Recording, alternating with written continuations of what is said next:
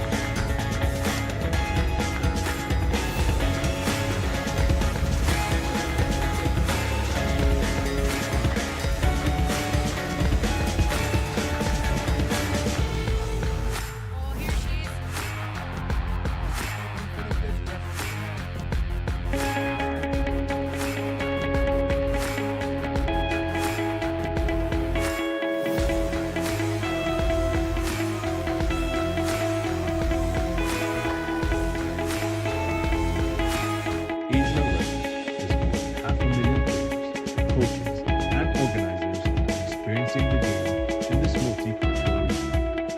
Established in 1968, Asia Rugby has expanded from 8 founding countries to more than 36 member units, spanning Lebanon in the west to Guam in the east, Kazakhstan in the north, to Indonesia in the south. Home to more than half the world's population and an incredible 80% of its youth, Asia Rugby has grown from holding just one tournament every 2 years to running more than 50 international competitions each and every year, culminating in the iconic Asia Rugby Championship and the Asia Rugby 7 Series. Asia Rugby continues to grow the game through initiatives like Get Into Rugby.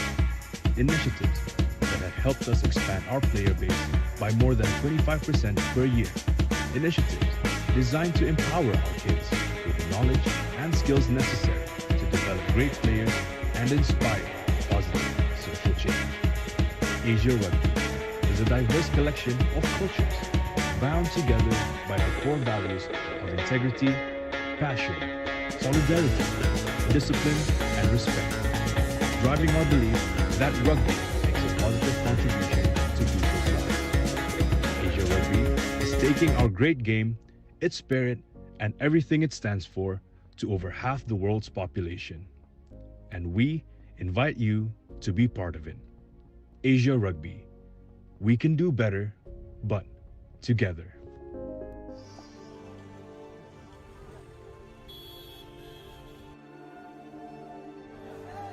Our world is growing, and so is rugby. There are more players, more teams, more matches than ever before. Luckily, our game is simple. We only really need one thing to play it, and we buy millions of them every year.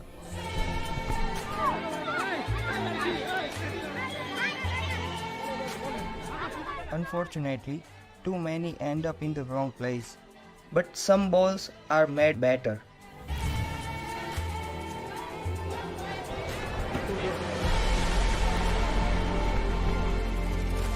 Rhino's recycled range is made with up to 80% recycled rubber.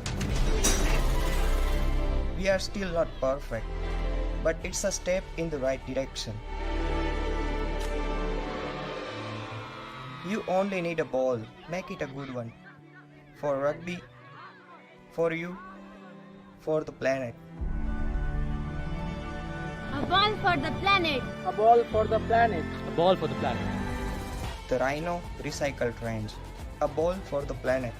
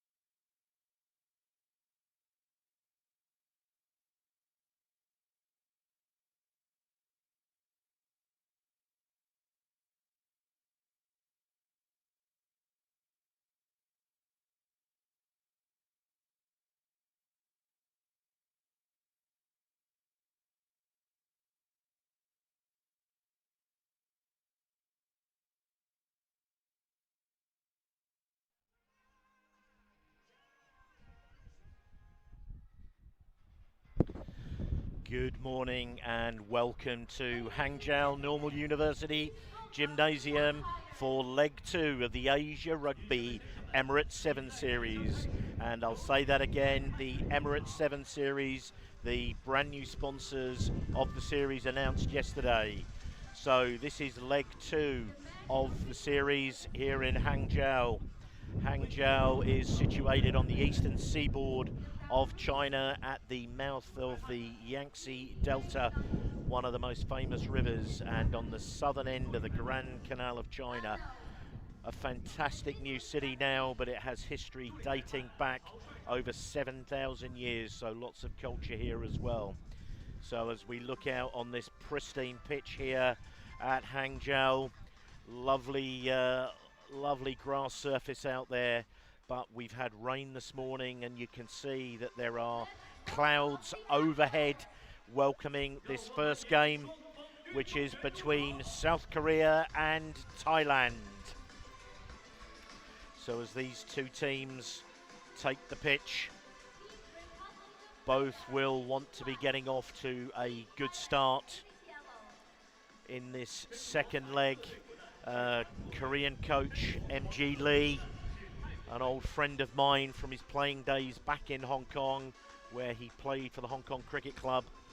Famous player in his own right, having represented Korea at both 7s and 15s and also in the Japan top league. His opposite number is Kuana Sint, who is the Thai coach, as we look on at the Thai team there.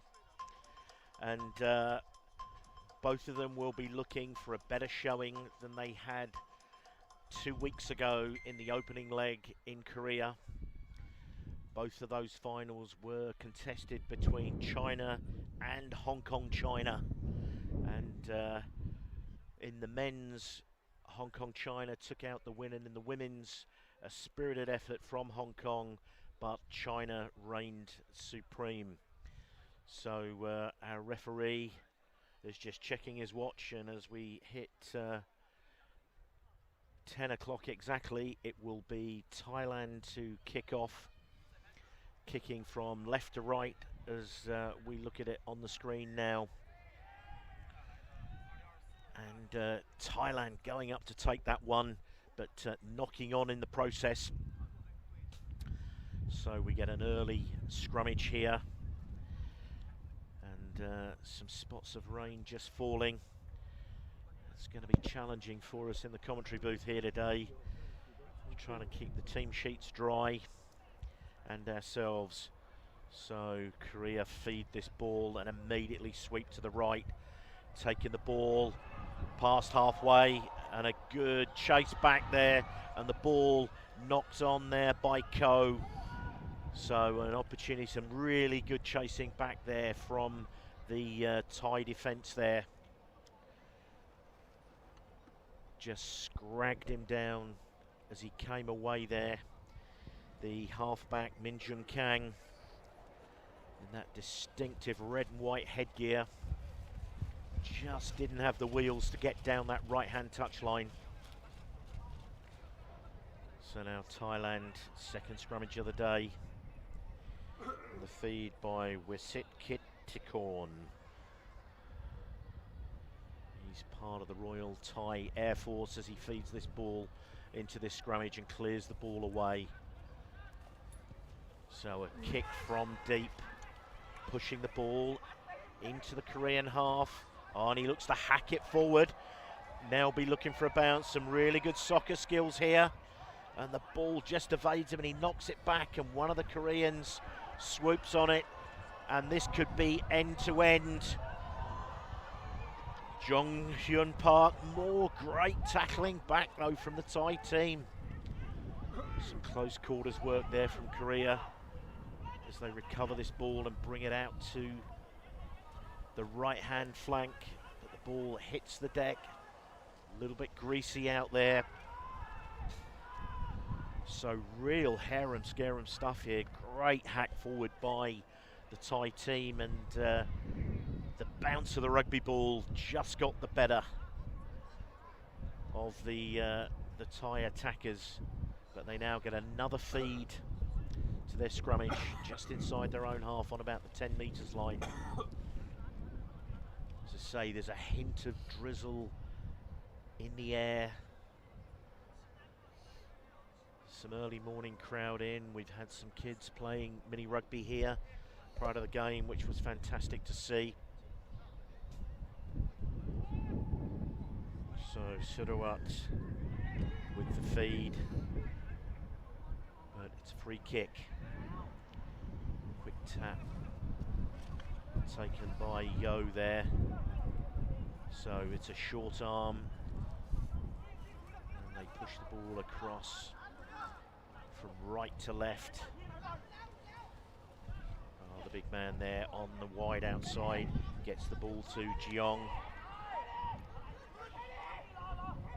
Going from side to side, pushing up in defence there. Thailand really putting some pressure on here. As they come at this, they've actually worked the man over. Has he got the wheels to get down the outside there? And that is try number 1 for Jeong Jeomok. And he goes round under the posts for the first score. And he's actually forcing the Thai players to come back. And he touches the ball down, and there it is, try number 1 of game number 1 here in Hangzhou, China.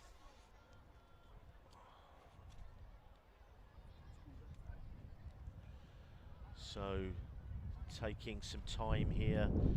They're operating a shot clock. I can't physically see the clock anywhere in the stadium, but he just gathers himself and in the breeze pushes it wide. So that's 5-0 to Korea over Thailand with about 2 minutes to go in this first half.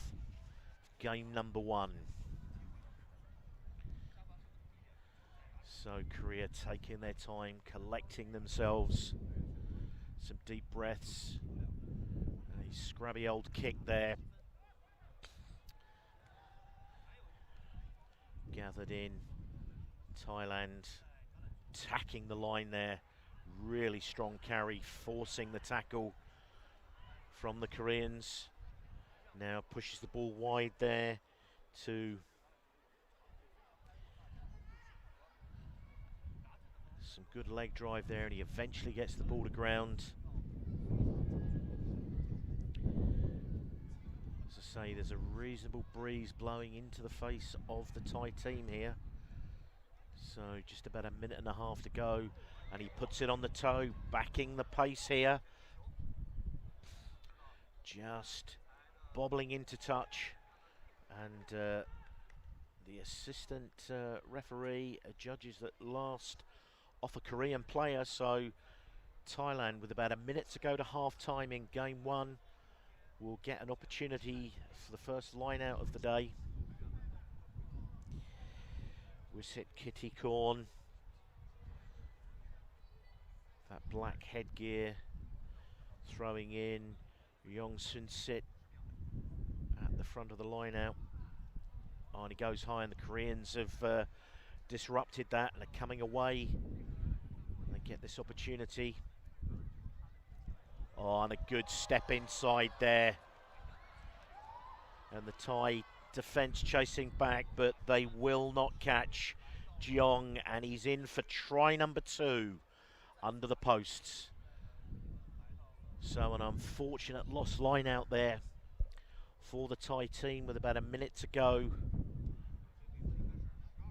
And Ko with the kick, just waiting for this shot clock to run down.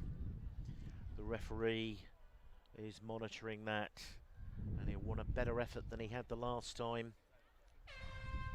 And that is good.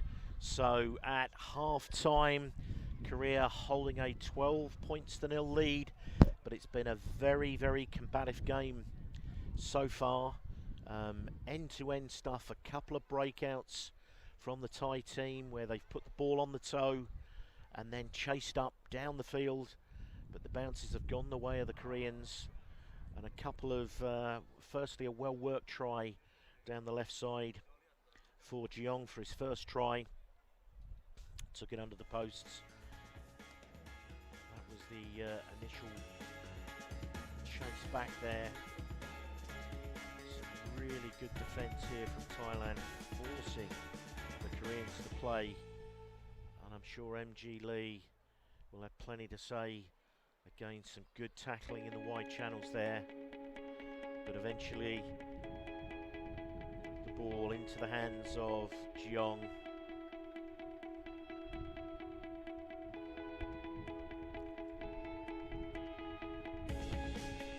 Again, the Thai team here. And there's Jeong streaking away that time. Just outpacing Pol Patapi. So, coach Lee Myung-gun, I'm sure, will be telling his players that they need to keep this pressure up. The last thing they need to do is concede a score early in the second half and potentially end up with the game back on. They'll want to get the first score in this second half. As we said, there's a slight breeze blowing from right to left as you look at the screen, which will in fact be favouring the Thai team now. In the first half they had kicked into that wind, opting to try and use the pace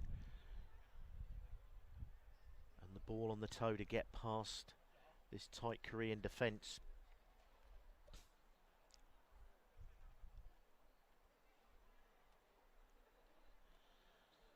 Fantastic stadium here, the Hangzhou Normal University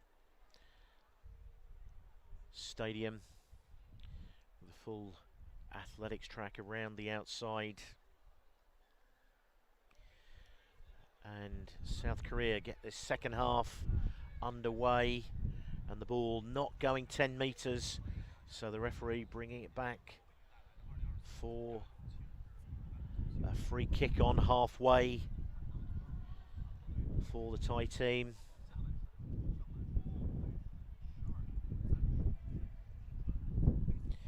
So we said Kitty Korn taps it to himself and again opts to go to onto the toe. And that ball's in danger of running dead, but the Koreans put it dead. So the referee judges that is a 22-metre dropout, and some rain starts to fall now. So 22-metre dropout as we wait for the ball to come back. As I said, the Thai team are playing with quite a stiff breeze behind them now, so just misjudged that kick, trying to kick it deep as it ran dead.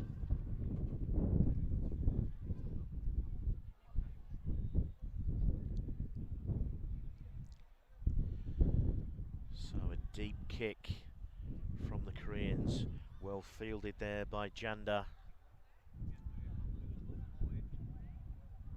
Looking after this ball and going in, keeping it in hand. Being driven towards the touchline. AR keeps it in field and Kang picks the ball up. Oh, some good footwork there from Yo. Some characteristic good work on their feet from the Koreans there. Good pressure from the Thai defence there, winning the turnover.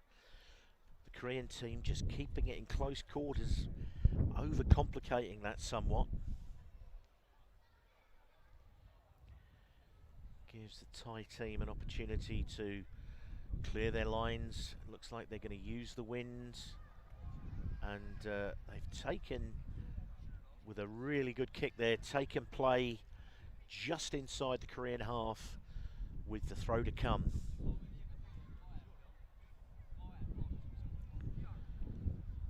So just under 4.5 minutes to go in game one. The next game up sees the champions from the Korean leg, Hong Kong. Oh, great take at the tail of that line out from the Thai team. A little bit scruffy as they come away down this blind side. Pops the ball up from the floor. Some really good technical play here from the Thai team as they now look to spread it. The ball hits the deck, but it's gone backwards.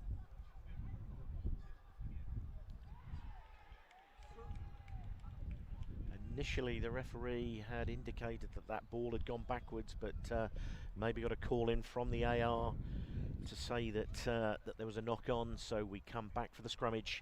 South Korea feed.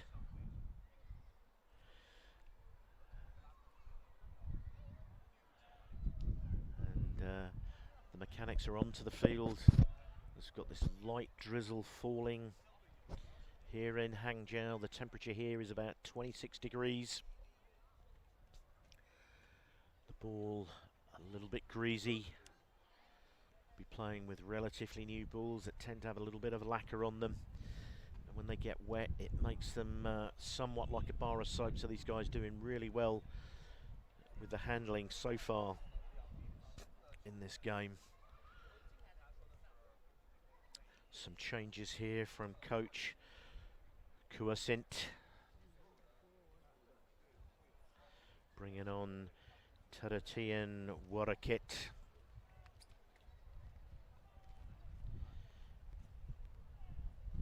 But Kang with the feed to this scrummage. They now swing the ball. Oh, goes to the outside. Oh, and good hands there. Kang back in defence. And the Koreans swarming back and have counter-rucked that. And are now spreading the ball out to the right wing. Some good footwork as the rain comes down a little more heavily here now. And some wind as well. Picking up. Puts the ball on the toe, but the Koreans couldn't quite get their hands on that, so the Thai team have got fully 80 metres to go, and that's a good charge down. And he's actually played that on the floor, as must get to his feet as the rain starts to come down quite heavily now. And quite a strong wind blowing in favour of the Thai team, and they opt for the low grubber kick, which keeps the ball in play. And now the Koreans spread this ball out onto the right wing. Get the ball wide, looking after this. About a minute and a half to go. Still no score in this second half. Oh, good step off the left foot there.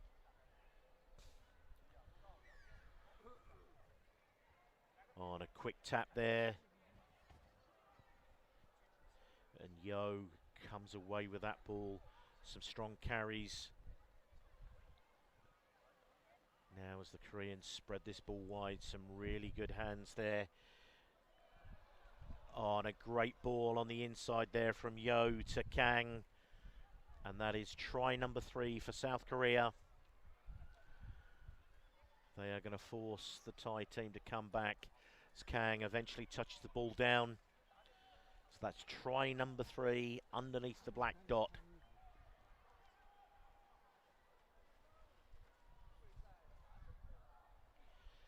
And Jeong-sung Park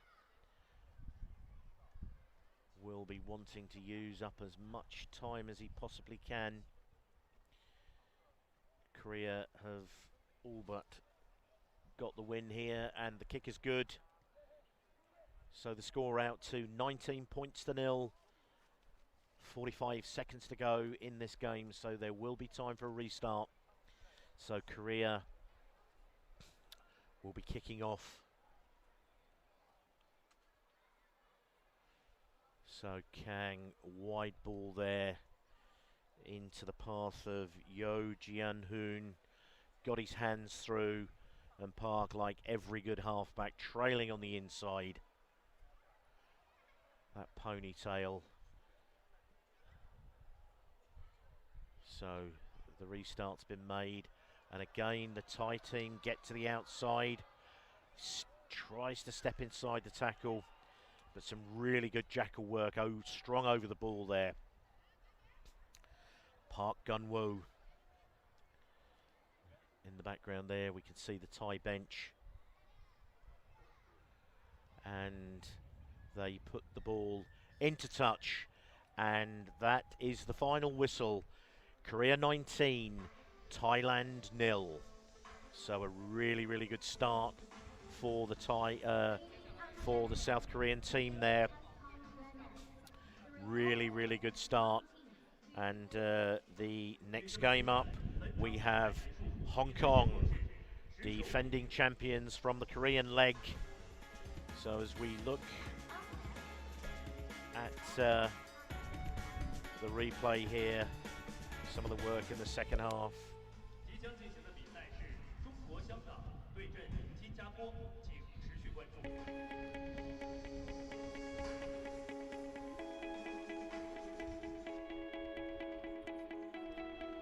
So that was a really good take at the tail of that line out there by Thailand.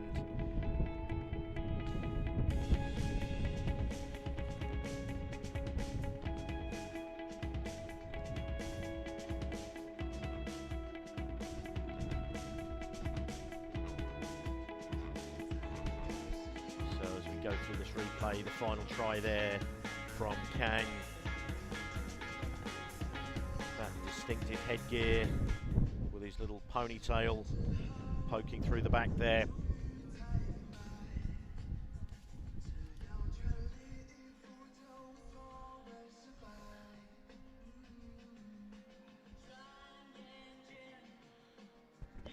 So final score, Korea 19, Thailand 0.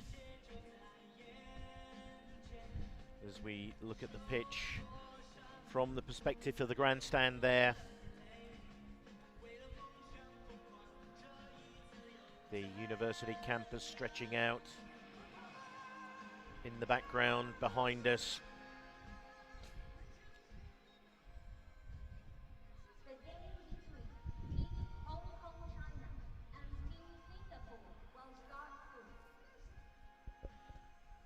As we've just heard.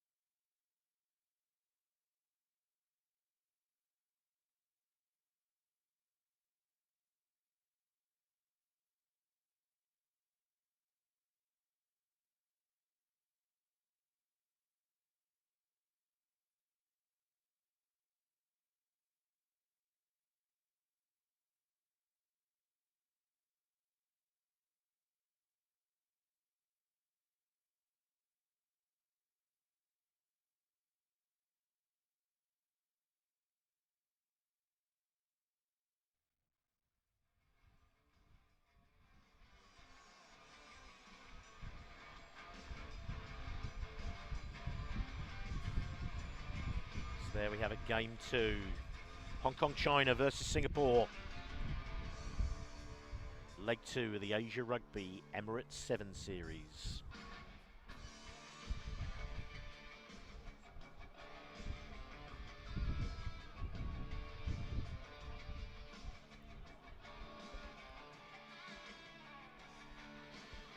About a minute to go before we get the kickoff, so we should have the teams any moment now.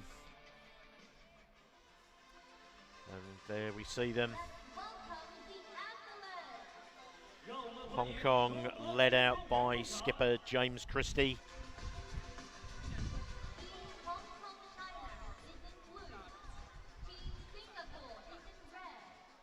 So Hong Kong will be looking to get off to a decent start. James Sawyer. See Liam Herbert out there. Jack Coombs.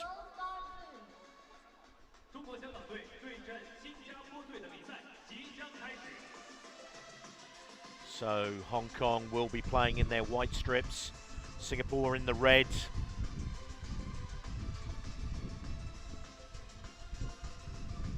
Hong Kong kicking off right to left as we look at it. Bryn Phillips with the ball. Liam Doty ranging out on the far left. Sorry, far right. And Liam Herbert on the far left. And it looks like it's aimed for Herbert. Oh, and he gets to the ball, but it just evades his grip. So that was a fantastic high-hanging kick by Bryn Phillips. Just evaded Liam Herbert.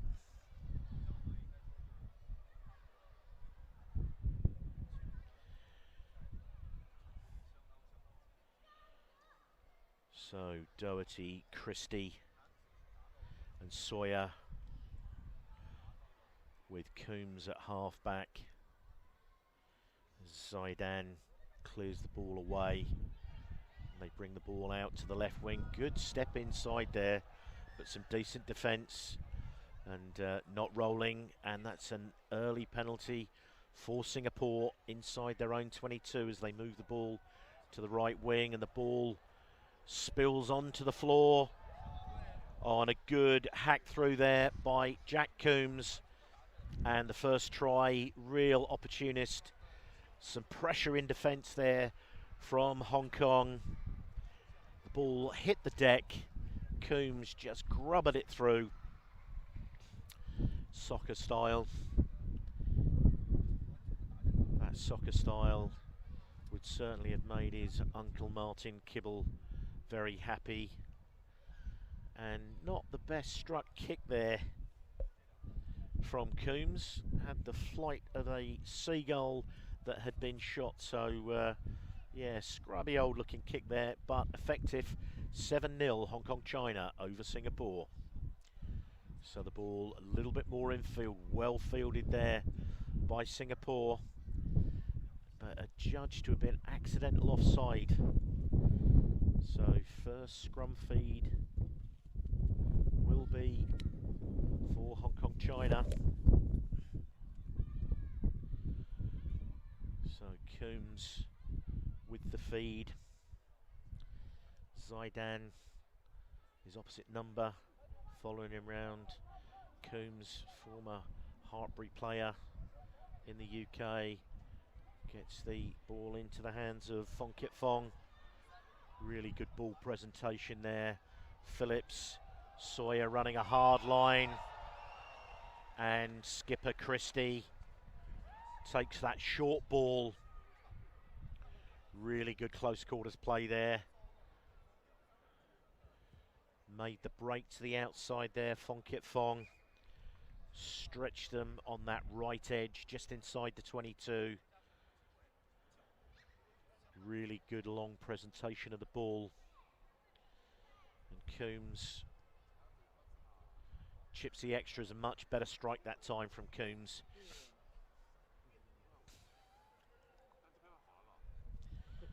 So an early 14 points to 0 lead. I know Coach Jevon Groves will want to make sure that the Hong Kong China boys blow the cobwebs out.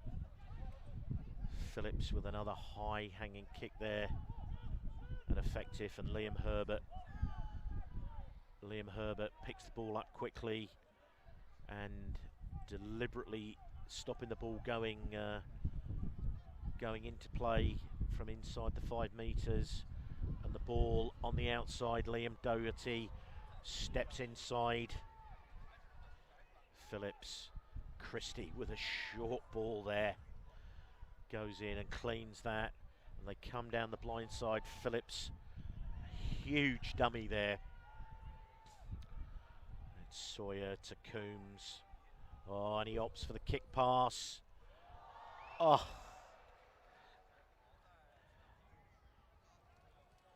And that was a Tigers to Tigers move there. Coombs to Herbert, far out wide there, but yet again, the ball evades Herbert. He made the catch, but it slipped away from him. So with about 2.5 minutes to go, Singapore get the feed to the scrummage, but they are 5 metres off their own line with a full 95 metres to go against the wind, so it's going to be hard yards out of this corner as they play the ball deep in their own in-goal area, get it just back into the field of play. Oh, some jackling work there from Jack Coombs, but he gives away the penalty on the jackal there. So some respite here for Singapore.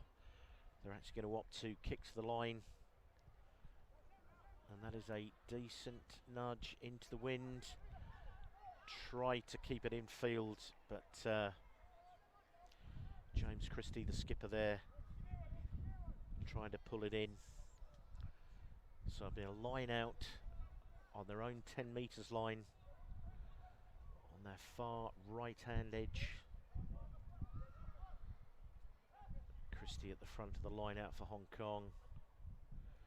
Good safe take there. Inside in, spreads the ball wide. Sean decent defence there from Hong Kong, putting some pressure on. Singapore attack the line there. Singapore bringing the ball out to that far left-hand touchline.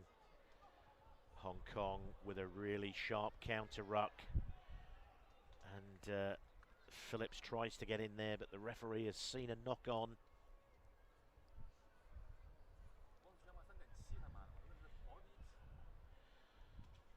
So a big welcome to all of those listening in from Hong Kong and Singapore and all over the world and Asia. Big shout out to Jordan Gray back in Hong Kong.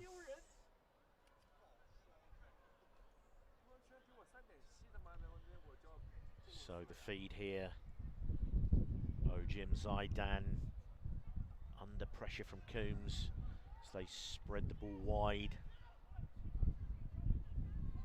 looking to get around Christie, but it's a good tackle by Fong Kit Fong, but the hoot has gone, and so the referee calls half time. So 14-0 Hong Kong China over Singapore.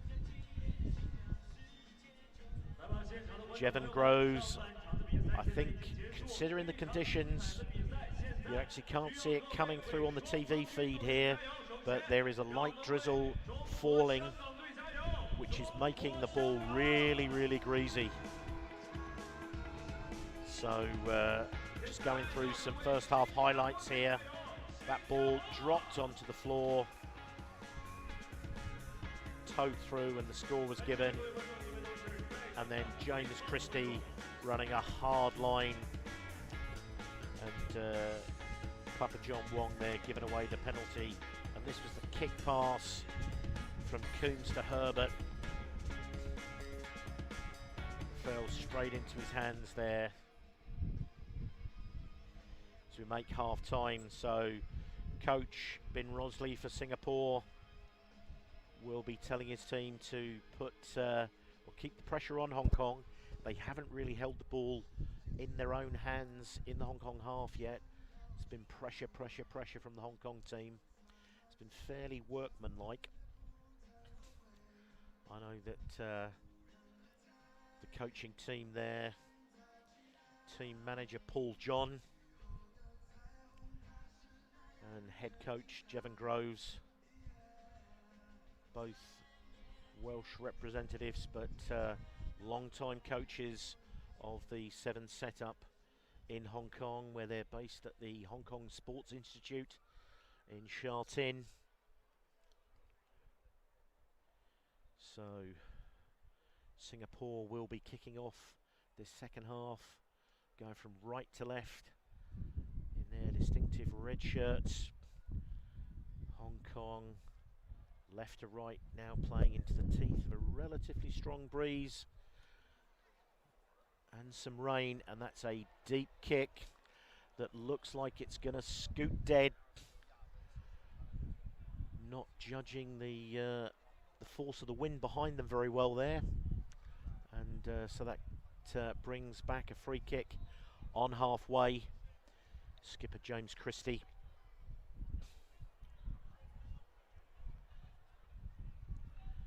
Led the team really well in Incheon. Coombs attacks the line. It's gone to Phillips, but it's gone backwards. He carries it into contact. Gets a decent present. Coombs. Now Christie attacks this right edge into the hands of Fong Kit Fong. A little goose step on the inside, and Fong Kit Fong in for try number 3 for Hong Kong China. Just played with him a little bit there. Just looked to the inside, gave him the goosey, and then toasted him on the outside. Great play there from Fong Kit Fong from the Kowloon Club in Hong Kong. He's got teammate James Sawyer and Bryn Phillips in this squad.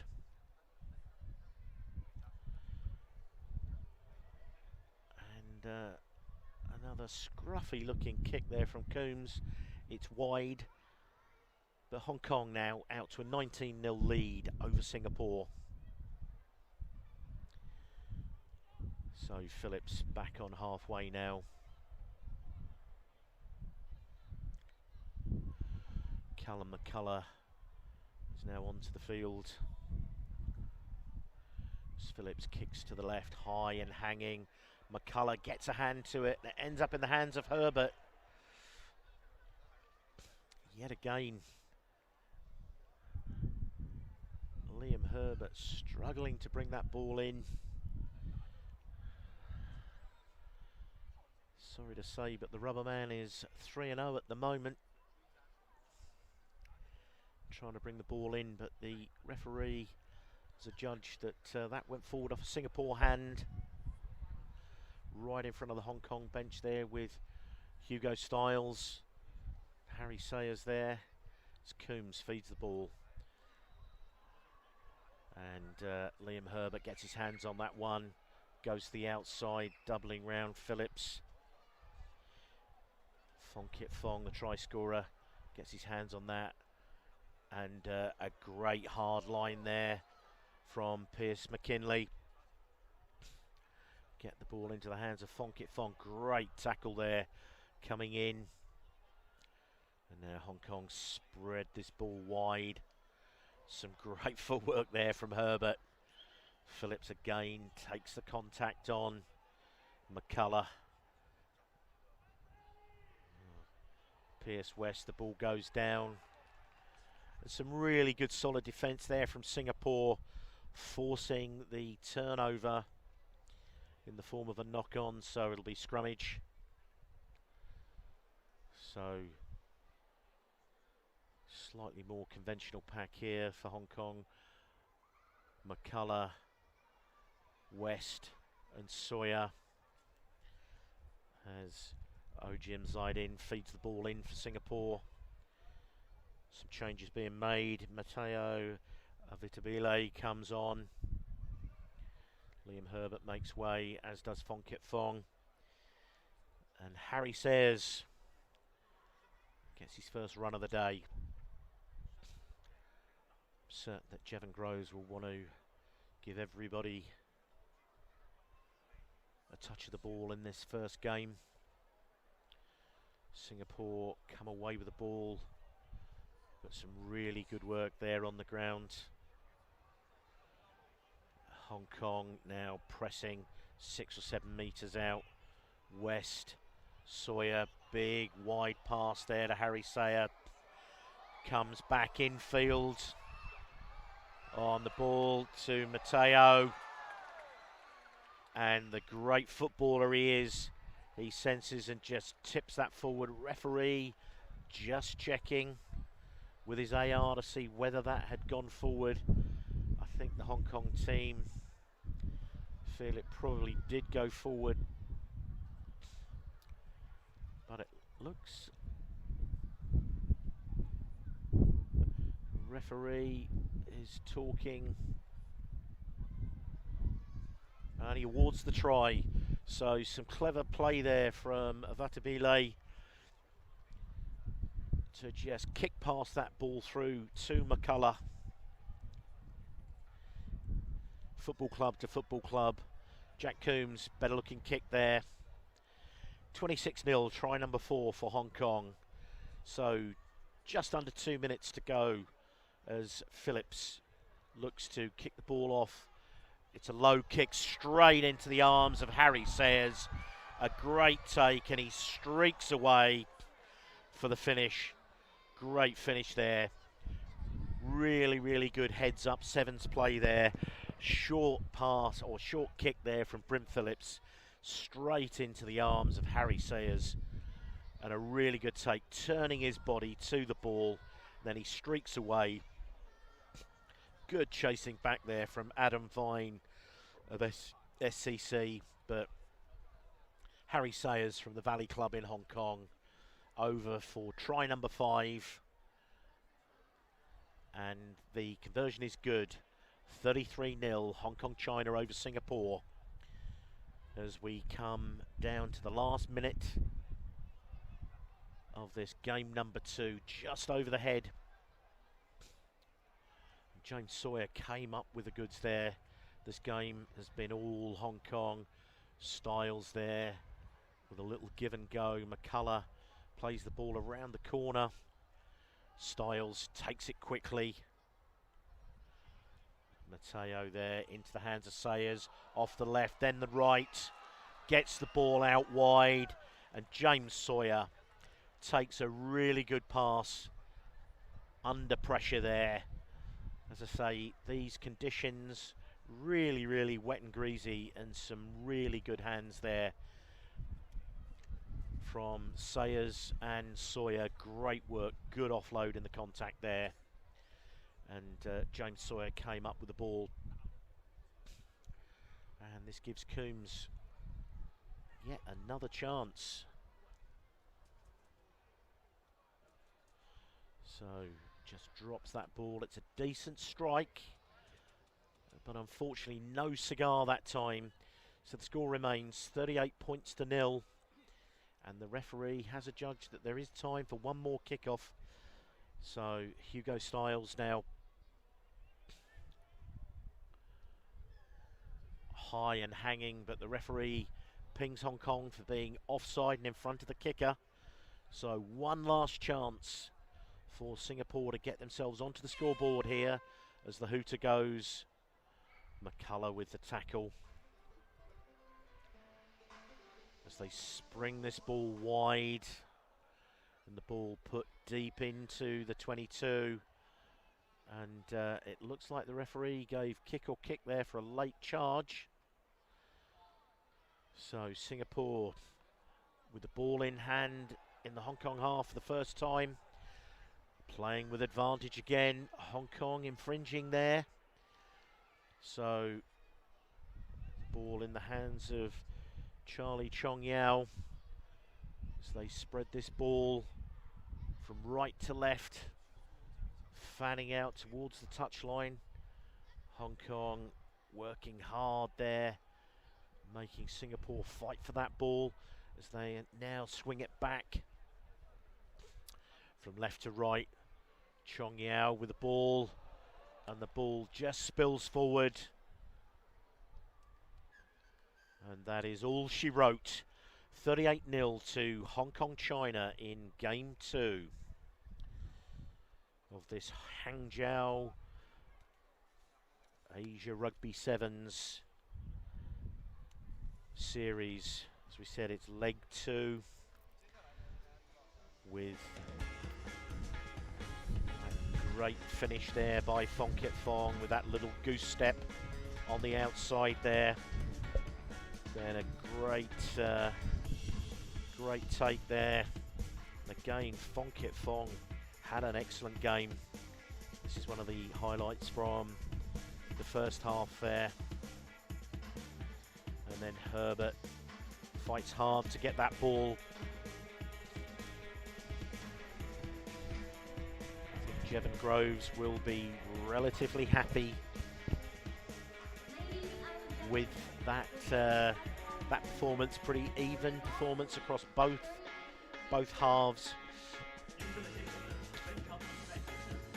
Most important thing, sevens tournaments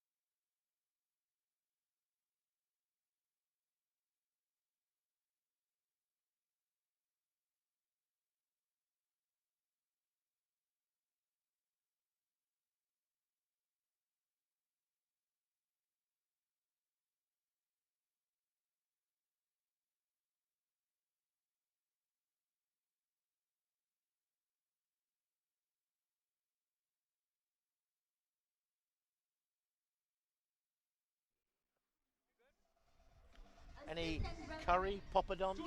Next time. Assistant referee. 助理裁判李恩来。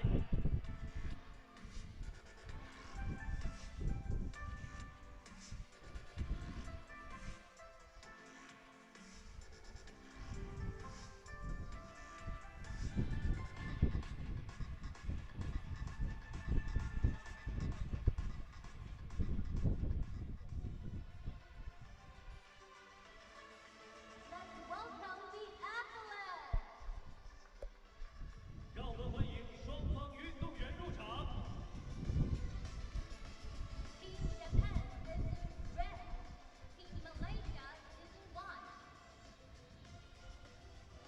身着红色队服的是日本队，身着白色队服的是马来西亚队。 The game between Team Japan and Team Malaysia will start soon. 日本队对阵马来西亚队的比赛即将开始。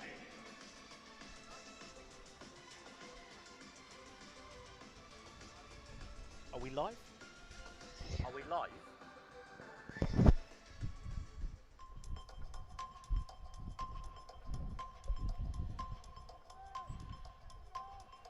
So, as we look at the field here, right to left in the blue shirts, Malaysia are kicking off with bin Mohammed Baharuddin, and the ball brought back on the Japan side in their red shirts. Some good feet on the inside there as they clear the ball away to the left edge. Just trying to get through the edge there, well looked after in the contact as the ball swings back across now, and they come all the way over to Karevi in the wide channel. Good ball on the inside, getting the hands free, keeping those legs pumping into the 22. Some really good hands, and Japan with men over. And that is the opening score for Japan under the posts.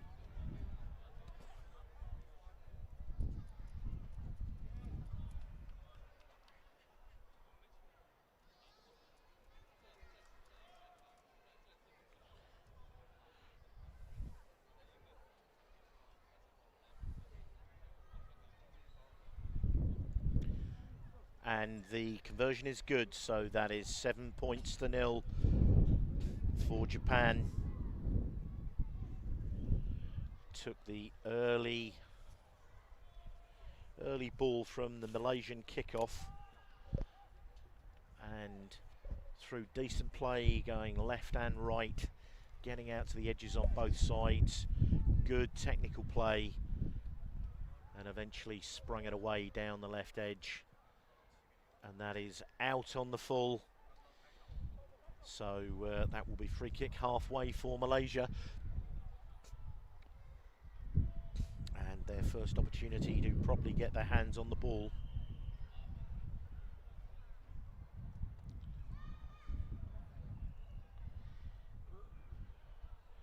So Katik there gets the ball up to JJ Wan Omar on a good ball on the inside there, Kasich, and that ball just evading his touch on the floor there, scrambled away.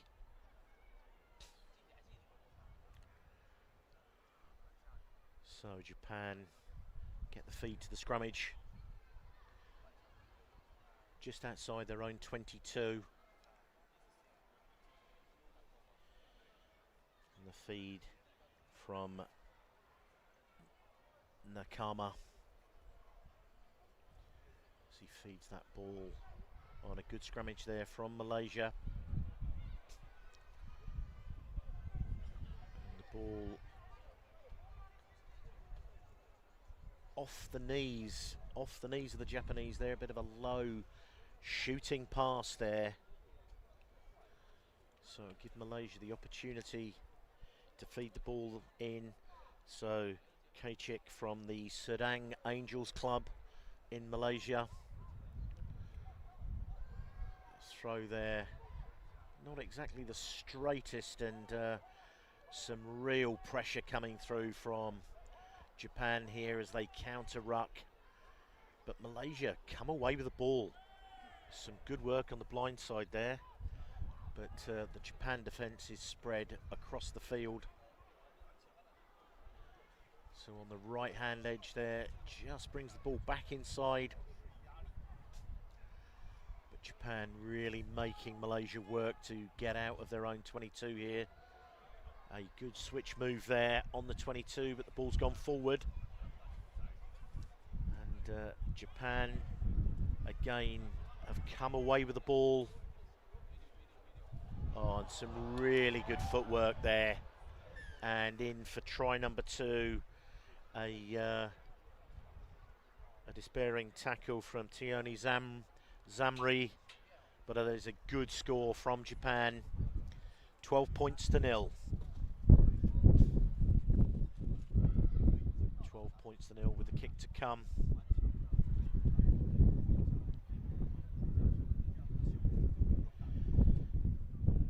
So just taking his time here with this kick.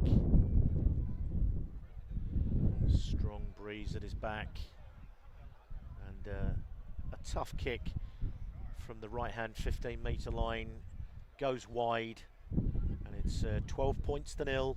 Japan over Malaysia with about 2 minutes to go, just under 2 minutes to go in this second half, or sorry, in this first half. Game number 3. High hanging kick. Eventually drops into the hands of the Malaysians as they swing the ball on, opting to drop the ball on the toe. Zamri in chase there. Some good strong work on the ground, but gets tackled to the ground, and Zamri comes away with the ball again here. Zaidan and Zamri, some real good work there, but off his feet there in his haste to try and clear that ball. Japan come back down this short side and just go simple hands. A little in out there on this right edge. Japan now bringing this ball. Karevi just steps inside, doubles round, and a tight line there again from Karevi. And through for the try. Looks like Karevi got his hands through on that. The big, strong, powerful Japanese. Joshua Karevi, a player for the Tokyo Shoki Shuttles. His hero, Joe Rokothoko. And the conversion is good. So 19 points to 0 as we come to the shadows of this first half. Japan 19, Malaysia 0. A lot of scurrying around here in the commentary box as we had lost the feed to our screens. But they've just come back to us, which is fantastic to see. So some good work by Ahmed on the floor there, but Japan come away with the ball. Yamamoto there. Karevi cleaning out. And some good work here, and just steps through that tackle, and Takai with the score, and Yamamoto will take this conversion. The clock's run out, Hoot has gone, so he takes his time. Adds the extras, and that's 26 points to 0. Japan over Malaysia. So a pretty commanding start there to the game for the Japan team. Japan coached by England international. So there he is, Yamamoto. Some good work there. And as we see in this wide left channel, as they now spread the ball wide there. Takai just shows and goes. But Japan didn't have it all their own way. Malaysia putting some pressure on from time to time. Some good play there by Nazaruddin. But, some really good heads-up play. Takai there with another score.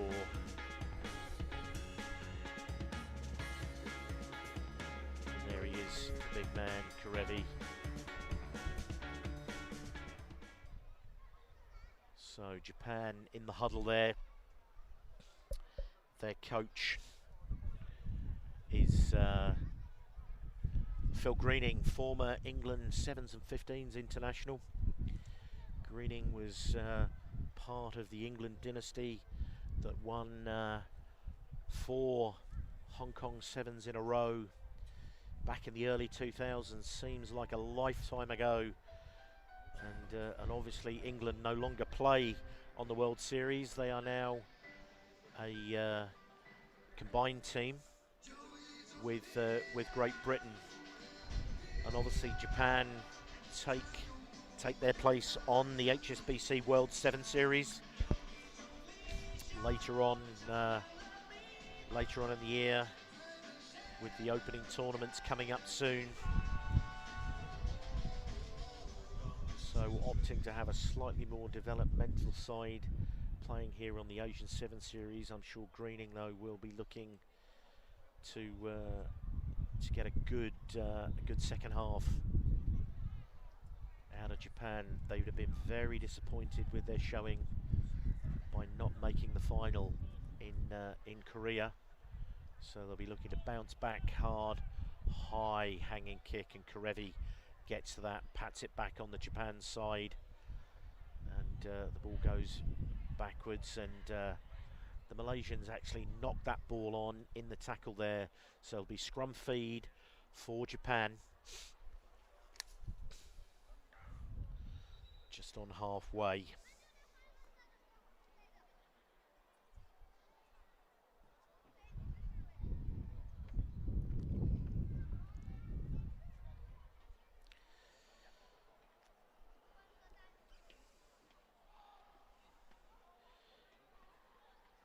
Oh, great break there from Nakama. Doing it all on his own. Puts the ball out wide. But it's somewhat a game of ping pong there, with the ball rifling around. And the Malaysians are judged not to have come in through the gate there, as Karevi first left, then right, and then straightens it up, and a great offload and a hard line there. Gets himself free and spreads the ball out to the right wing there, and that is an easy score there for Shotaro Shuoka. So that's an early try in this second half, barely a minute and a half gone. 31 points to 0.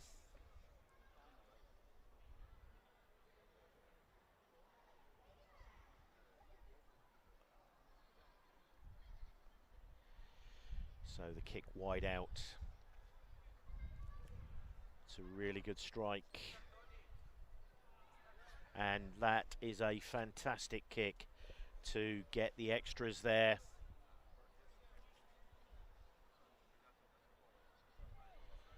So, try scorer.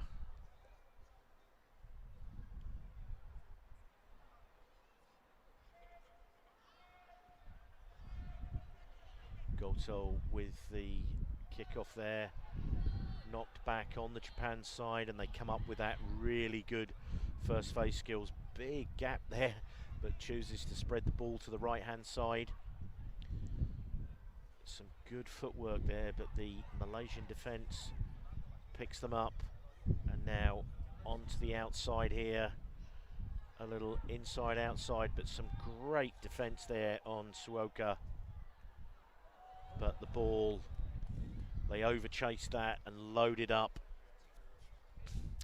And that is a further try for Japan into a really commanding 38 points to 0 lead with 4 minutes to go.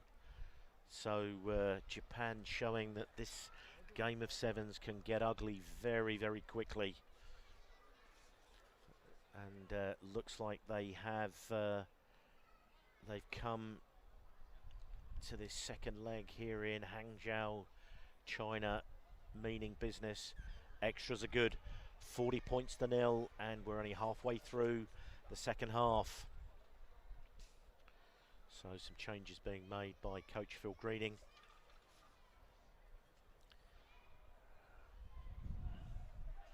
Shota Goto kicks that deep, and they miss the man, and he's opted to kick it ahead, put it on the toe, and number 11, Azid, is after it, but the ball just beats him.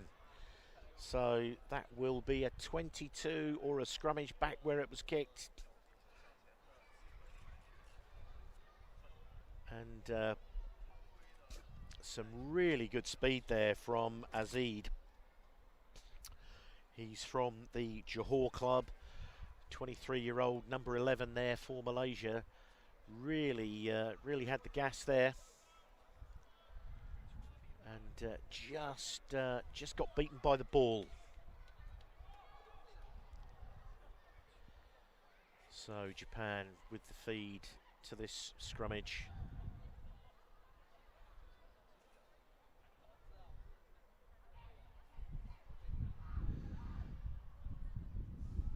Decent setup as they sweep round the ruck there on the right. Ball on the inside, and although picked up by Goto Shota, was offside. So some respite here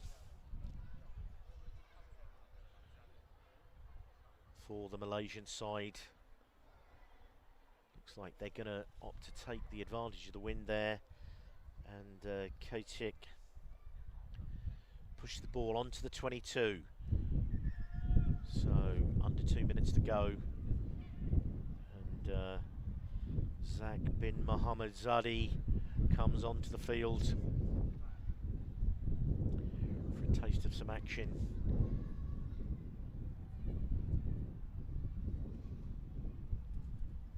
So Malaysia on the Japan 22. Throw into this line out. They really want to be secure here. Oh, it's a great take. Rising high. They now spread the ball to the right. Oh, and some good footwork there. Great work by Azizad. So EJ Azizad from the Johor club breaks the 0 for Malaysia. Put on some great footwork and then just stepped on the gas and away he went.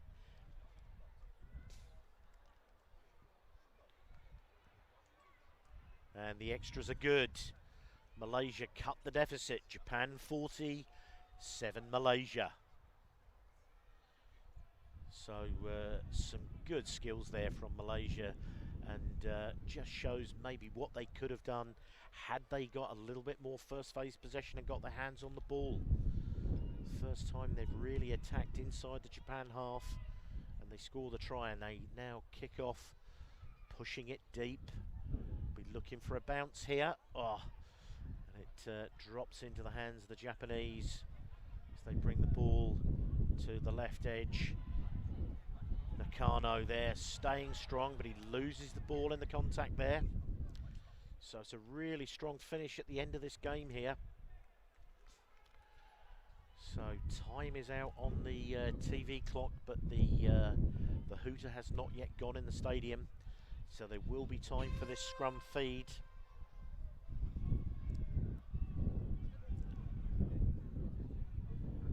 So one last opportunity for Malaysia.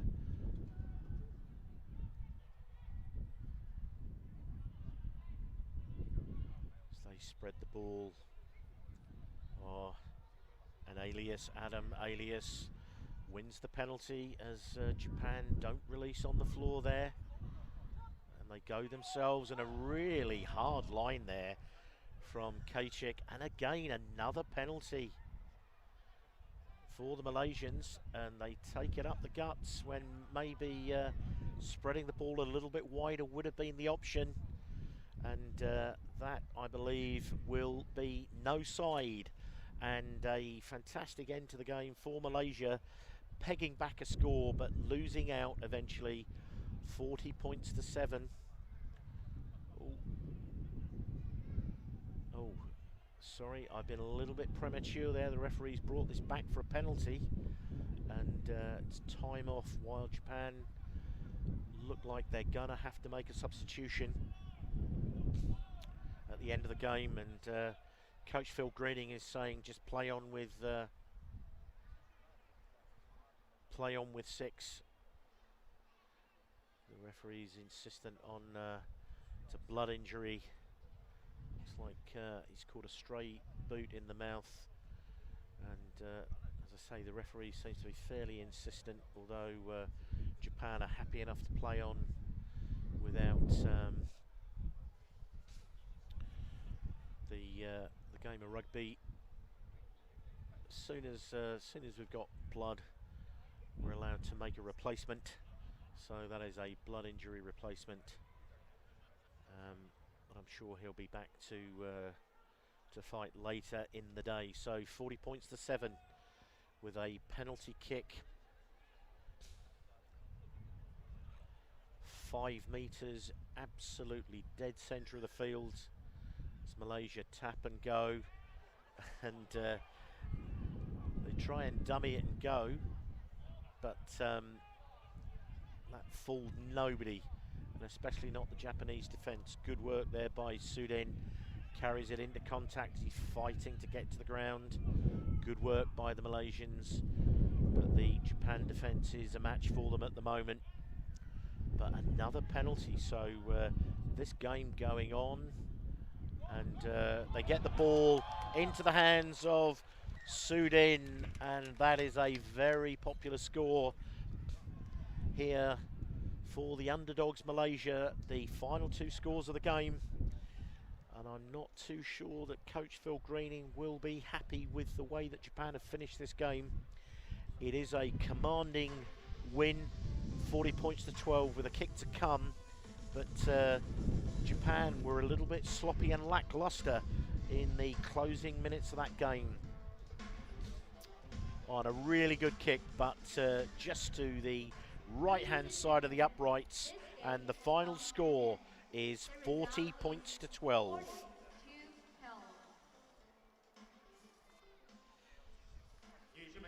So as the 2 sides shake hands at the end of the game, as I said, a really good finish for Malaysia. So just looking there, Karevi forces the ball out wide. Suoka.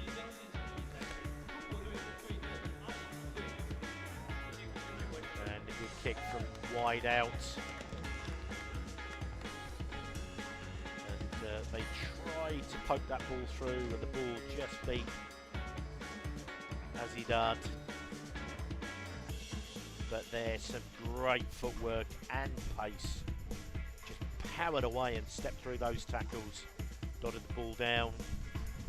The extras were good. And then right at the end of the game, some 3 or 4 minutes after the hooter due to the injuries, but the final score there, 40 points to 12 for Malaysia. So next up we have what we would probably consider the big one so far in this first round of games here at Hangzhou.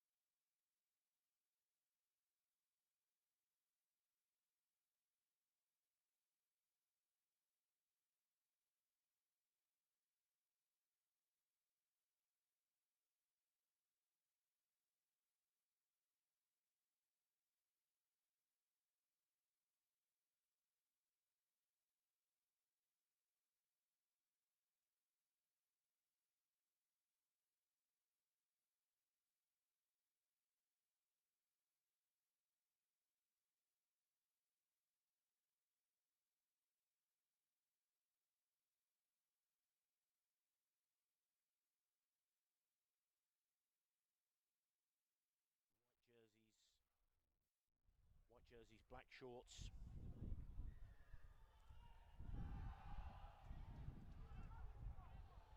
So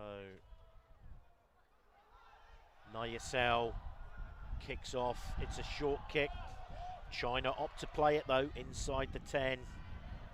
And already big cheers from the crowd for the China team. Some good work there by Huang Yi. Big dummy there on a big, strong, powerful run up the middle there. Luluda. And they're looking after this ball. Zhang with the ball there. This wide ruck. But China are judged to have gone off their feet there. So some early respite for this UAE team. As they swing the ball to this left edge. Liam Caldwell with that distinctive hairstyle of his. The ball there, Ratu Vuathana Vua. Oh, and some real pace on the outside. Just a little step inside. Muhammad Ali, famous sporting name, gets the first score, and that has silenced the crowd here at Hangzhou. Muhammad Ali with the first score for the UAE.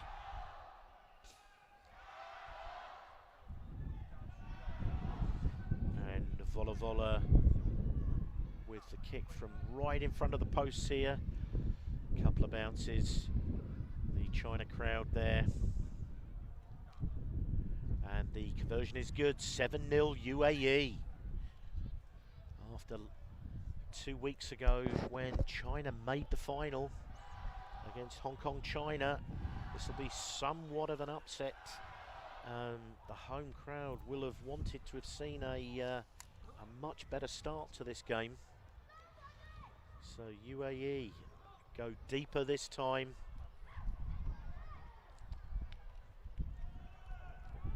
China running from inside their own 22. Some great chasing back here. The try scorer Muhammad Ali chasing down Wen Shang. And now the UAE, as they come away with the ball, just knocking it on. But that was almost a perfect riposte from China there. But the speedster Ali, having just gone virtually the length of the field to score his own try, chases back to make the try-saving tackle. Great work in defence there, but China still hard on attack. About 17, 18 metres out from the UAE line. Feed here from Changshun, and he skips away here. Gets the ball, some good footwork in the midfield there from China. Oh, Liu Liuda knocks the ball on, and then another knock on as Caldwell comes away with that ball.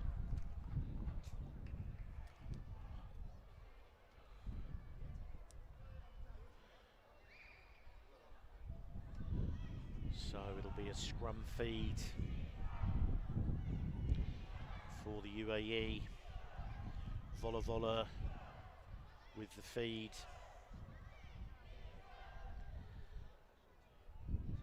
UAE with one man directly behind the scrummager, one either side, so they could opt, and then looks like they're going to bounce out to the right.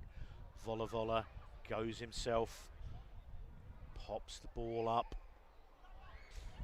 Really strong carry there, but some great work on the floor there, but the referee says illegal work coming in from the side. So the referee certainly going hard technically against the China team so far, coached by Liu Xiaohu and their assistant coach Ma Chong, who spent a season in Hong Kong playing for the South China Tigers. Very, very popular player in his time there. Couple of seasons playing against the likes of the Asia Pacific Dragons and the Western Force. the UAE come away with this ball. Another strong run there from Naisal, and they pop the ball to Vola Vola. He's stepping inside outside, and he gets the ball up to Ali for his second try. This man knows his way to the try line. So 12 points to nil, an early start for the UAE. A really strong run out of defence there by Naisal. And then pop the ball up to Vola Vola, who then, some weaving footwork, made the space for Ali on the outside to score his second try. So Naisal from wide out on this left flank. The ball comes in on the wind, but just beneath the crossbar.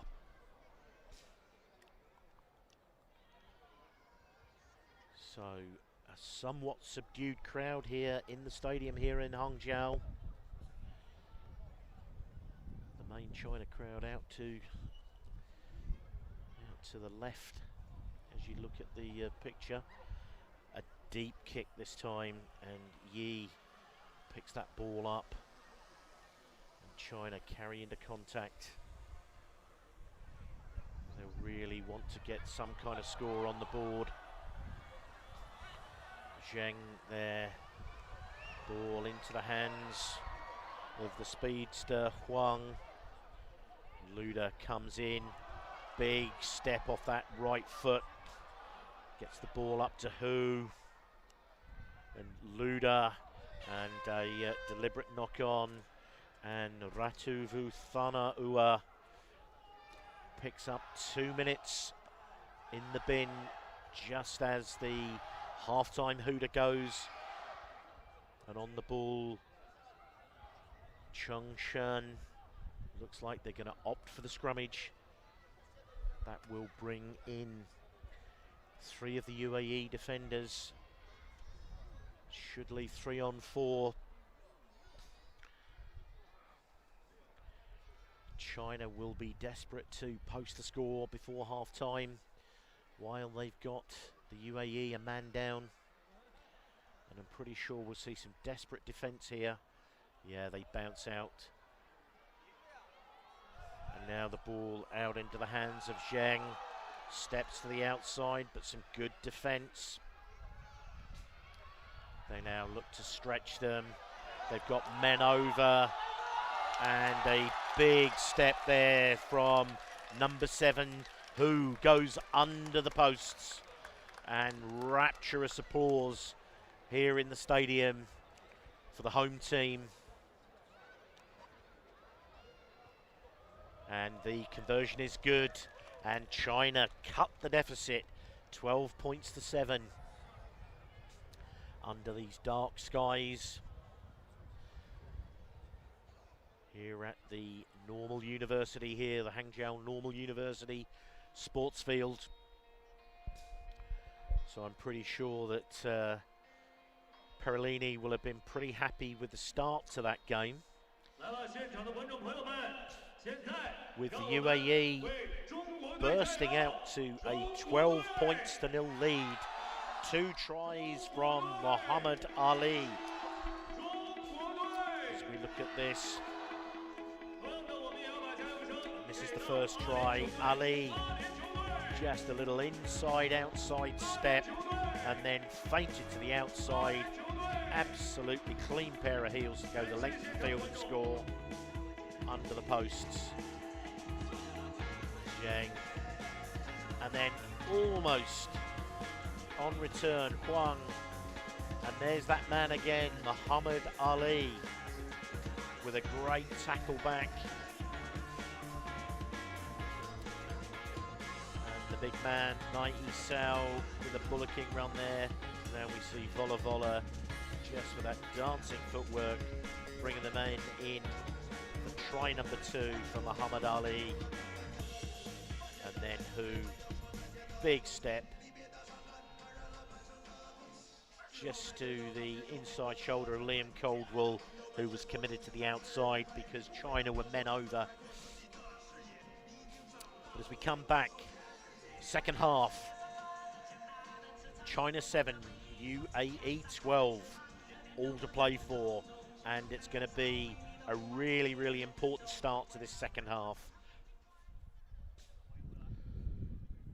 The first score is going to put massive pressure on whoever concedes it. So Chang Shun is now going to kick off left to right into the breeze. High hanging kick to the right hand flank, and it's banged back really athletically there by Yi. Oh, and great work. What a start to the second half. Huang scores the try. Some real textbook kickoff skills there from the China team. Climbing high from the kickoff. Number 1 Yi batted the ball back, and the ball ended up in the hands of number 13 Huang. And as I said, the first score would be all important. China now out to a 14 points to 12 lead. And not even a minute on the clock. And real power play stuff there for China, scoring 2 tries when UAE were down to 6 men, really taking advantage. Trying the same thing again, and they've got their hands on that ball, and it's come up on their side. They now come away on that far side. Lou Luda steps inside Caldwell, and Caldwell gets his hands in there and knocks the ball into touch. A really important intervention. And Luda looked to play that ball there, but Caldwell just stopped him playing it. So Sonny there from Hong Kong on the touch flag. As skipper Wu Jiajun gets to throw this ball into this line out. They rise high. Good take, but the ball hits the deck in midfield. Oh, and hacked through. And it's football, soccer skills. And everyone misses it. So the referee is saying he's going back for either the 22 or the scrummage. I'm not sure, I'm not clear what he's going to do, but that was a really big chase through there. It's a great line out take from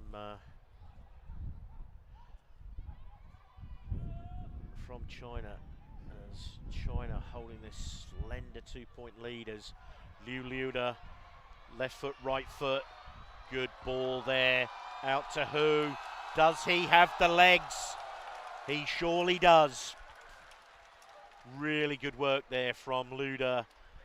Inside, outside, got the defence turning, and as soon as they turned into him, he released number 7, Hu Jianyi, on the outside there. And China now open that lead up to 7 points with the kick to come.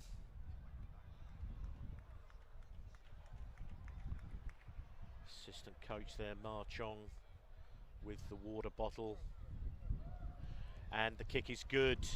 So importantly now, China out to a 9-point lead, 21 points to 12. There's a much happier buzz around the stadium now. China have been really good at executing these kickoffs. High out to the right. But that one hasn't gone 10.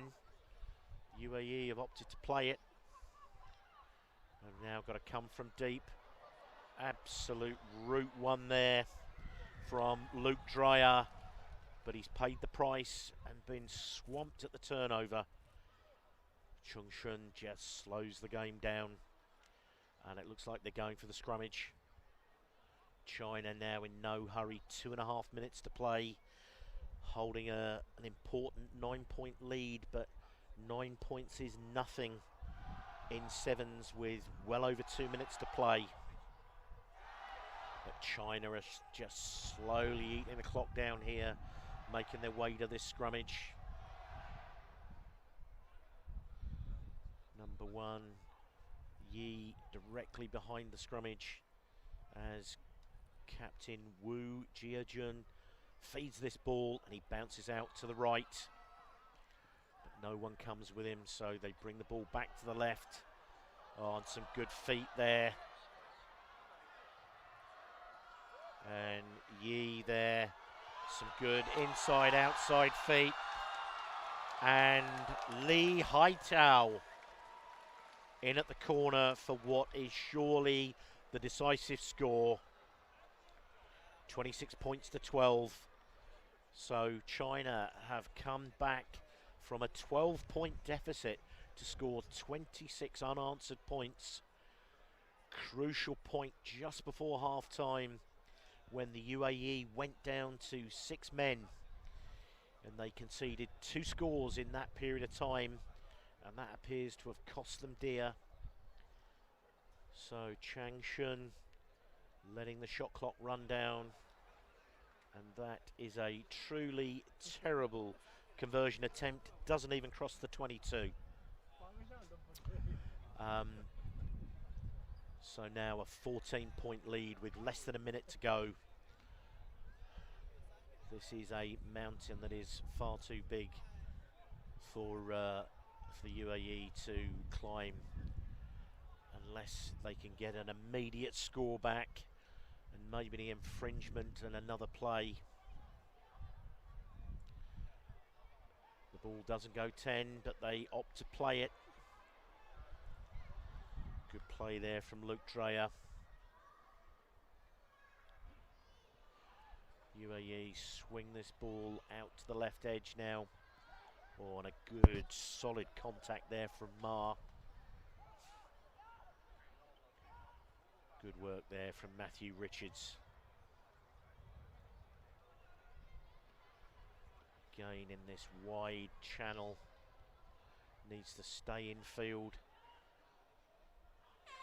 Ratu Vuthana'u. Oh, good ball there to Xavier White. But a good tackle. And a fantastic win there in the end for China. 12-0 down, but they ran out. 26 points to 12 winners. 26 unanswered points. And yeah, in the end, a convincing win for the China men. Ladies and gentlemen, this game has come to an end. The result So is the home crowd pretty happy with what they have seen there. Fantastic work.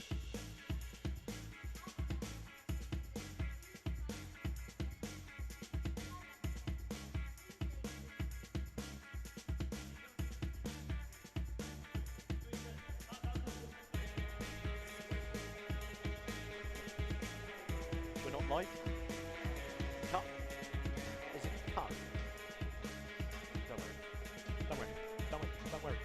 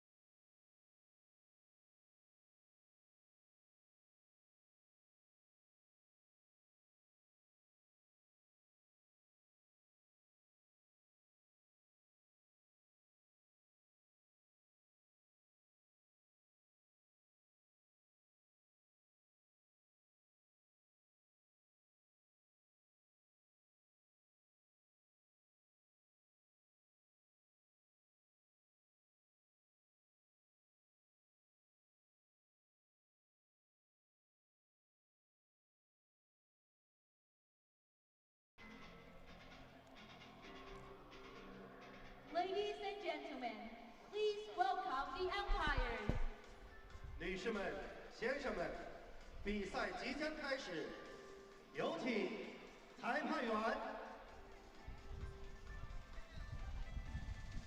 The match officials of this game. 为您介绍本场比赛的裁判员。The referee, 主裁判、 Hibiki. Assistant referee, 助理裁判、 Lin Wei Sami. Assistant referee, 助理裁判刘玉茹。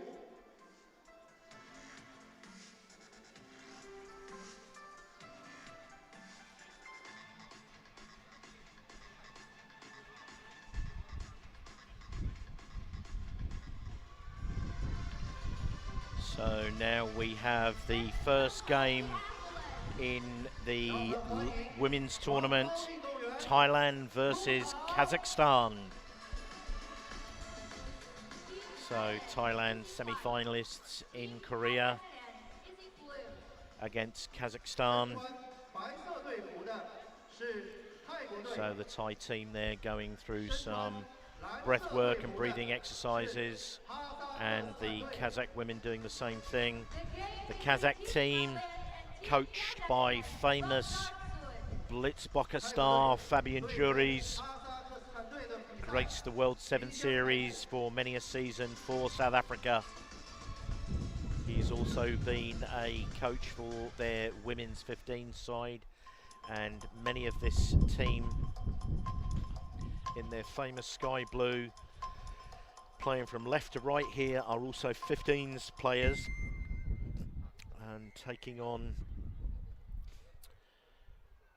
the Japan coach Shinomiya Thai team. So a deep kick, well fielded there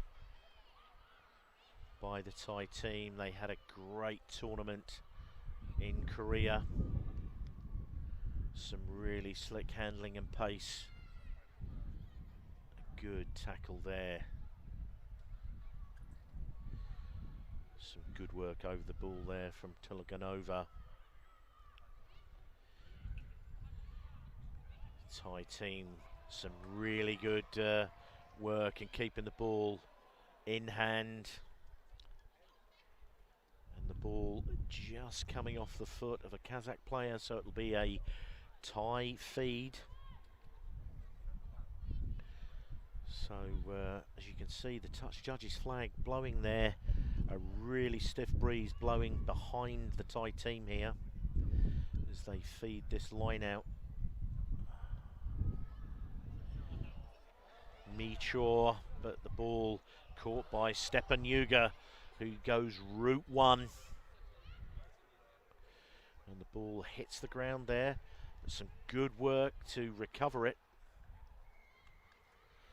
And eventually given the penalty away there. And Telaganova, the quick tap. This Kazakhstan team are playing real route one, but a really good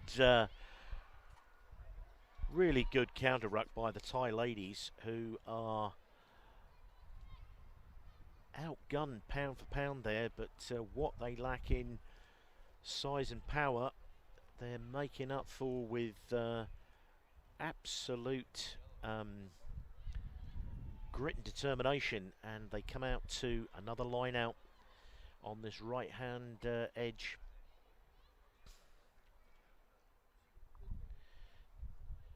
So Pikujina,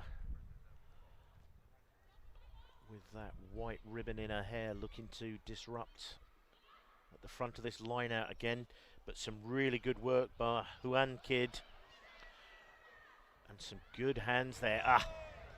Commentator's curse there as that ball cannoned forward. So the first scrummage of the game will be a Kazakhstan feed right on halfway. Drovskaya will feed the ball. Kazakhstan all lined out to the right hand side of the field. A huge open area on the blind side, and some good work defending at the base of the scrum there. Oh, they've dropped it on the toe. Thailand coming back to recover this ball. Some good work by the Thai ladies there. A little show and go. Some good hands in the close contact here. Keeping the ball moving, trying to keep it away from these more powerful Kazakhstan ladies. Namakua. Some really good ball retention here by the Thai team. Oh, and a great ball on the inside there. But good defence there from Kazakhstan. Oh, great slips catch there. Draw on the last man. Oh, sits her down. Jai Jarim there, some really good footwork. And Becker gives that away. And Namakor just 5 metres out now, and the penalty goes the other way. Thailand currently got a player down in back play, playing with only 6 players. The referee has now seen it, but it's a Kazakhstan penalty kick. And the ball only cleared to just inside the 22, so fully 80 metres to go for Kazakhstan.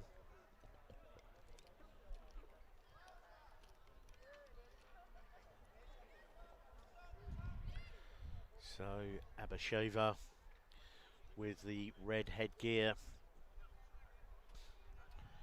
Again, as you can see, there's a really strong breeze blowing the AR's flag there that you can see. So Kazakhstan, 80 metres to go.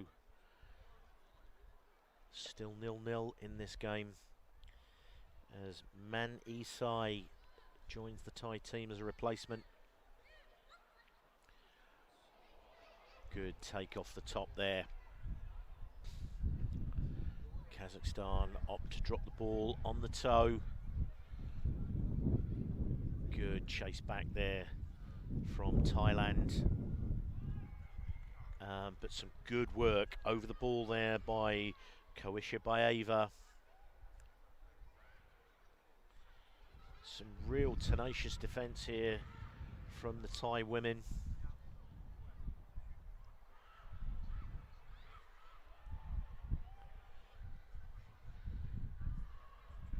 Kazakhstan playing pretty directly here. They now spread the ball. Caught running across the field there, and some good defence from the Thai ladies, and they forced the knock on. You have to say, with 6.5 minutes gone, the Thai ladies are holding the slight advantage in terms of the way the play has gone so far.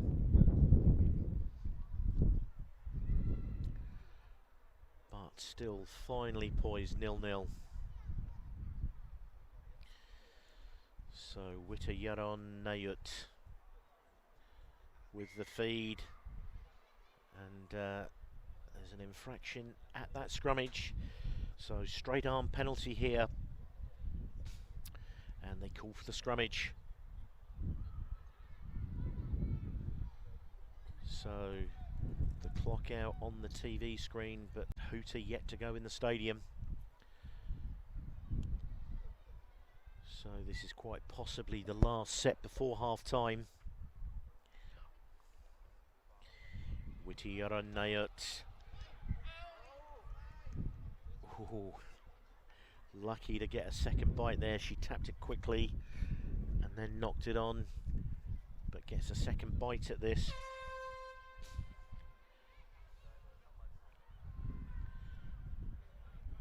Ball to Manisi, who doubles around. Pretty much a set play here. Some good defence there from Kazakhstan, but not releasing. And Michuk, oh, some really good footwork. She's still going. And Manisi. And wide out there, Nawa Koi scores the first try. Better known as Nan from the Phuket club in Thailand. And right on half time, Michuk. And that conversion is off to the right-hand side. So a decisive try just on half-time there for Thailand, holding that slender 5 points to 0 lead. As I said, they probably had much the better play in that first half. So Fabian Juries will have his work cut out here at half-time. It's certainly not all lost for the Kazakh ladies. Some good work here. Really good work on the floor there. As this ball bounces. And some great work here. Getting the ball out to Nan. And a big handoff there on Stepan Yuga. Got herself in at the corner. And I'm pretty sure Coach Shinomiya will be happy with what they've seen in that first half. So as the half-time huddles peel away,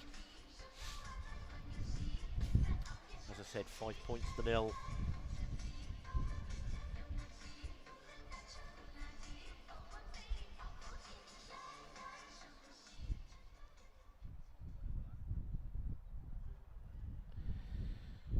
So the Thai team will now be kicking off into this breeze left to right as we look at this.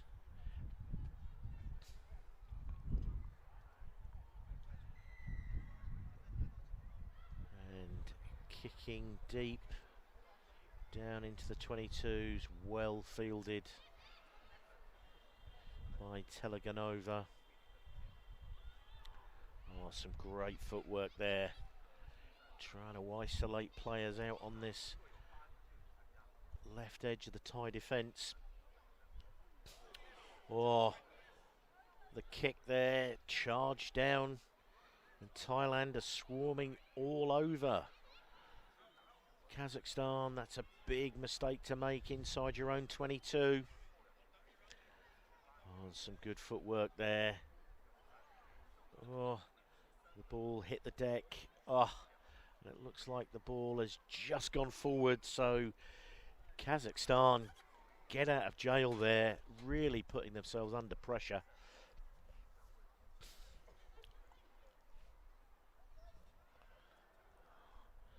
So Kazakhstan, though, now in coffin corner, as I like to call it. Left-hand edge, 5 metres off their own try line. Drobovskaya with the feed. She'll want to get this ball away. Playing advantage here. And a deep kick straight down the middle of the park. Kazakhstan will want to have a good chase line here. And some really good play there by Pikujina.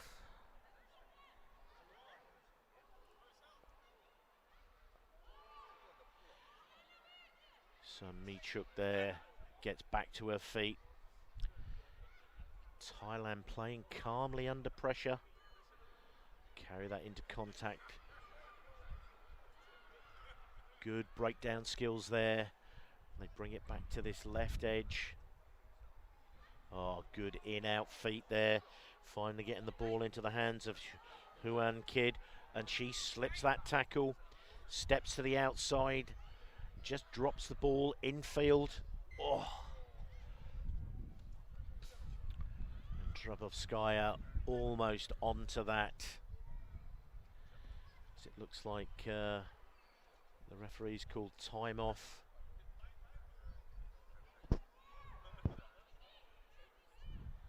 Not quite sure whether we've got, well, we've got an injury here. But this lady is made of tough stuff and gets to her feet, although she's been replaced. Coming onto the field, Liamrat. And Savina comes on for the Kazakh ladies as well. So still just this 5-point lead for Thailand over Kazakhstan. Solid scrummage though from the Thai ladies. And knock on the floor there as Kazakhstan came swarming through.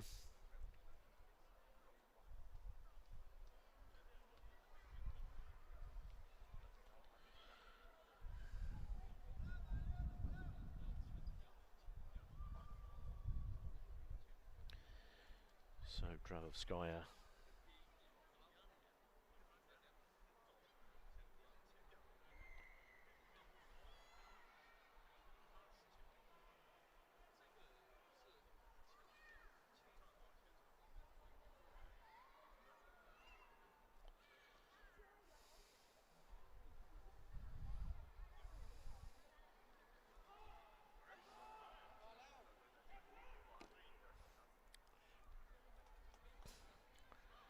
so double knock on there, so it'll be a feed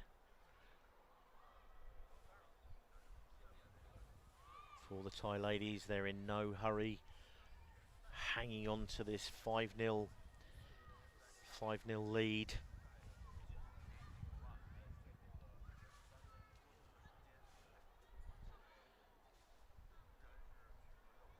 The Kazakh ladies looking to bring on Melnikova.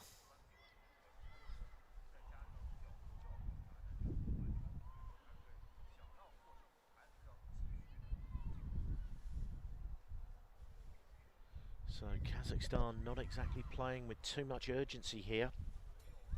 Oh, great double round there from the halfback. She feints and goes to the outside and does really well to stay in field there. Great, great work there at the breakdown, but now the Kazakh ladies have come up with the ball. So 2 minutes in the scrum feed. They have an opportunity.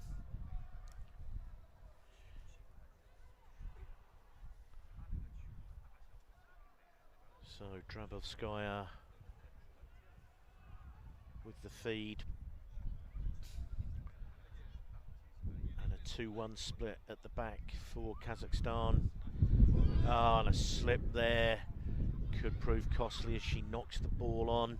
She tried to clear the ball and bounce out to the left, and just lost the ball.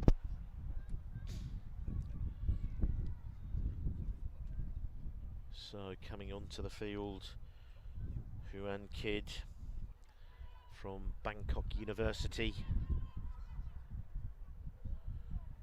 Coming on to play Loosehead as the Thais feed the ball. Now cut back against the grain, getting the ball into the hands of Yodia. She does well to get to ground.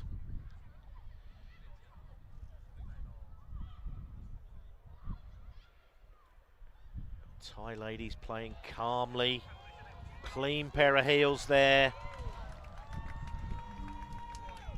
And a second try for Jai Jarim. So there is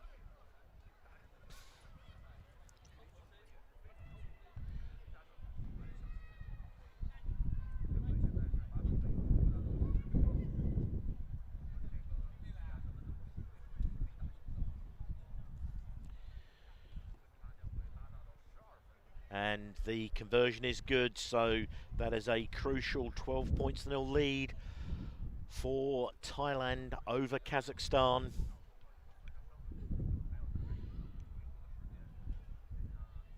And as I said at the end of the first half, the Thai team have looked far more comfortable in possession of the ball, despite some really strong defensive work from Kazakhstan.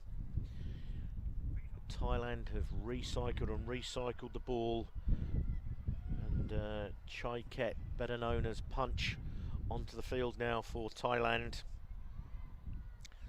as Liam Rat is about to kick off.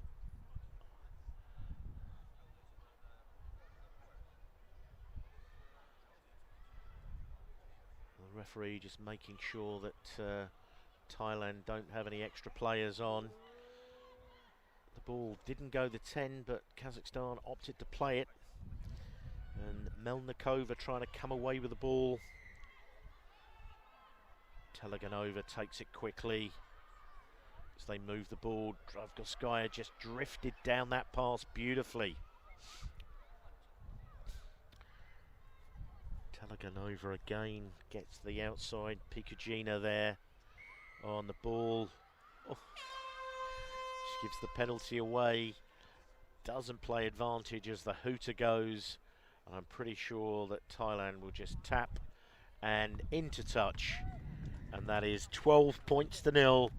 A commanding win, really. Far more commanding than the scoreline suggests. Thailand 12, Kazakhstan 0. I have to say that the Kazakh ladies did not play with very much energy or fizz about them there. Looked like they were under pressure from the get-go. Ladies and gentlemen, this game has come to an end. The result is 12-0. So some decent work there in defence from Kazakhstan, just scragging the player. Some good breakdown skills there.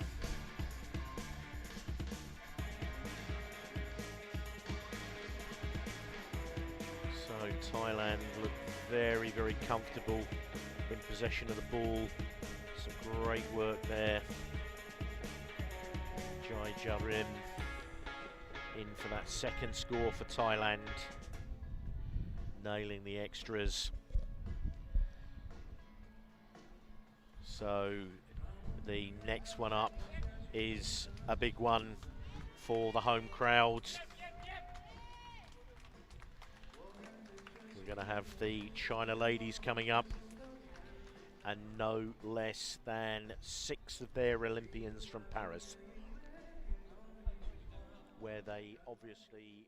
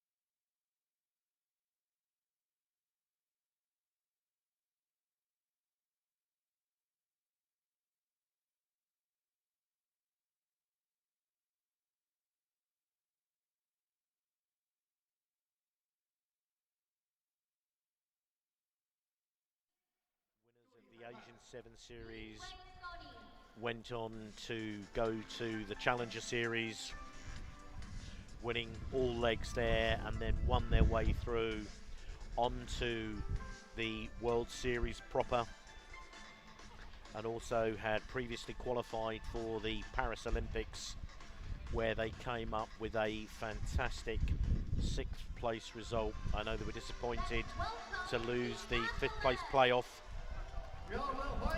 but it's the sign of fantastic things to come, and I think we can expect to see a real masterclass from Lu Juan's team and Rex Wang.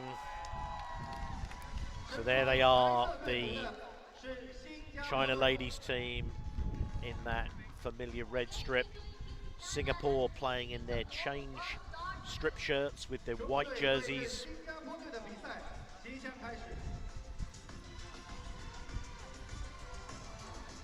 So China will be playing from right to left.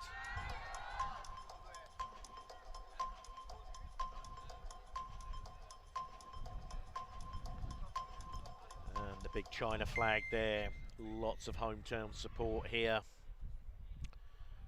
as we get this game underway. Big high hanging kick, and immediately well taken by Singapore, but they're under all sorts of pressure now, 6 or 7 metres off their own line. Some really good driving play there from China, staying on their feet through the contact, but giving the penalty away. Singapore bring this ball back quickly on their good driving play. Oh, and a great jackal there from Kang. And that is an early score for Gao, number 77. This is her first season on the Asian 7 Series. And she stated that her favourite rugby player is Michaela Blyde, one of the Black Ferns, and Olympic gold medal winners. And Juliette Liao there from the Hebei club. Just wide with the conversion, but China out to a very early 5 points in the lead over Singapore. Same kick, high and hanging onto the 22, forcing Singapore to go back and play from deep, and China have come up with that ball loose on the floor there. And they've got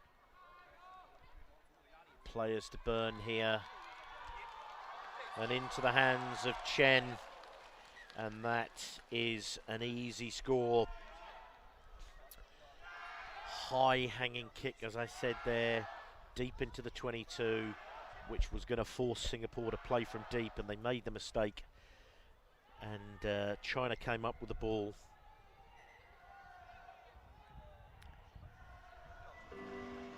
And Juliette Liao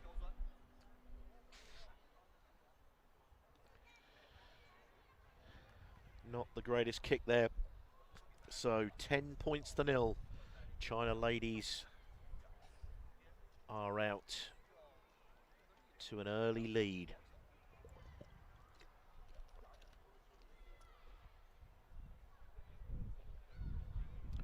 Shorter kick this time.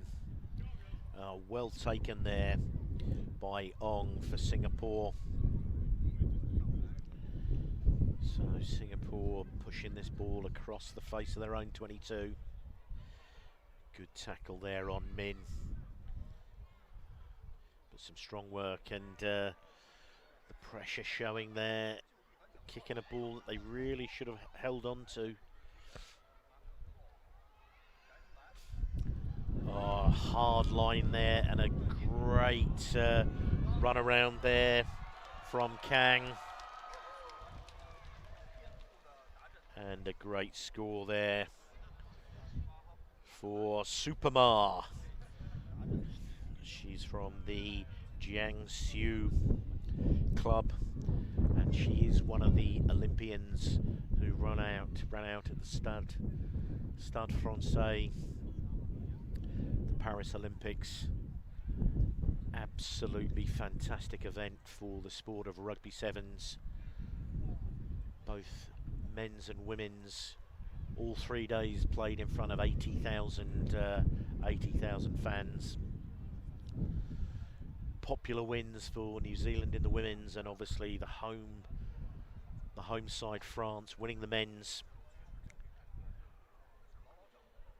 So 15-0, 3 tries, and still 2.5 minutes to go to half time. Commanding start. Good take there by Lily Sim.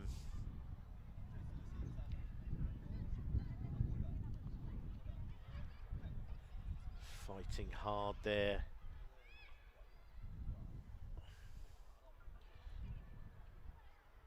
Some really good defence here from the China team.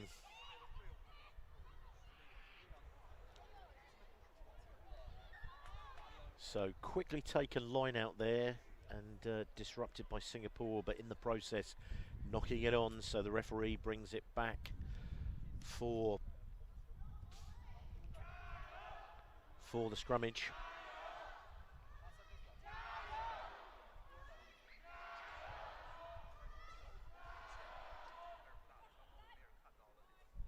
So Kang Tian with the feed to this scrummage. She clears the ball away to Liao. Dudu gets the ball out to Gao. She's in for her second try and China's fourth. Sorry, that was not Gao, that was Chen. But a really good finish. Just simple first phase play. Hands across and the face of the posts, and just sprang the extra person wide on the outside.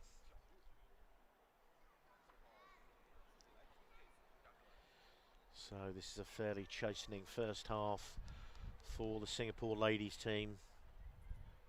20 points to 0. 4 tries and still some time to go, so there will be a kick. This one high, hanging just outside the 22. Well taken again by Ong. Gets the ball off to a teammate. But so much pressure and heat coming from the China team.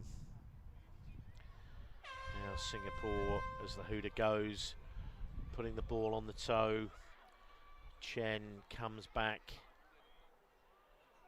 Oh, some good work there as that big long ponytail of hers flashing around in the wind. Liao with some really good footwork there.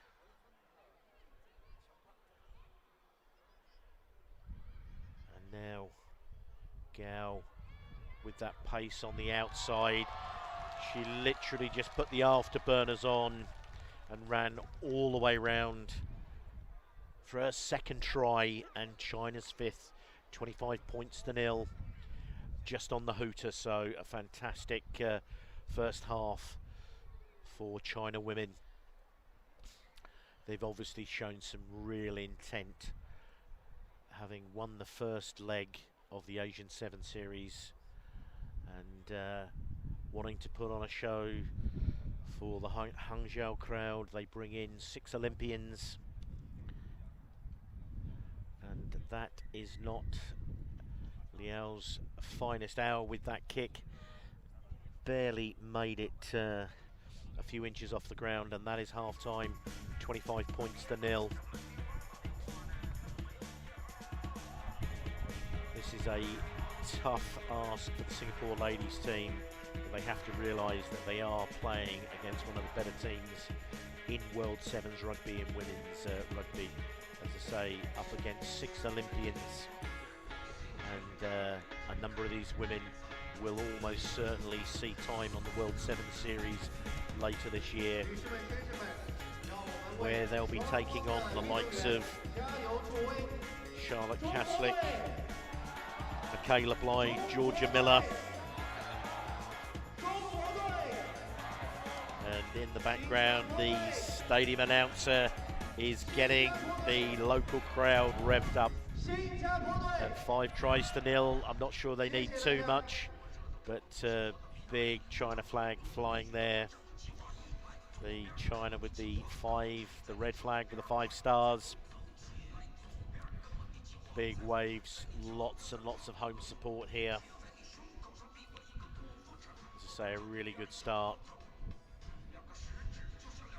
Lu Yuan, the coach there, still demanding more. He knows that they will have much, much tougher games as they go through this tournament, taking on the likes of Japan and even Hong Kong, who ran them hard in the pool games last week.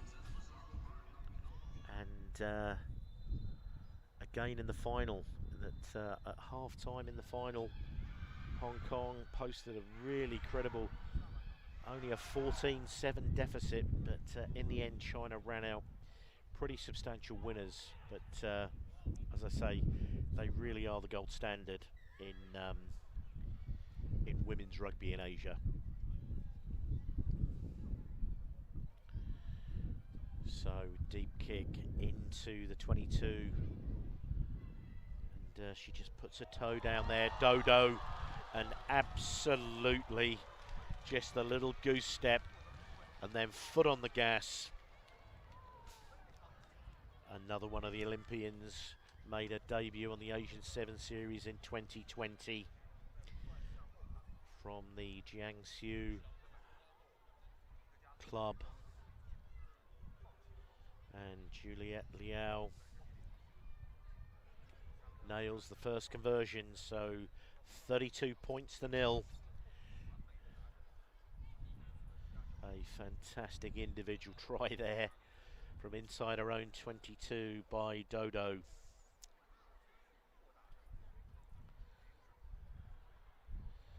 So Liao, with China now playing from left to right. A high hanging kick, a little bit shorter. China get hands to it, but the crumbs were picked up by Singapore there. Some good work, and under incredible pressure there. Every facet of play, this China ladies team really making them play hard.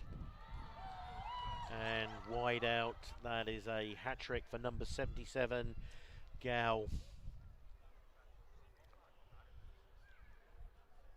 Just a small mistake there in the midfield from Singapore.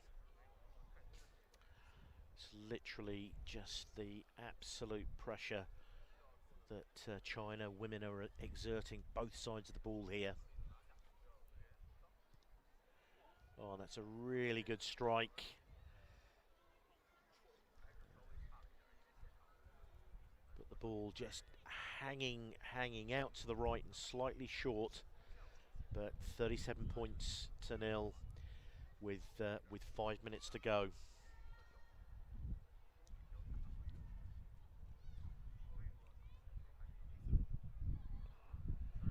A little bit of miscommunication there on the call for the kick between Ong and Ung.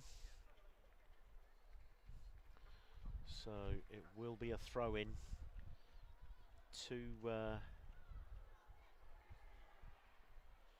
Singapore.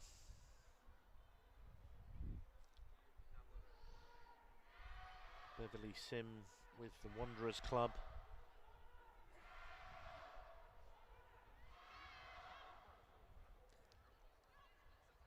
With the throw in here doubling round to the front. Just managing to stay in field. Chanel Wang with a good pass there.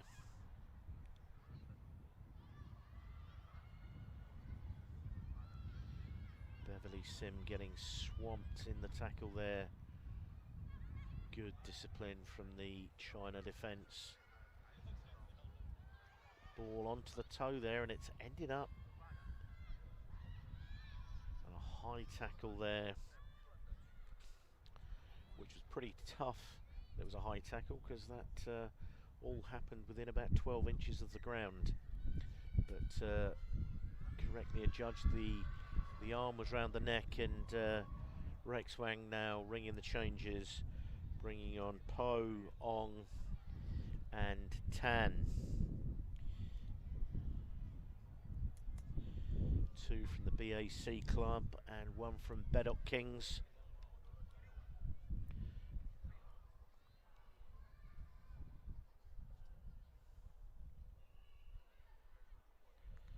So Nicole Tan with the tap.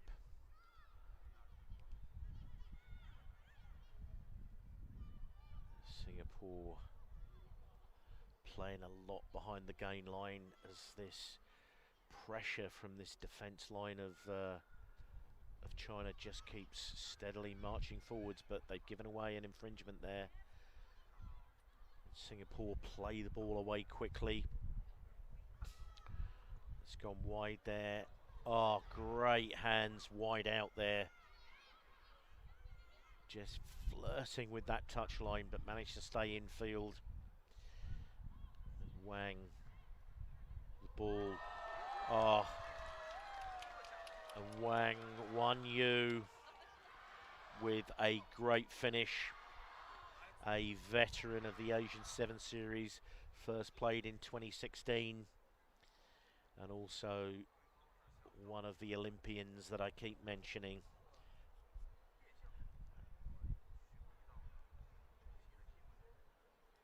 This has been a day to remember for Singapore. Rarely will they play against so many talented players on the Asian 7 Series. It's a fantastic experience for them.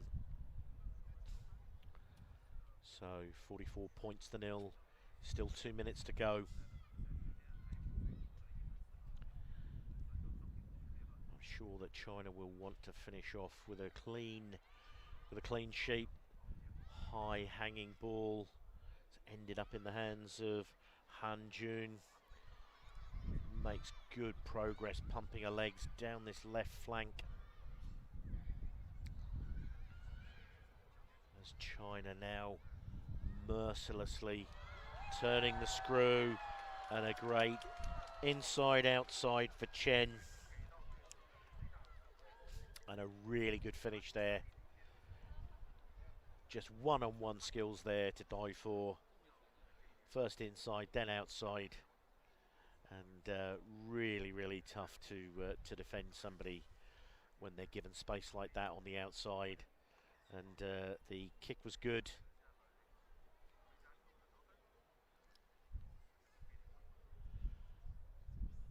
So I believe that score should be 51 points to nil, although we're showing on screen as 49-0. As China come back for more. It's been relentless from them. And that's another fantastic kick, high and hanging, and accidental offside there. Han did well to knock it back, but then it cannoned off her teammate and back into her.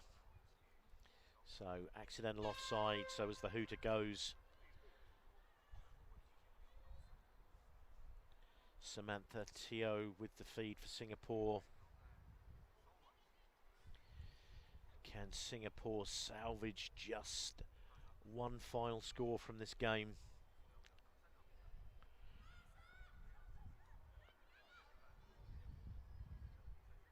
Oh, great step through. She'll need some help there. High tackle, and looks like the referee. Referee calling for the TMO. This could be a big call and could have implications. If it's deemed to be head-high contact, it could possibly be a red card, which will mean suspensions. But I imagine we are probably, at a minimum, looking at a yellow card here. Obviously, no malice intended within the challenge, but it nonetheless was a high shot. Thankfully, the Singapore player back to her feet, and we've got no news from the TMO whatsoever.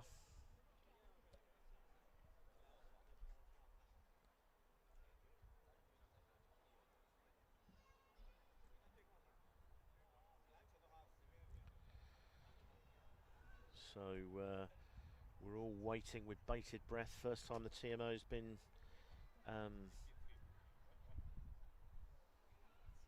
called on today.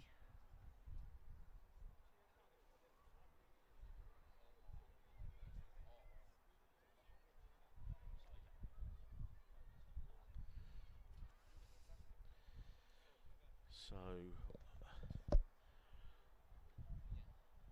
we here in the stadium are not hearing any of the TMO to ref communications, and a judge is a yellow card. So China will see out the rest of this game with only 6 players, but thankfully not a red card.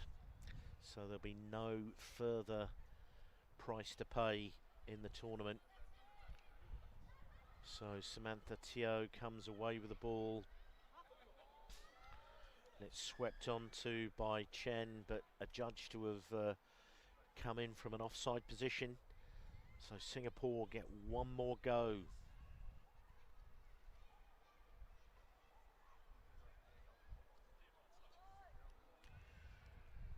On the ball, almost dropped into the hands of Gao there, but it was a knock on, and so that will be the end of the game.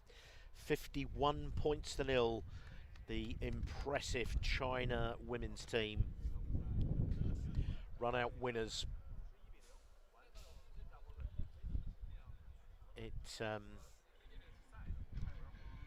was an absolutely superlative win by the China ladies. I'm sure that they will be tested far more in the coming games throughout the tournament, but they are off to an absolutely fine start in Pool C. Coming up, they will have games against Thailand and Kazakhstan.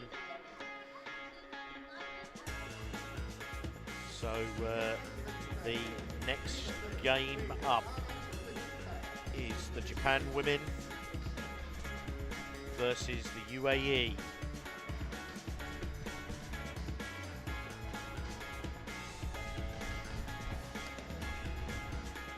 So again, the Japan women over the years have set the gold standard for women's sevens in Asia. They also are on the HSBC World 7 Series with China.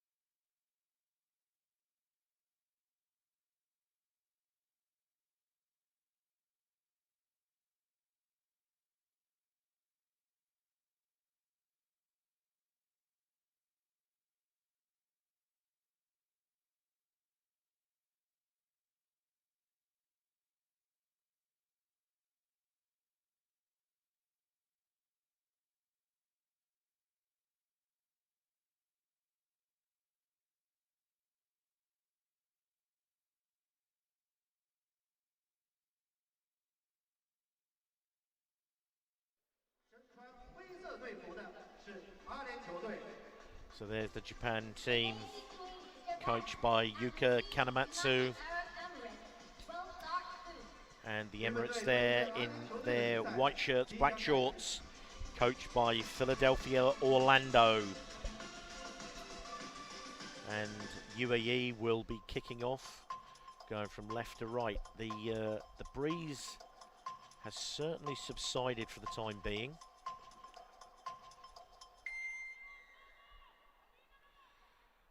And high hanging kickoff, well taken, and what a great start this is for Japan.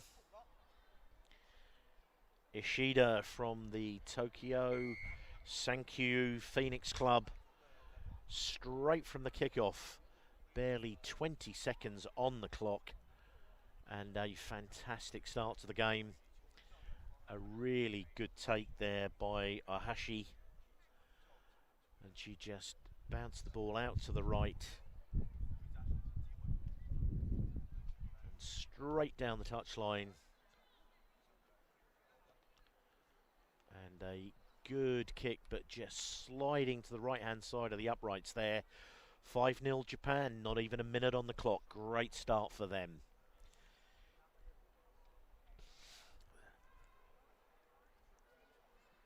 So, other than the initial kick, UAE yet to get their hands on this ball, as they now need to field this high-hanging kick, which is done very well, but lots of pressure coming through from Japan there.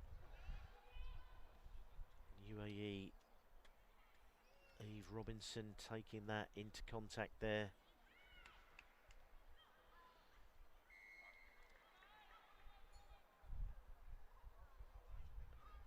Penalised there, Japan, as UAE play this ball straight up the middle of the field. Oh, and a good bounce off there. Keeps powering through there. It was Tara Cooney with that solid run there. Some good possession here for the UAE.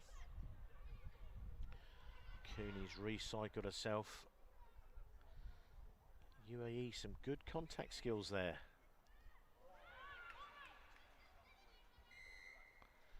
But offside there.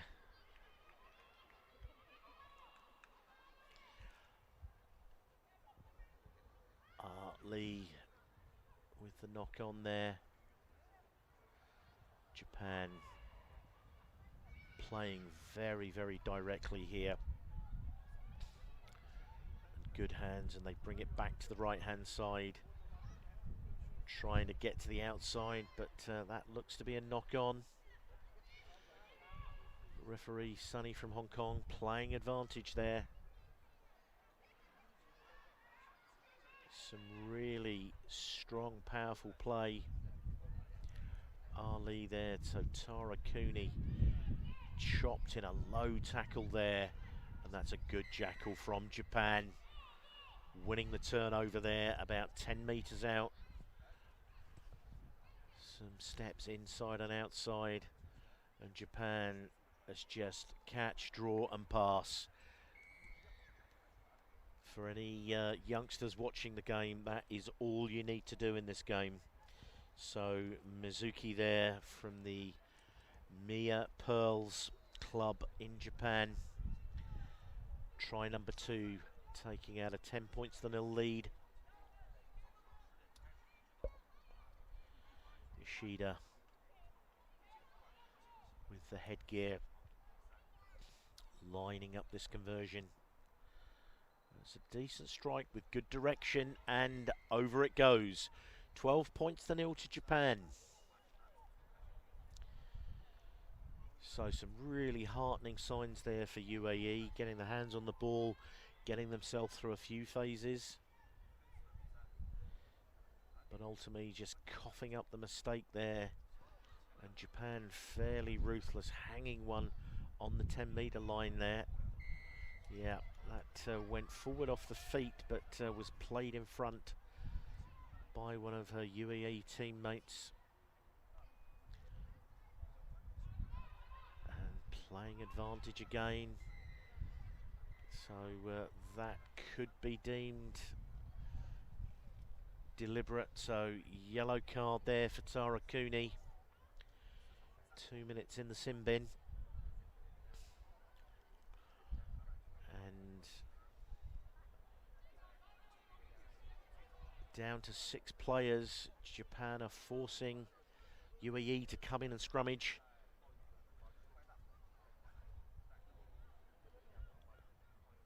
Very much the way that sides play these days when they have somebody under pressure in a power play, a player up, bring everybody into the scrummage,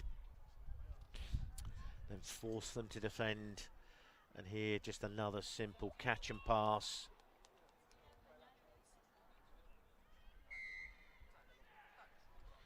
And a really good score there. Really good score there. Jujasaki, 17 points to 0.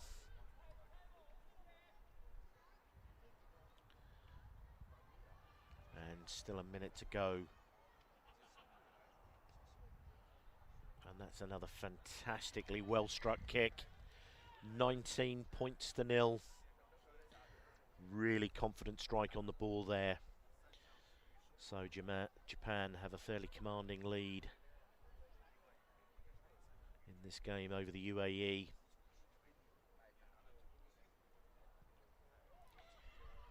High hanging kick. Still only 6 players on the field for UAE. Tara Cooney still on the naughty step, on halfway with the officials as she's taking a really heavy slug of that electrolyte drink. So UAE playing into this breeze. It's eased up a little bit from earlier, and the rain appears to have dried up. So Ali with a low throw into the line out.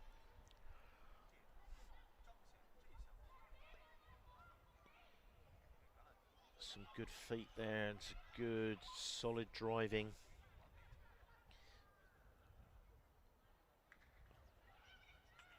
Oh, good work over the ball there from Japan. And again forcing the turnover. And again just simple catch and pass. Takahashi there with the score just on the hooter, 24 points to 0. Kick to come. This will certainly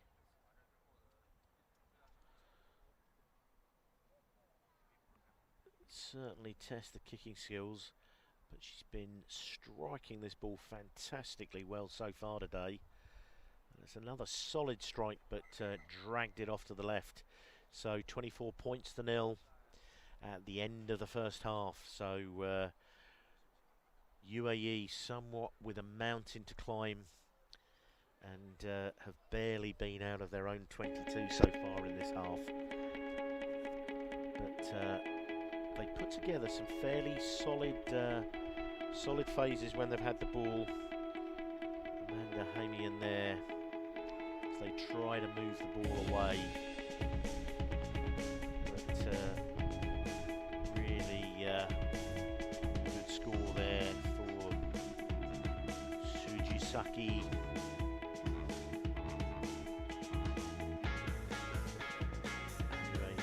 Coming back against the grain.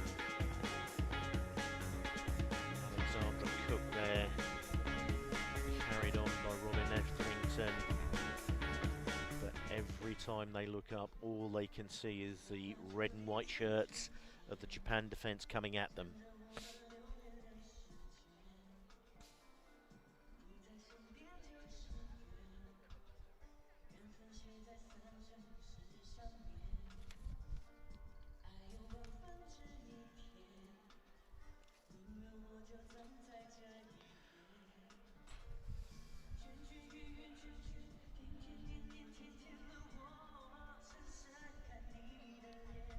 So some big deep breaths going on in that UAE huddle.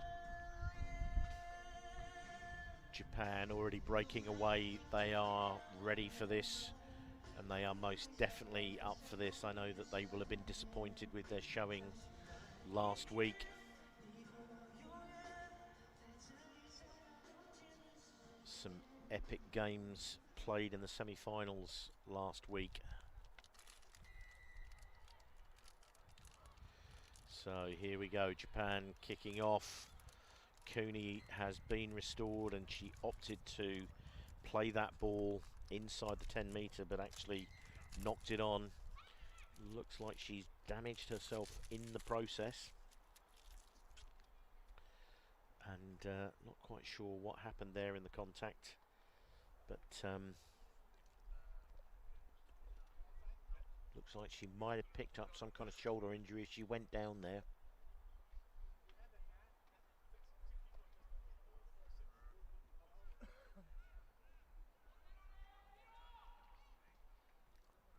But it looks like she's up for the fight. She certainly had an all-action game so far. A couple of really good carries in the first half. Then the yellow card. But although she was ready to go, she's replaced by Helen Amos.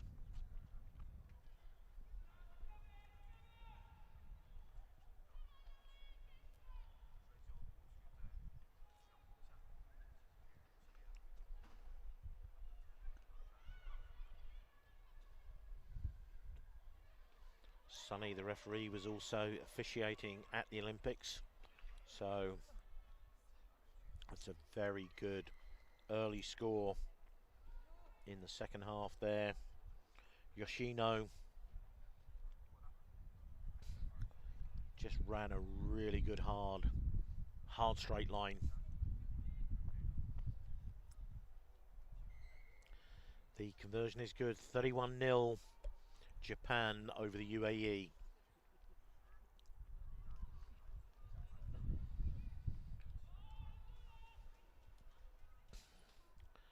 So some really tough games in this opening round of women's games.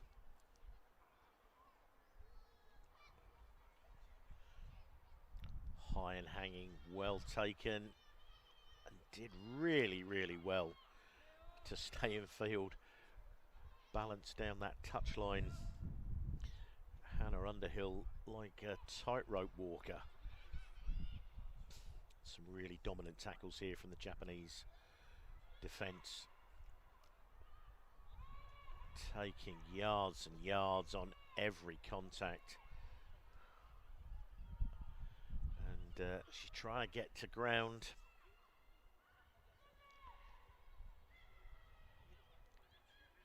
Some decent work here from UAE, and they're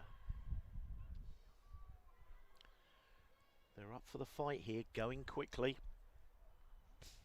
Oh, another really heavy tackle from Japan.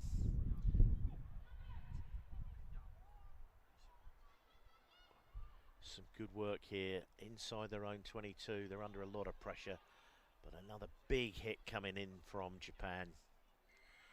And over for the jackal there, Sujisaki, and the referee is going to reach for another yellow card.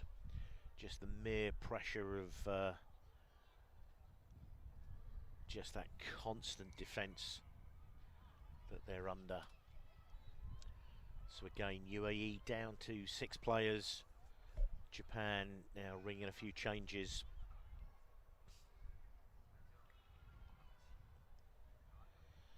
Eve Robinson coming onto the field for UAE.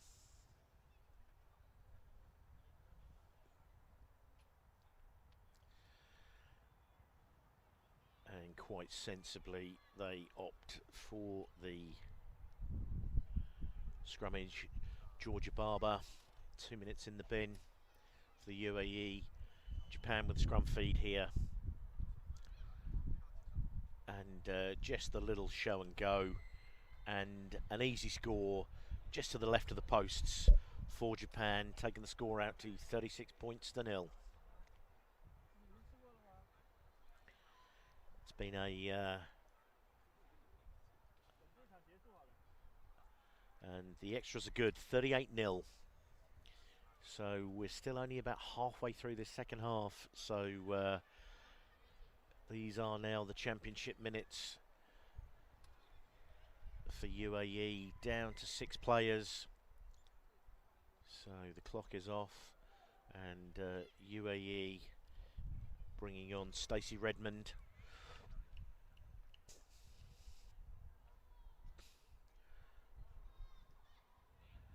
High hanging to the left. Hannah Underhill gets the ball first, recovers it.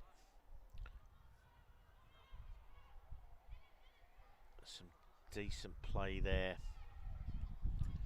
from the UAE, but under so much pressure they've kicked it, and it's made Japan turn, and they're coming all the way back to their own 22.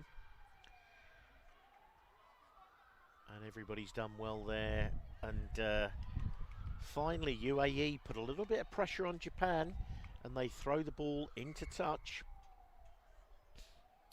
Holly Murphy there tries to go with a quick one, but she was ahead of the mark.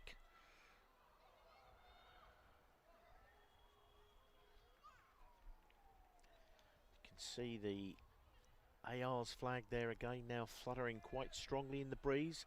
It's picked up a little bit. So throwing the ball in, Eve Robinson.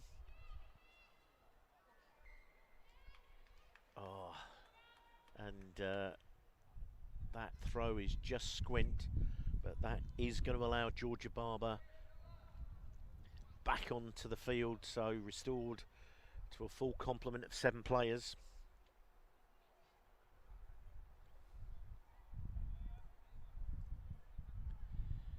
So scrummage with about a minute and a half to go, possibly 2 with the time off on the clock.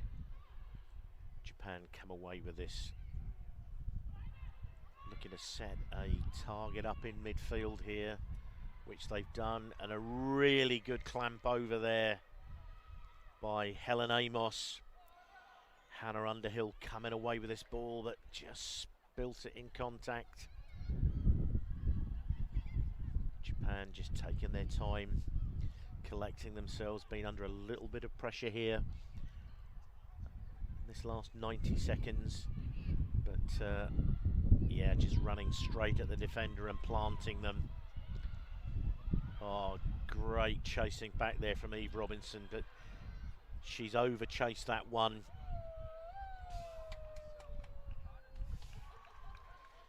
And Akita scores the try in the corner. Some really great chasing back there from Eve Robinson of the UAE, but in the end she had to over chase it and got stepped. But there was a good 2 or 3 minutes of pressure there that UAE put Japan under, with that big deep kick out from defence and a good chase line. So 43 points to 0. Literally seconds to go. There is the hooter. Referee Sunny Lee will see this kick off again. Kick deep.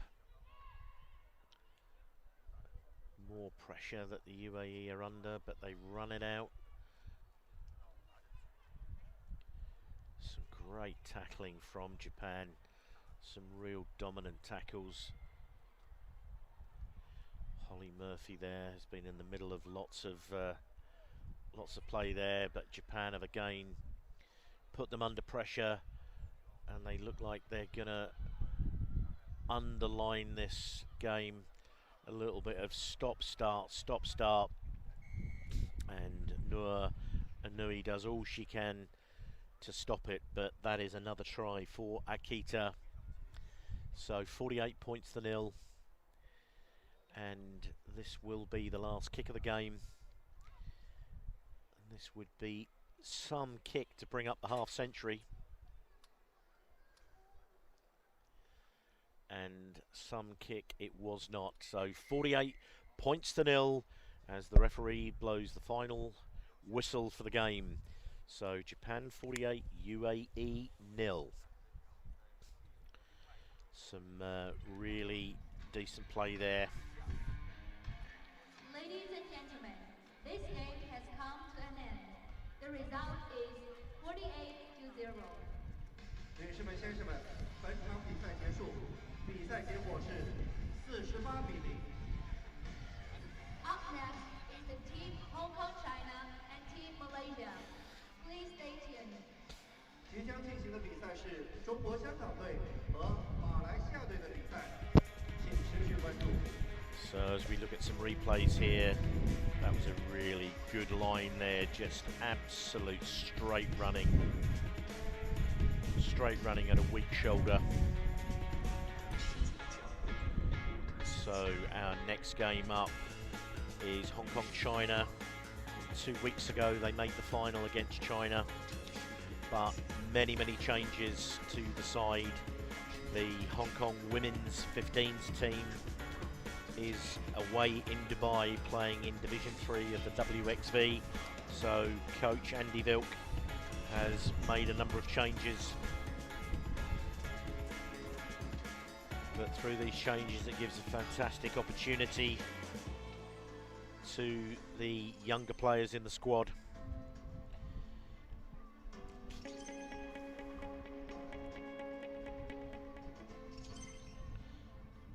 Four players from the Gaiwu club who also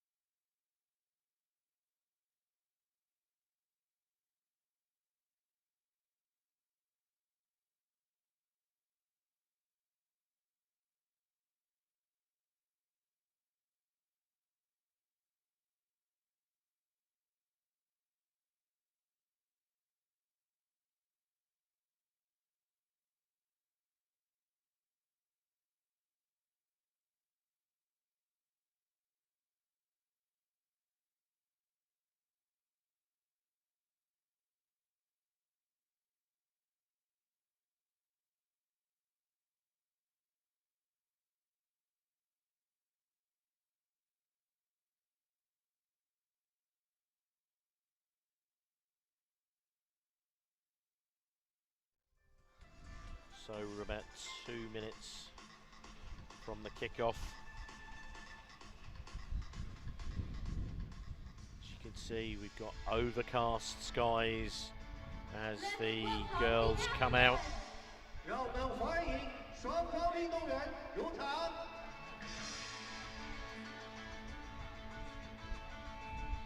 So Malaysia will be wanting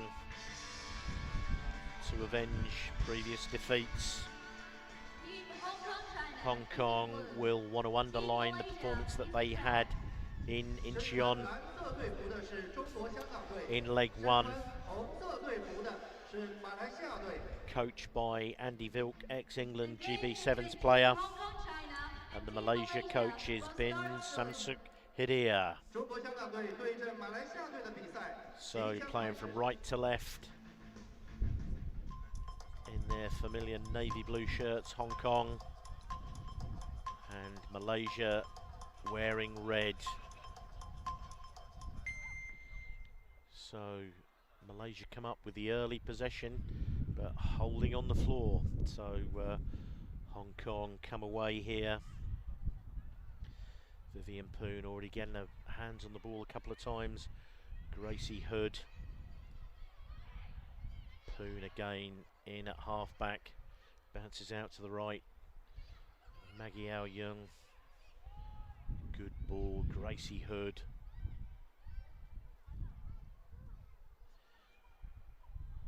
Namkar Man gets the ball out wide.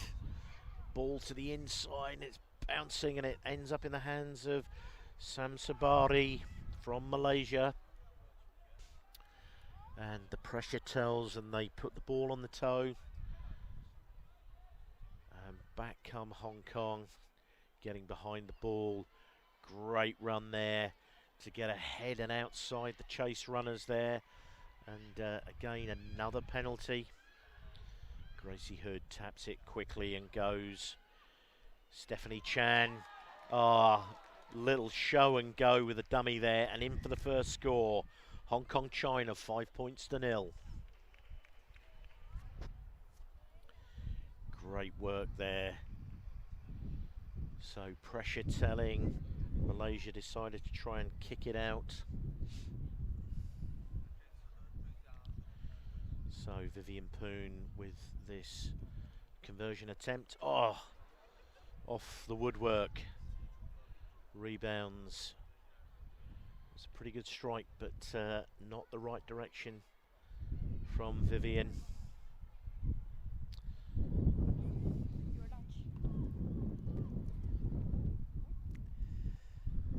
So Stephanie Chan with the restart right onto the 10-metre line. Batted back by Malaysia, but it comes up into the hands of Hong Kong. And Maggie Ao Young there. A really flat, hard pass that Gracie Hood could not hang on to.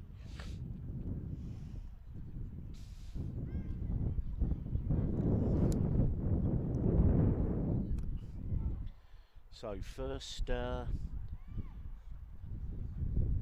scrummage of the day. And the feed is from Kajol Jennison. Plays the ball out to Azizan. As Malaysia bring the ball back across in front of their posts. Mohammed Ridwan. Anna Aziz in this right or left hand channel.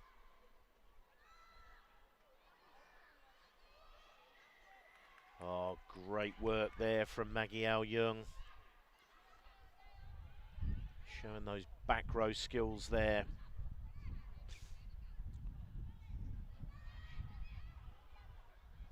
Ooh, that was a pass that that died on her there. Made it really difficult to pick up.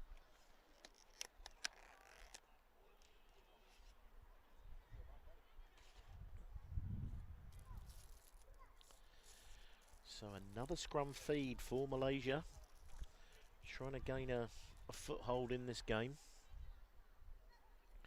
Currently just 5-0.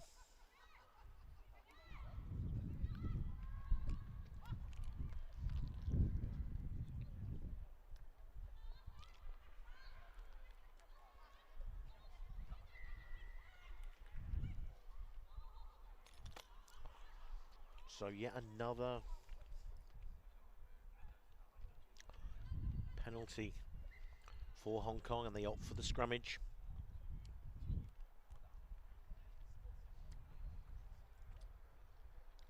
just about 6 or 7 metres from the Malaysian line.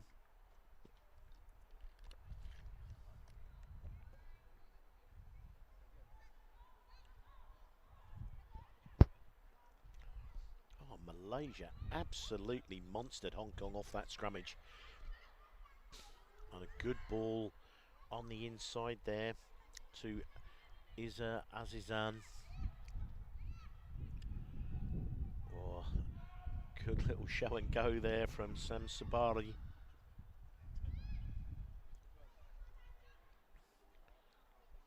Hong Kong putting some pressure on inside the Malaysia 22 here. But Malaysia's still in possession. Playing calmly with the ball, but going backwards here. And that's some good D. Forced them back to about 4 metres from their line. And now the ball's scrambling, so that will be scrum 5. Good defensive pressure there from Hong Kong. Really, really driving them back.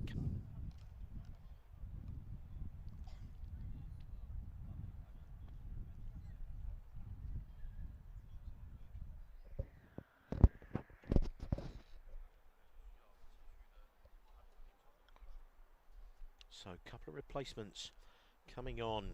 Loma, Tajuddin and Henrietta David.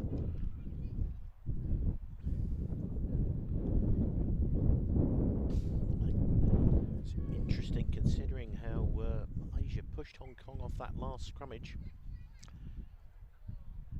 Hopefully Hong Kong will be more alive to this scrummage and overloaded down that left-hand side.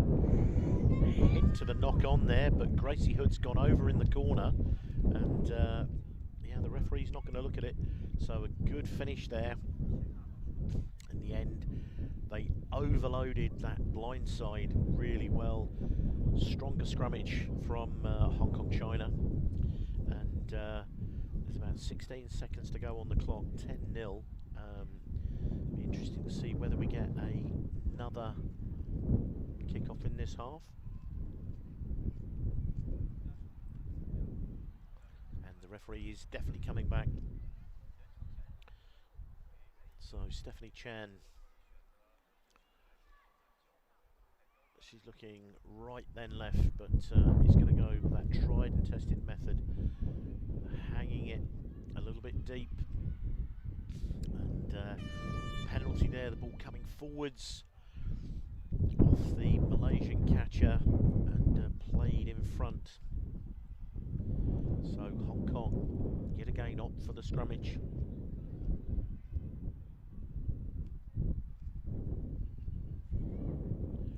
So the hooter gone. Vivian Poon from the Tigers Club feeding this ball. Oh, solid straight run, but the ball just died on Gracie Hood there, and the ball was knocked on in the contact, but Malaysia still have it, playing advantage. Azizan sneaks a few metres up the side of the ruck, but that is all we have time for in this first half. 10 points to 0. I think Andy Vilk will be relatively pleased with what he's seen. Maybe not quite clinical enough in the pressure zones there, Hong Kong China, but 2 scores, 10 points to 0.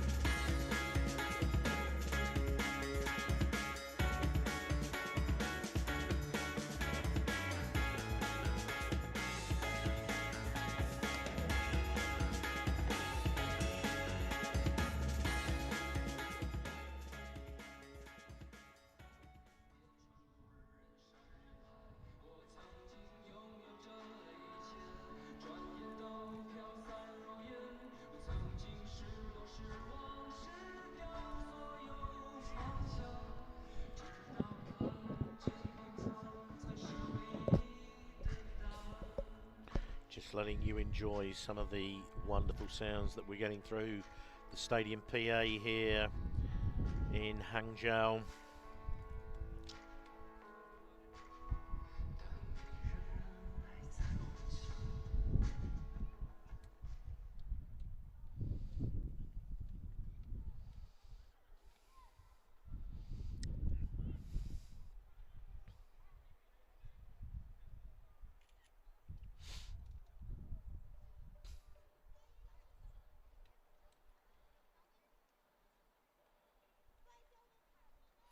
So Malaysia now kicking off right to left.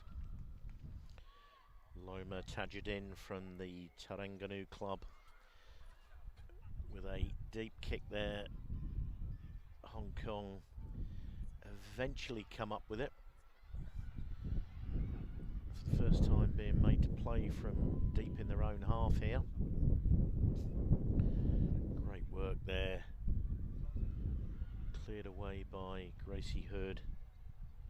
Now Poon.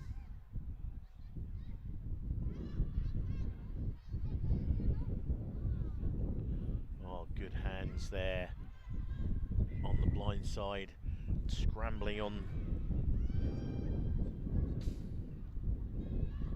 Yeah, great work there by skipper Chloe Chan. Sunday Ho with a really strong carry there. Chan, Hood. And then Stephanie Chan just sees the opportunity down the blind side. Nam Kar Man, Sunday Ho. Oh, great ball inside there to Nam Kar Man. Oh, and a great line there from Stephanie Chan. Some real heads up rugby there from the Hong Kong China women, jumping the score out to 15 points to 0 early in the second half. And I'm sure that's what Andy Vilk will have demanded there at half time. At 10-0, if you concede a score, it's very much game on, but pushing it out to 15 points to 0 now.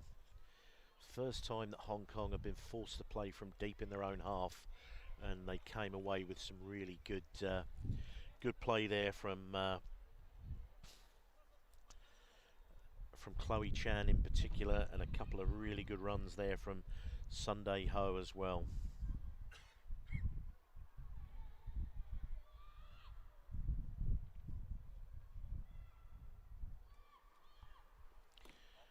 So high hanging kick. Malaysia knock it backwards, but the ball's gone loose, bouncing perilously in their 22, but they recover it. Sunday Ho up with the scrag, and she's done well to haul her to the ground. Sadali comes away with the ball. High tackle.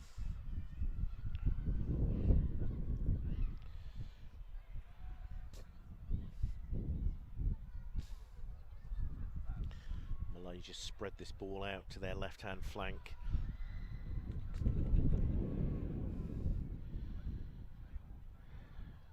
So Malaysia have got Hong Kong stretched here, forcing them to scramble. Oh, and that's a fantastic score there. Sam Sabari Kaichik from the Terengganu club in Malaysia. They really got Hong Kong stretched there.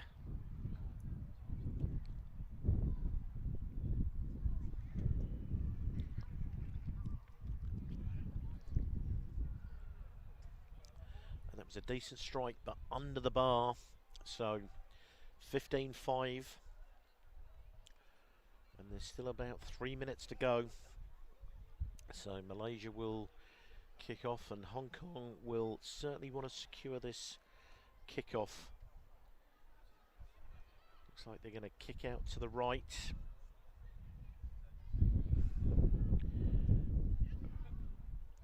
Well fielded there by Abigail Chan, but ball lost. Malaysia Oh, some good wheels on the outside there, but just running out of space. That's a really good intervention there in defence. Chloe Chan to Nam Karman. And then Maggie Ao Young again drawing the high tackle. She won't mind that. Tough lady. And Stephanie Chan there sucking in the big ones.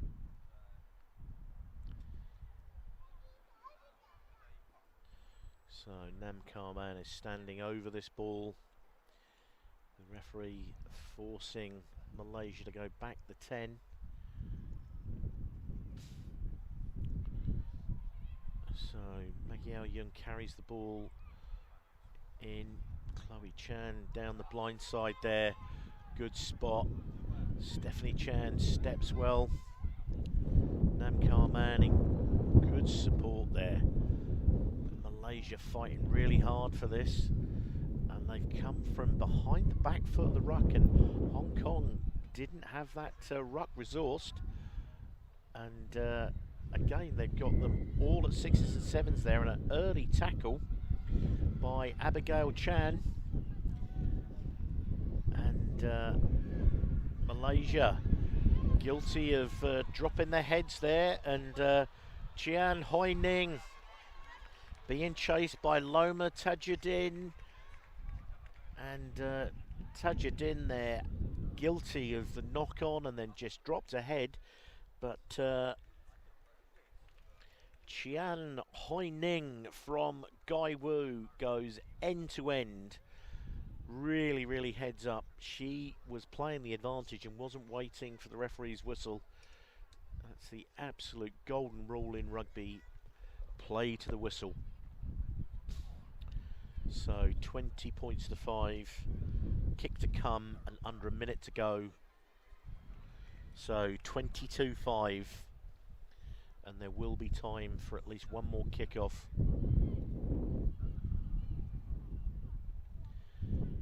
It's been a decent performance by the Hong Kong China ladies. Not absolutely out of the top draw. And maybe not quite as efficient as Japan and China have been. However, I think this Malaysian opposition is much stiffer than perhaps Japan and China faced. And Malaysia running from deep here. Ah, good covering tackle there. Forces the turnover. Jamie Burke running hard and forcing the tackle there. Oh, really well played there by Wong Si Ying again. Someone else from the Gai Wu club. Pretty sure their chairman Candy Cheng will be very happy with what she's seeing here at the moment. So the hoot has gone. Stephanie Chan draws a line under that. 29 points to 5. A pretty commanding win for the Hong Kong ladies. Ladies and gentlemen, this game has come to an end. The result is 29.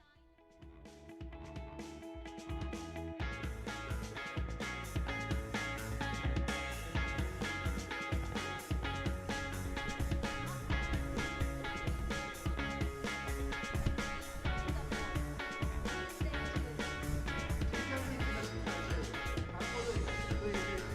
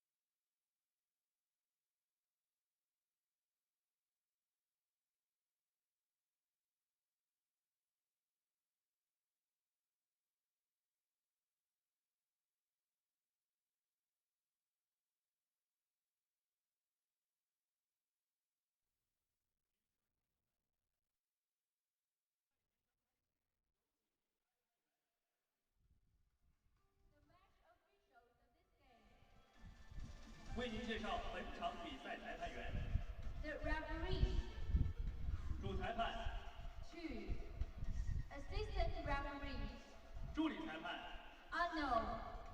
Assistant referee. 助理裁判罗慧文 Hey. Good. Ben, Hey, how are you? rugby. On your own, Apparently so. All on my own. on the pre-call meetings, they had actually promised a team. Okay. Um, Oh well. It kind of is what it is. Well, somebody will need to bring me some coffee to keep me. And towards the end of the day, if some, with milk. yeah, that'd be good, and a sugar, if possible.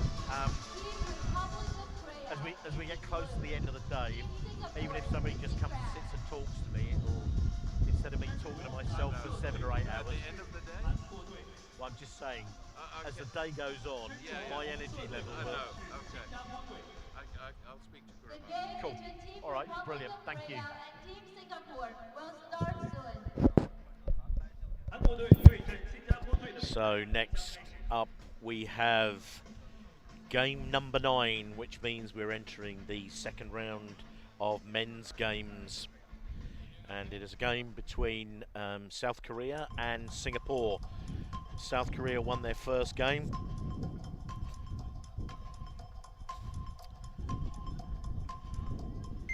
South Korea won their first game against Thailand, and Hong Kong beat Singapore. So kicking off right to left in their blue jerseys, the Korean team, against Singapore in the red jerseys, putting the ball on the floor 5 metres off their own line, Singapore.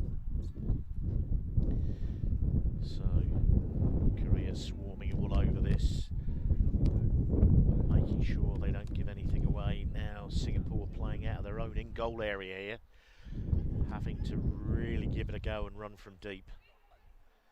Again, just throwing the ball on the floor, putting themselves under a little bit of pressure and opting to put the ball on the toe, and it just runs out ahead of Jeffredin, who was chasing that one hard.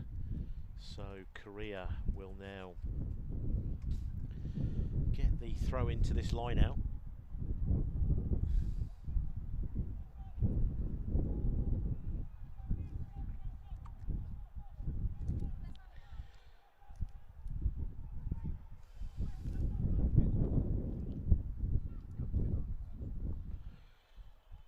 So Singapore come away with this one, and Jeffredin again just goes through that tackle, but it's been held up, eventually gets himself to ground.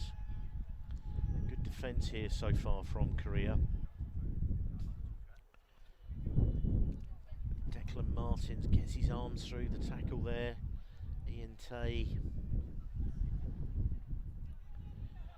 Solid run there by Miguel William, but he just knocks it on in the contact.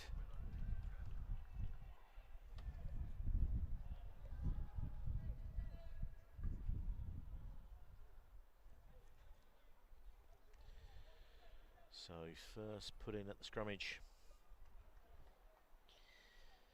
Min Jun Kang. He was a real playmaker in the first game.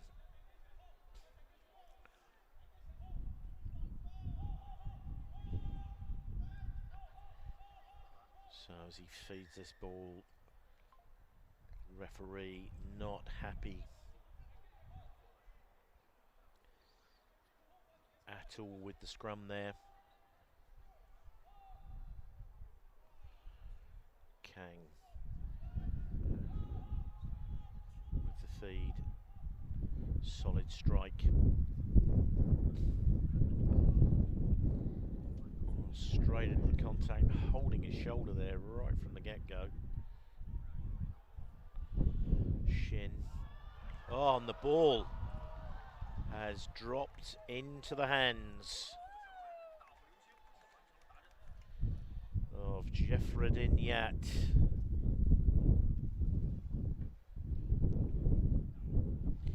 From the Saints Club in Singapore. Absolutely showed those Johnny Jet shoes down that right hand flank there. Just one mistake from the Korean side. I know coach MG Lee will not be happy with that. And a pretty average attempt at the conversion there. 5-0 Singapore. Really good start for them.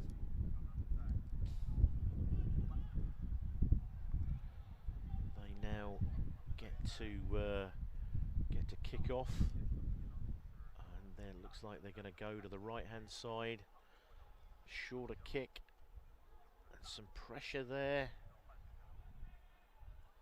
and it looks like Singapore have come up with this ball. This is a really bright start from the Singapore team. Oh, and again.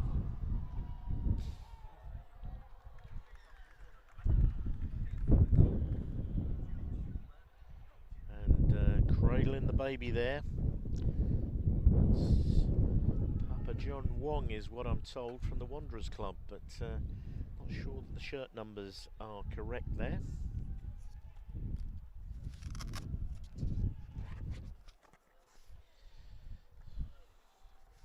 So this is not the start that Korea would have wanted.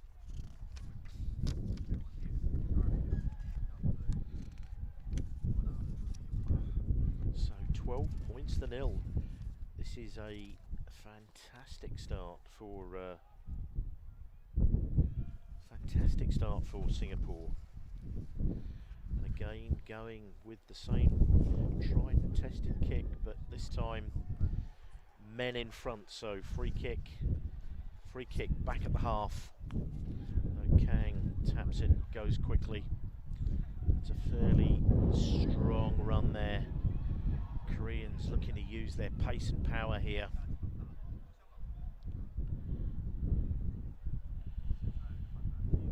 Ko there with a solid run. Oh, and Kang spills that ball. So Korea with some really uncharacteristic mistakes here, and some great work. And running away here, Charlie Chong Yo, try number 3 for Singapore, and he slips under the post here. So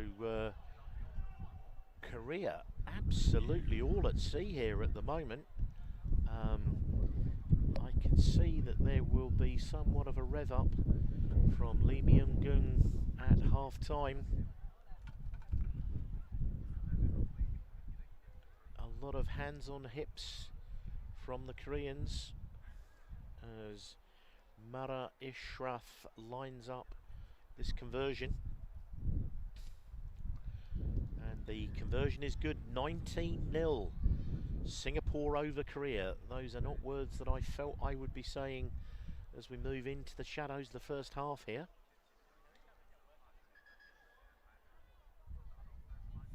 And coming onto the field, number 15, Lee.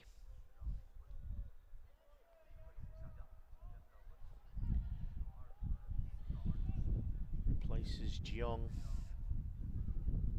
So again, feints left, goes right. And it goes beyond the lifting pod, but Korea have come up with the ball, and Singapore have been penalised there. Korea will be desperate to get a score on the board. And again, just playing this Route 1 rugby, pace and power, some real good strong running there. Kang rips the ball to the left. Big step off the left. And playing around with the ball on the floor there. Korea. Oh, great chop tackle there from Singapore. Korea come back to the right hand side, and that big fend. Oh, and some really good work there. Big fend and a score for Shin Hyoma. that is an absolute lifeline score for Korea as we move into what will be half time after this kick.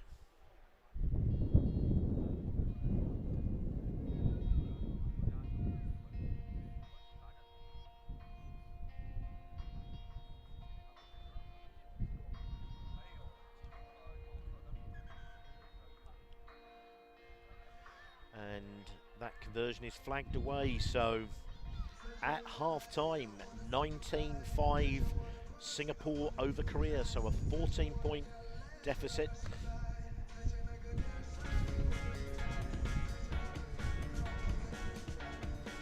Coach Lee Myung-goon striding purposefully out to his players, and I'm sure that an awful lot of focus will be brought to this Korean side in this half-time break. It's going to be an important couple of minutes there. Really, really strong run from Yoo Jae-hoon with a big fend, putting his compatriot Shin away on the inside.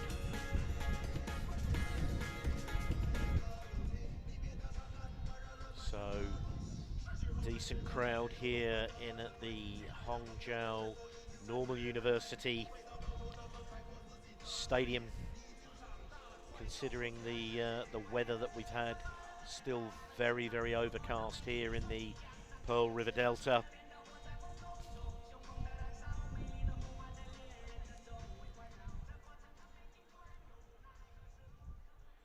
As we said, on the eastern seaboard of China, not too far away from Shanghai, and Hangzhou is at the southern end of the Grand Canal, Beijing being at the other end of it.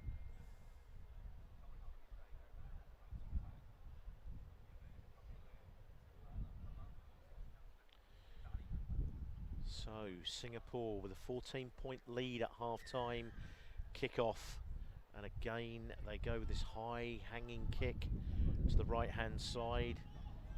Some great work there by Papa John Wong.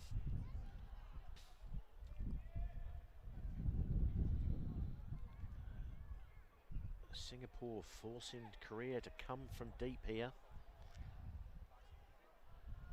But I'm sure that Korea will back the process. Kang here, stepping inside now. Oh, bumps off Wong, and he's still going. That's some really good ground made, and he gets a good offload there. Korea have got men to spare here, and they run it straight into the one Singapore defender, and Singapore win the turnover. And they've gone quickly, and Jeffredin is in with a score again. It was an absolutely monster tackle on the Korean. They literally had one man in defence, Singapore, and they absolutely conspired the Koreans to pick him out, and he hit an absolutely huge tackle.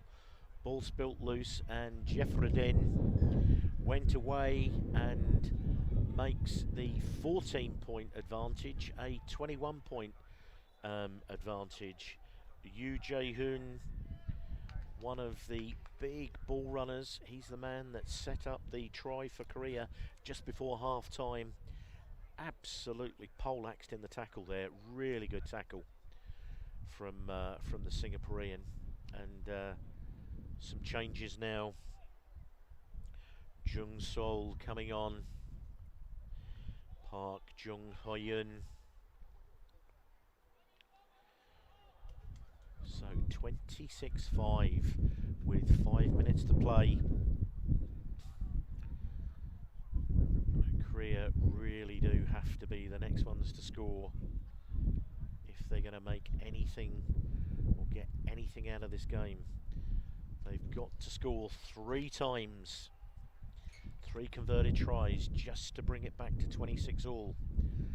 You'd have to say it's a mountain to climb. So yet again, this same kickoff.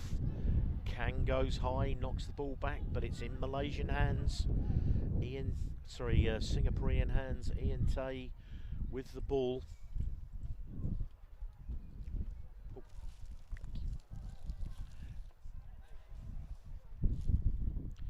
So Singapore still in possession. Nobody at home, and the chip and chase over the back. And that's well fielded by Korea. There was broken field there for a second, but the Singaporeans have all got to their feet and assumed a defence line.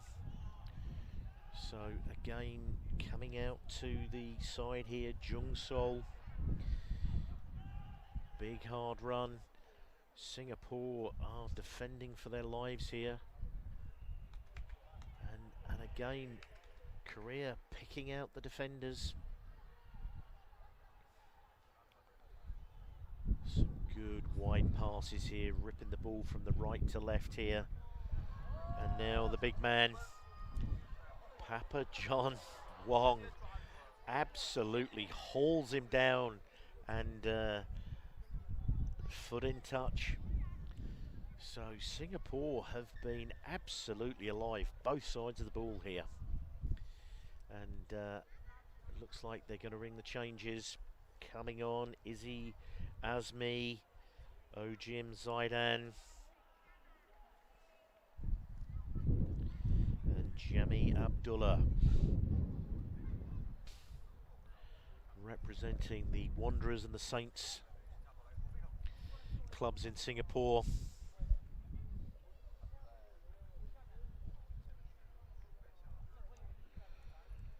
So with 3.5 minutes to play, Singapore deep in their own 22, but they do have the throw-in at the line out. And it is now time back on.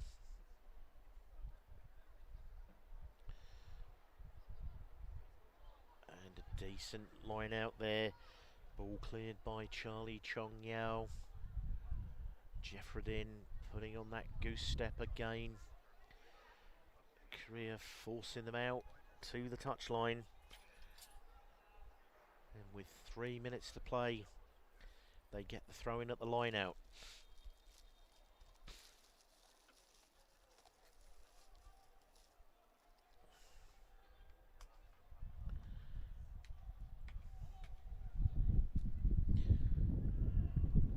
So they make an absolute dog's breakfast of that line out, and Singapore come away with it. Singapore know that they really just have to play with keeping the ball. They don't really need to attack from here. They're going to make it really difficult for Korea to win this game from here. Not long to go now. Singapore working hard, but Korea's defence, they're really putting some pressure on, and eventually they get the ball, turnover. Korea here, big hard run there from the big man, almost out. So Park Jung Hyun almost out over the dead ball line. And is this the start of the comeback? So 26-12, under 2 minutes to go. Korea need to get themselves back to halfway here and get this ball back in play. Seems to be a real lack of energy about the Koreans here. It's only their own time that they're playing with here. They need 2 converted scores to draw level. So Shin with the kickoff. Hits the turf, bouncing inside the Singapore 22. Little show and go there. And some great work on the tight angle there, going down the blind side. So Singapore still in possession. Bouncing ball, trying to pick off the Korean defence here. Oh, a great step inside there by Izzy Azmi. He's still going. Korea are over this ball, but the referee brings it back. Possibly an early tackle is the call. So 30 seconds on the game clock on the TV, and so time off for the injury here. So I think this would be somewhat of a boil over here, and would be one of Singapore's more landmark wins in the 7 Series.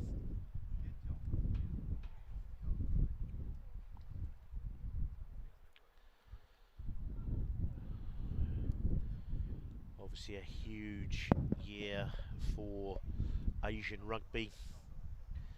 In the men's ARC, the qualifier tournaments will be a direct qualifier for the Rugby World Cup in 2027. That ARC will be contested between Korea, Malaysia, United Arab Emirates and Hong Kong, China. So Chong Yao overthrows that line out. Park is onto it. Some desperation now finally coming into the energy of this Korean side. As the hooter goes, Park drops it on the toe, needed a bounce, but it didn't come for him.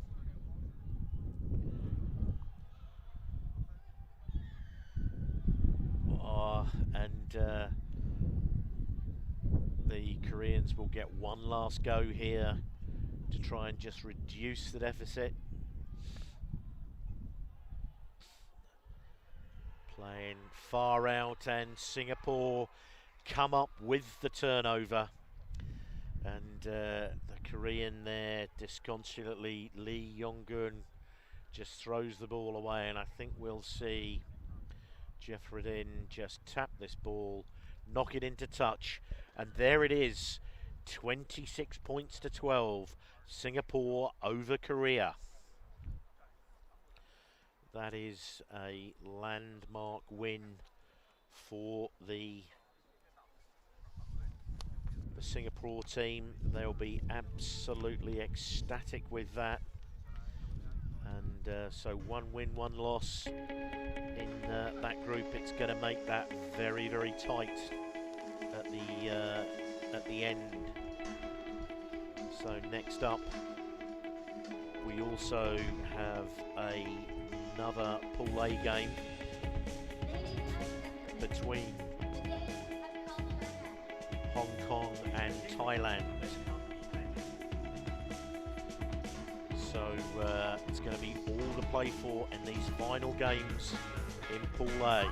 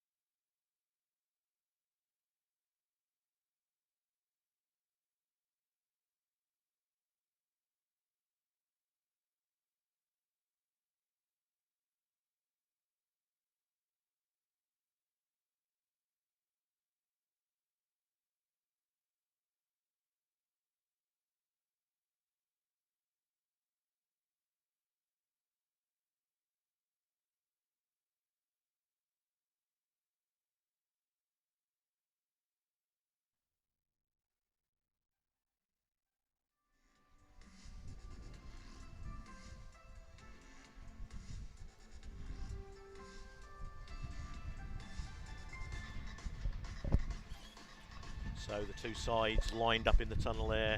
Hong Kong led out by James Christie. Despite my advancing years, I did once grace the field with James Christie back in 2013,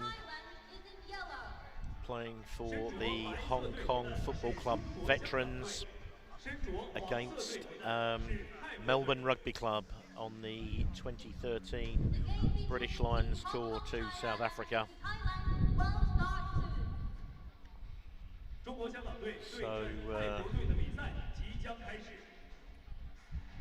still no sign of Max Denmark in the lineup for this game.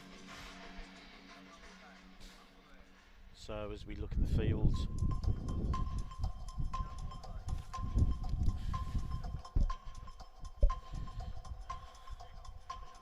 Hong Kong will be receiving the kick, playing right to left, so Thailand kicking off. So Racho Kittikorn from the Royal Thai Navy will get this game underway. He kicks high and into the wind. The ball knocked back and into the hands of McCulloch, who, the big man, takes a step inside. Styles clears that ball away really quickly. Matteo Avitibil, and now a really strong run in the wide right channel by Pierce McKinley West. Styles shows and goes some of that trademark dancing feet. Avitibil again showing some good footwork there. Now Harry Sayers with the offload there. Pierce McKinley West fights hard in this right hand edge channel. Sayers gets the ball to McCulloch, and that ball drifted forward on the wind, but that is not a forward pass. It actually passed backwards but went forwards on the wind. And Avitibil with some real dancing feet there in for the first score, 5-0 Hong Kong China. So one of the things that would normally catch the ire of many people watching, that ball floated forward on the wind, but it was actually passed backwards. So that is not deemed a forward pass. So Jack Coombs with an attempt from the 5 metre line. It's a fair way out. It's a decent strike, but just off to the right.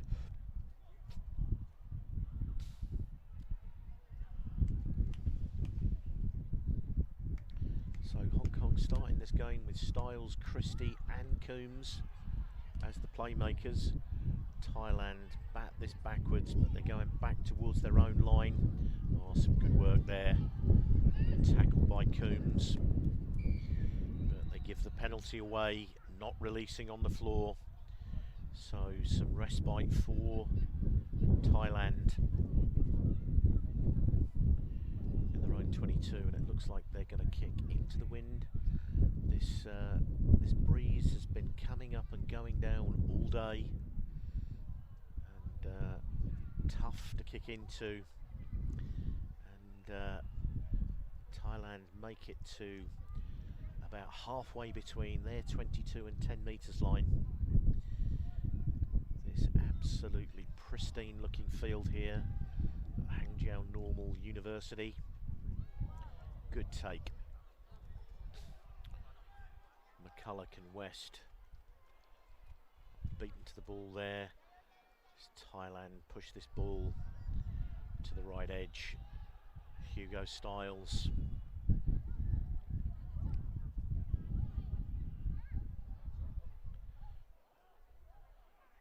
Good tackle there. Avitibil pulling that foot to the ground, and McCulloch going route one. He's got very good feet for a big man, and a great Sonny Bill Williams offload, and Hugo Styles surfing his way to the line. I'm sure Tim and Belinda are watching back at home in Hong Kong. Hugo Styles from the Valley Club. And he nails the conversion. 12-0 Hong Kong China over Thailand. That try was set up by a fantastic run by Cal McCullough from the Hong Kong Football Club in Hong Kong. High hanging kick to the left. Harry Sayers trying to get his hand to it, but I think the ball's gone forwards. Dropped into the hands of Hugo Styles, and he was off to that try line again.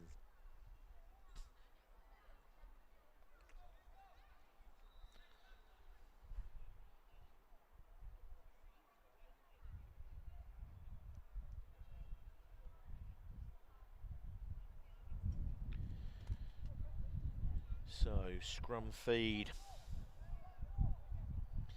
Wisit Kittycorn with the feed. He's with the Royal Thai Navy. Oh, and he takes it up the blind side. And he's done, almost did Christie for pace. And just as he looked to drop the ball to his toe, Christie just managed to get a shirt pull on him from behind.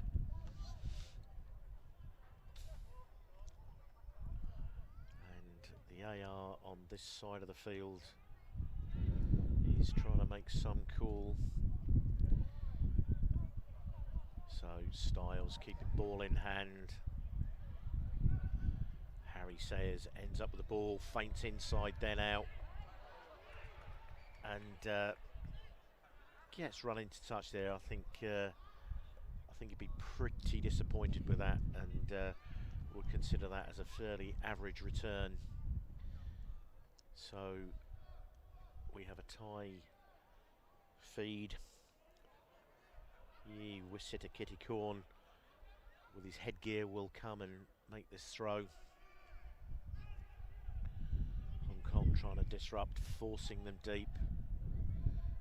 And free kicks given away. So Coombs, Styles,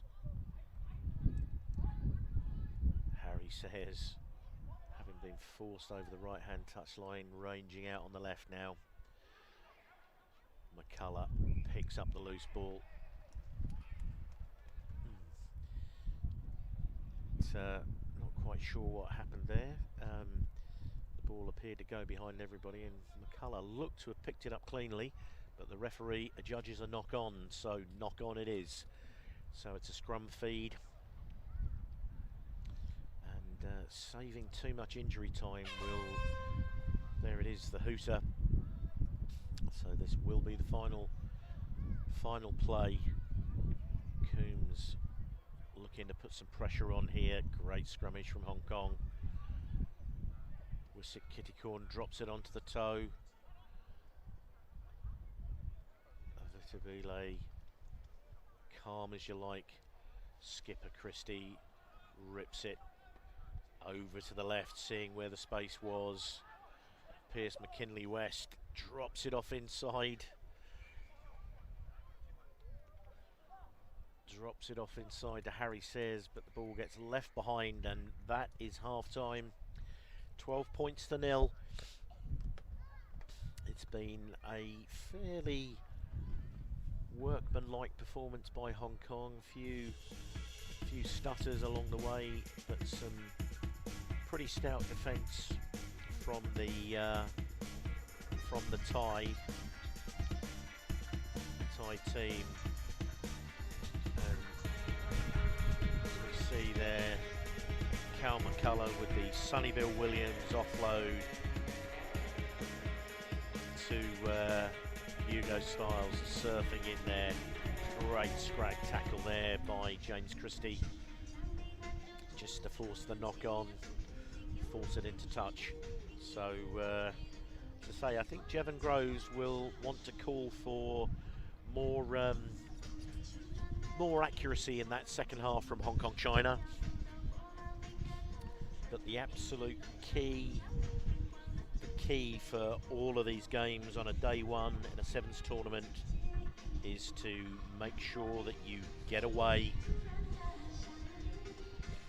with no injuries and make sure that you progress into the cup semi-finals.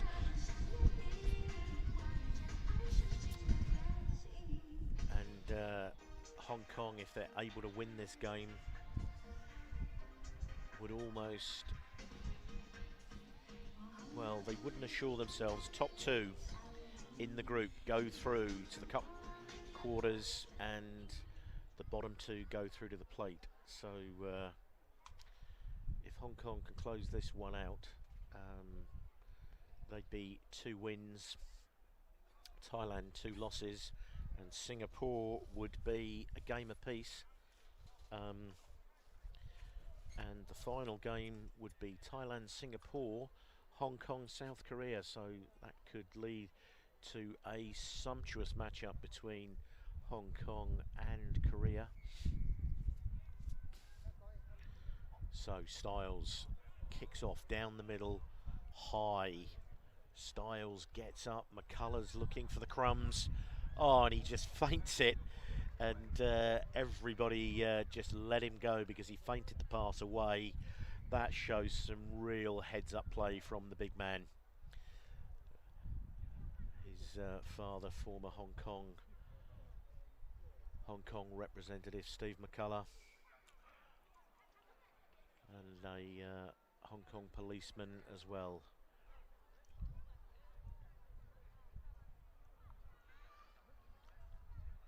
So great work for Styles to get after that kick. They tried exactly the same one, and Styles just ranging behind it in case it went over the lifting pod. But Thailand now makes progress down that left edge. Young Sunit there, strong carry. Coombs hanging on.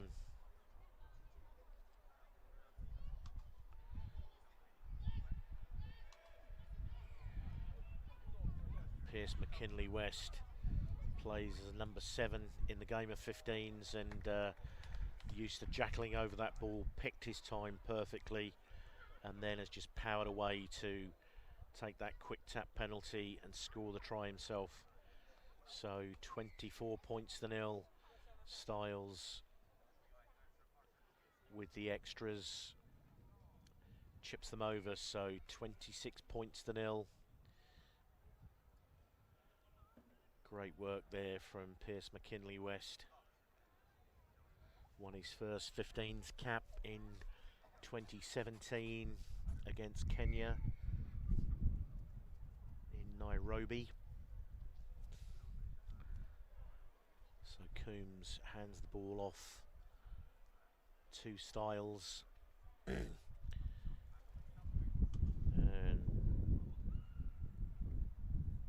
Richeto Kirikorn, another player from the Royal Thai Navy, has Ardi Surveyor as his favourite player. So Styles hangs it high on the 10-metre line. Thailand play the ball. Coming forward onto it, James Christie scrags the tackle. West onto it, Christie looking to get his hands in the cookie jar, but pulls them back, and Thailand cough up the possession.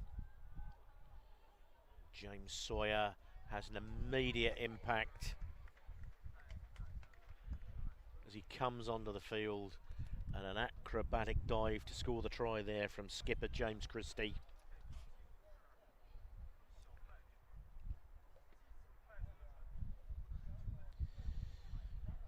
Hong Kong will be very glad to be here rather than back in Hong Kong itself, where red and amber rainstorm warnings are going off. So 33 points to 0 halfway through the second half.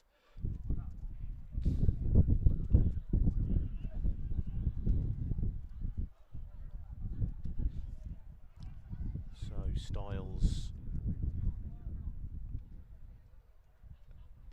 into that oncoming wind, and Harry Sayers gets to it. Styles gets back, great pick up and over his head, but it's ended up in the hands of Anachin. Avatabile comes up and makes a spot tackle there. He knew he was outnumbered. Sawyer absolutely monstering through this, and Hugo Styles comes away with the ball.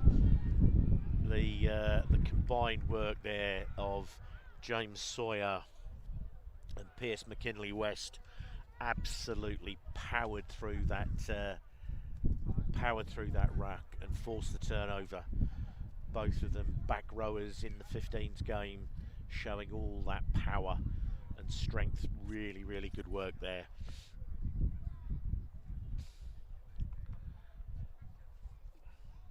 So, with the game all but done, Bryn Phillips, Liam Herbert, and Styles with the extras, 40 points to 0. So Phillips, Herbert and Fonkit Fong coming on as Jevon Groves rolls the substitutes to make sure that he has 13 fit men for the all-important final game against Korea. So again, Styles playmaker. Couple of bounces the ball, hangs it short. Great take there from Liam Doherty. Absolutely fantastic, fantastic kick from Hugo Styles, and really, really good skills from Doherty.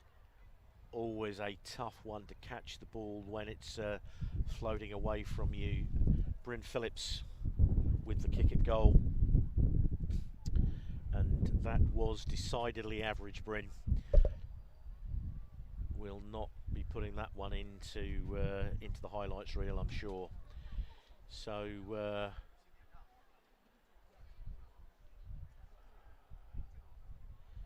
12-0 at half time has suddenly blown out to 45 points to 0. Probably the superior fitness of this Hong Kong China team.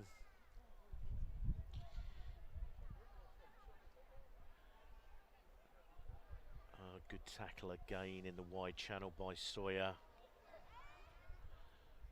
The Thai team coming back against the grain and getting Fonkit Fong in all sorts of trouble and on the wrong side there. And as the hooter goes, one of the Thai players down. This has been a really tough second half for them, and the Thai team decide that to take their medicine at 45 points to 0. Again, a less than commanding first half, but whatever words were said at half time by coach Jevon Groves certainly recovered the situation, and 45 points to 0. So 2 from 2 for Hong Kong, setting up that absolutely crucial game against South Korea, who will be playing for their lives in the cup tournament in the final game of Pool A. McKinley West there. Oh, this was the power ruck from Sawyer and West and Hugo Styles. And the great take for the final try by Liam Doherty. It was a pretty much flawless performance in the second half from Hong Kong China there.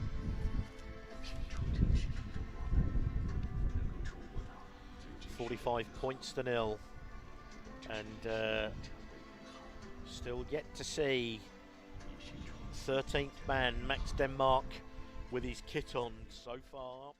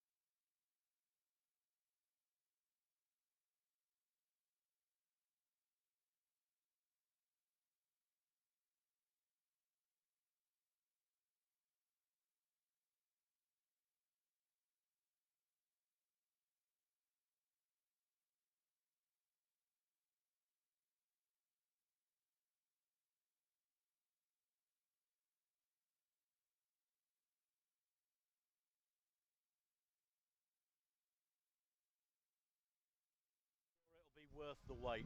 Assistant referee. Thank you. 裁判曹帅帅。 Cheers. Beautiful.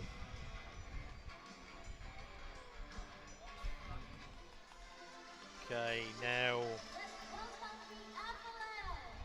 we move to a men's Pool B game. Japan versus UAE. Both playing in their change strips. Japan in white, UAE in green. Bahrain in green, yeah. 日本队对阵阿联酋队的比赛即将开始。 So Japan relatively easy winners in their first game against Malaysia, and UAE had a decent start but came unstuck against China in the end.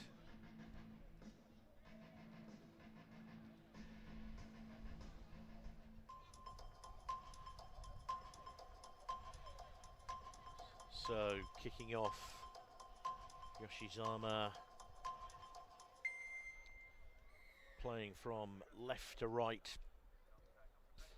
High hanging kick for Japan. Oh, UAE bat that ball backwards into no man's land, and it took some real backpedaling work for UAE to get their hands on this ball and try and steady the ship, and they're still going backwards. Liam Caldwell monstered in the tackle there by Karevi, and the ball goes loose and an early score, but it looks like the referee or the touch judge, oh yeah, it's given. So the referee Craig Chan there obviously conferred with his touch judge, and first score Japan. Yoshizawa, that's a decent strike, but it's just off to the right hand side. Japan 5, UAE 0. Do you know if there's any way we can get the referee feed into our ears? That would be ideal. Yeah, because it's quite possible people at home can hear it Yeah. and we can't, so when we're kind of fumbling around, people at home are going, what the hell is he saying that for? The referee's just said. Oh, that's a great ball here. Now some scrambling defence, so Nati Sao is dragged down just outside the 22. UAE moving this ball well from left to right. Oh, a big bump off there. Oh, some good close contact skills here from UAE. A really good presentation there to keep the ball out of Japan's hands. Caldwell going route one. I think looking for someone to come on an unders line there.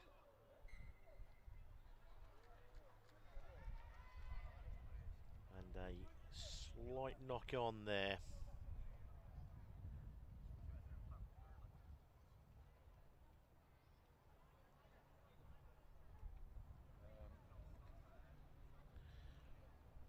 So scrum down will be a feed for the Japanese.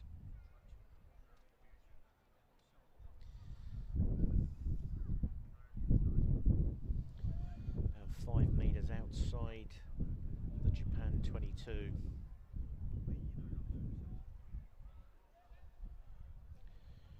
Yoshizawa directly behind the scrummage, and he breaks to the left. And they quickly across the gain line. Driving, pumping the legs through the contact there. And referee Chan gives Yoshizawa the opportunity to go quickly. So I think he's adjudged there was a forward pass there, but UAE were not 10.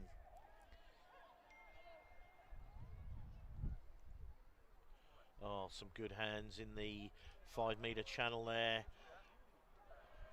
Arnie, that's a really good finish there. He's had to stay really, really strong down that 5 metre channel. Could easily have got bundled into touch.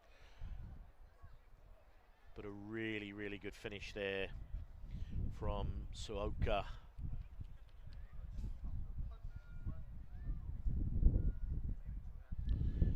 So Yoshizawa with a really difficult kick here. Straight into the teeth of this oncoming breeze.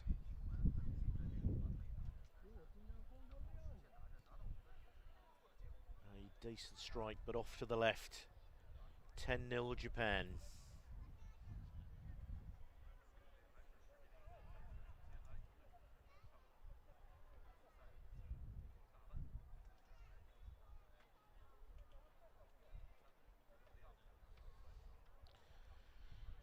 So Yoshizawa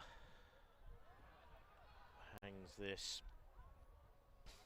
on, the ball bounces, but just a small knock on.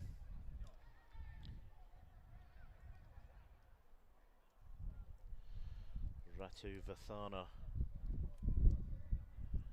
getting his enormous frame in the way there and forcing the knock on.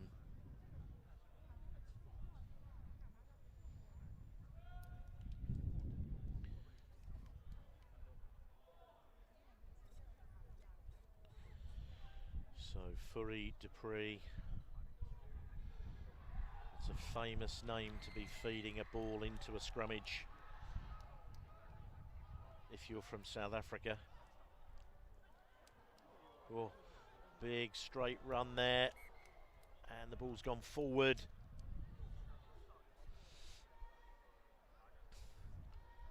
Karevi there, I think in the end should probably have kept the ball in hand there. Got himself virtually over the line, but had already passed the ball backwards and it had gone forwards.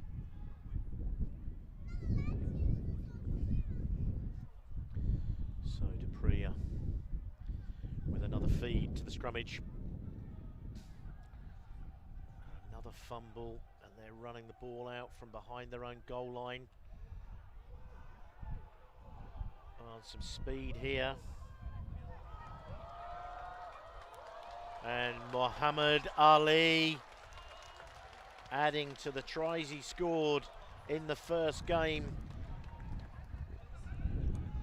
That is coast to coast. From behind their own try line, they have gone the distance, but that is a worrying sign for UAE. Ali is clutching his hamstring.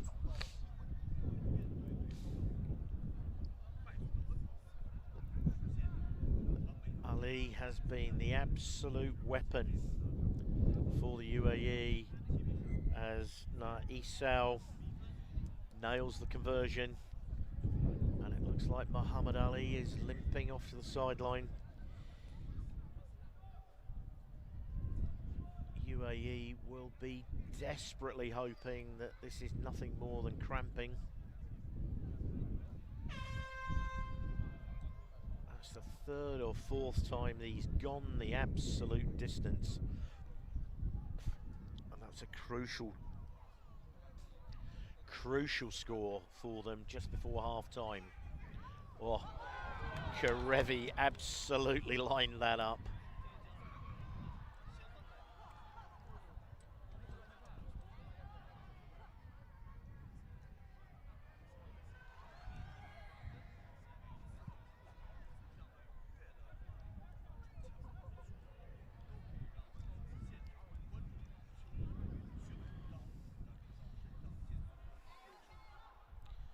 Yoshizawa wrapped up there, and Karevi knocks that one on at the base, and referee Craig Chan blows for half time. So Japan 10, UAE 7, but the UAE speedster Muhammad Ali, having scored a try where UAE went from behind their own try line all the way, and Ali ran it in for probably about 85 metres, and unfortunately ended the play clutching his hamstring.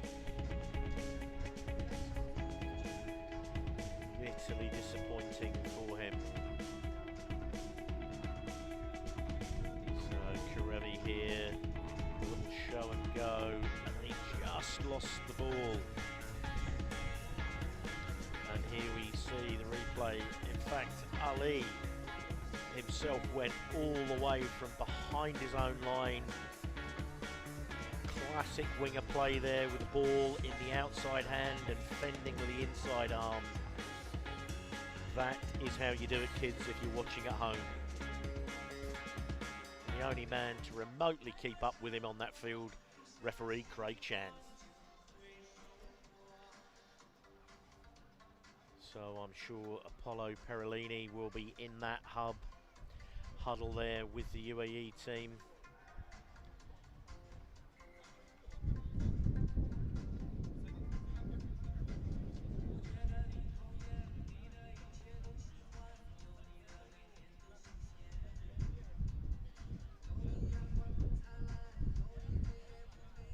So Japan sucking in the big ones.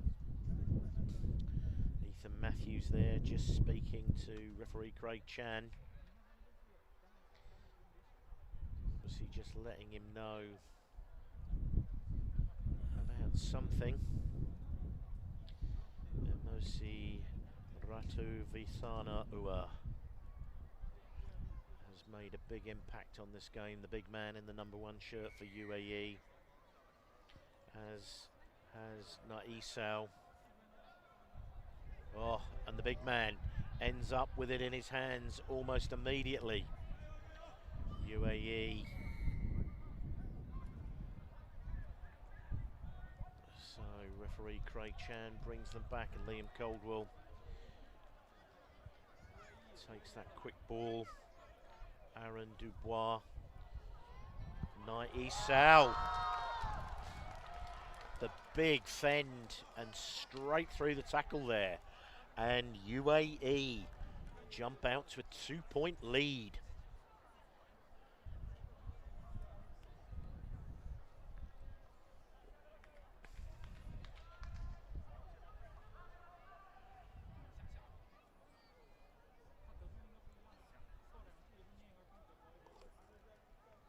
So Naisal taking his time here. And the conversion is good. 14-10 UAE over Japan.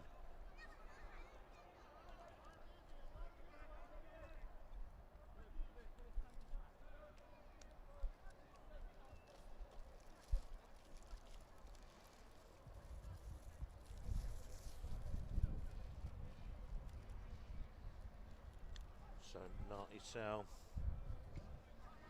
kicks this one deeper.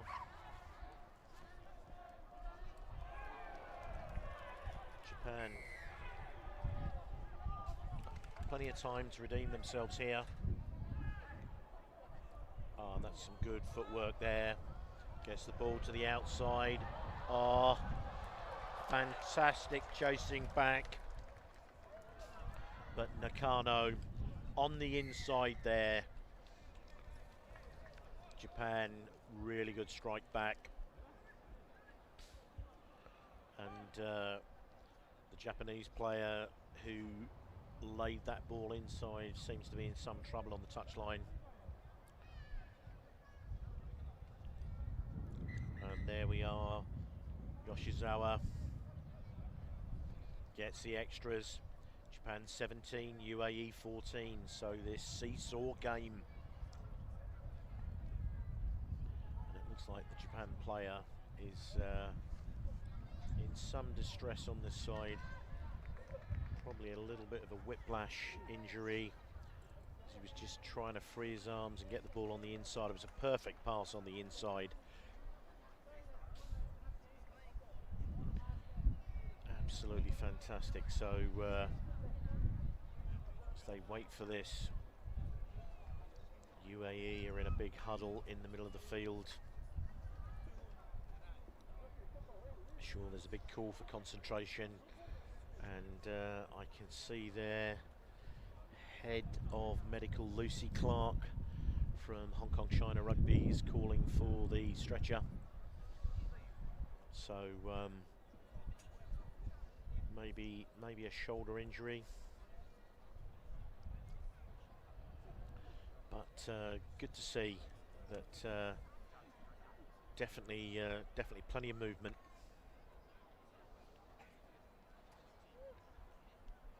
And Lucy Clark there directing operations. She's a fully qualified World Rugby paramedic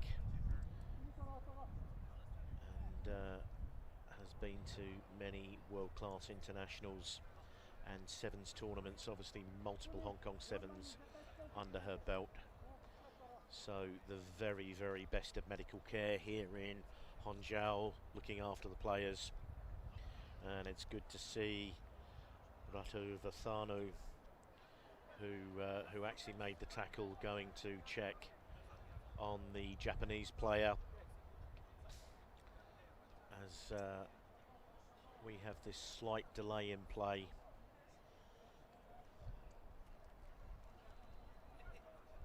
Never good to see a player have to leave the field on a stretcher, but it's always good to see that they're conscious and know that we have the very, very best of medical care and attention pitch side here. Now back to the game. Some 4.5 minutes to go on the TV clock. Not sure what Mr. Chan has got and the timekeepers have got, but we have a 3-point ball game. Japan 17, UAE 14. And a lot of rugby to be played. Looks like Yoshizawa in his wonderful red and white headgear and that ponytail out the back will be lining up to take this kickoff. The UAE players bouncing around there, just trying to stay focused and in the moment. Very, very difficult when you're playing a high-paced game like sevens to keep yourself on the boil when you have a big break like this. The Japan team backing off halfway now and just doing some shuttle runs to keep themselves warm. Running into the try line. Everyone will be very, very aware of the hamstring injury that Muhammad Ali picked up just on the stroke of half time when he scored that 105-metre try, reminiscent of Christian Cullen at the 1996 Hong Kong Sevens. So big round of applause for the Japanese player as he leaves the field. He's, as I said, fully conscious, but he's going straight to the medical room. And referee Chan blows to start the clock. So 4.5 minutes, Japan 17, UAE 14. Oh, Karevi gets up and bats the ball. And, oh, that's cannoned off a foot. That's not the outcome that UAE would have been looking for there. So now they have got to go fully 95 metres. They did it once in the first half, but they are now without their speedster, Muhammad Ali. Last minute call there. Coming from Ratu Vathana. Ball didn't travel 5 metres there.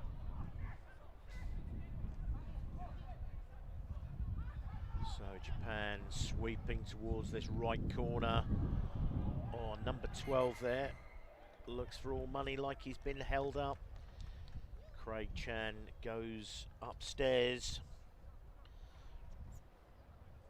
Ryoiso Take. As I've said before, unfortunately here in the commentary box we've got no access to the ref mic or to actually see the TMO replays. That's all going on in the outside broadcast truck. But my money would be on held up. This This is a crucial decision here. And it looks like the message is coming back, held up.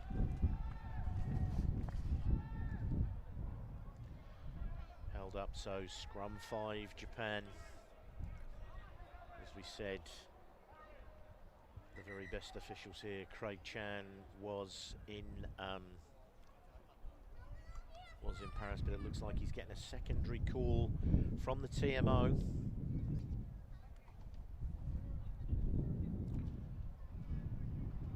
So you can see the ref and the AR both holding their ears. So it looks like there's another call coming in. One would imagine the only other call that could come in would be saying it is a try, unless it's to do with the restart. Obviously it was taken in goal by Japan.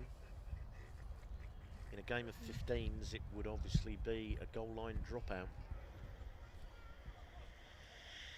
And after all of that, we are back with the scrummage held up. So Shirakuni to feed the ball. Bounces out to the left. Dobashi gets absolutely monstered in the tackle, but Japan are playing with house money here. They've got a quick tap here, and he goes straight through the middle there. And Karevi takes the ownership of that, and it looks like he's got through. Fantastic work there from Joshua Karevi. He took the ownership of that loose ball there and drove over the line there. The Toyota Shockey Shuttles man with a really powerful run there, and that takes the score out to 22-14. So 8 points, kick to come. Right, Yoshizawa. Oh, hits the woodwork. So it's an 8-point ball game with 2 minutes to go.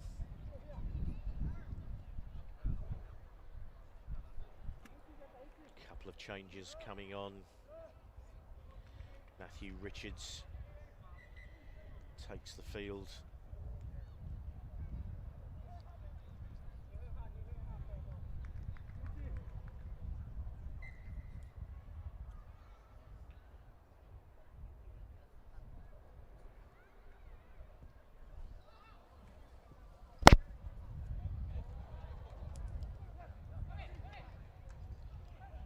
So UAE come up with the ball.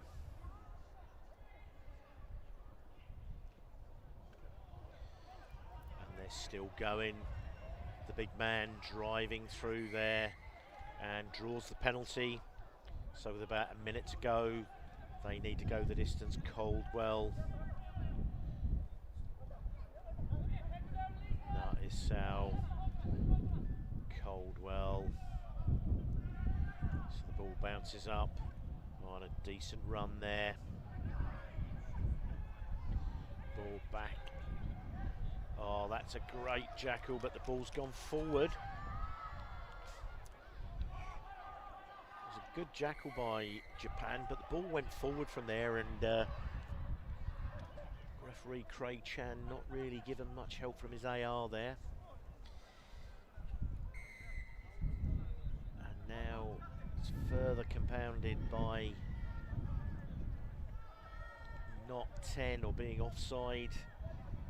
So with just seconds to play, Japan opt for the scrummage, knowing that they have an 8-point advantage, and this will soak up the time and probably draw the final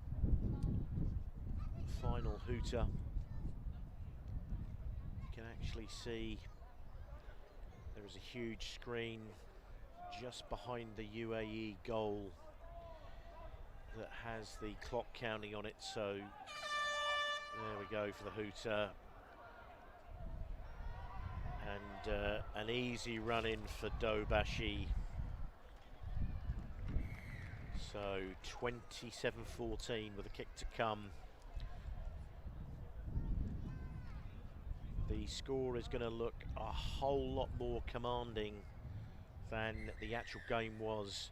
The UAE absolutely played their full part in that game, and had they not lost their speedster Muhammad Ali, things could have been very different. But the two high-level coaches, Apollo Perellini, Phil Greening, embrace at the end of that game, but the honours go to Japan.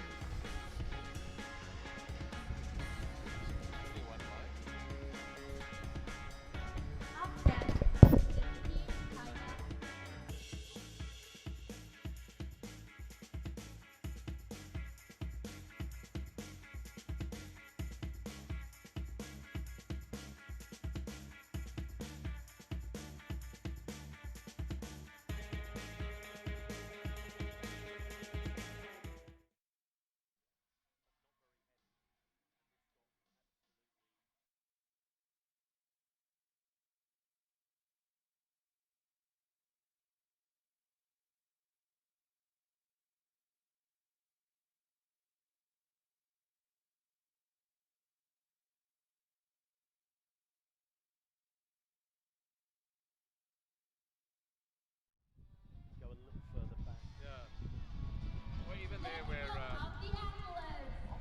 让我们欢迎双方运动员入场。 Team China is in red. Team Malaysia is in blue. I mean, we could sit 身着 beside 红 them. 色队服的是中国 Yeah, 队 yeah, yeah. Beside them. 身着蓝色队服的是马来西亚队。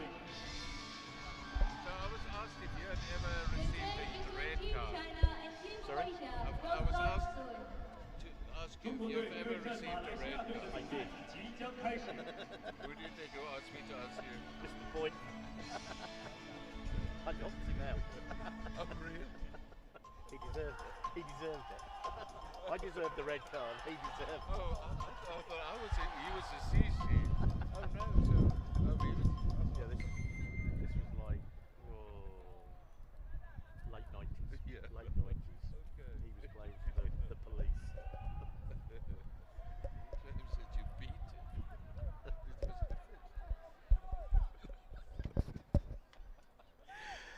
And a little bit of hilarity going on about my former judicial indiscretions on a rugby field. One of the JOs here at the tournament, Mr. Dave Boynton from Hong Kong China Rugby, is goading some of the other people about something that happened in a match in 1998 at Police Boundary Street. Aberdeen Seconds versus Hong Kong Police. I ended up with a red card and Mr. Boynton ended up flat on his back, as we now have home team China men taking on Malaysia. Oh, some great work there by Hu.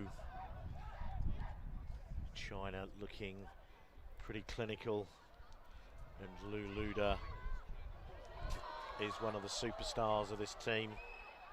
Great work and offload there. Very, very clever player. Chang Shun. And Luda recycles himself, feet inside out. And the crowd really expectant here now. Great work there, Chang Shun. Opening score for China.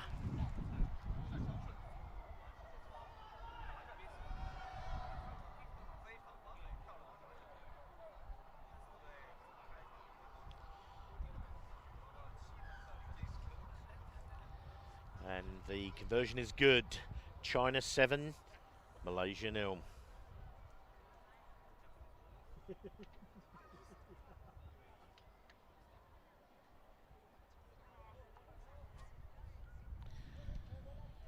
So a really good start to the game.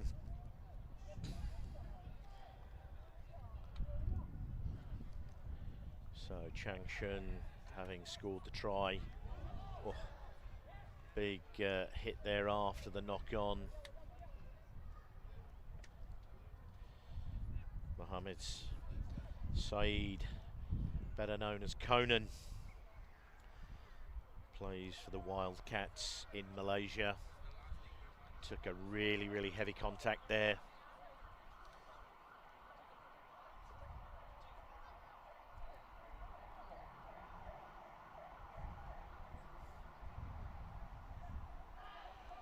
So China come away with this ball, bringing it out to the left edge.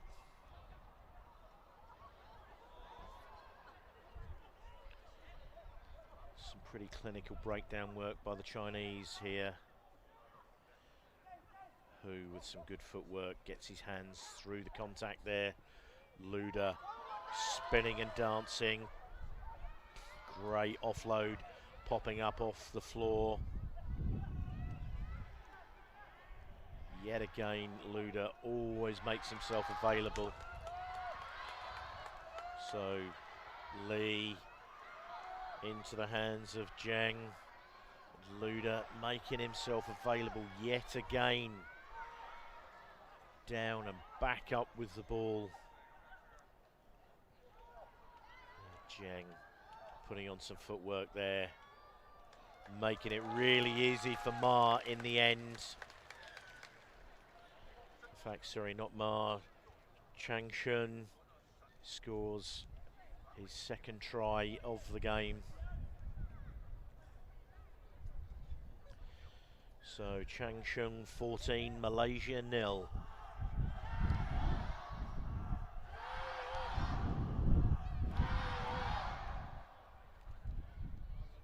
Crowd getting themselves revved up now and engaged.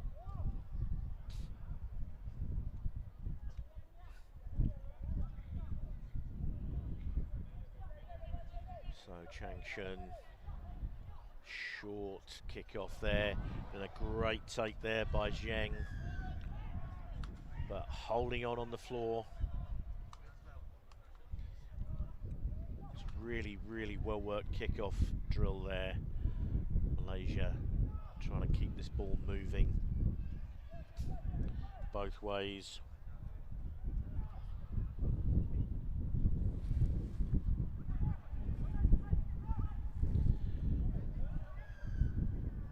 Just coming up offside there. Well, he's actually given it as knocking the ball down. Malaysia just taking a second or two here to suck in some big ones. 5 minutes in and it's been pretty much constant defence. Wu Jiajun trying to keep that ball in field.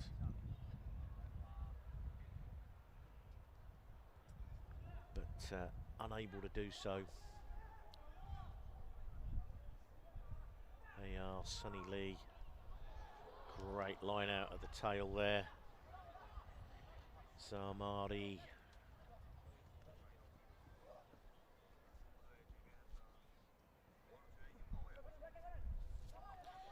Malaysia keeping this ball alive and now swinging it from left to right. Drop the ball on the toe. Some pace down this side. Oh, and the ball just overruns. Terrible bounce of the ball, but not rolling away. And Luda on hand yet again.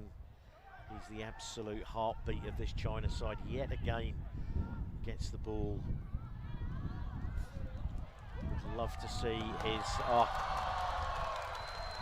absolute pace. And there he is for a first half hat-trick. Chang Shun.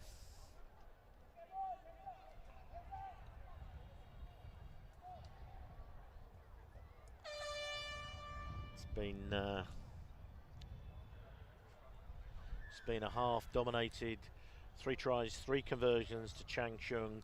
21-0 China over Malaysia, and Chang Shun has dominated the scoreboard, and Lu Luda has without doubt dominated the possession.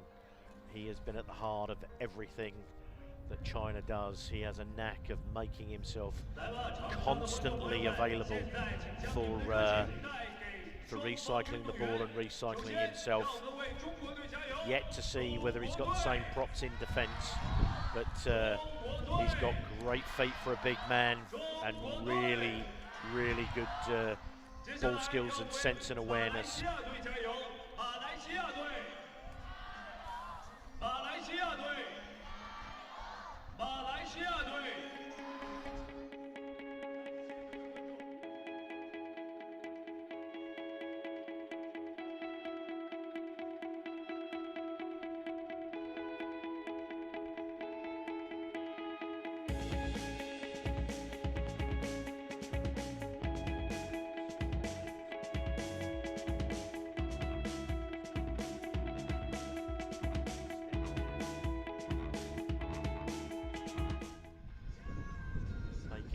Work of this at the moment. 21 points to nil. It's a tough ask for Malaysia.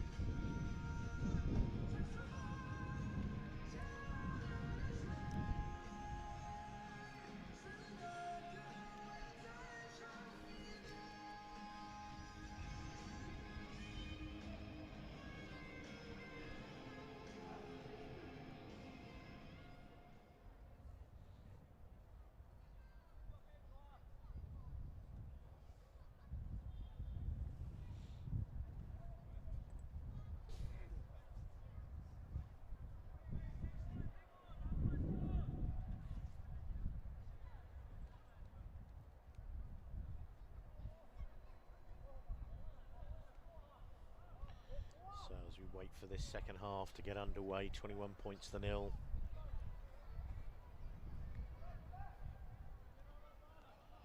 And here he's been the star of the show, Chang Shun, with the kickoff as China now kick off right to left as we look at this. And the referee adjudges that and knock on. Really good kick-off skills there from China.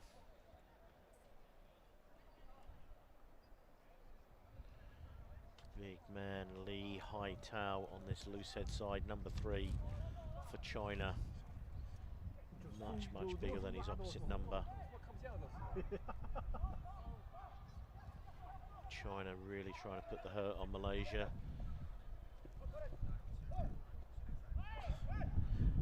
Some really good footballing skills there from Zamri, but China come away with the ball. It's that man Chang Shun again.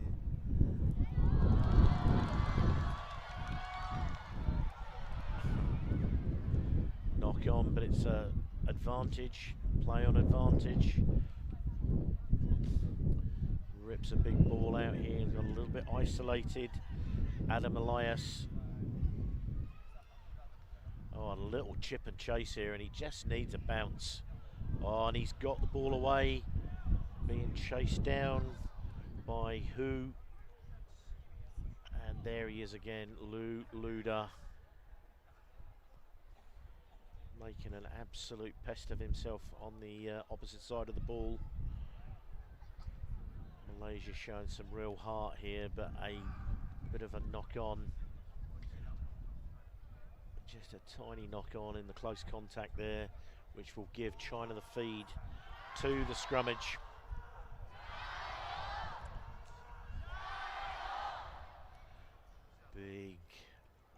Big cries of Gai Yao from the crowd here in Hongzhou.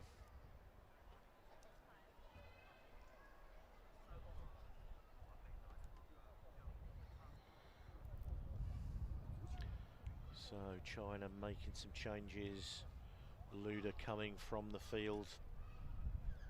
Oh no, it's been sent back out, but they have brought Chang Shun, the star point scorer, from the field, protecting him for their final game of the day, where they will take on Japan.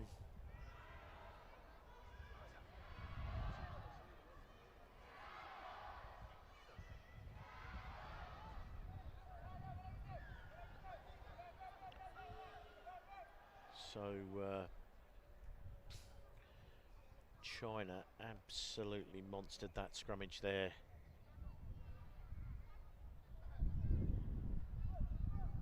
Liuda, not only one of the stars with ball in hand, he's also playing prop forward here on the tight head side of the China scrummage. You can see him back bent, and got a real tight head up wheel there, which allowed a really good line for the halfback to run onto. Oh, great wheels down the outside. Hao Xiang Ma, really good work there. And if we get to see a replay of that, again, classic skills, ball in the outside arm, the little stop, go, feint to the inside, and then went again and put the big fend on. Fantastically good, close skills there. But that all started with a really good scrummage, and Liuda got a good tight head up wheel, which allowed his halfback to scoot away on that right hand side. And the conversion is good. 28 points to 0. Really good finish there by Ma Hao Xiang.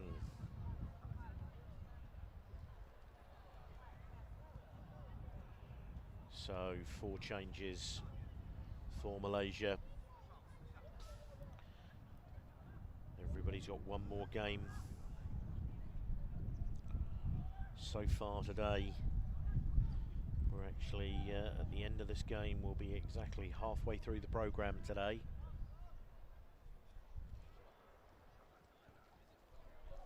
High hanging kick right on the 10-metre line. Some good work there initially by Malaysia to try and take that one, but China come up with the scraps. And the referee eventually deems that there's been a knock-on the floor there. And it looks like Nazaruddin from the Royal Town Warriors looks to have picked up some kind of soft tissue injury.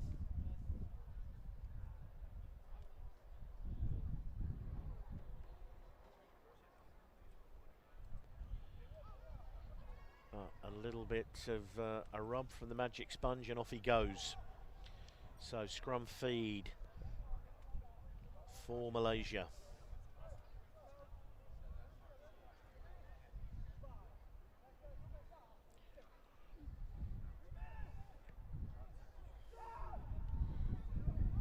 Good skills there at the scrummage from Malaysia. They bring the ball out to the left edge. And after an initial good piece of play by Azizad, he gets bundled into touch. And the ball is now in the hands of Liuda on the left edge, and he's fighting hard. It takes a couple of men to bring him down, but in the end, a judge to have come in on the angle.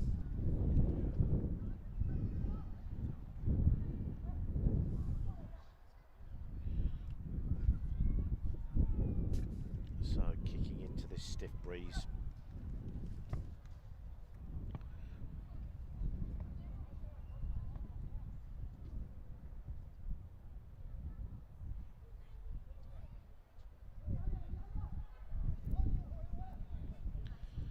So about 1.5 minutes to play here. And a good steal at the line out there by China. They've got this game wrapped up at 28 points to 0. Oh, some really good feet. Just lost his footing on the turf there. But some really enterprising play here by China. Forcing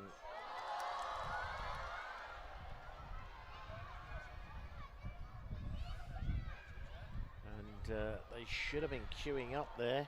Ends up in the hands of Huang. So they still have the ball. Malaysia really big defence, but just eventually running out of numbers, and Ma Haoxing with another score. So 33 points to nil,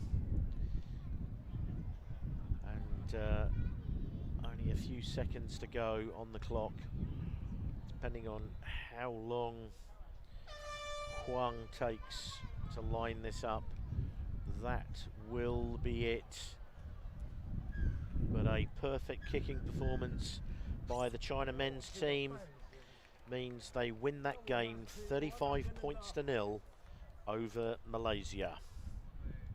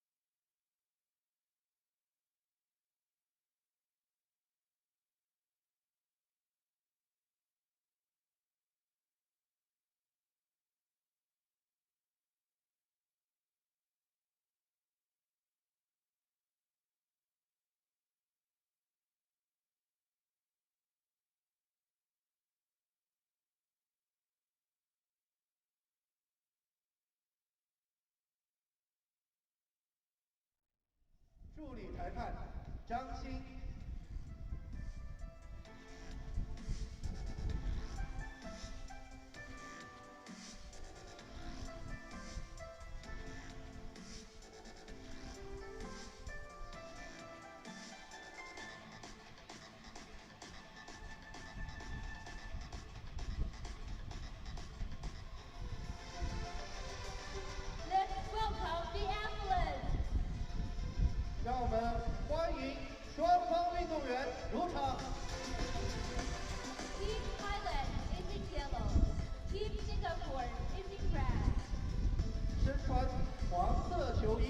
是泰国队，身穿红色球衣的是新加坡队。 The game between Team Thailand and Team Singapore will start soon. 泰国队对阵新加坡队的比赛即将开始。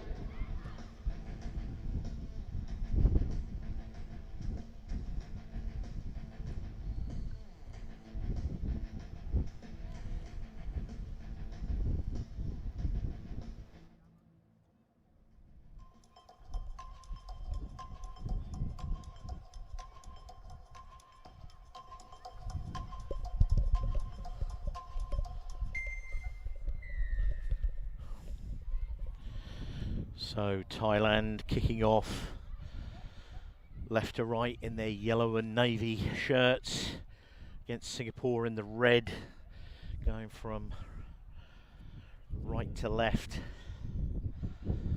Immediately Thailand putting pressure on inside the Singapore 22. Singapore try and come away with it. Fel Teo with a good carry there. Singapore number 4 from the Bedok Kings Club. Oh, another good carry from her.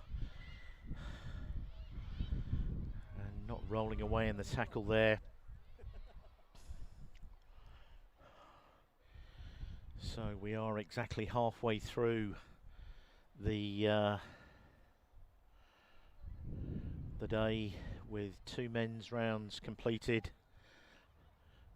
And 1 women's and 2 women's to go. Oh, desperately close there to a try, but it's actually Singapore have come away with that one and just got the ball back into play.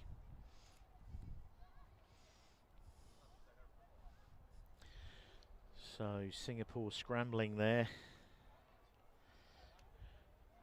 The Thai team earlier on today won a tight game against Kazakhstan. Karoon, any of the former scores? Yeah, if someone can get it printed, yeah, that would be really good. Thank you. Sent up, yeah.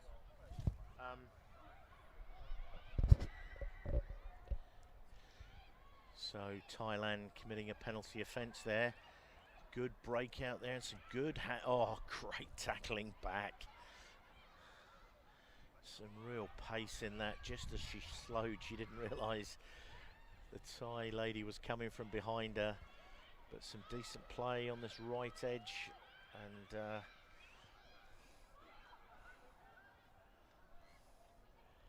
Chanel Weng gets away with one on the floor there.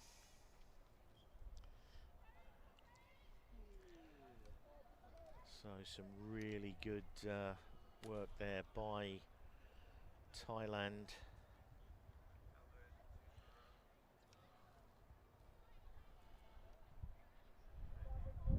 One kid on the tight head side of this Thai scrummage. Wittiyaran Nayut with the feed. Thailand come away with it. And they swing out to the left. A little show and go there. Steps back inside. Yodya.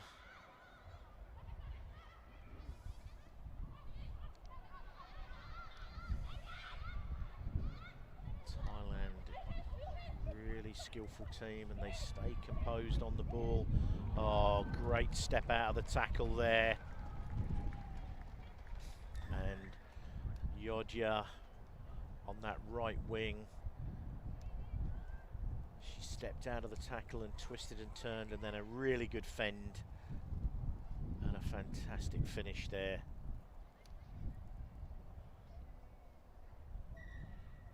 Really good to see those skills.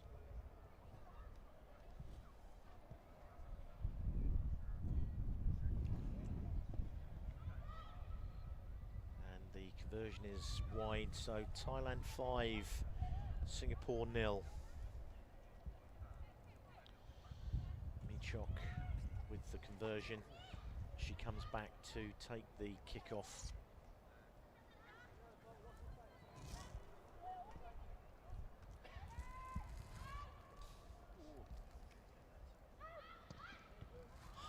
high and to the left. Good tackle there by Huan Kids.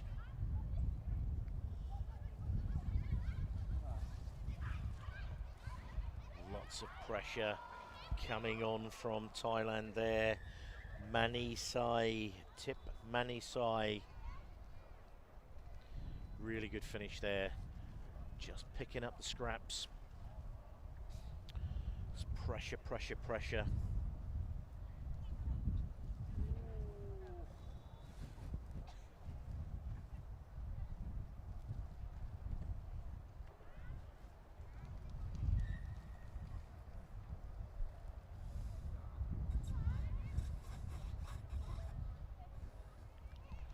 So the conversion is good, 12 points to 0. Thailand have put the pressure on so far in the early part of this first half. Nichok with the kick, well fielded there by Singapore set up a ruck in midfield, having to work really hard for this. There's a real press coming on from Thailand in defence. So that's a good drive there. She left the ball behind. Though she got back, fell Tio and recovered the ball, deemed to have knocked it on. So it's going to be a scrum feed for Thailand. Witayara Naya with the feed.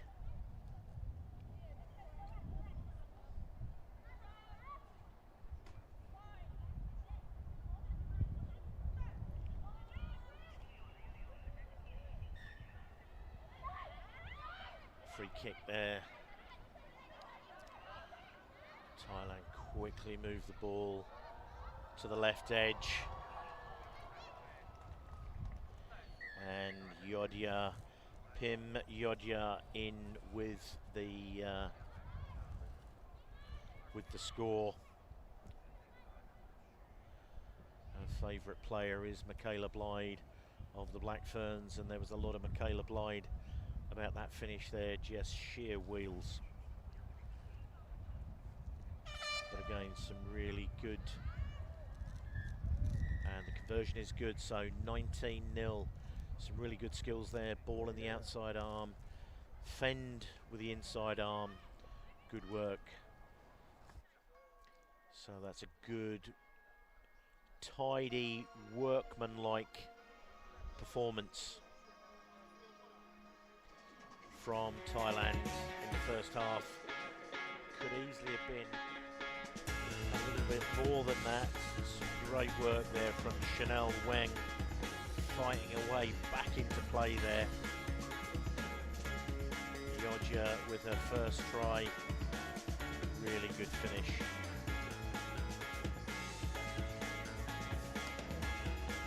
And sweeping onto this was Manisai. And then Yodja again. Ball on the outside arm and just got herself around the outside there. Great finish. 19-0. Thailand over Singapore. As we listen to some great tunes in the stadium here in Hangzhou, China.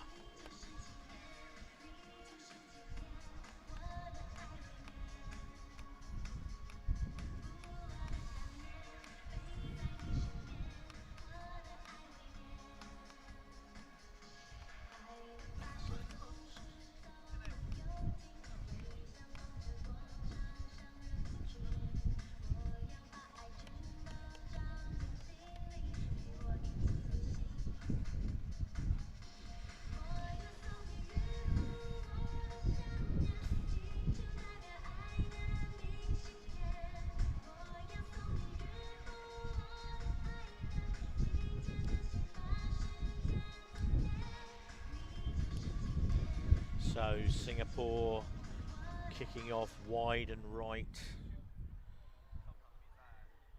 Thailand have recovered that ball, but adjudged to have not cleared away from the tackle there. So Witayara Nayut Pulls this ball inside.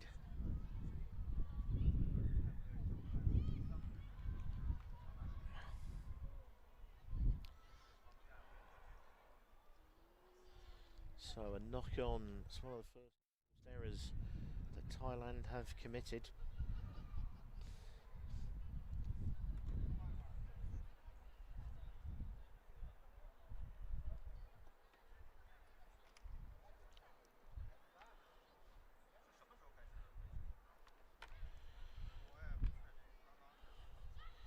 So, great little break there, just leaves the ball behind. So all that good work just undone there.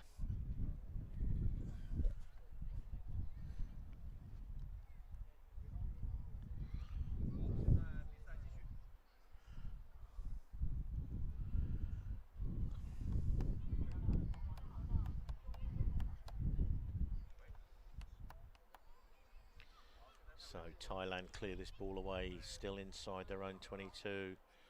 Yodja, again, great feed, back on the inside.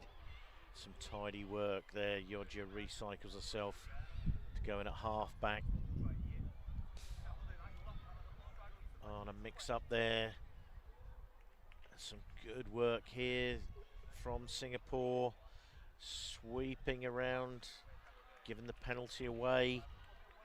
Victoria Chu making away just 5 metres short now, and the ball has popped out on the Thai side of that ruck.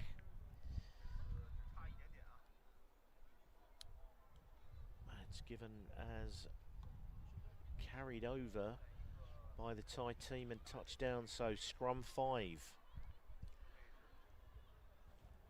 So Singapore have got attackers left and right.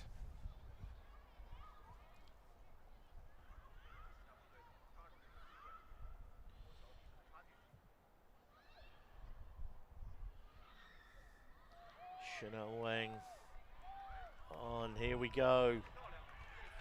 And a great score there for Samantha Teo.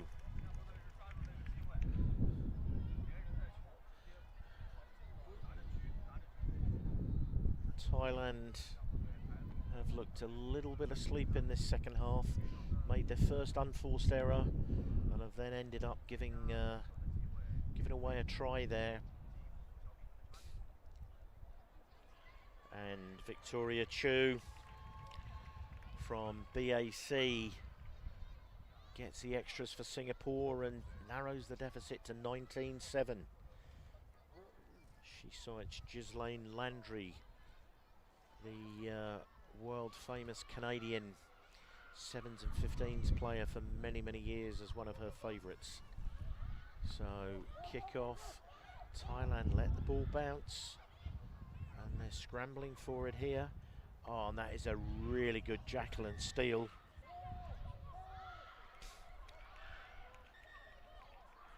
And this is going to be a yellow card for playing the player not 10. So real opportunity now for Singapore to put some pressure on. 3 minutes to go, and 2 of them, Thailand will be down to 6 players. They've opted the scrummage. The feed's going to be by try scorer Samantha Teo. They really need to work hard here, and Teo wanted to go quickly. She kicks the ball forwards, but some decent defence here from the Thai side, and they look like they've held her up, but not 10. Singapore. Teo does well again, and that could well see Thailand down to 5 players. So an absolutely golden opportunity here for Singapore. So they've probably got another 45 seconds to go with a 2-player advantage.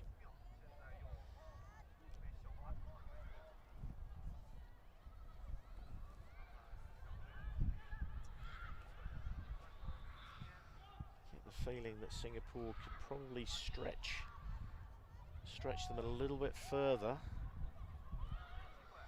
But Thailand have done well to make that tackle. Some really good defence. And the ball now in the hands. Great score there by Chanel Wang. But Thailand have done really, really well because they forced them wide, which is absolutely superb work considering they only had 5 players on the field. Really good work from them.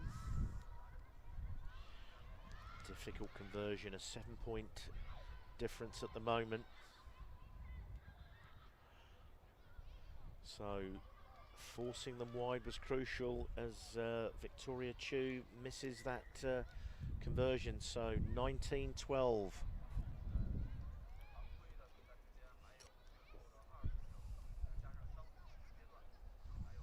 Thailand are back to 6 now.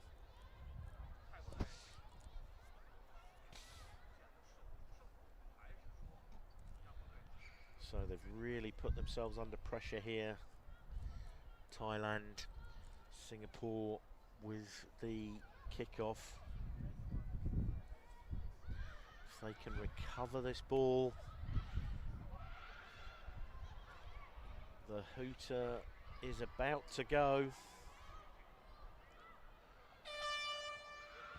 Thailand, if they had any sense, they would try and get this ball off the pitch. She should run. Oh, great play. Showed that ball inside and then out.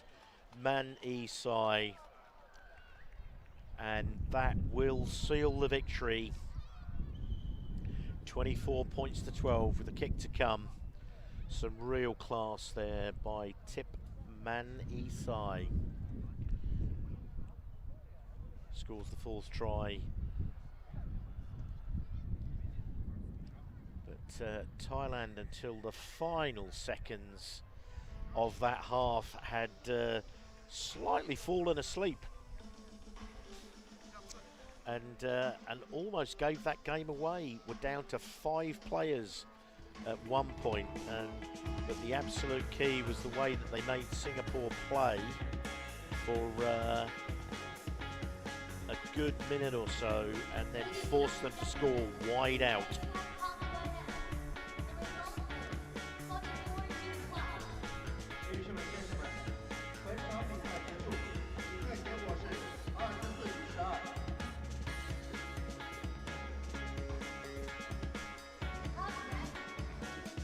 China and Team Kazakhstan. Please stay tuned. 即将进行的比赛是中国队对阵哈萨克斯坦队，请持续关注。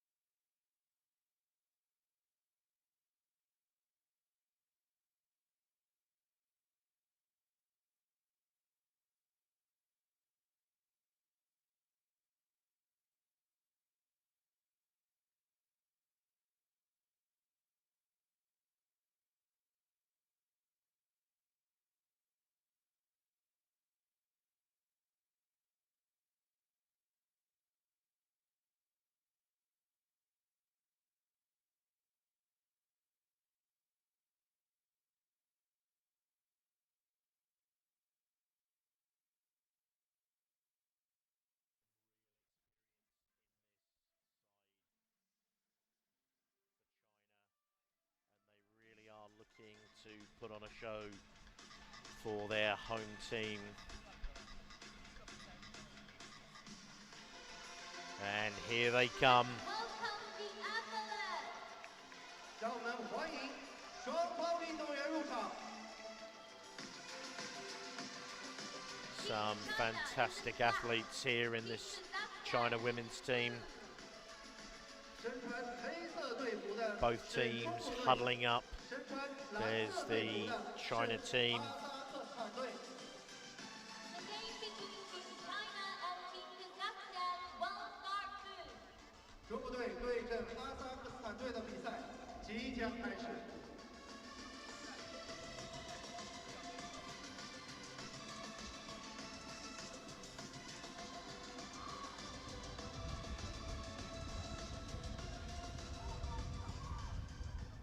Some pretty stern words there from Kazakhstan, number 10, Koishibayeva.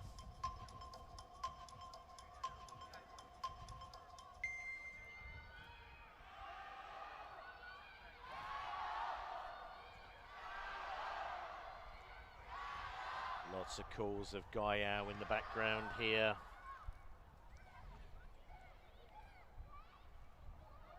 Kan Tian with a good take, and a little bit of a sloppy mistake there from China. Juliet Liao. You don't often see mistakes like that from China.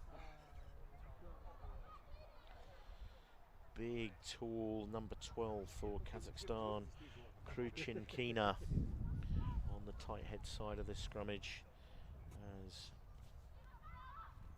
Drobovskaya, oh, she steps inside, and an immediate score for Drobovskaya for Kazakhstan. Silences the crowd, and there's a real spring in her step there.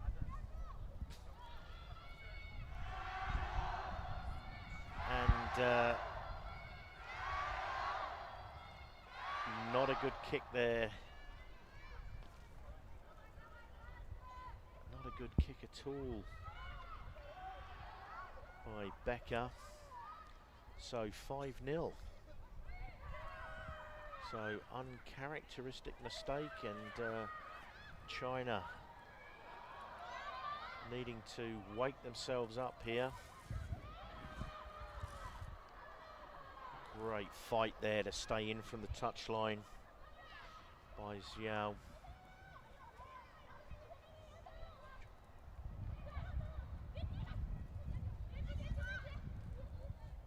Some good work there by Kang.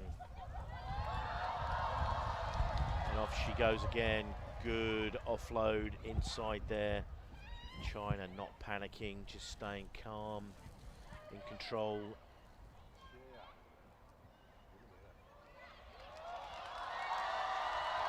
Oh, and a fantastic finish there by Zhou. So the equalising score there. China just remained calm, but some really, really good work there by Zhou earlier on in the move. She looked like she was threatened to be bundled out into touch. Looks like she's carrying somewhat of a knee injury. Heavily strapped on her right knee. Oh, fantastic kick for the extras. Chen Kei showing why she is an Olympian. So 7-5, normality has been restored.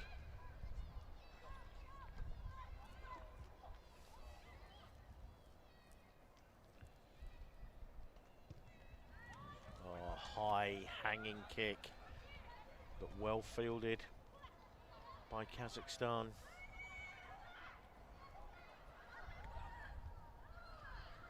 She takes on the line there, sets up a ruck, gives everyone a target.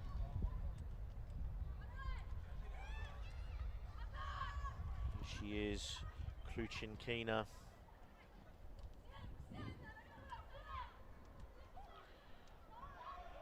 Kazakhstan looking a little bit more alive in this game than they did against Thailand. Drabovskaya gets scragged there. Pikujina. She is Kruchinkina.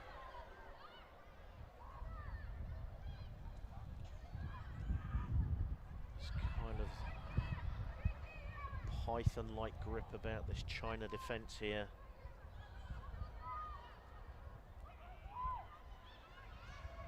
Ball ends up on the floor, but yeah, just slightly going forward. So China really putting the pressure on. Almost, as I said, like the coils of a python, just slowly constricting Kazakhstan.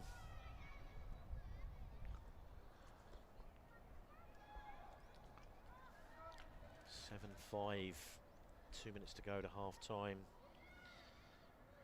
Kang Tien with the feed to this scrummage. She clears the ball away to Liao. Dodo. She keeps going, driving hard, but gets run out. So skipper Dodo tried to use her pace to get around the outside, but just got run into touch there. So Drobovskaya with the feed to this line out. Looks like it's going to be an underhand. They're now behind their own line. Kick the ball and it's gone infield. Drobovskaya with a really good chase there.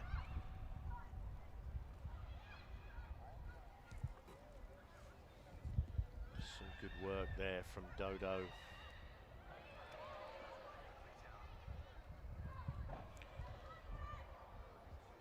Chen has to go back in.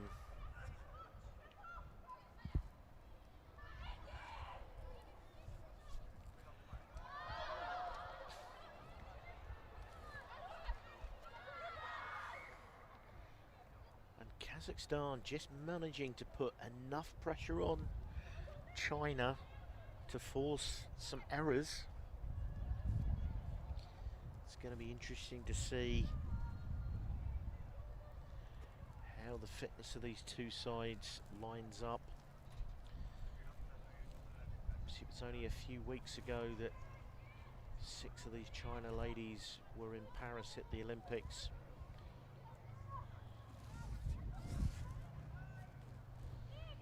They've been eating rice and drinking beer ever since. They should be in pretty good shape.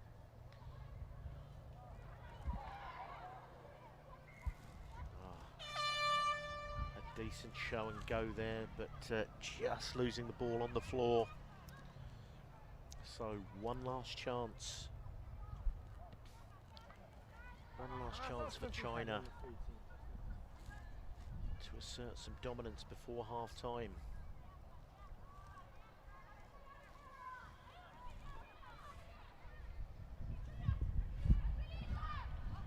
As they break to the right here. Dodo with a really good run there. Really good intervention there. Standing over the ball, Becker. Be interesting to see whether they play away from here or just take the 7-5 at half time. So decent work there. I said before the game that Fabian Juries would need to have gotten his ladies far more intense in this game, and they've come out looking much better in this half, which is really good to see.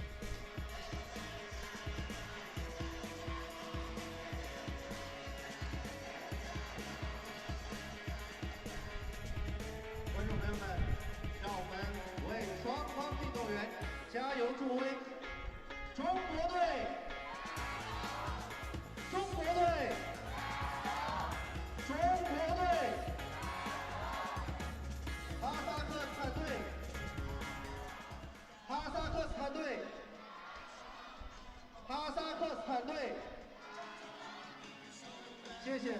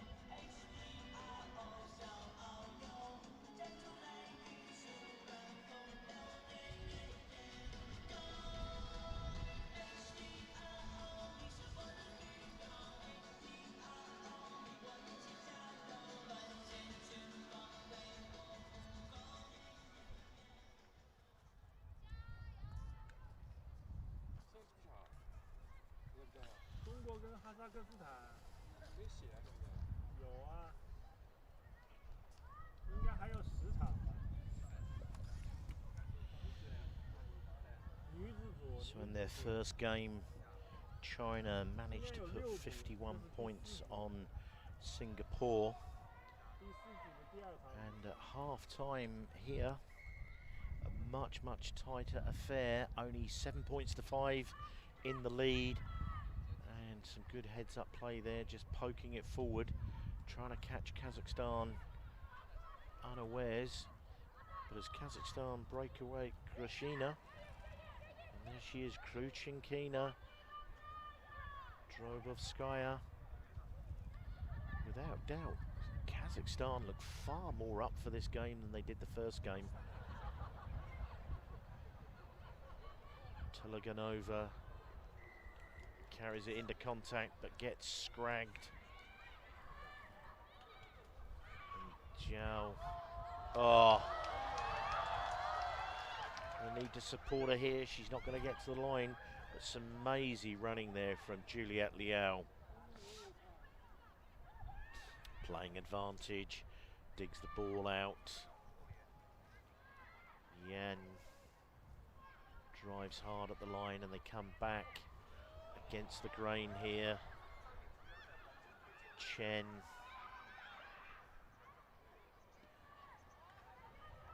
Now wide out. Yang Feifei.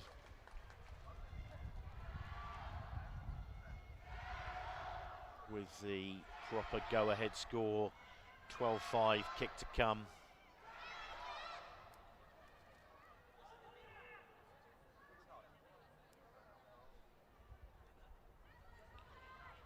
So Chen Kei is good with the conversion, 14-5.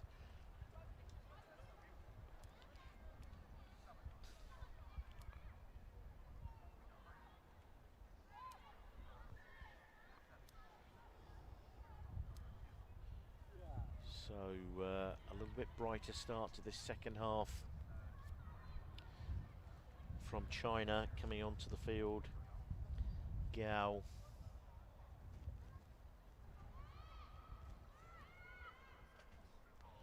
Replacing Yu Chen.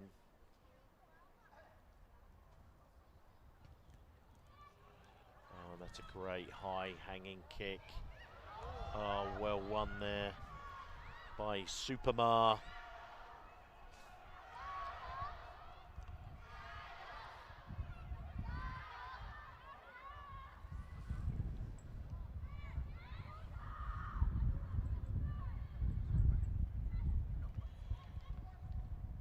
China moving this ball well from right to left. Talaganova almost getting caught offside there. Dodo rips the ball. Yan puts the ball on the toe. Now it's a foot race. Really good work chasing back there from Tatiana Kruchinkina. And now China swing it back to the other coast. into the hands of Supermar.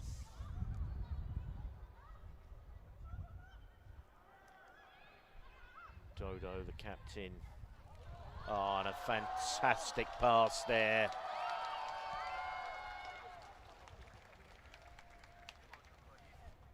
Yan to Chen. Chen Ke-yi. That was an absolutely fantastic pass there by Yan Mei Ling.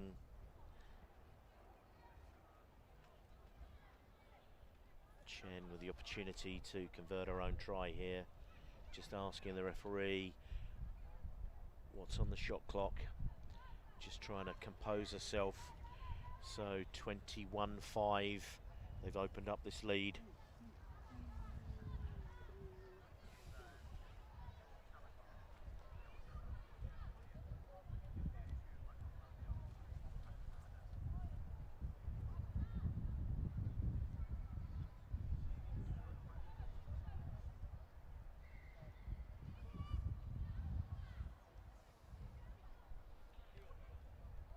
So some changes here for China. Again, just making sure that they protect their better players for the rest of the games to come.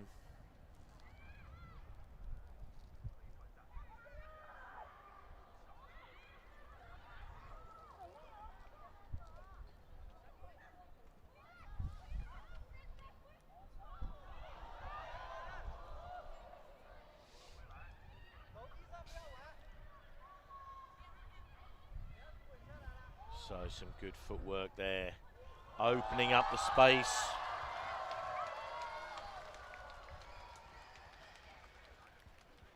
For Chen Ying. Some really good footwork that brought two defenders onto her, and she knew that if somebody ran with a hard line off her, which they did, there would be space. Good score. Chen Ying being asked to attempt the conversion. Not the most conventional way of doing it, but it sails straight down the middle, and 100% kicking so far. 4 tries, 4 conversions. China 28, Kazakhstan 5.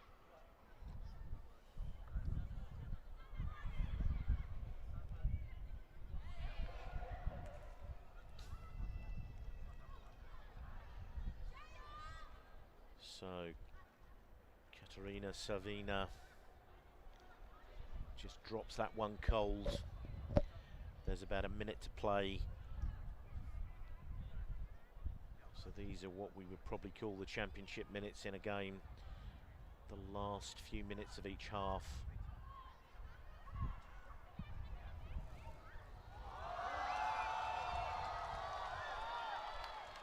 And this is where China are really showing their class.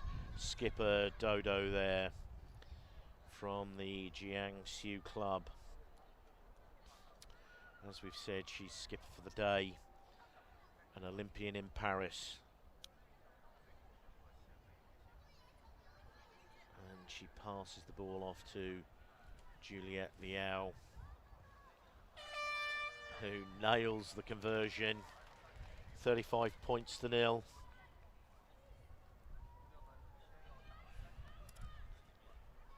There'll be time for one more kickoff. So after going behind a shock 5 points to 0, China have come back and scored 35 unanswered points so far. That's a huge punt straight down the middle. China chasing back. And Gao decides to end the game there, and 35 points to 5, but a much, much better showing from the ladies from Kazakhstan.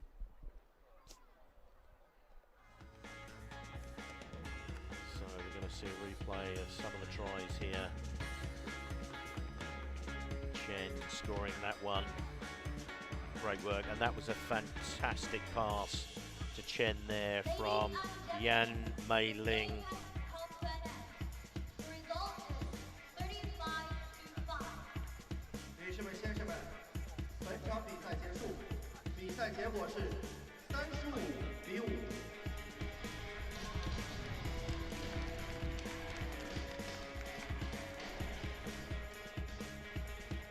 Up next is the team Hong Kong, China. Up next is the team Japan and team Malaysia. 即将进行的比赛是日本队。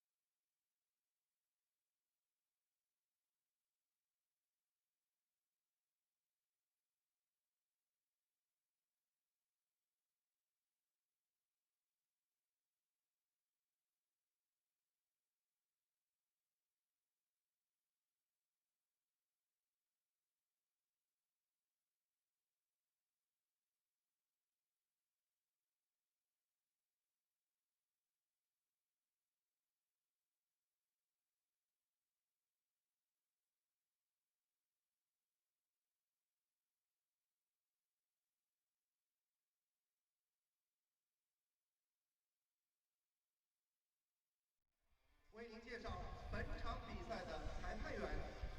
The referee, 主裁判、 Sunny Lee. Assistant referee, 助理裁判、 Ishanka. Assistant referee, 助理裁判李恩来。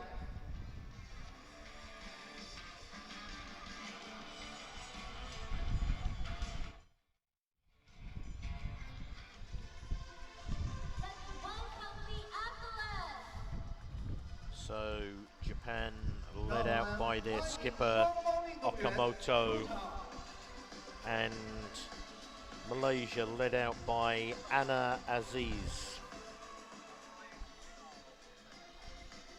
Team Japan is in white.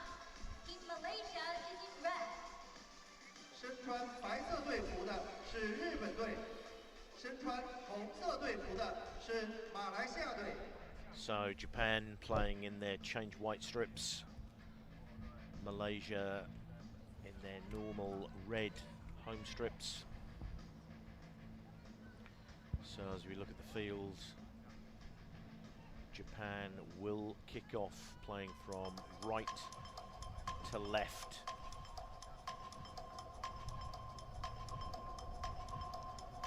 Looking like they will kick to the left. And indeed they do.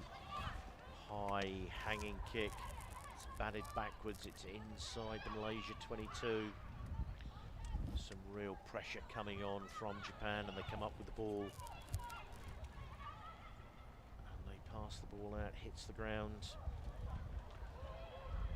Driving. Having brought it to the right, they now go to the left.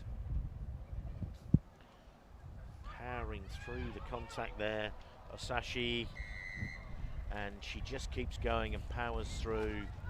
And our referee for this game from Hong Kong China Rugby Union, Sunny Lee. Sunny was one of the officials at the Paris Olympics, so nothing but top quality officials here in Hangzhou. The Asia Rugby Emirates 7 series.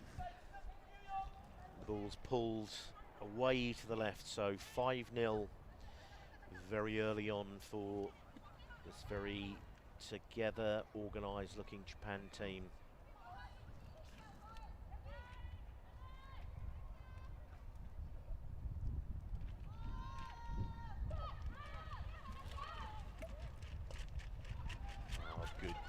Good skills from Japan. Pinpoint accuracy on the kick. And a good score there for Nagaoka of the TKM club.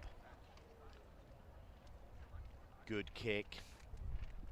Good jump to bat it back, and straight onto it, Nagaoka. 2 minutes, 2 tries.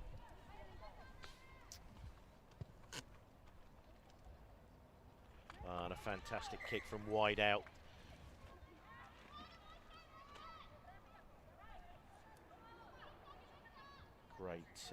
Great kicking skills. 12 points to 0.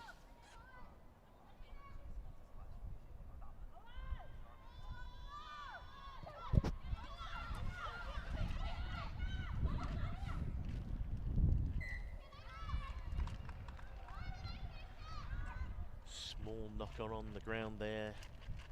Referee Lee picks up, so it'll be a scrum feed for Japan.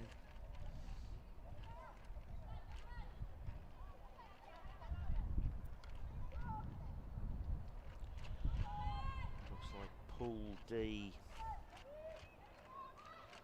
could come down to the final game. So offside at the scrummage. And bring it back. Oh, good solid tackle there from Malaysia. Mohad Radza. So that's a second. Oh, pulling the hair. So Loma Tajuddin, 2 minutes in the bin. I think that was an accidental hair pull there. So immediately Japan with player advantage, call for the scrummage.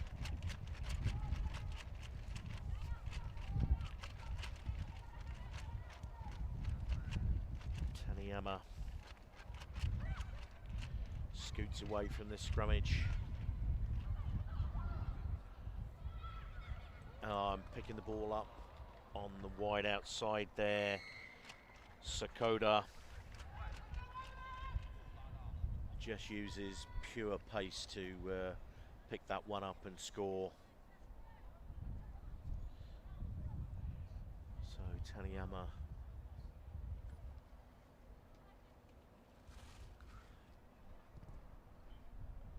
she has a really good consistent pre-shot routine there, and she nails the extras.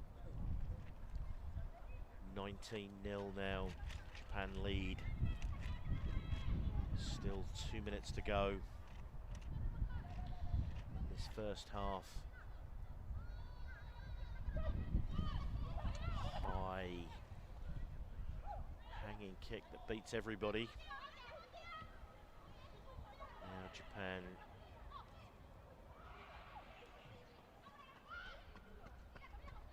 being forced back by Malaysia. Eventually carrying it into contact. Oh, and some good catch and pass. Oh, and some really good fast feet there from Akita.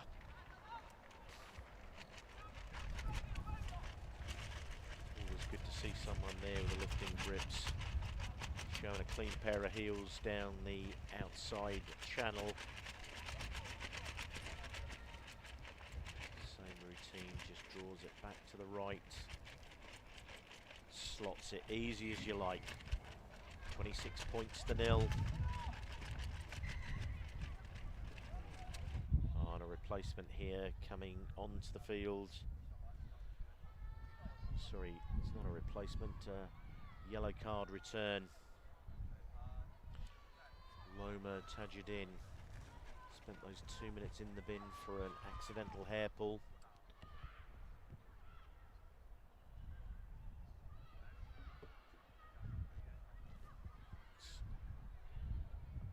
Shapes up for a big pass on the inside, but then goes back against the grain. Radza now drops it on the toe and gets the Japanese turning.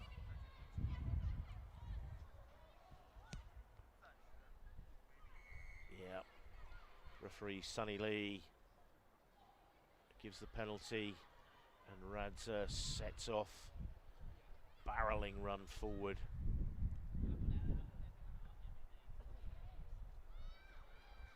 Good tackle there from the Japanese, and I think, oh, fantastic steal there. Referee Lee lets that go because the ball was taken cleanly. And now this could be a relatively simple run in for Ishida, member of the Tokyo Sankyu Phoenix Club in Japan. Shows a clean pair of heels.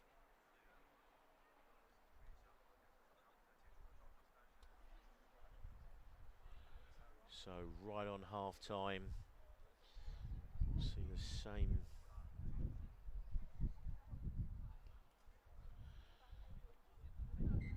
but just off to the left there, but that's a pretty commanding lead at half time. 31 points to 0. Malaysia.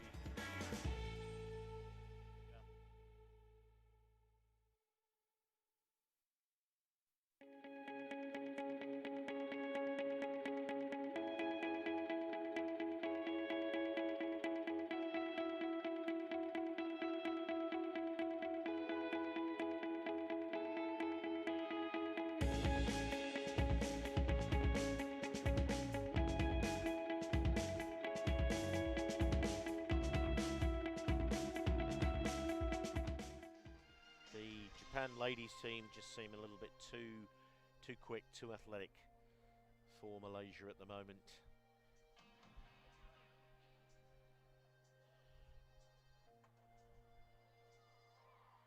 Malaysia will take on UAE in the final round games. Be interesting to see how those matchups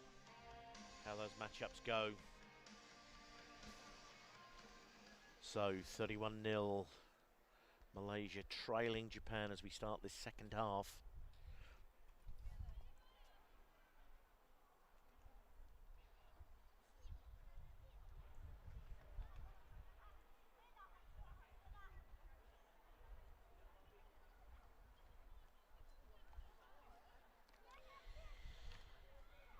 So Baduk gets the second half underway. Deep kick. And Japan move the ball from right to left here. Get it in the outside channel. She picks a fantastic line there and absolutely slices through like a hot knife through butter. Absolutely fantastic work there from Sakodo from the Nanero Prism Club in Fukuoka.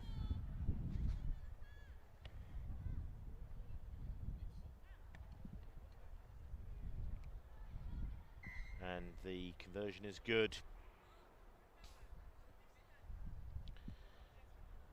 Good start to this second half for Japan.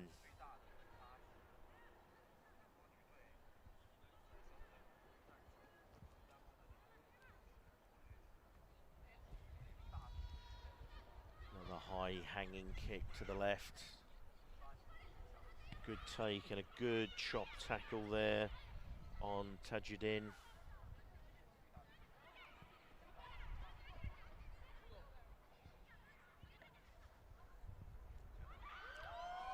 On a breakout here. But some really good work there, tackling back on Anna Aziz. Malaysia really trying to make a game of this here.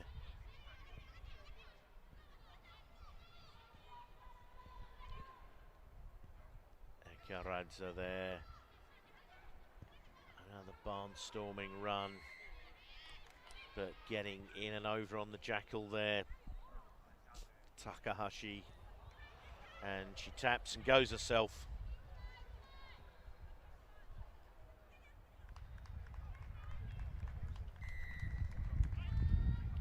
So Takahashi with the score.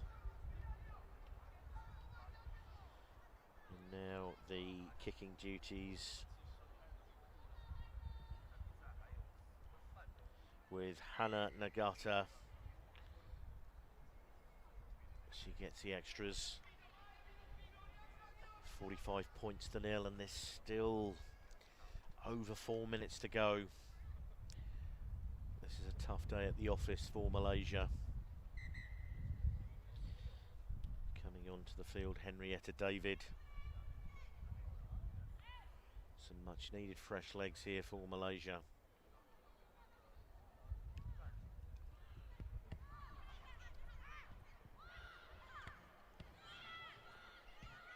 Good take there by Manji. A loose pass. Immediately puts Malaysia back inside their own 22. Oh, and she just takes the ball away from her. Okamoto, also with the Tokyo Sankyu Phoenix Club. Just a little bit too easy, that one, and that is the half century has been posted.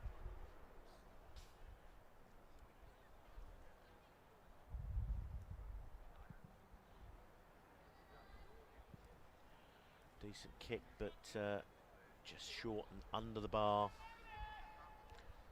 So 3 minutes to go, 50 points to nil. And all the pressure has been on Malaysia for this entire game.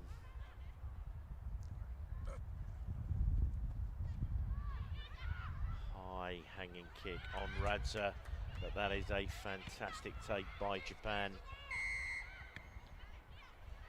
But she doesn't release the ball on the floor, and Tajuddin, off she goes.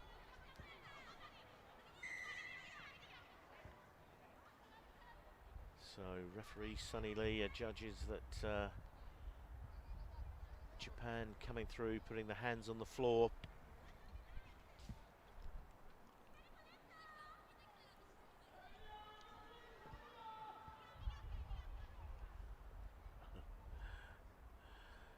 Radza in no hurry to rush off on this game. Malaysia decide that they will set a scrum. And Hanan Abdul Hadi will feed this ball.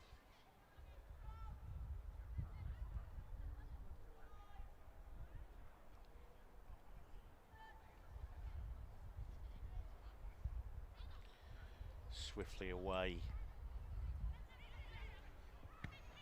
Malaysia going across the field, making it pretty easy for the Japan defence, who've been pretty tight all day so far. Some real industry there from Henrietta David. But straight through on that ball from Susaki. And Henrietta David gets 2 minutes in the bin, so that will see Malaysia end the game with only 6 players, and immediately Japan call for the scrummage. They are very much going for the jugular here.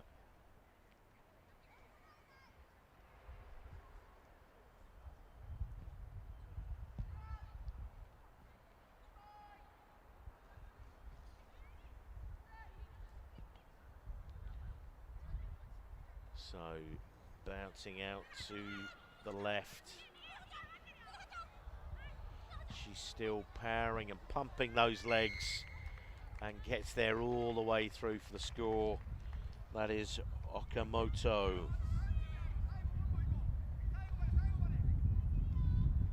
So Japan have made pretty steady progress in this game.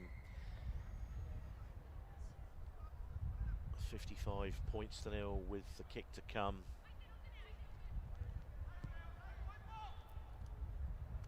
It's been pretty much plain sailing for them throughout this game.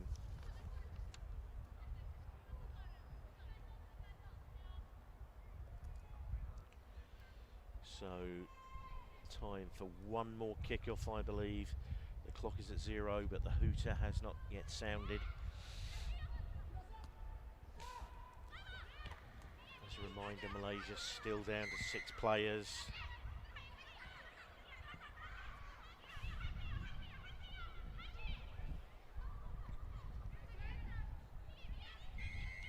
Oh, more good jackal work over the ball there from Sakoda.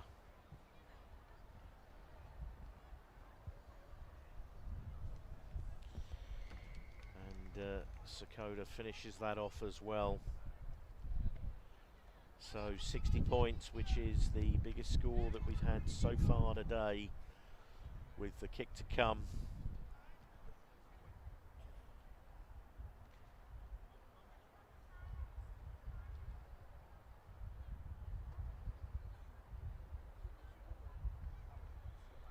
Referee Sunny Lee telling her that she had 5 seconds.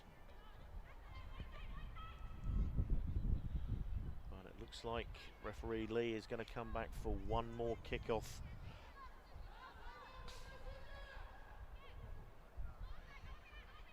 So unfortunately for Malaysia, the pain is not yet over, but they are back to 7 players.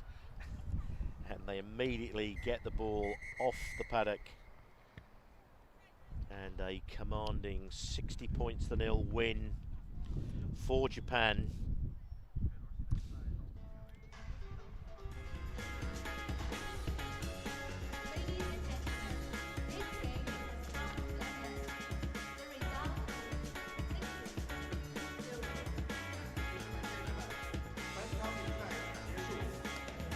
So very much one-way traffic there for Japan.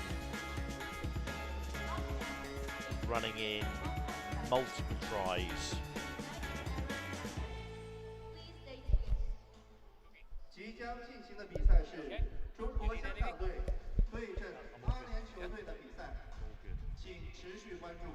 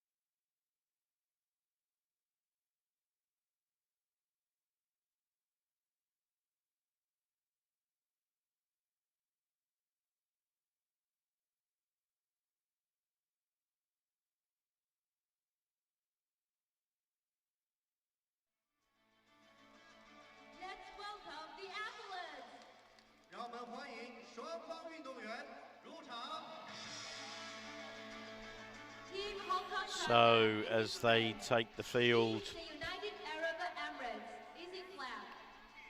身穿灰色 skipper 队服 Chloe 的 Chan 是中国香港队，身穿黑色队服的是阿联酋队。 The game between Team Hong Kong China and Team the United Arab Emirates will start soon. 中国香港队对阵阿联酋队的比赛即将开始。 so wow, the floodlights coming on, absolute light up as we watch UAE in their white shirts kicking off left to right. Hong Kong wearing their blue shirts, and Maggie Ao Young just plucks that ball out of the air, although it hadn't gone 10, but then immediately gets turned over on the floor. So UAE in possession of the ball. Now moving the ball from right to left. Good tackle in midfield there, and a great Jacqueline take of the ball. And Vivian Poon shows a clean pair of heels, goes around the side of the ruck, and fantastic score by Vivian there to open the account for Hong Kong China.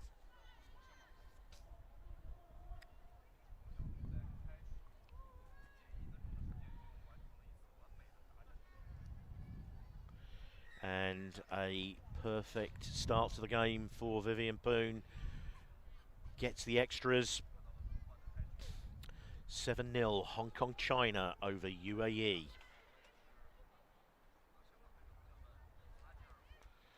So Stephanie Chan. Straight up kick, and a really good take there by Maggie.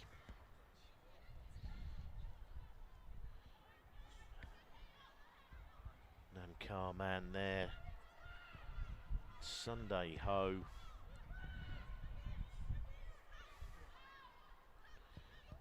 This is great work, Vivian Poon again.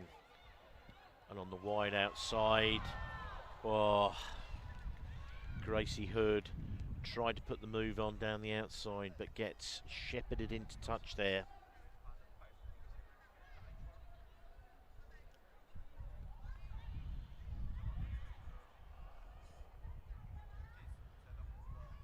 Front of the line.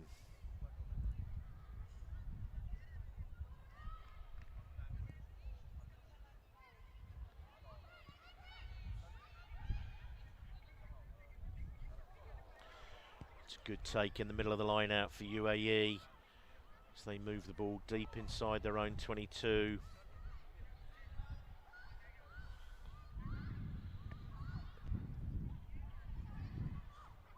Tara Cooney.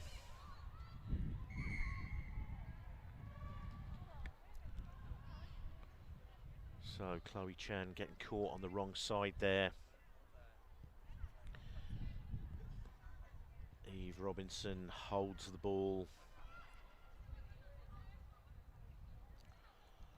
And the UAE opt to kick for touch.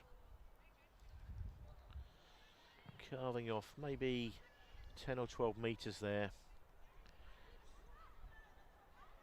The flags, there's still a very, very slight breeze in the face of UAE here, but it's nothing like it was earlier on in the day. Short, low ball to the front of the line out. Cooney. And a good double round there.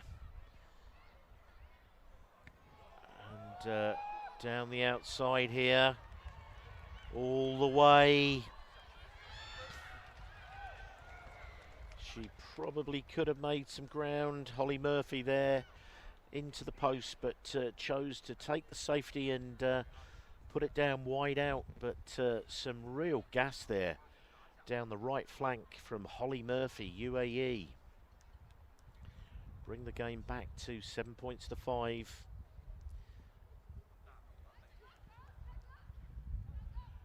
Alexandra Cook with the kick, and it's off to the right of the posts.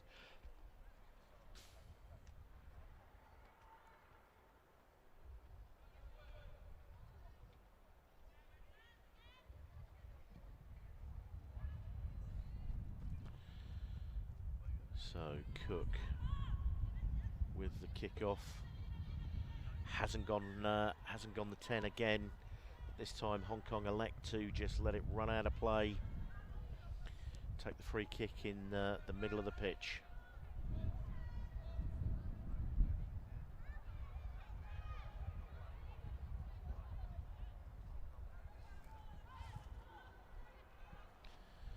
Feinting one way, then the other. Oh!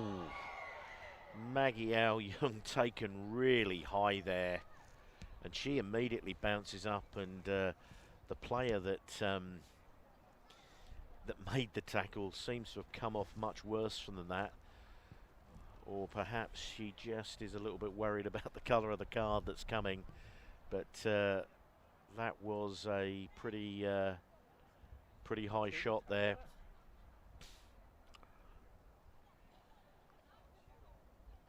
And I think I don't know whether the TMO has been called for this, but Vivian Poon certainly asking the question.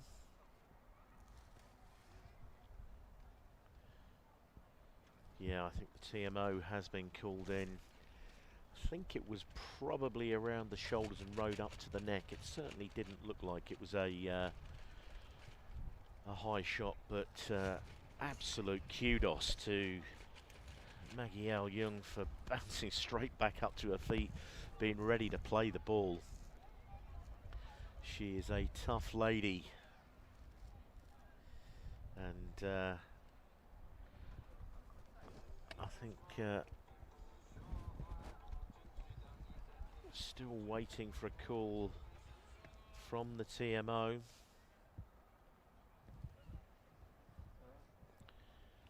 So the clock is stopped with 1:41 to go.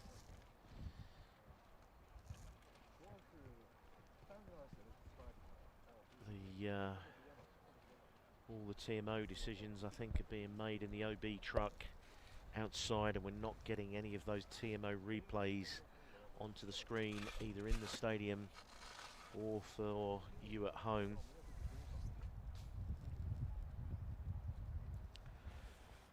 But you'd have to imagine it's got to be a card of some colour. I think the perpetrator, Helen Moss. Oh, it's a red card, straight red.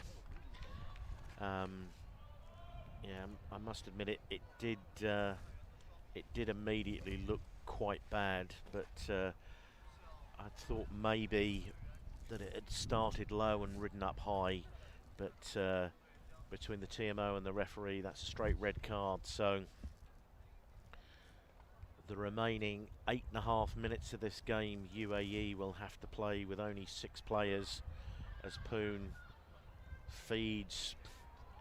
And a real hard line there from Gracie Hood. Chloe Chan gets around the corner. Sunday Ho. And Hong Kong not really taking this man advantage. Give away the penalty in the wide channel there.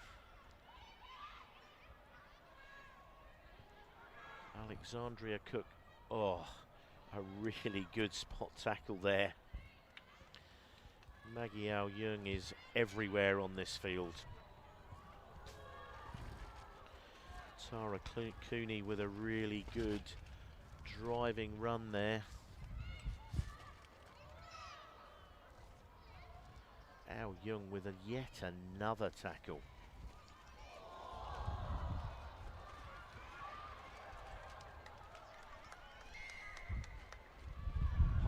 give away another penalty. Not really taking advantage of this extra man. And again, offside.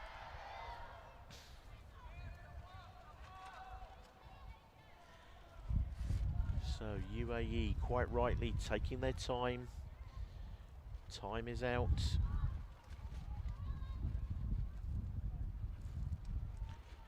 Knowing that they've got to play the whole of the second half.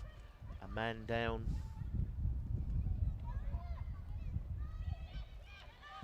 Good tackle there from Chloe Chan. Makes it a double. Comes up with it. Steph Chan getting involved there. Chloe as well.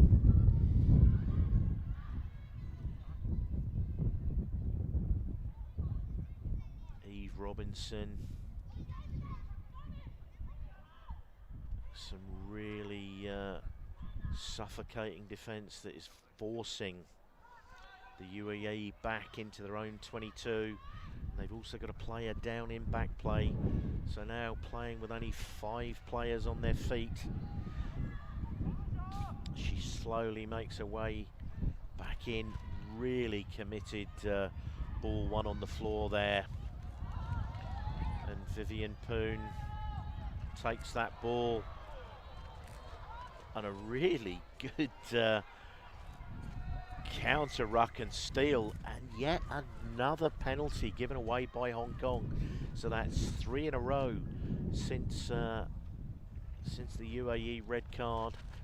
And Vivian Poon took a knock to the shoulder there.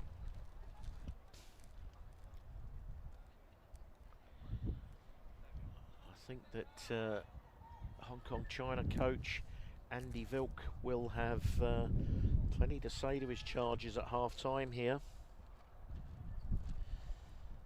So with time off, they're back on. These long breaks are helping UAE, playing with only 6 players, and they're still playing, and they're only a few metres away from their own touchline. Good footwork there from Stephanie Chan. Gets the ball up to Sunday Ho. And going in at the side. So this half is a monster half. Gracie Hood, Chloe Chan. All the way. So that is a captain's knock there. So Hong Kong extend their lead 12 points to 5.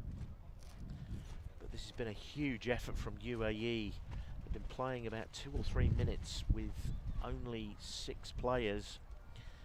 And that will be half-time after Stephanie Chan of the Gai Wu Club. Great strike, but it's wide, so 12-5 at half-time.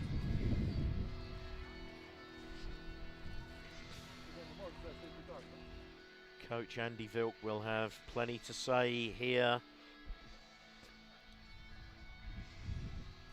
And for the UAE, Philadelphia, Orlando, that was the fantastic start there by Vivian Poon. Head back, teeth gritted. Really committed from Maggie Ao Yung.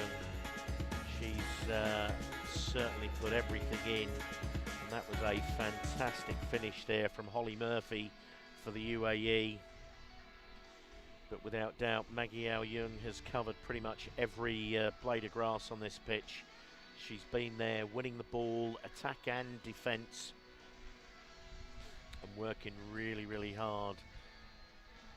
So there we can see Orlando in the huddle with the team, and there as we go on to the Hong Kong team there, Andy Vilk, using all of that experience that he gained as a World Series player, and he's certainly made a tremendous difference and built on the work that Ian Monaghan put in with the Hong Kong ladies team.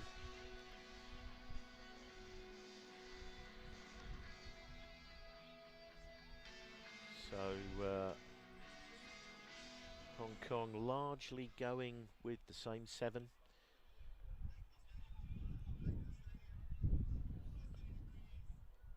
So 7 minutes to go in this game, 12 points to 5, but crucially UAE reduced to 6 players, a red card for a high tackle on Magiao Young. Stephanie Chan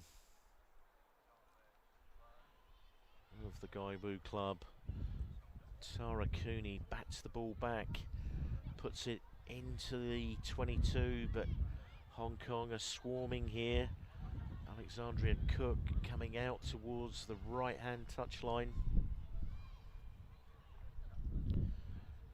Cooney, real hard run there. Eve Robinson now, and the ball is lost. But an offside for an earlier infringement there from Hong Kong. They were swarming all over the UAE there, but the referee were giving them every opportunity to clear their lines. So, good tackle there by Steph Chan. Robinson keeps the legs driving. Ao Young looking to get her hands into the cookie jar. Cooney tackled wide out. Chloe Chan immediately off her feet.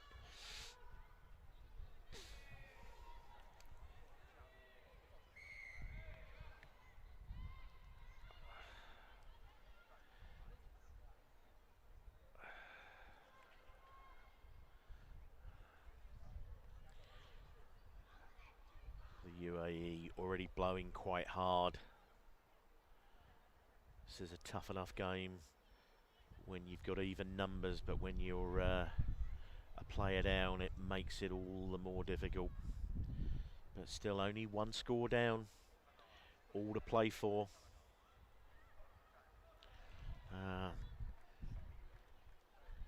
There's a little bit of drizzle in the air, and that ball is just a little bit greasy. Amanda Hamian comes on, and Vivian Poon seems to be holding that left shoulder. She got counter-rucked in the first half.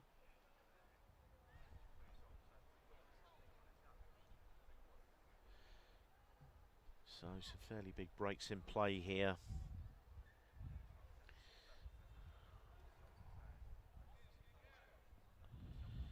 So Abigail Chan bounces out to the left here. Gets the ball into the hands of Gracie Hood, who steps in.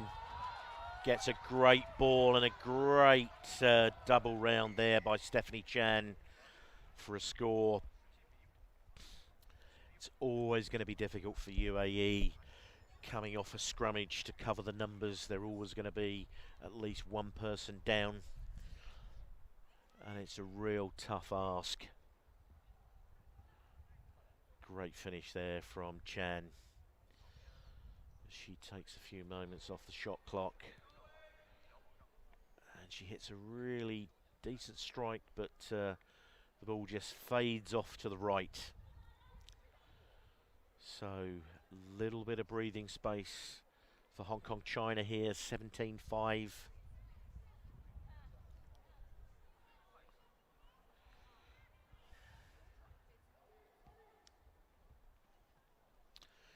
If this score holds, will certainly be Japan and Hong Kong China through to the Cup from Pool D, but they will play off later, and that will be all about trying to avoid China in the semi-final. Great take there from skipper Chloe Chan. She's put her body on the line here.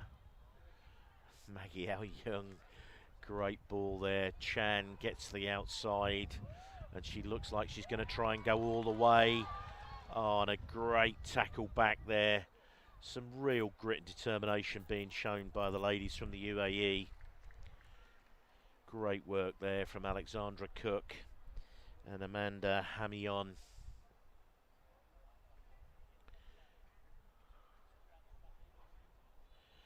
So Abigail Chan with the throw to this line out.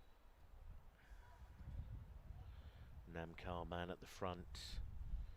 Looks like Chloe Chan will be the target. Rises in the middle. And Gracie Hood doubles it round. Steph Chan. Ah, Sunday Ho just juggles that ball and spills it forward. As I say, a little bit of drizzle in the air.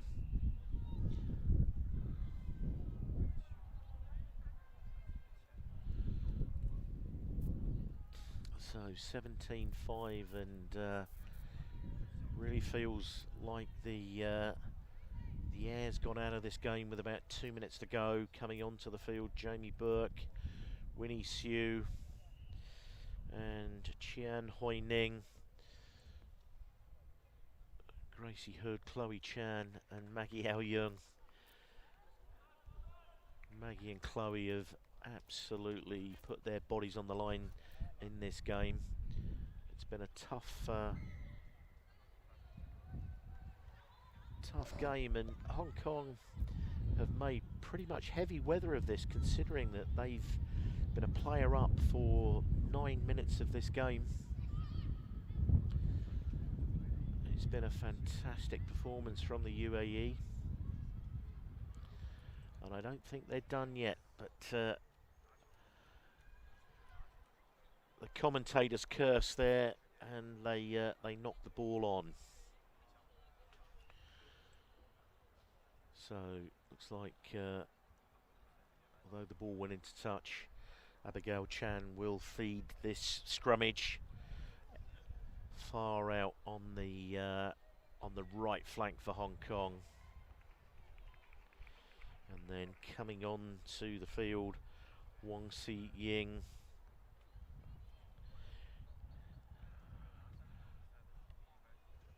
Another player from the Gai Wu Club in Hong Kong.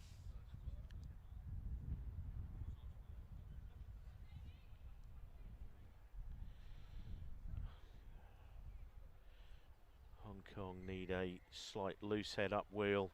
Oh, and Abigail Chan spots a gap on the blind side, and some really good hands there in the close contact. Some great tackling there as Chian Hoi Nan pulled back for Stephanie Chan. The experienced head just cuts it back against the grain and runs a really straight hard line, and looks to have closed this game out.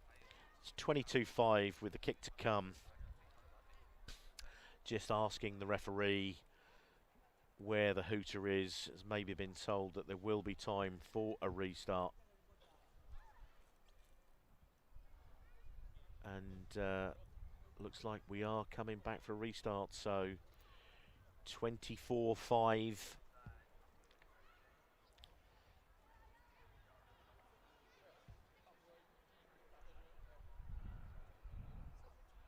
So 24-5. Chan having converted her own score. There goes the hooter. Chan. Some heads up play there. Hacked forward. And Won Si Ying. A really good driving, probing run there.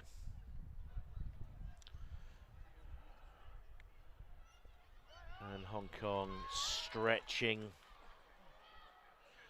Tara Cooney on that far touchline, scrags Jamie Burke.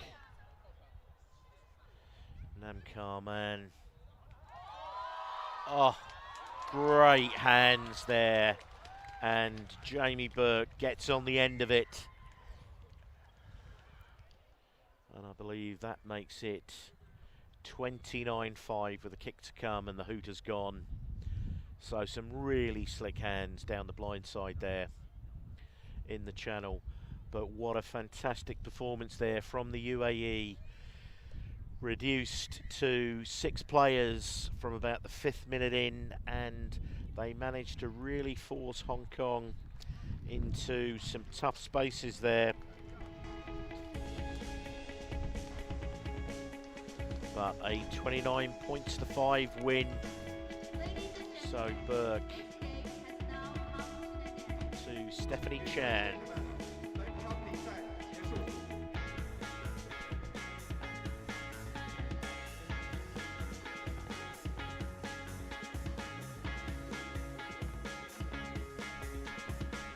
So that ends the second round of women's game. So we go into this final round of men's games.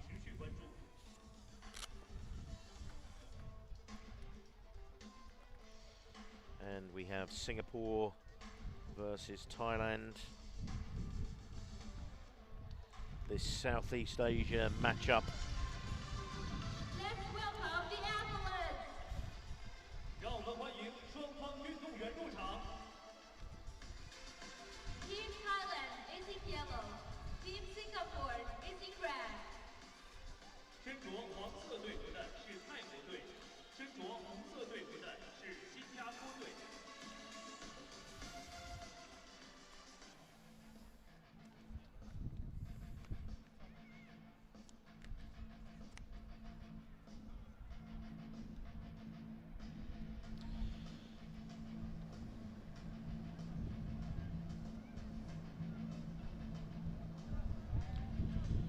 So Singapore managed to pull off the win over Korea. Thailand currently sitting on 2 losses. So if Singapore can get a win here, they put some pressure firmly onto the shoulders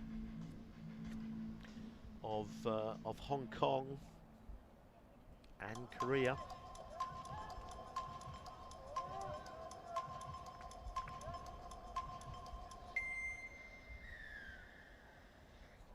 So kicking off from right to left and kicking out here. Oh, great take. Great take by Singapore there, playing in these red shirts. Pushing out to the right-hand touchline now. And he's skating down that touchline, but just dipped a foot. And that's Yat Jeffreddin from the Saints Club in Singapore, just tiptoeing down that far touchline. So Dutchmani, not the greatest of return passes, and he gets bundled back over the touchline. So Ian Tay looking to take a quick one. Eventually Charlie Chong Yao.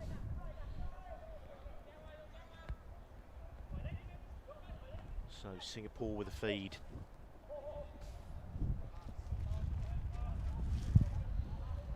John Wong.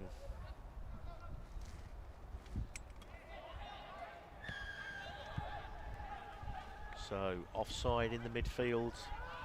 The referee taking them back. Charlie Chong Yao is taking this straight at him, but a mistake in the midfield there. But Wong picks the ball up and he's hit hard in a tackle there. But recovers and gets to his feet.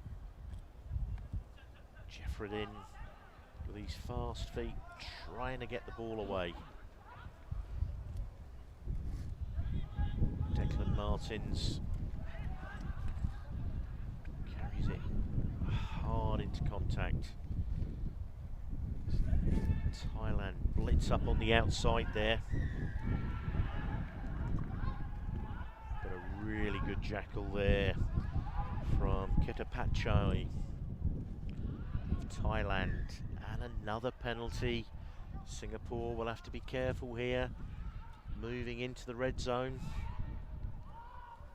They lay a really good ball back, and this should be a stroll in on the far side for Dekmani, Tess Dekmani from the Royal Thai Navy.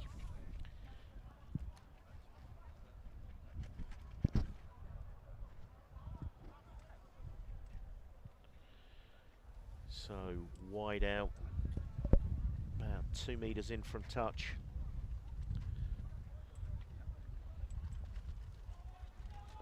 These fantastic floodlights here at the Hangzhou Normal University Stadium.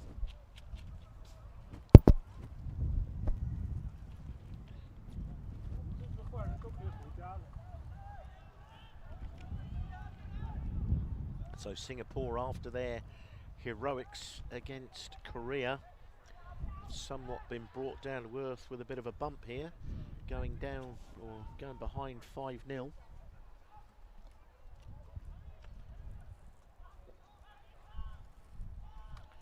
Oh, Papa John Wong gets his hands through the contact there.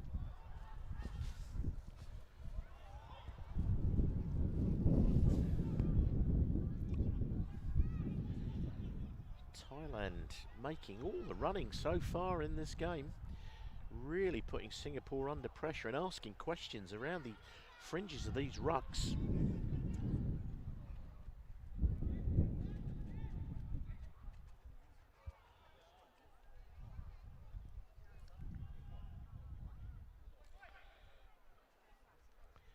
So Thailand still in possession just outside the Singapore 22. This game has been pretty much exclusively played. So Wong not rolling away, and that's a really good interception there. Managed to knock the ball up because he gathered it, wasn't deemed a deliberate knock-on. Really good spot tackle there by Janda. But now streaking the length of the field, and he's easing off now. Charlie Chong Yao from the Wanderers Club in Singapore. Is he going to make a Thai player come all the way back?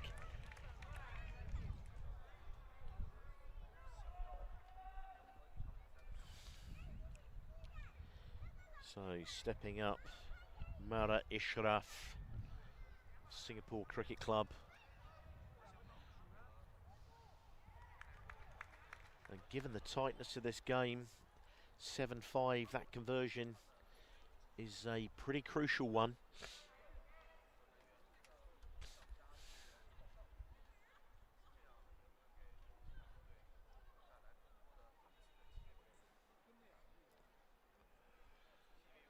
So, minute 15 to go, and Jeffredin kicks off to the right.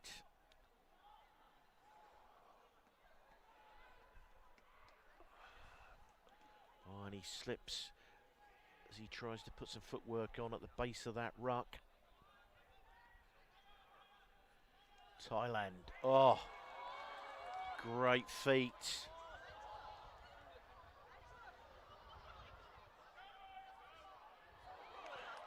This is some absolutely fantastic defence from Singapore here. But a judge to have not rolled away in the tackle. It's a really, really good break there by Jack Chai. But he was scragged on another great piece of defence. Somehow Thailand have kept that ball in field. With seconds to go on the clock, they win a fantastic turnover, and it's nothing less than they deserve. The scramble in the defence has been absolutely fantastic. So Jeffredin decides that that is enough, and they're not going to try and run it out from their own 5 metres line. So having been under pressure for much of that half, Singapore go into half-time with a 7-5 lead.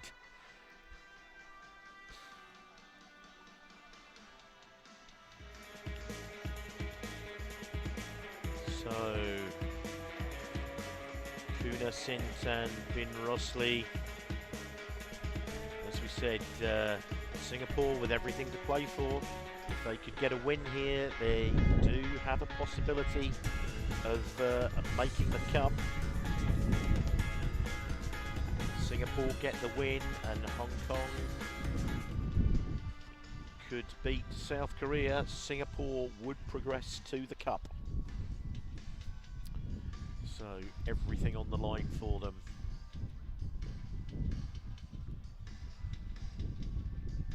For Thailand, with 2 losses already consigned to the plate, but this is Southeast Asian bragging rights.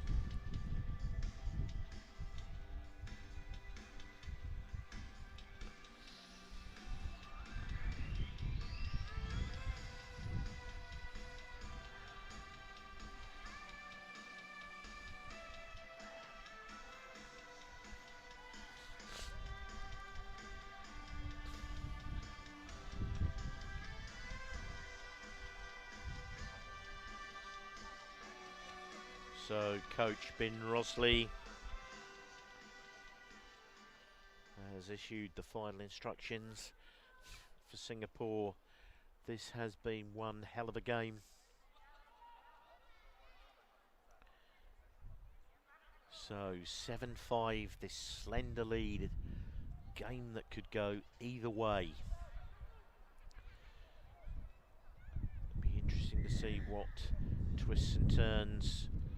Jeffredin, high hanging kick, well taken by Thailand. Good skills. Oh! And the big man Janda still going. Oh, that is a fantastic try. Absolutely made by Ben Janda. Absolutely fantastic work from the kickoff, and then subsequently a great run. Taratin Warakit with the job of going for the extras, which he nails. So 12-7, and it looks like Janda is down after his heroic run. Maybe they need an iron lung. He did run a long way for a big man. Yeah, looks like they are bringing out the stretcher. So this may well take a few minutes to for Ben Janda to be removed.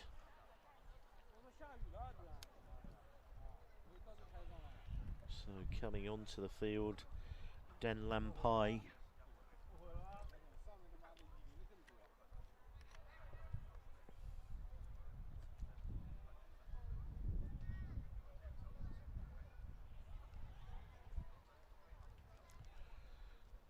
So Lucy Clark making her way out on the field to manage the injury. Such a shame that Thailand have lost such a crucial player so early in this second half.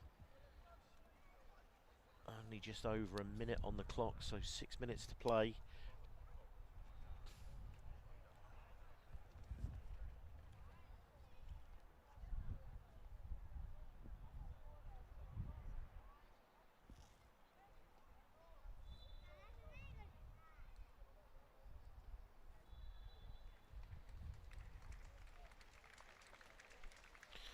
So applause ring out around the ground as Janda leaves the field. I Couldn't quite see what happened to him, but it must have been as he got the offload away. So Thailand with a slender 5-point lead.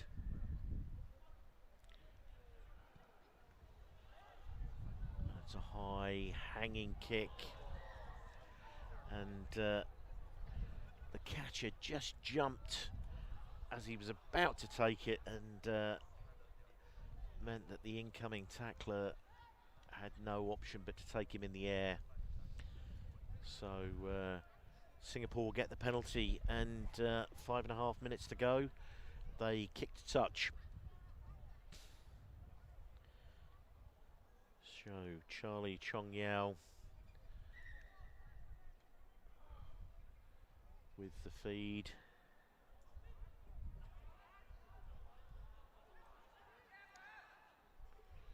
And Wong goes up, takes a good two-handed catch in the middle of the line out. And Jeffredin puts on a little goose step. Some good work there from Adam Vine in the middle of the field. And Thailand come away with another. Was it Kittikorn? And he calls for the scrummage.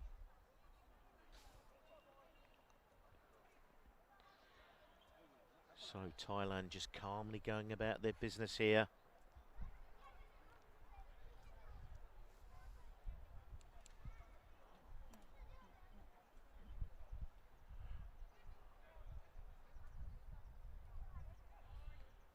As we said, Singapore with everything to play for. A possible cup semi-final tomorrow if they can get the win here. But that is far away at the moment, still 5 points down, and Thailand attacking with ball in hand.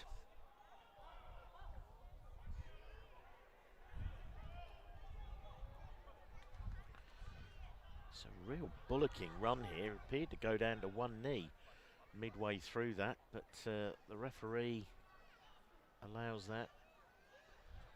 Some really combative play here. Singapore come away with the penalty, and Wong straight up the middle, and he's got a man chasing him that's going to force him a little bit wider, but he puts the ball down. So again, signalling, cradling the baby. So crucial kick at goal here, all tied up.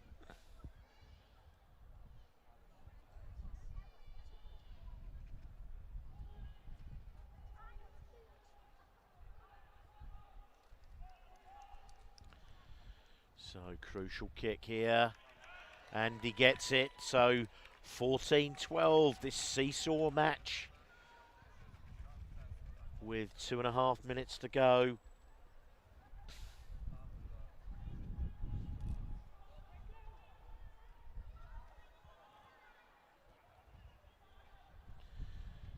So Singapore kick off short. Wong rises, gets his hands to the ball, but it drops with the Thai team, and that's a fantastic break. And now it's a foot race. Where is it? Jeffredin. Oh, and that ball crucially ends up in the hands of Thailand. And now it's all hands on deck, and Thailand retake the lead, 17-14, with the kick to come. The lead has changed hands now 4 times in this game.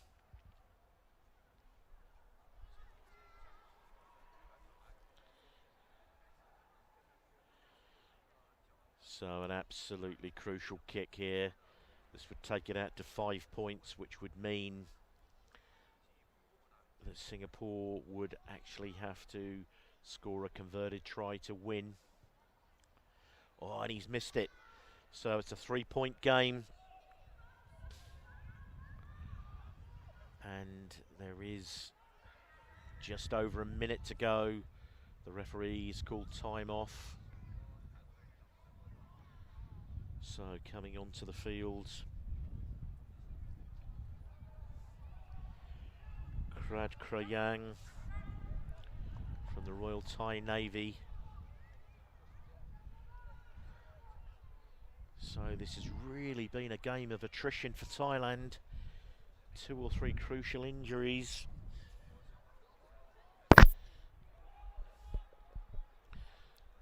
But they do hold a slender 3-point lead. Everything to play for.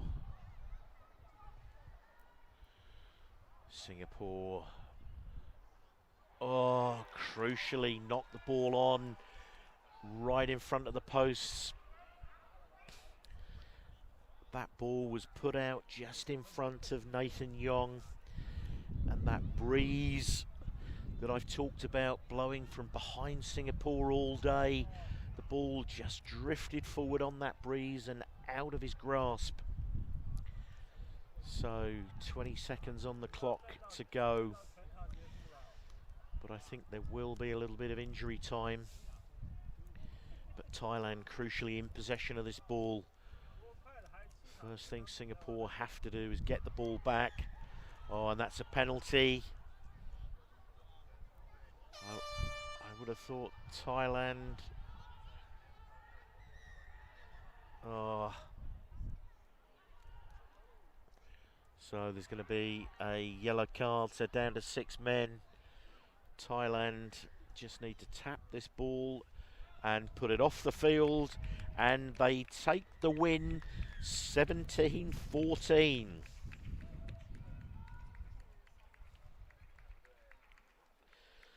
So that is going to make the calculations that much simpler. Thailand with 1 win, Singapore with 1 win, Hong Kong so far with 2, Korea with 2. Sorry, Korea with 1 win.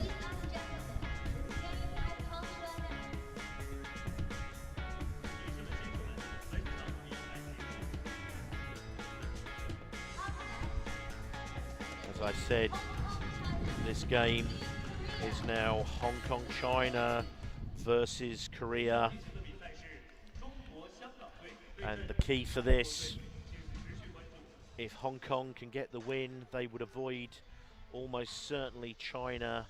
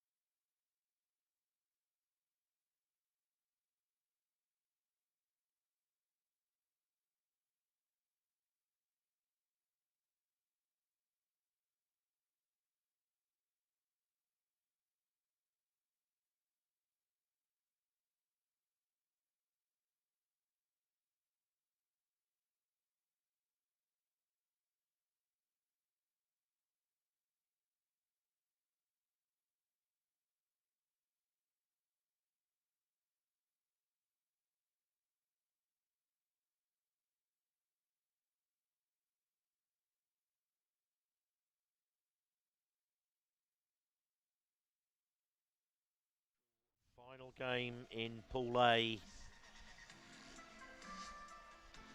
Looks like Hugo Styles, and there he is, number 8, number 2 in the line there, Max Denmark. Looks like Hugo Styles is going to lead the team out, skippering.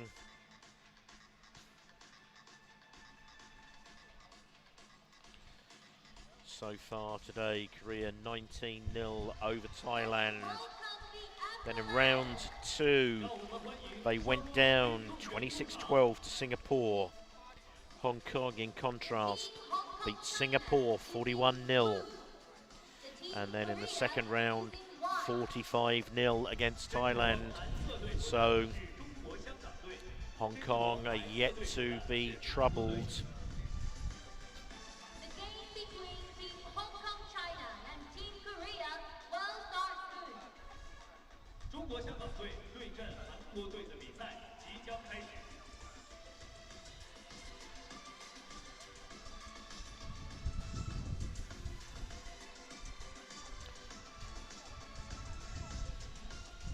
And as we said, appears that Hong Kong have saved Max Denmark for what they consider the crucial game against Korea for this final Pool A playoff. So kicking off Ko, and the ball immediately into the hands of Styles, and that's a ball on the floor. And Korea have immediately swooped on this. Sawyer makes a good tackle, and the ball somehow squirts out, and Sawyer makes his way off, and has now gone infield, and a slight riding up tackle on him there. Denmark gets his first touch of the ball. Vitabil, great feet, steps inside and out. Denmark taken off the ball there. So Styles keen to get the ball going. Sayers to Bryn Phillips, steps inside the last man, and Phillips in with the first score. Some great footwork earlier on by Vitabil, which drew the early tackle on Denmark without the ball, which is what led to Styles taking that quickly. And a good right foot step to beat the last man by Bryn Phillips.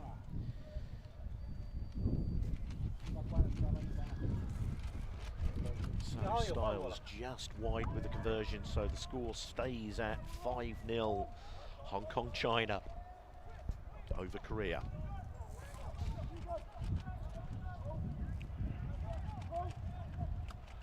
So Styles goes short. Oh, great take there by Sayers. Gets the ball infield, but it ends up in the hands of the Koreans. Kang pumps his legs through the contact there.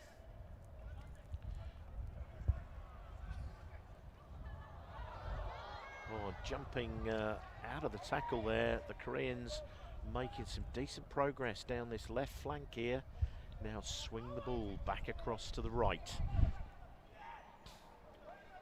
Good tackle there by Liam Doherty. Oh, and just a slight knock on, and Korean player there, Shin, throws the ball down in disgust. I don't know whether he thought it wasn't a knock on or just upset with himself.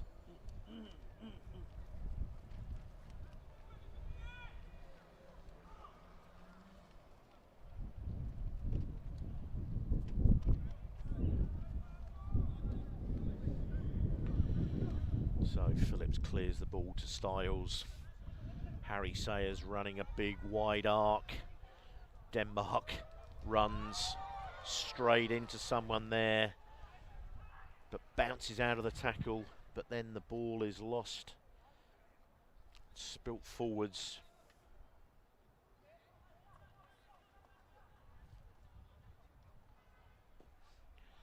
So first scrummage.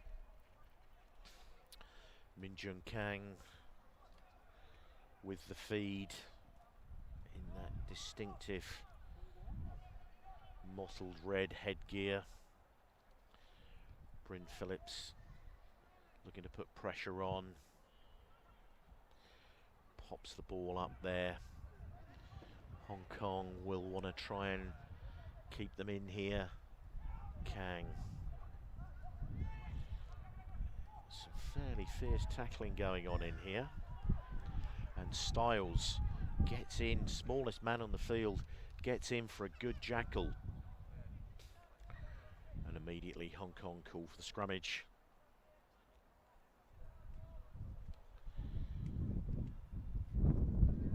So Hong Kong playing with Styles as first receiver, Denmark to the left side of the scrummage. Pretty sure that he is going to appear somewhere, perhaps on Bryn Phillips' shoulder here. Oh, and the ball, it's a poor pass to Denmark, and it's knocked on.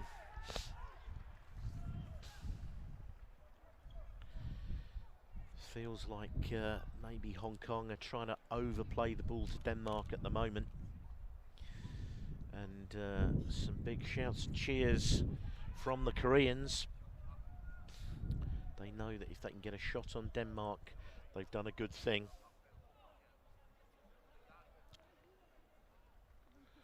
So Kang with the feed again. Phillips gets in, disrupts that ball away by Kang, and great work by Phillips there.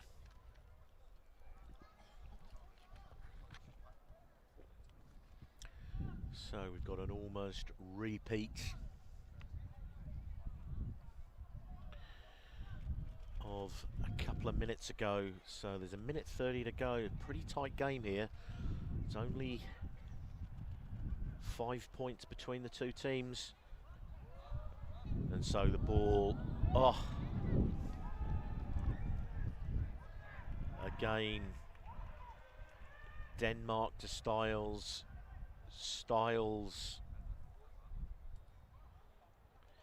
Styles asking the referee to have a look upstairs, but the touch judge is absolutely certain. So some pressure here. One of the Korean players backs away and is injured. So it's time off, although the clock is still running on the TV. Time off, and coming out onto the field,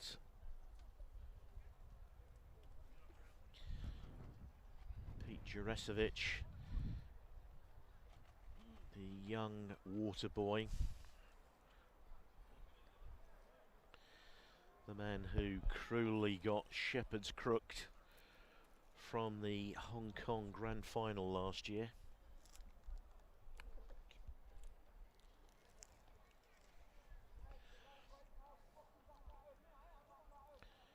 So again, Styles asking if they could look upstairs. There we've got a perfect view of this colossal video screen at the end of the ground here. So Kang gets the return. And Korea playing this ball away from 5 meters from their own line. The big man there, Yoo Jae-on.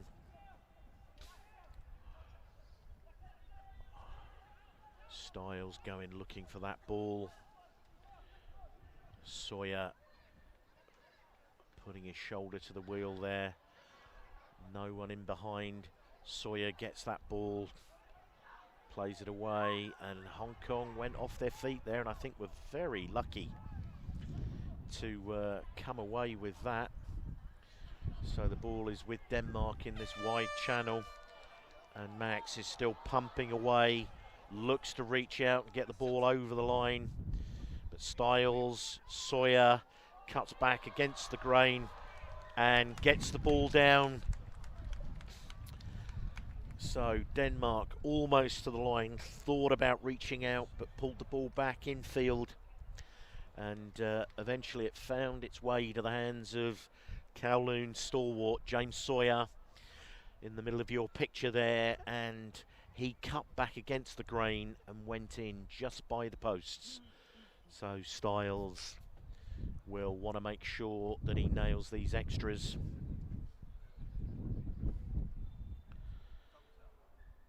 So there it is, 12 points to 0, half time.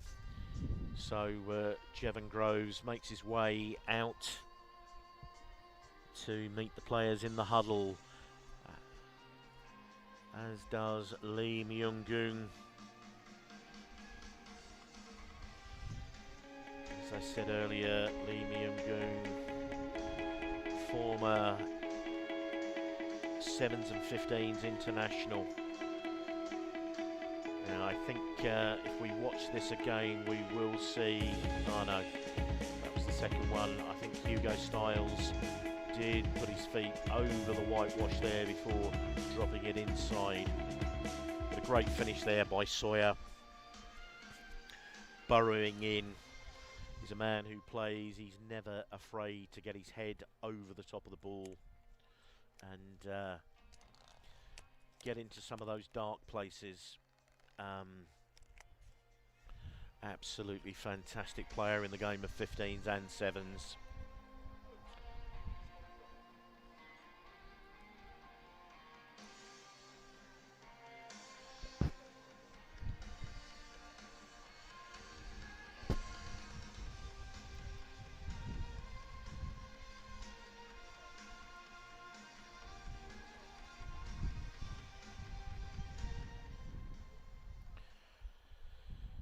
So as we come back from half-time, 12 points to 0. Hong Kong will now be playing from left to right into the face of the breeze, which, as I said, has somewhat subsided from what it was earlier. So Bryn Phillips will be kicking off, and he hangs it high, and Harry Sayers gets amongst that. Phillips with a big wide ball out to Denmark, who cuts inside and keeps powering through. Good clear out there by Bryn Phillips. Vitabile wide, and Sayers squares himself up to take that, and Vitabile gets that ball to Phillips, who looks back inside but loses his feet there. And coming over the top, and Jack Coombs onto the field now. Matteo Vitabile gets that ball well picked up by Denmark, who cuts back in. Vitabile with some really good feet there. And Harry Sayers wide out, 17-0. So some really good lead-up play there. And some decent hands. Max Denmark had that one virtually thrown at his ankles, but he picked it up off his toes. Kept the play going. And Harry Sayers from the Valley Club in Hong Kong put the finishing touches. So Coombs now with the kicking duties.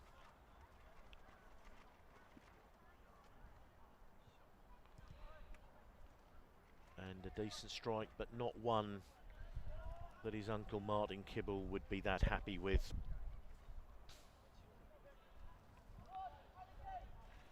Martin Kibble, at the end of last season, one of his final acts for his club, Sandy Bay, was to kick a conversion.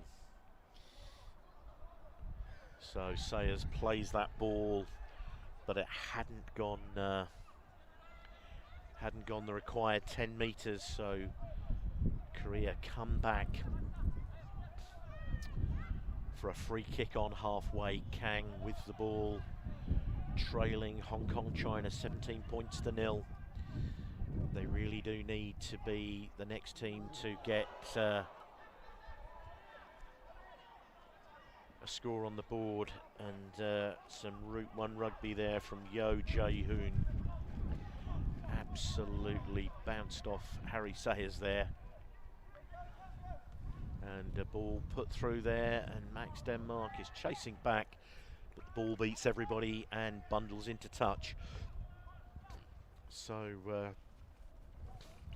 reminiscent of the position that Korea found themselves in late on in the first half. Coming onto the field now is Jeong Jeomok, who's going to stay out on this right flank, facing off against Denmark.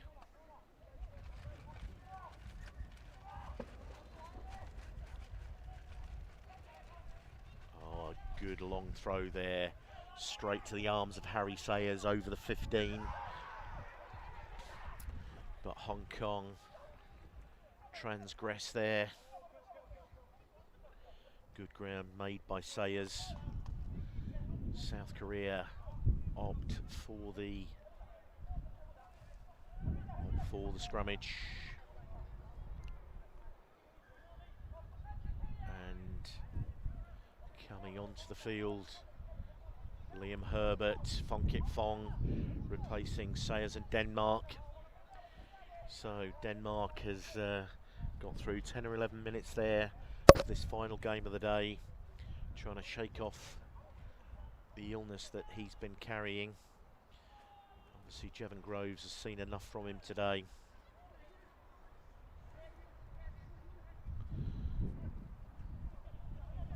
So Korea pull this ball out, and Korea play this very, very direct game. Coombs gets the ball up to Phillips. They recycle it back across, and Pierce McKinley West goes absolutely route one there. Now Coombs swings it to the left to Phillips. Phong Kit Phong carries it into contact, cleans the ball away. Some good contact skills there. West, little show and go there to the inside shoulder, and he powers away and makes some meters there. Phillips, some safe hands there to Liam Herbert. Goes into the contact, bounces out of it, and gets the ball to Matteo Vitabile, who scores under the posts. He's played a full part in this game. Some great dancing feet, and he gets on the end of that. Some great work there by Liam Herbert. So 22 points to 0.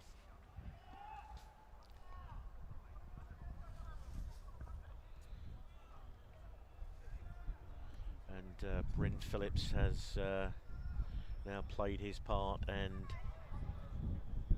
Coombs rattles the upright. The score stays at 22 points to 0 as Bryn Phillips leaves the pitch, replaced by skipper James Christie. So under a minute to go, and Hong Kong China holding this 22 points to 0 lead over Korea.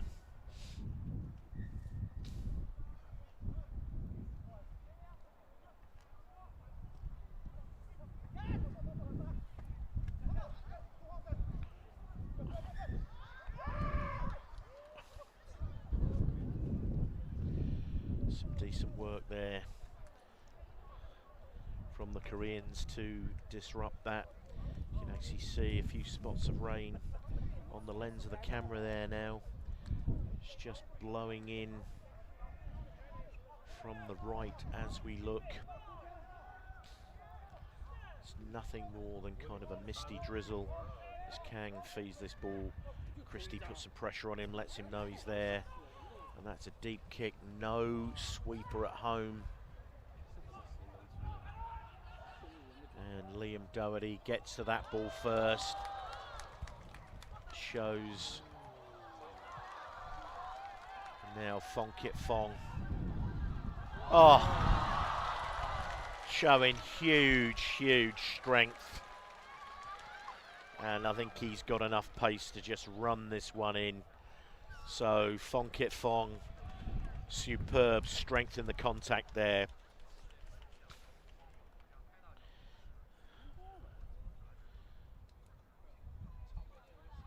Phong Kit Phong has done an awful lot of work in the gym. That strength work he's done has paid off. Just bouncing out of that tackle as it came in. Planted the hand right into the middle of the chest.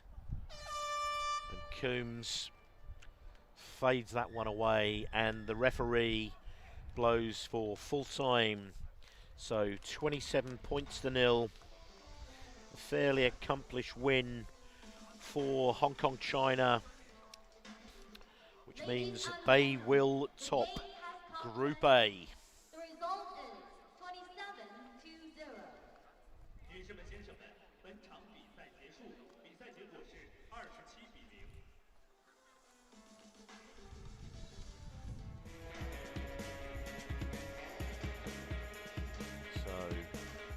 naysayers there. Just an easy run in.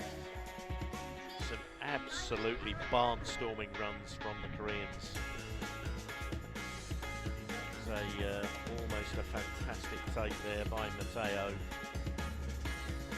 He eventually got on the end of this one and ran this one in under the posts.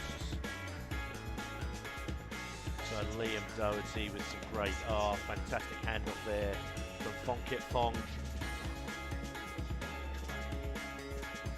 Just breezing that one in.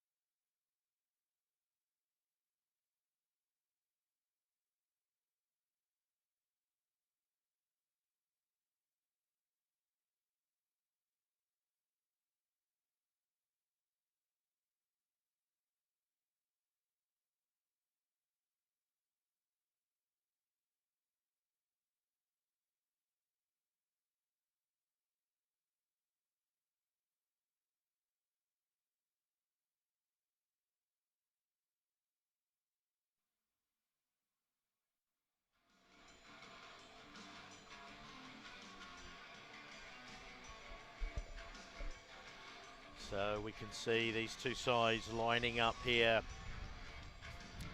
UAE on the right hand side, back in their familiar white jerseys, and Malaysia on the left. Red shorts, sorry, red shirts, blue shorts. The team Malaysia is in red. The team United Arab Emirates 着红色队服的是马来西亚队，身着灰色队服的是阿联酋队。The game between Team Malaysia and Team United Arab Emirates will start soon. 马来西亚队对阵阿联酋队的比赛即将开始。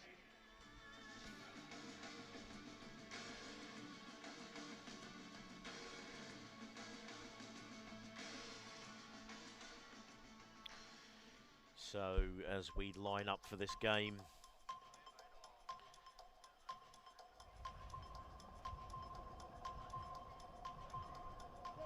Malaysia will play into the breeze, kicking from left to right.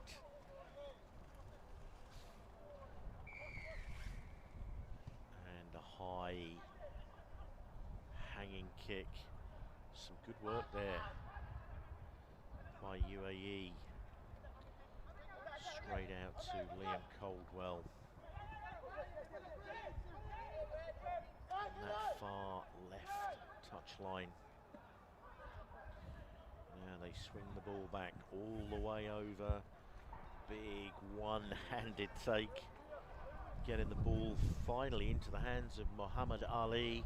They've obviously done some work on that hamstring, and now some great counter-rucking by Malaysia, and Naisau with a great intercept there, knocked the ball up and caught it. So it looks like, as I said, Muhammad Ali is, and Caldwell there makes the score. That distinctive haircut of his. So Ali has obviously had some great repair work done on him.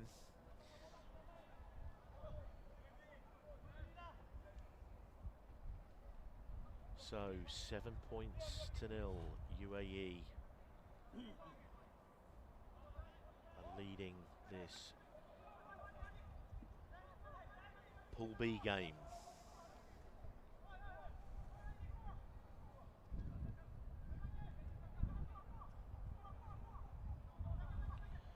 So Naisau, shallow kickoff. Ahmad.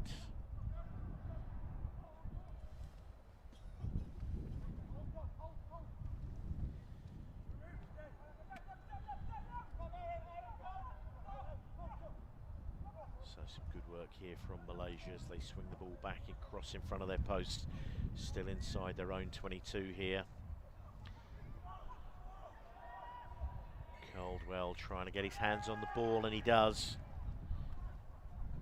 Aaron Dubois in the headgear. Muhammad Ali there.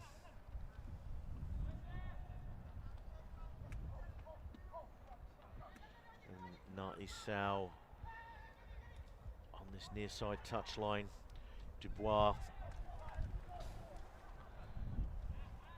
Really good transfer, and Caldwell seagulling out here on this far wing, and he's made a fairly athletic dive into the corner, and it really would be fantastic if we could see the TMO for this, but it surely will go to the TMO. Looked like he landed close to the base of the post. The referee undecided, and all day we've had the referees looking up at that fantastically large video screen at that end of the ground for no avail, because it always looks like the TMO is just viewing these replays. And the try is given. That is a fantastic rugby league style finish by Liam Caldwell. And to think I said that he was seagulling out on the wing. Fantastic finish. So 12 points to 0. With a kick to come, which is been pulled across in front of the post, so Nati Sao will kick off again.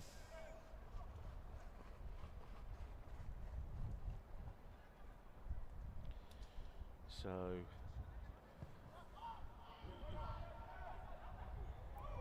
good take there from Sudin.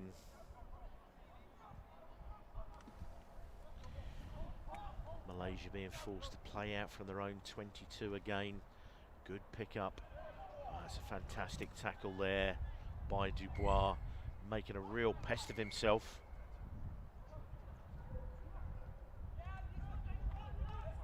And he's been given a yellow card for his trouble there. Not quite sure what the yellow card offence was there, but the referee very, very clear in giving that, and Malaysia have immediately opted for the scrummage.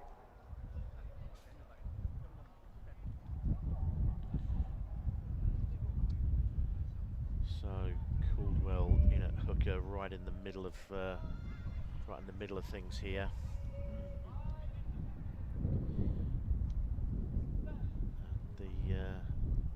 The misty drizzle continues to blow across the ground here. Oh, great ball on the inside there.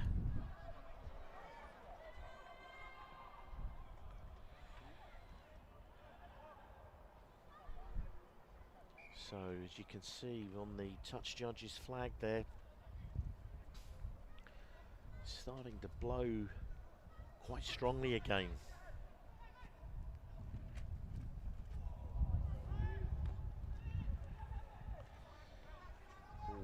Floating out wide, and Nati Sao looks to cut inside there, and Muhammad Ali has gone down again. Oh, and a great finish there by Ratu Vifana. And UAE actually did that with 5 men on their feet. Unfortunately, Muhammad Ali in back play looks like he's got a recurrence of that hamstring injury, so he'll play no further part in the game today.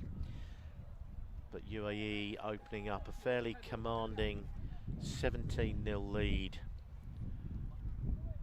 as we come to the end of this first half. There will be time for another kick-off though.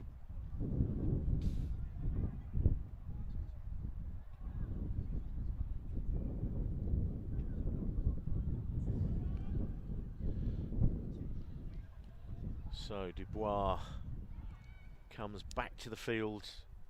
So UAE back to 7 men on the field. Oh, great take there.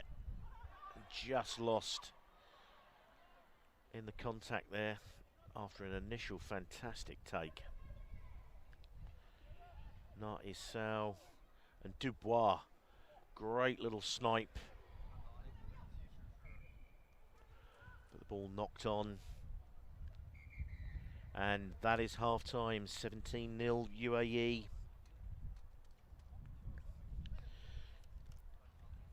Very good for their lead. The whole of that first half has been played pretty much exclusively in the Malaysian 22.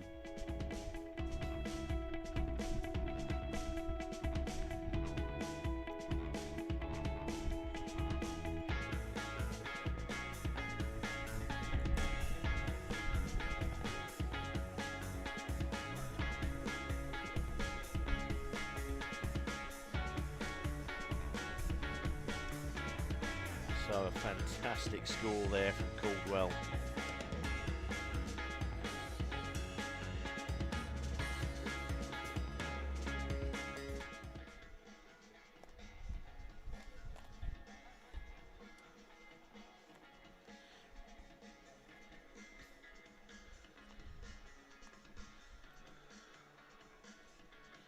It's a pretty steady misty drizzle falling on the ground now. He's going to make these last few games. The ball's going to be pretty greasy.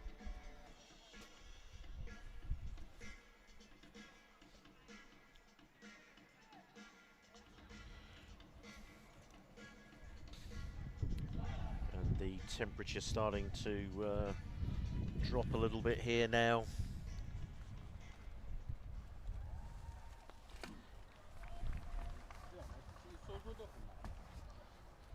So 17-0 as the teams turn around. UAE will now be playing into this breeze, which actually makes the kickoffs a little bit easier because they hold up in the wind.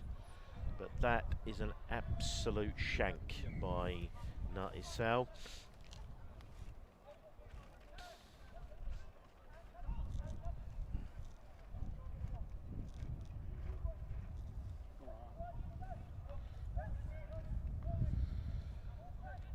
So free kick on halfway. JJ Wan Omar.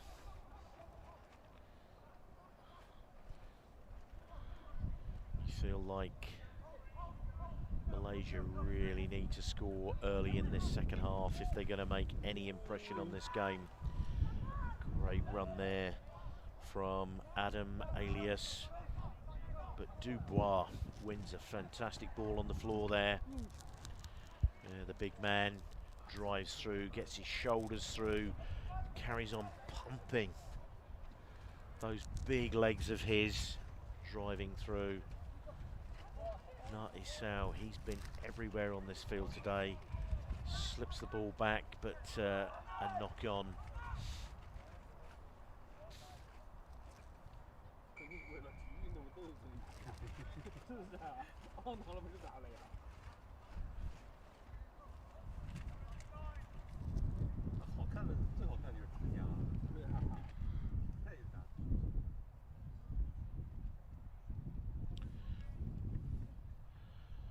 So, scrummage called for.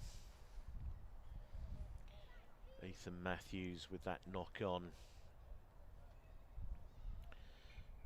JJ Wan Omar from the Sedang Angels will feed this scrummage just on the UAE 10 metres line.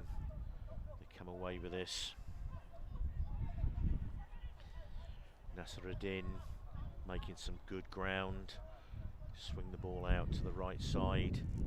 Oh, JJ there gets through, releases the ball, picks it straight back up as he gets to his feet.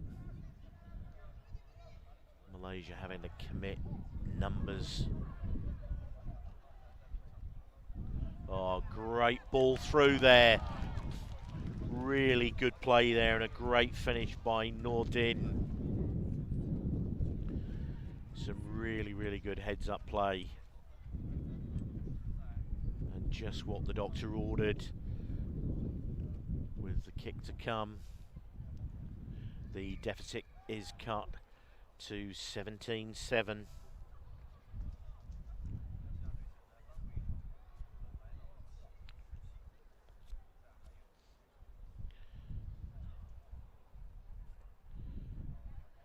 Both these sides will play in the plate semi-finals in the morning.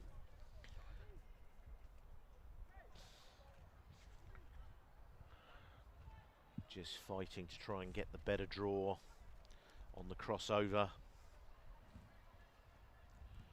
Oh, Dubois slips through his fingertips. Caldwell, great offload there. Oh, Caldwell being chased all the way. But that's two fantastic finishes there from Leon Caldwell.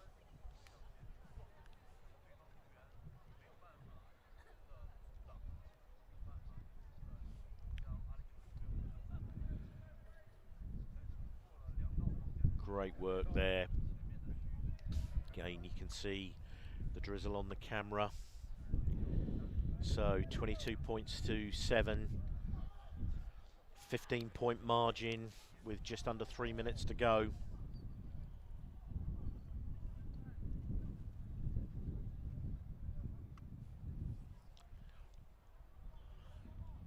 So Natisal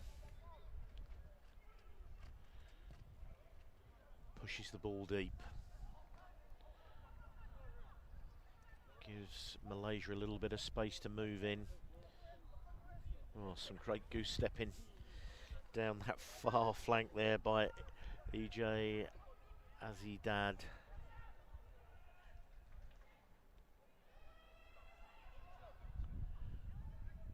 UAE really putting some pressure on. Oh, and a great charge down there.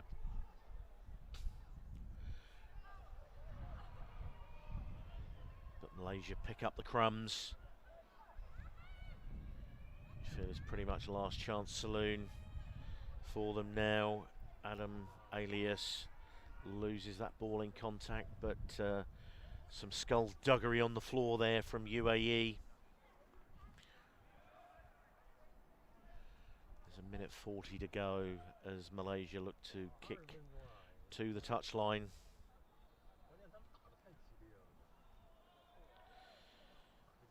So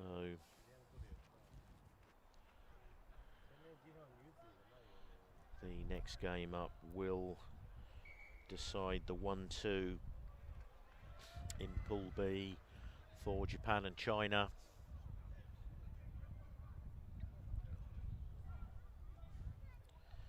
Aaron Dubois and Ethan Matthews make their way from the field.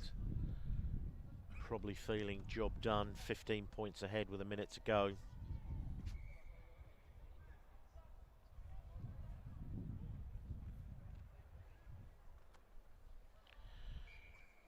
So Malaysia come into this line out. Just a short dink to the front of the line out.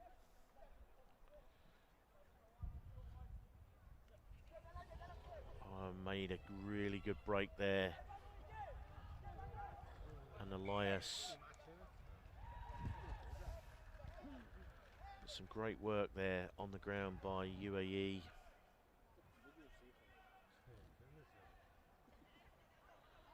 Oh, great hands.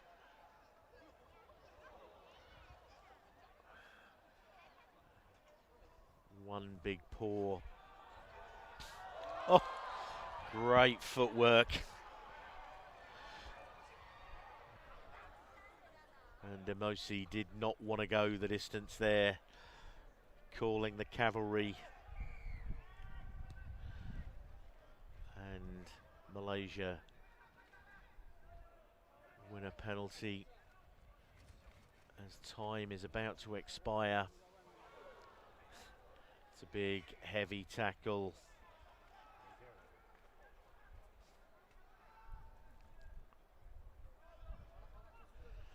Malaysia out on their feet. Two men down in back play, playing with just 5 players at the moment that are on their feet and able to play. Oh, and he looks to the inside and then tries to go on the outside. Malaysia do finally have 7 players on their feet, but a knock on after the hooter, and 22 points to 7. UAE deserved winners.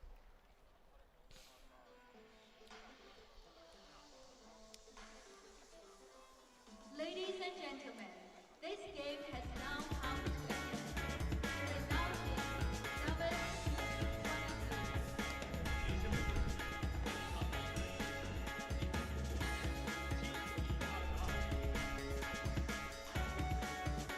Up next is Team China and Team Japan. Please stay tuned. 即将进行的比赛是中国队对阵日本队，请持续关注。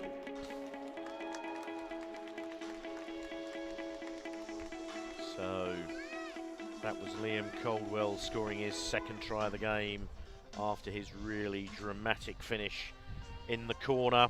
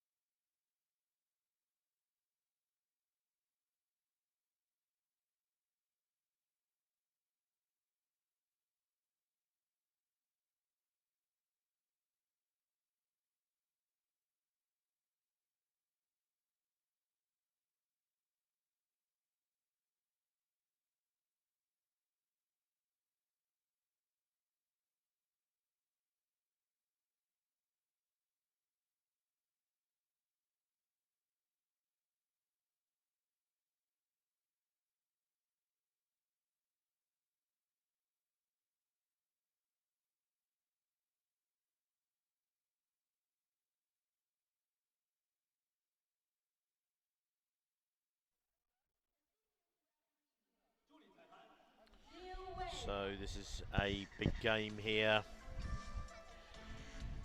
Chang Shun, the skipper for China, has had an absolutely fantastic day, along with Liu Luda, who's been absolutely fantastic.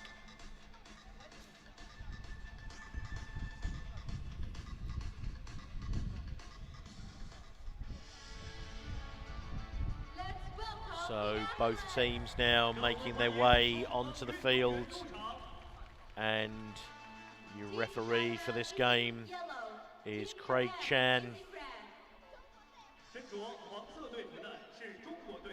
World 7 Series referee for many seasons, and also Olympic referee.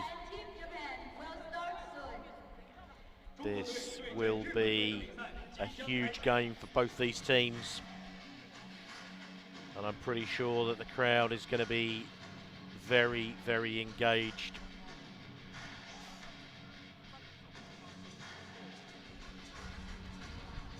So kicking off in their red and white jerseys from right to left, we have Japan, and in their change yellow jerseys we have China. Referee Chan blows for the start of the half. Quite a deep kick, and immediately under pressure.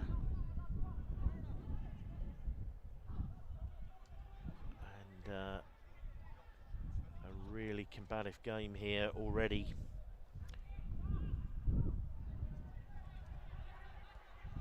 So Japan pinning China down inside their own 22. Luda doing some of the hard work there. Oh, that's a great run by Bo Wei. Just releases some of that pressure that China were under. Luda came in, draws a little bit of thing. Oh, some really good footwork there. Luda, well shepherded. Oh, some really, really high quality sevens being played here. Chang Shun running to some weak shoulders there. Luda just trying to bring people to this left side, and he steps through the tackle, gets his arms through, and Zheng away for the first score. And the crowd in the stadium goes absolutely wild.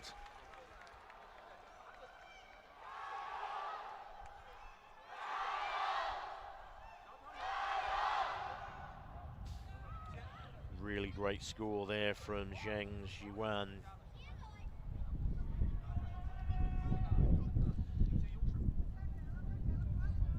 And Chang Shun nails the conversion into that relatively stiff breeze.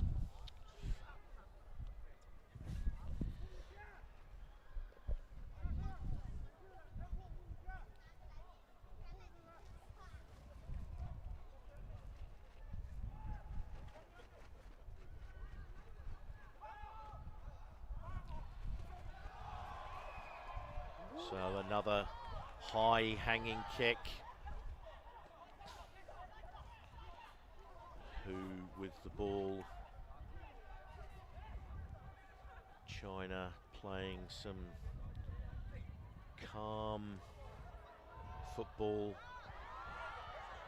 Luda has to go back, goes down but immediately bounces up, showing great strength. So China just outside their own 22 here. As they now swing the ball to the right side, but they're still inside their own 22. It looks like Japan, Japan almost came up with the ball, but I think Krevi has knocked that on in the contact there.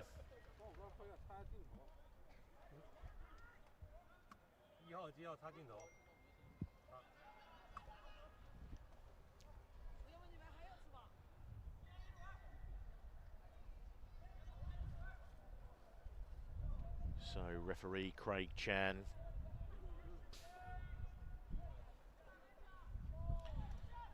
With this scrummage just inside the China 22.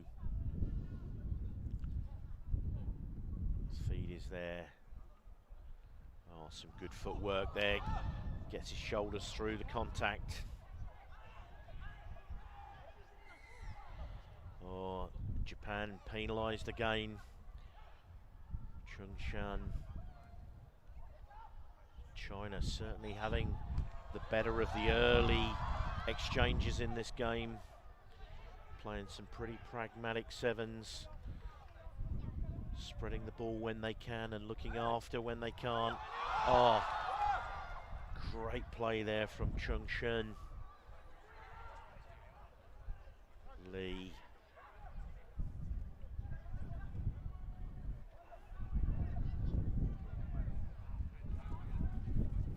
And now they swing the ball. This really is some great play by China in this weather. So Japan pinged offside. So 7-0 as Luda comes back in. Referee Chan calling for some speed.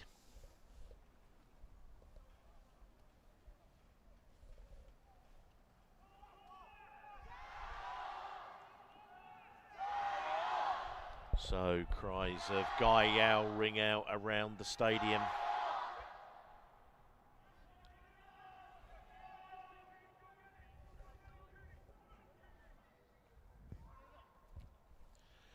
I think we've lost power.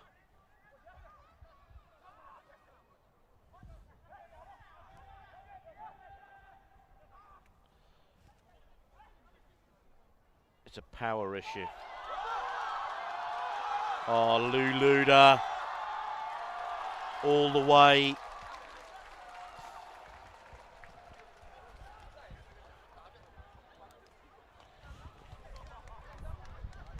So 12-0. Luda outstrips Karevi in the corner.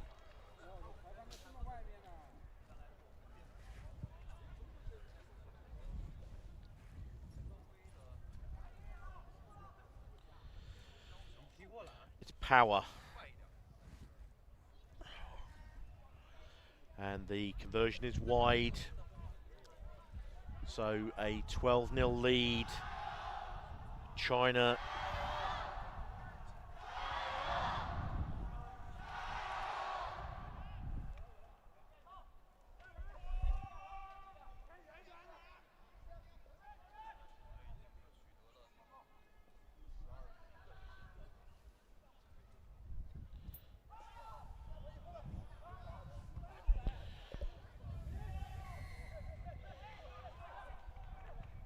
So Japan, through Karevi, win a penalty. I think we may well have lost you there for a few minutes. But we're now back and it's 12-0. China over Japan, but Japan are in possession of the ball.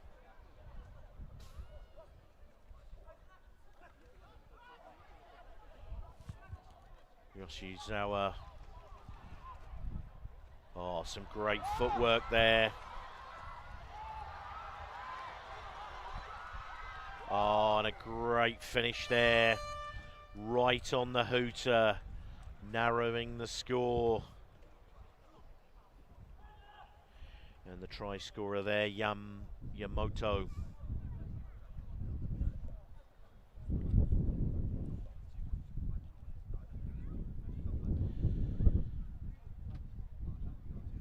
So with the kick to come,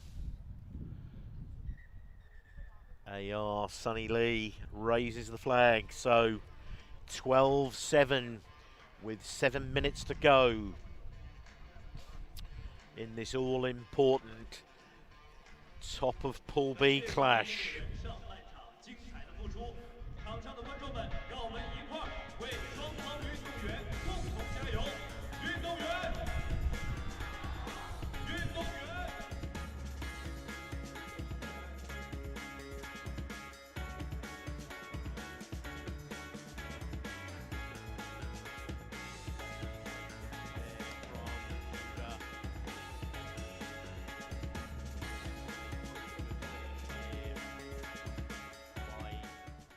Yamato. So 12-7, half time.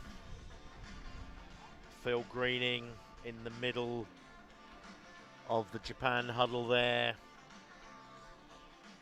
And Liu Xiao Hu and Ma Chong there in the foreground, assistant coach.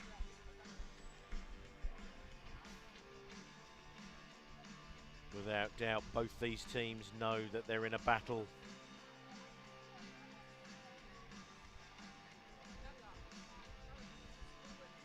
Fantastic scenes here. Hongjiao Normal University Athletic Stadium. This beautiful pitch in front of us here. Superb floodlights.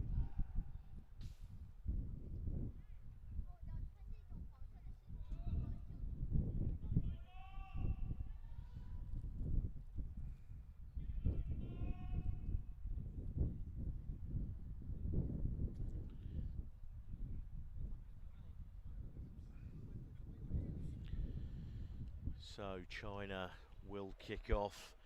Chang Shun, number 5. He's led this team so well today, and referee Craig Chan blows for the start of the second half, and they go straight up the middle there. A short kick-off. Japan have possession of the ball, wrestling for it on the floor. Yoshizawa, they spread the ball. Oh, great footwork to the outside there. Nakano with a fantastic finish. So tries bookending either side of half-time. And Japan roar back into this game to level the scores.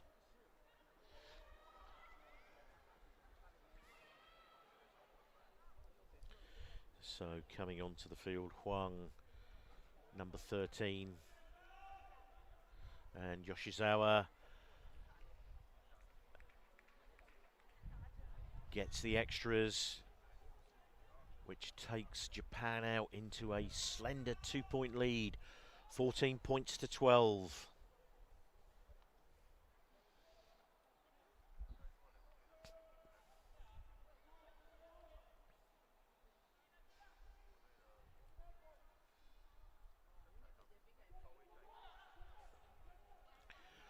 High hanging kick.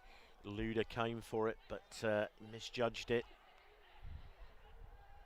Oh, and the ball ends up in the hands of Luda. A super strong player.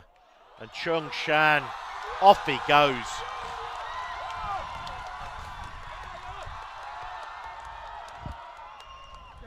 This man has absolutely been dynamite for China all day. Chang Shun retakes the lead, 17-14.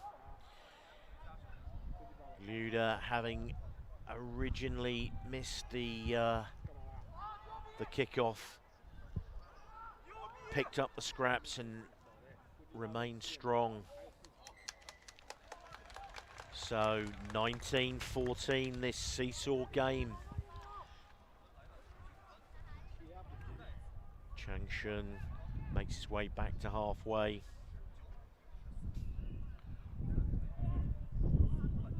Still ages to go in this game.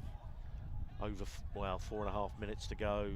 It's 19-14 on a short kickoff. And Japan come away with the ball, but they've lost the ball. And the referee has blown for a knock-on by China. The Japan player, they both went, they had a fair contest for the ball, but the Japan player came off worst. So, scrummage.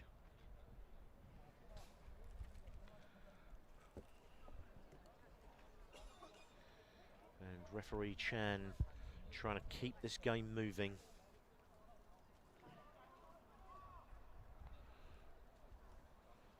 replacement already on the field for Japan.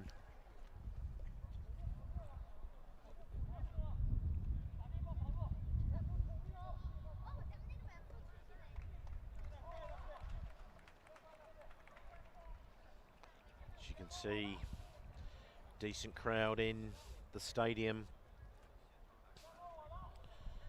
as the Japanese player is helped from the field.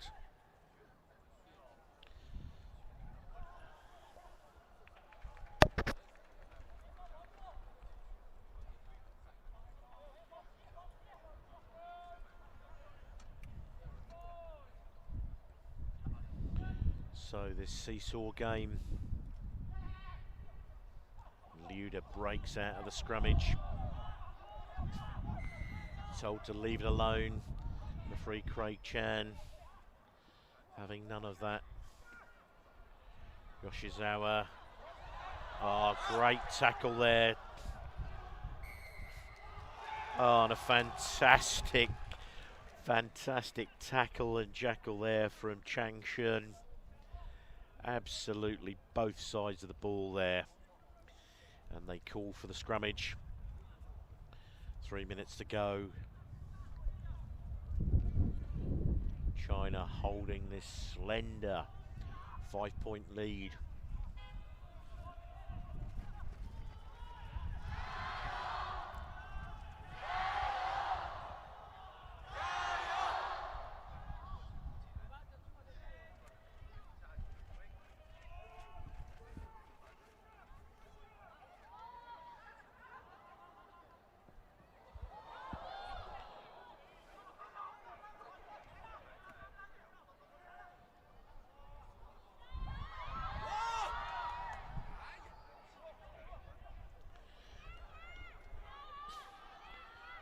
So Liuda takes on the line there.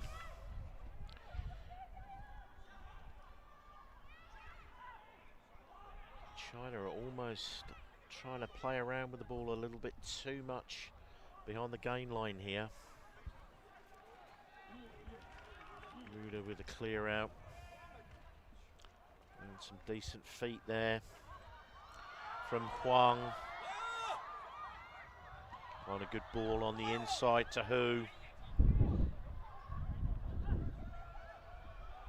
And Liuda on a hard line. Chung Shan. And China get a crucial penalty, which they go quickly. Wide out on the left flank. Plays right to the edge. Ooh. AR Sunny Lee blows that for a crucial line out. Liuda down on his haunches, but I can't imagine that they want to remove him from the field at this moment of the game. Just over a minute to go.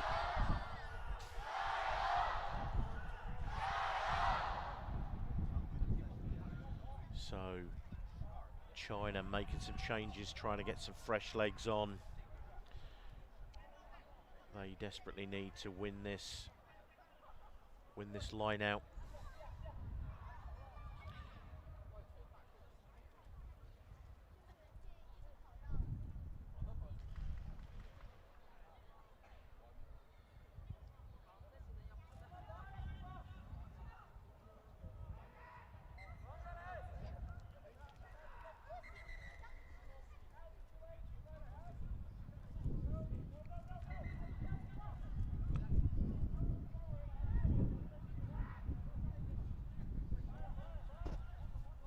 So China making a last-minute substitution there.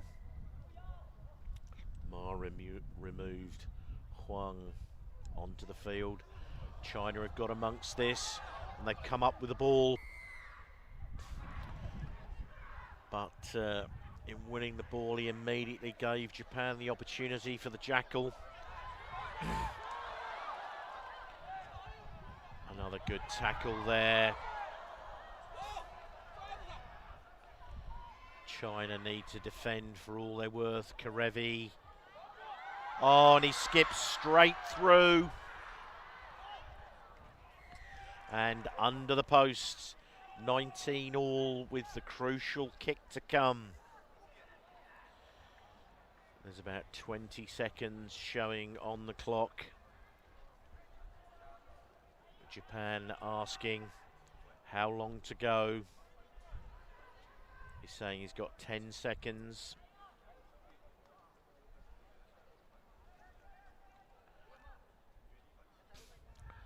So the conversion is good, but there will be time for a restart. So Japan, 21-19, have to kick the ball off, and the ball has to come back into play. What will the tactic be? They've kicked it deep. They're going to make China go the full distance.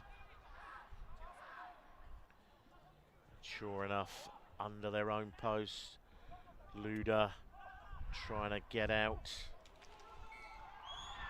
But that's a knock-on, and that will be the end of the game, and Japan run out winners, 21-19.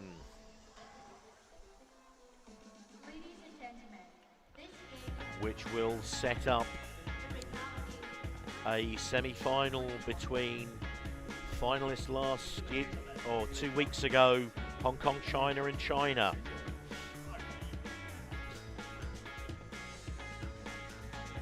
That is an absolute dagger through the heart for China, having got themselves into that position, and with just a minute to play, they gave up the score.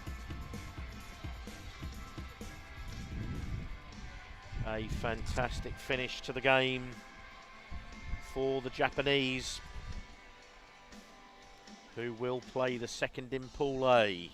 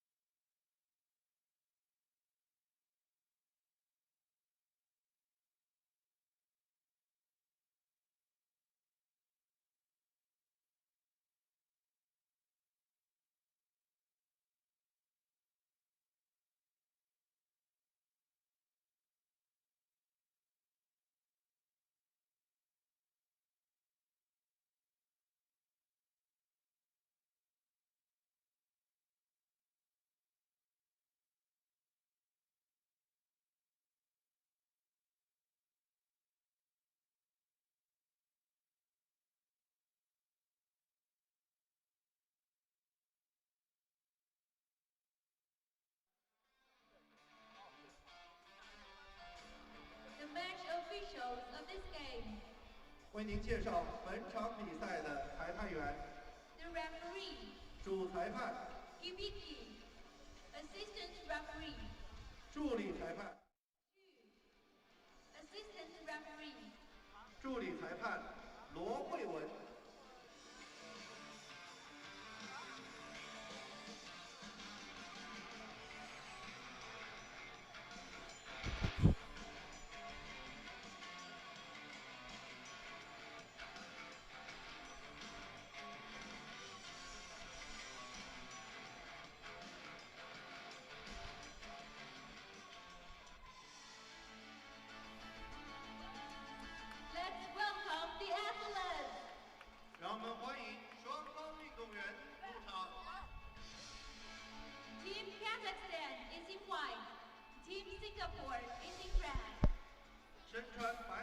So the next game is from Pool C, Kazakhstan versus Singapore.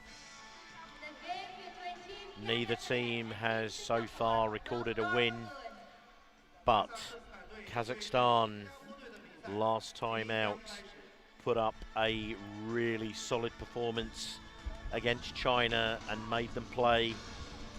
They got the opening score of the game, which silenced the crowd.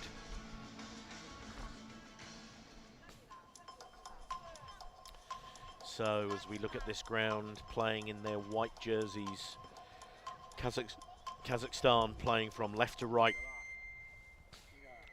against Singapore in their red jerseys.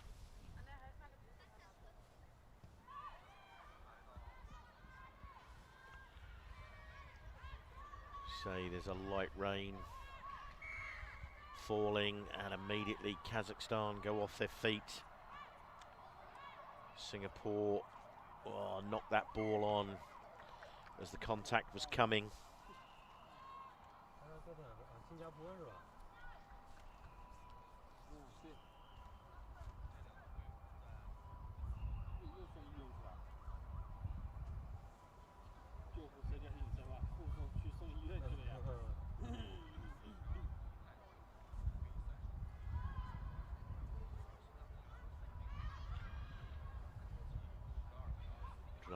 Skyer is at half-back for Kazakhstan. A lot of post-contact meters made there. Now they swing the ball to the left edge. Tulaganova just puts her foot on the gas there. Scorches down that left flank to get the opening score for Kazakhstan. Showing some real speed.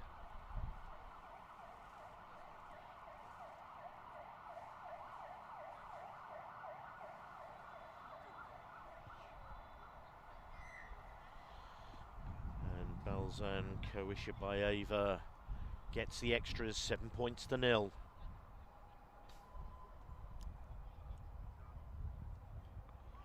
So a great start to this game for Kazakhstan.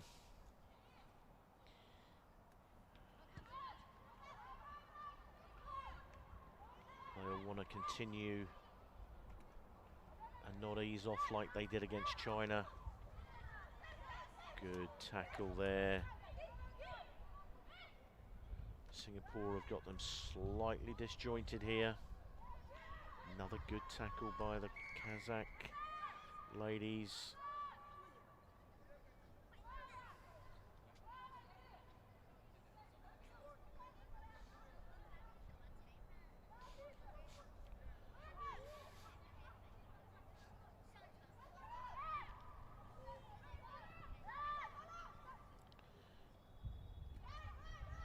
So Singapore come up with that ball as they move across the 22. Oh, a heavy tackle there by Stepanuga.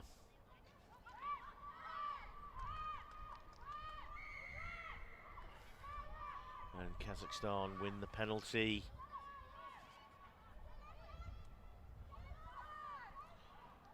Kruchinkina reaches out with those long arms and legs and gets the second score.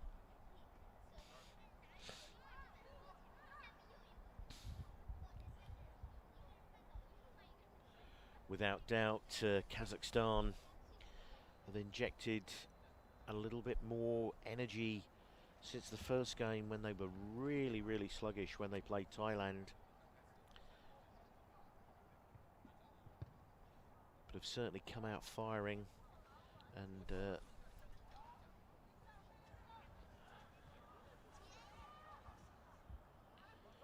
Koishabayeva misses that conversion, but it's a 12-0 lead they have over Singapore.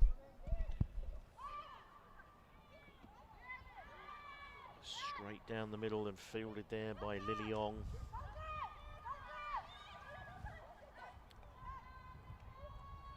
Singapore putting themselves under a little bit of pressure just inside their own 22.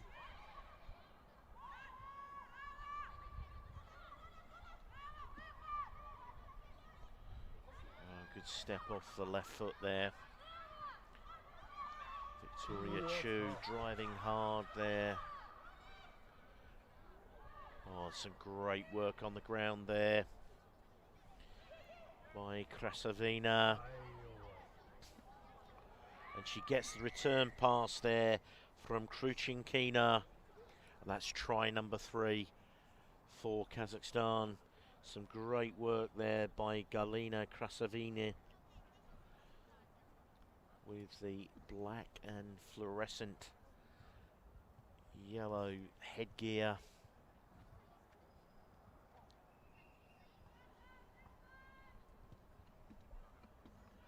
And the kick is good, 19-0.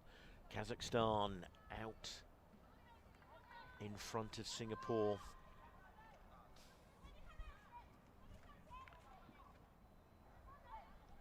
So again, Kazakhstan kicking off.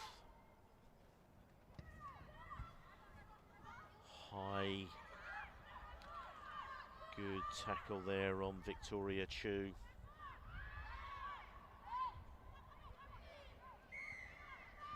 And an infringement there at the breakdown. You feel that Singapore need to try and keep the ball out of the contact area. Keep it moving. The Kazakhstan team somewhat more powerful in the close quarters work. Samantha Teo holding on the floor. Given that away. Abisheva. And now this tall, rangy Kruchinkina. Singapore off their feet there.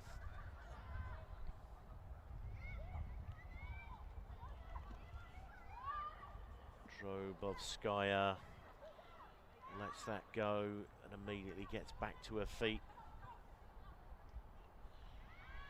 Krasavina just finds a gap, keeps powering through to score her second try and Kazakhstan's 4th of this first half.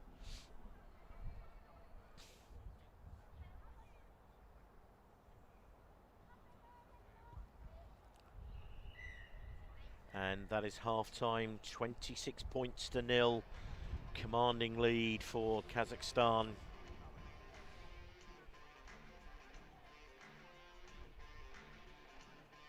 Very much an uphill battle now for Singapore.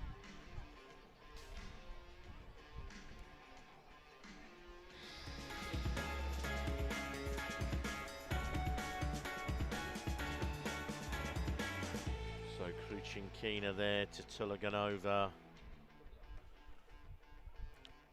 Tulaganova just put her foot down and went down the touchline. Kruchinkina just reached through with those long arms and legs.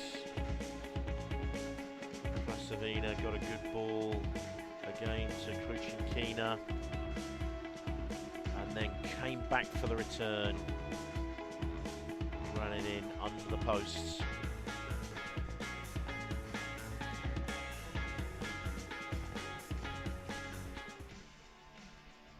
Really good work there from Kazakhstan in that first half.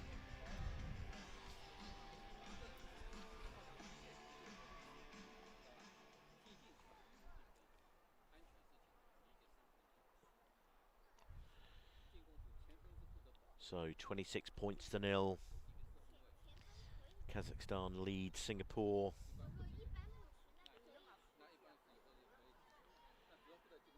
Singapore will now kick off left to right.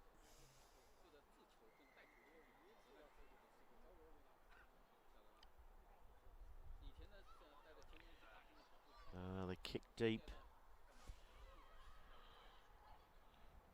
Well fielded by Kazakhstan.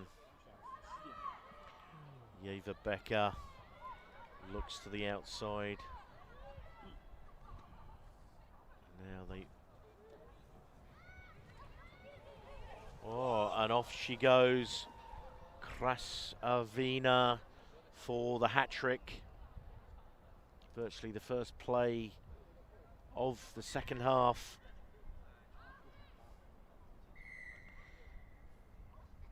And just checking with the AR there. There was nothing wrong with the final pass. And is good. 31 points to 0. Barely 1 minute gone. And Krasavina has scored a hat-trick. She slowly comes back to halfway.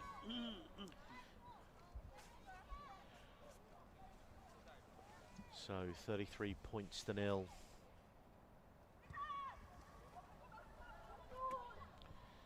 Singapore let that ball bounce. Kazakhstan really scenting blood in the water here, you feel.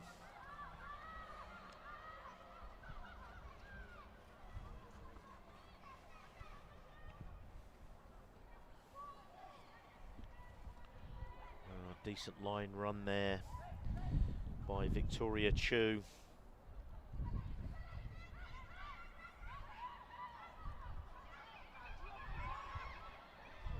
She ran a decent line there. Krasavina showing that she can defend as well as attack.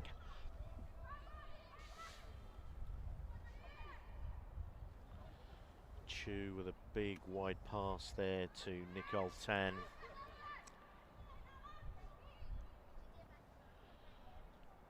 Kazakhstan keeping Singapore inside their 22. You feel that Singapore really do need to punch some holes here to breach this, and although they've done that, they've spilled the ball in contact.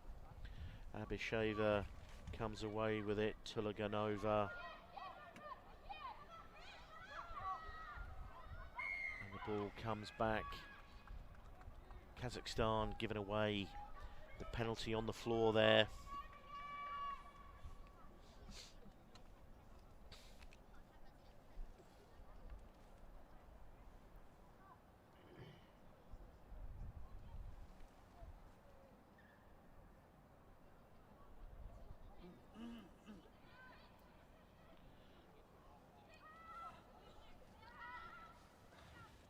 So both teams ringing the changes. 3 for Singapore, 2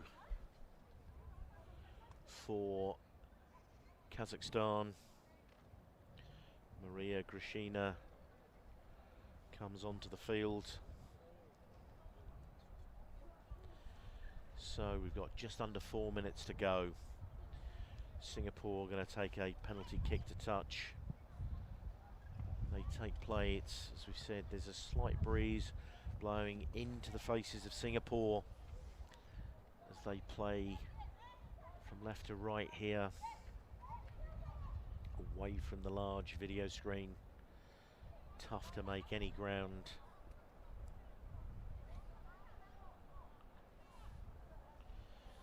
Beverly Lim from the Wanderers Club. And a bit of a mix-up there. And UAE pick up the crumbs. Melnikova driving away there. Kruchinkina. She's made a real impact in this game so far. But no more than this lady. Krasavina gets the ball away. And Grishina freshly onto the field and immediately scores a try. Great work there. So 38 points to 0 with a kick to come.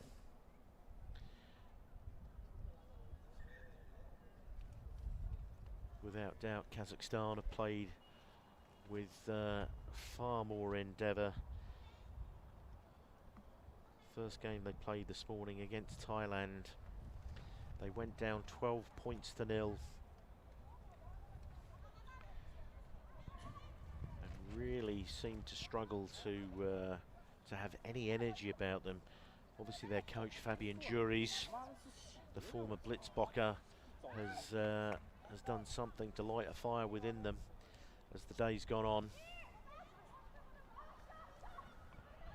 So Singapore field that ball, but immediately tackled by Kazakhstan. They now move the ball across the 22. Oh, and some good play there. She's gone against the grain. But now they've run straight back into the heart of the Kazakhstan defence. Gets scragged to the floor, but immediately gets back up.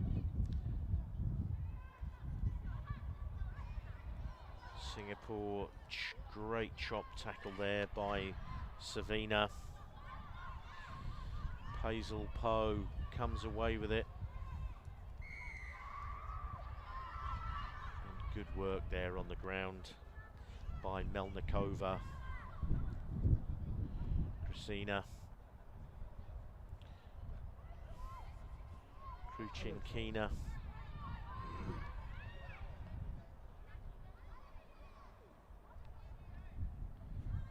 Oh, Kristina scores another try with 47 seconds to go. She's made a really good impact, scoring 2 tries since she came on midway through this second half. Abisheva is about to take the conversion from in front of the sticks and adds the extras. 45 points to nil. And there'll be time for one more kickoff. There's about 15 seconds to go on the stadium clock.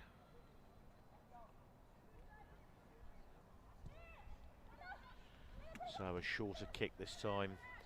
Singapore fields it. Driving hard into contact. There goes the hooter. Singapore giving it one last roll of the dice. Oh, some great work, footwork there from Beverly Lim. Still fighting hard here, Singapore. Great pick up there from Min.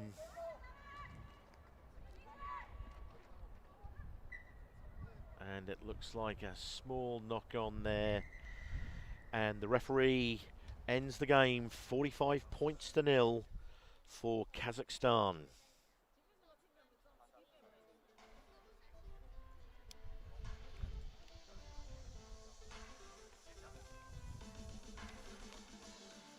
Ladies and gentlemen, the game has come to an end. The result is 45-0.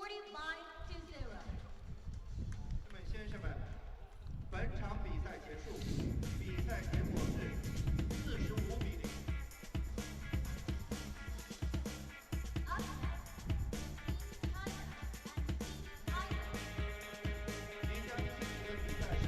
So this is the big game coming up in Pool C.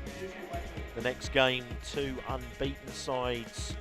China women against Thailand.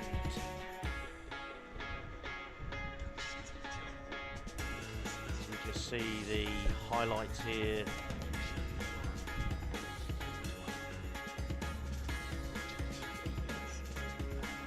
Christina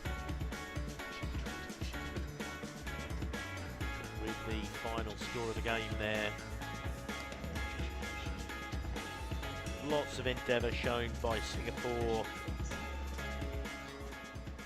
but it was a tough day at the office for Singapore, but they will play in the plate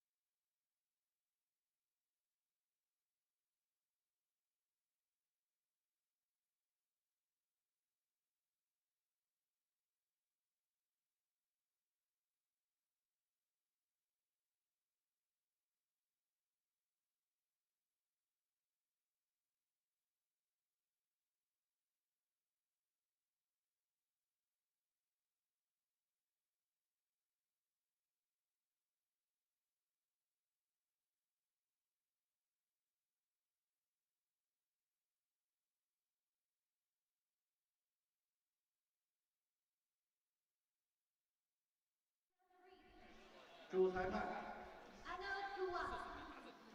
Assistant referee. 助理裁判 Greg. Assistant referee. 助理裁判 Kazuya.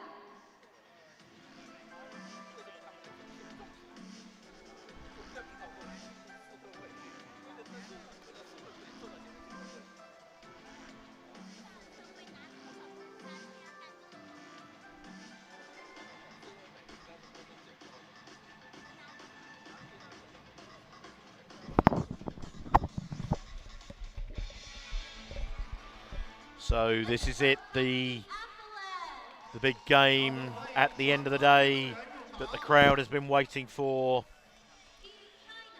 Dodo leads out her team. 身穿红色运动服的是中国队，身穿黄色运动服的是泰国 The 队。 China team back in their primary red jerseys, just doing some breath work there. The Thai ladies in their 即将开始， yellow and navy blue jerseys. This is it, the two unbeaten sides in Pool C so far, but the overwhelming favourites, I would have to say, are China. 比赛结束。 So kicking off are Thailand, playing from left to right in this first half into this breeze. But a good catch there by Joe. And there's a deathly hush has come over the stadium.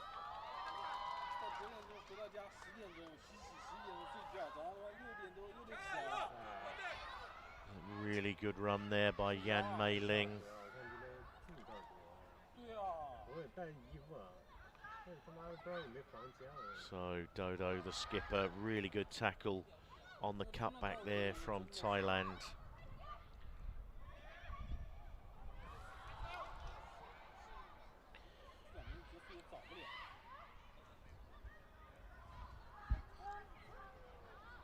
Yan Mei Ling on this wide outside.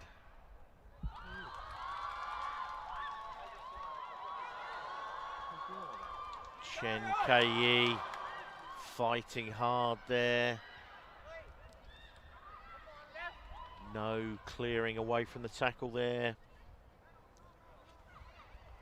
Dodo with a fantastic release in the contact there. Oh, almost an intercept, but the ball ends up in the hands of Dodo, who scores the first try from the skipper.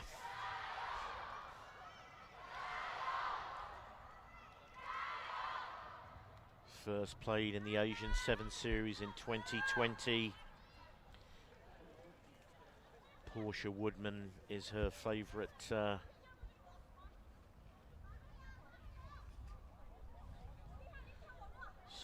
her favourite player actually is Chen Kai, who's taking that fantastic conversion. China 7-0 over Thailand.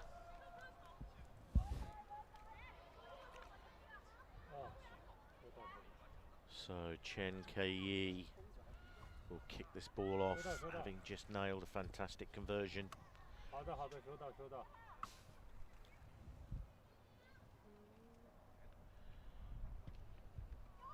High short kick, batted back by Thailand, but it drops straight into the hands of Yang Fei Fei.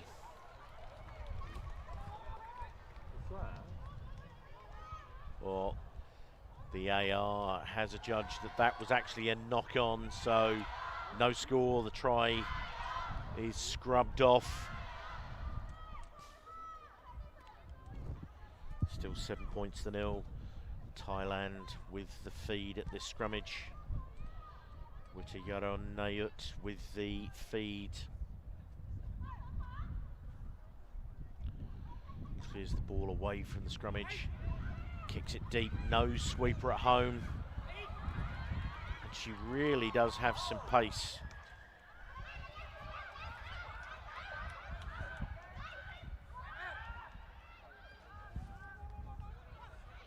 So Thailand ranging this ball out, really giving it a go here.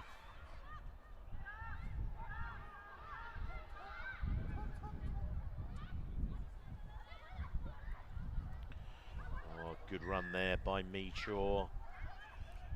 Offside.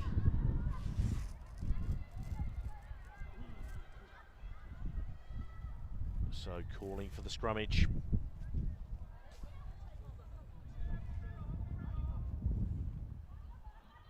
So China slowly making their way in here.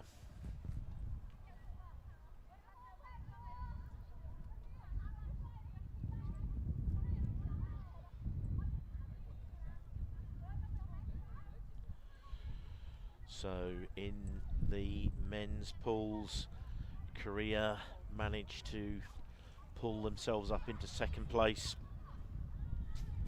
to qualify for the Cup semi-final, where they will play Japan.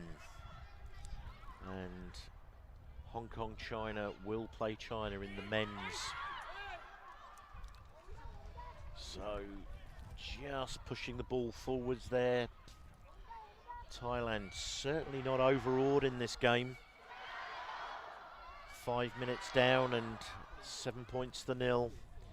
But China have the feed. This is all important scrummage.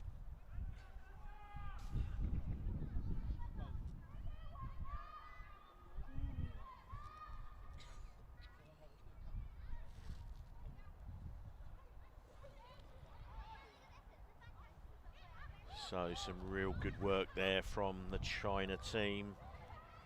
Yang Feifei, the try scorer, playing at half-back.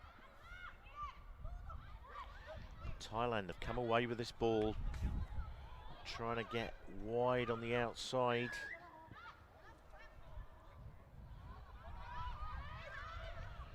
So Jai Jarim.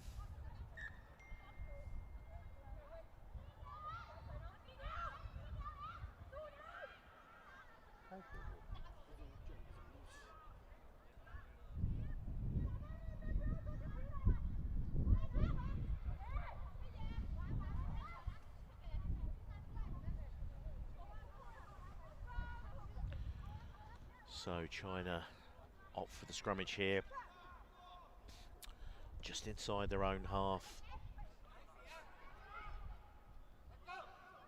Oh, good left foot step there, or right foot step there.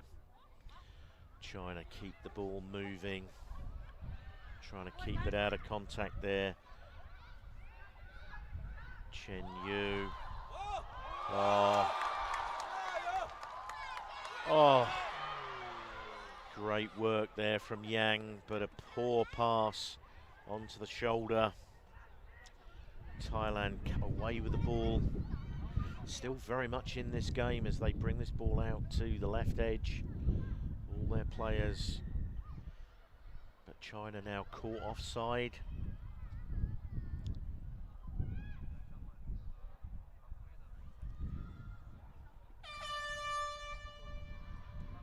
So the hoot has gone and Thailand opt to tap it and kick it into touch. And that's 7-0 to China. Probably a good move for the Thai ladies there, as Huan Kid was down on her haunches receiving some treatment. But Jai Jarim there, scragged to the floor. It's been a real game of attrition here. Just the one score scored by Yang Feifei.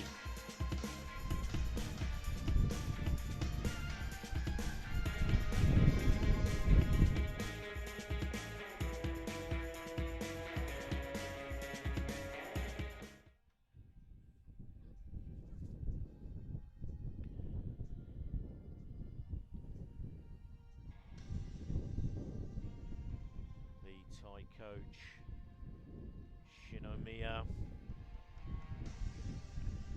is in there remonstrating, telling these Thai girls that they have an opportunity to do something very, very special here. As we've said multiple times today, the China squad contains no less than 6 Olympians who were recently in Paris.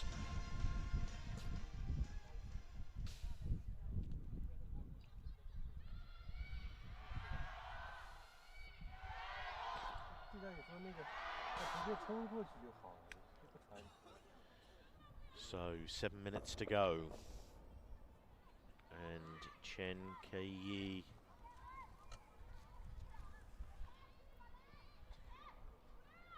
bounces the ball, gives the signal as to what this kick will be. It's deep onto the 22, well fielded by Thailand. They now move the ball across. Some good footwork to get herself out of some trouble there.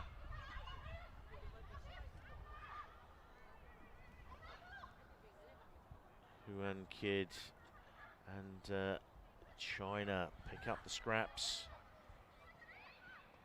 Oh, great ball there, great wide ball. Chen Yu, Wan Mei Ling.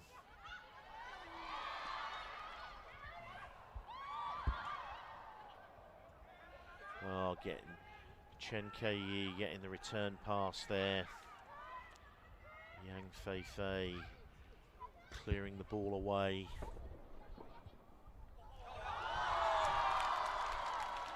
And Dodo with the show and go. This is a real captain's knock, scoring a second try. Great score there from the skipper. Chen Kei.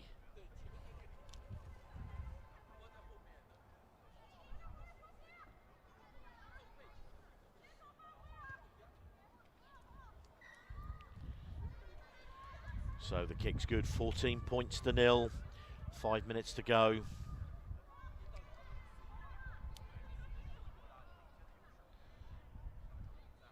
Thailand really need to show some grit and determination here.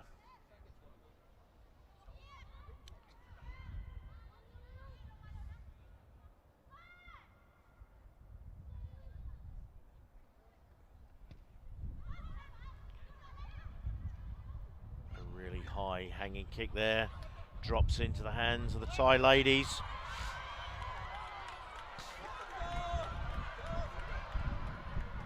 And all that Chen can do is shepherd her, so that's Witayaron Nayut with a great score for the Thai ladies. She's from the Nakhon Ratchasima club. Some fantastic work there. Let's cut the deficit to 9 points. Fantastic bit of opportunism. Big cheers of Jai Yao ringing out around the stadium now as the crowd tries to inspire this China team. Oh, and an uncharacteristic mistake there by Yan Mei Ling.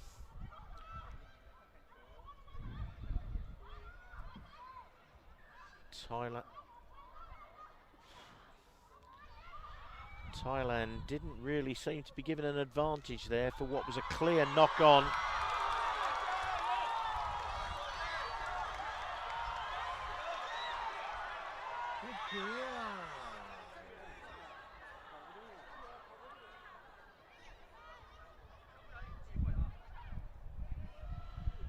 So scrambling back Zhou Yan there. And I feel a little bit sorry for Thailand there. There was a blatant knock-on from the kickoff, and Thailand didn't really seem to gain much advantage and then got penalised with a penalty. So unless it was for foul play, it seems a little bit harsh that that would happen, and they've coughed up the score. So Chen Yu with the conversion, which slides wide, but now China out to a 19 points to 5 lead over Thailand with just over 2 minutes to go in this all-important Pool C game, which, if the scores remain the same,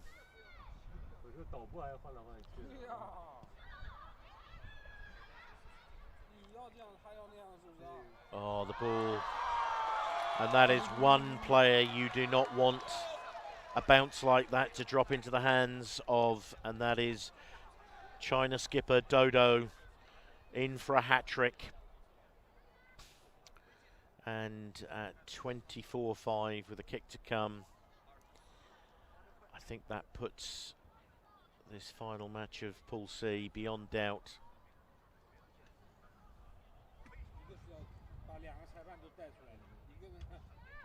So Chen Yu nails the extras, 26-5 with just over a minute to go.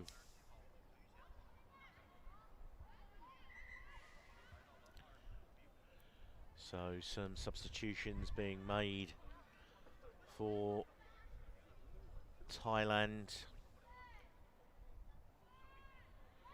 So just a minute to go.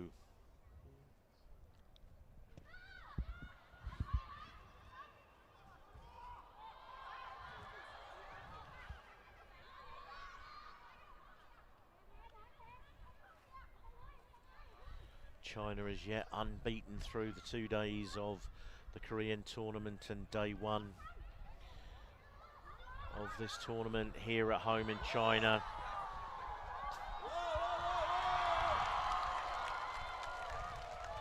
And some fast feet again from skipper Dodo.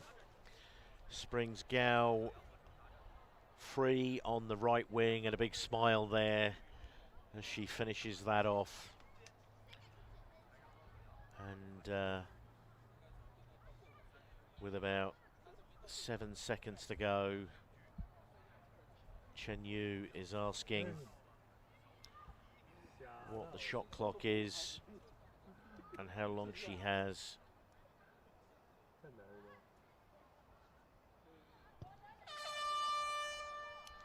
So that is wide, so 31 points to 5.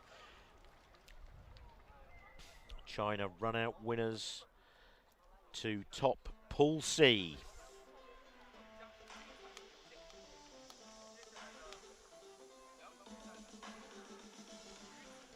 So a fantastic performance there from Thailand.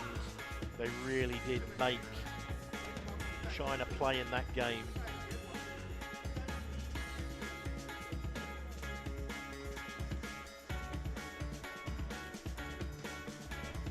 And a fantastic score there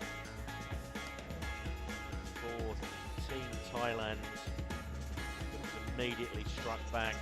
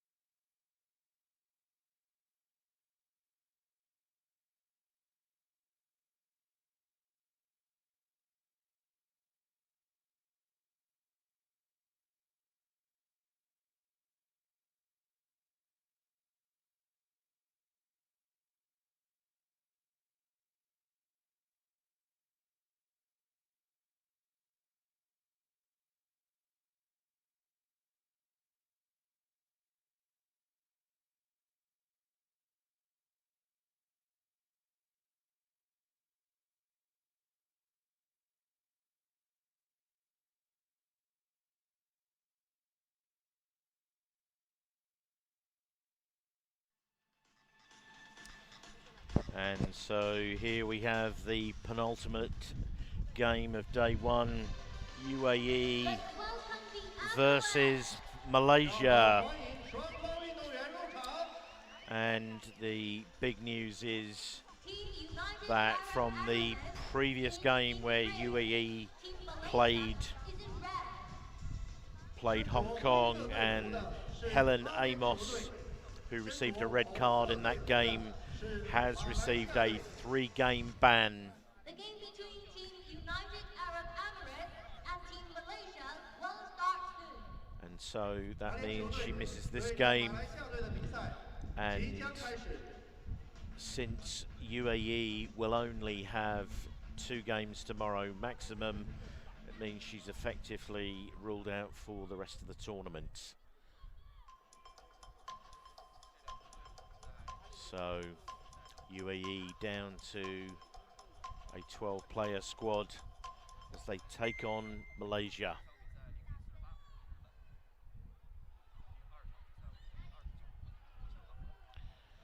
So our referee for this game, Sunny Lee from Hong Kong, China.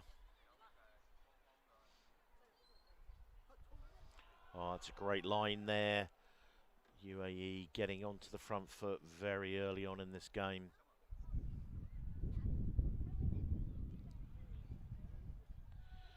And Robin Etherington fighting hard in contact there.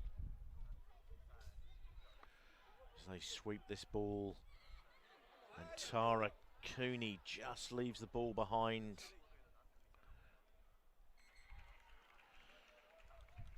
But no knock on, and so touch is given. UAE throw in.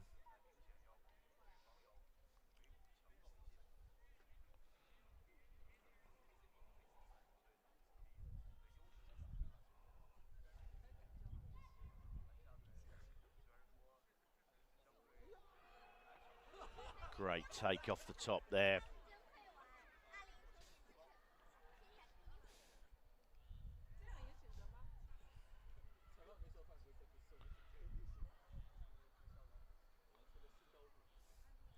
So Malaysia have their hands on this ball. No way of getting it out there. Lee was on the wrong side there from UAE. Good clean out there from Malaysia. Oh, and some great footwork there from Anna Aziz. A lot of fighting for the ball on the ground there. Tara Cooney gets over the top of that one.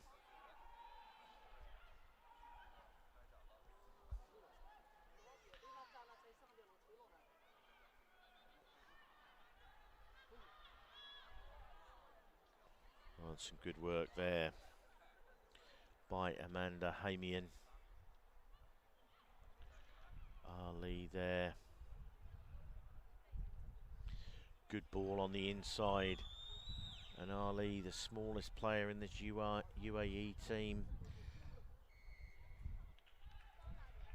Obviously, Sunny Lee says Sam Sabari failed to release there. She got herself clamped onto that ball pretty early.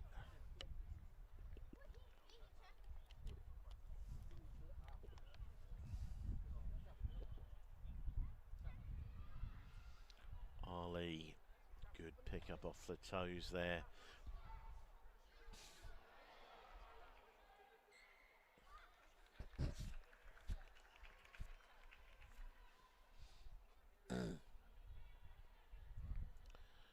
So scrum down.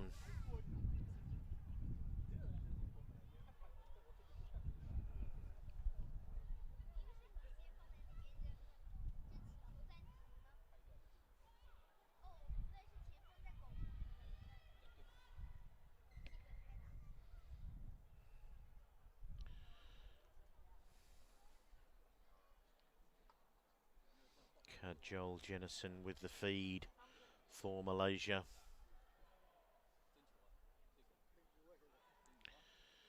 Two smallest players on the field. The two half-backs there.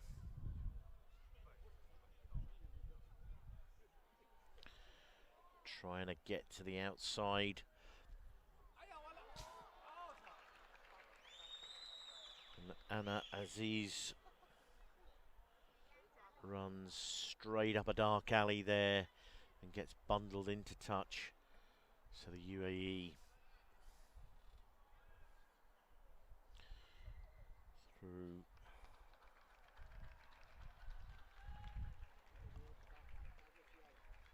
Ali will throw this ball in. Tara Cooney. It's the tail of the line out here. Oh, nearly got away there. Just fumbled the ball.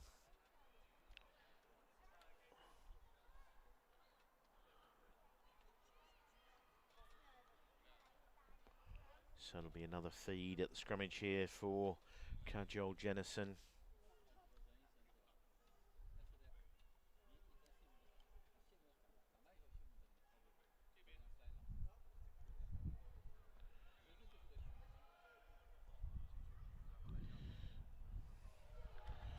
Good tackle from behind there. Referee Sonny Lee, though, comes back for an infringement at the scrummage. Is Azizan. Oh, and the halfback goes streaking through Jennison. The UAE defence parted like the Red Sea there, and Jennison said thank you very much. And Loma Tajuddin hands the ball off, and Dina Sadali gets the extras, 7 points to 0. So this very, very tight Pool C game.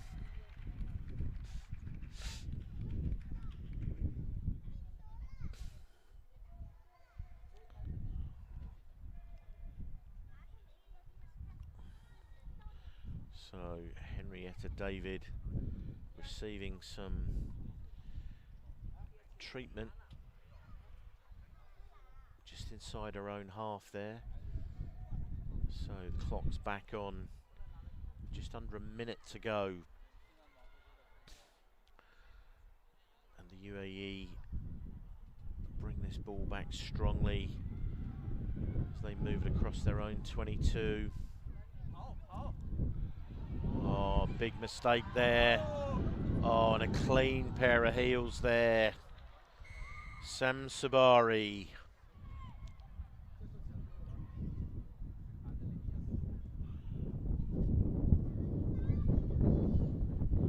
Big collision there. It's left one of the UAE players. Looks like a knee injury. Sadali close but no cigar, so 12-0 Malaysia lead the UAE, but UAE have got a prone player on the 22 here.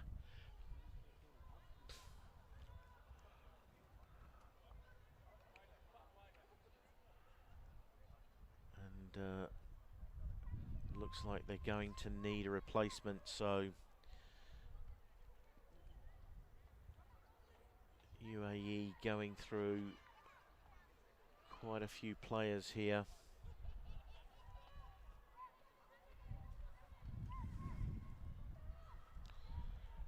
And good to see Lucy Clark helping the player off the field with the UAE physio. The replacement is already on the field for UAE as Malaysia kick off. As the hooter goes. Again, UAE swing this ball to the left. On a big tackle there. Ali caught with the ball. Alexandria Cook and now Tara Cooney try and carry this ball out, but still inside their own 22. Cooney over the ball.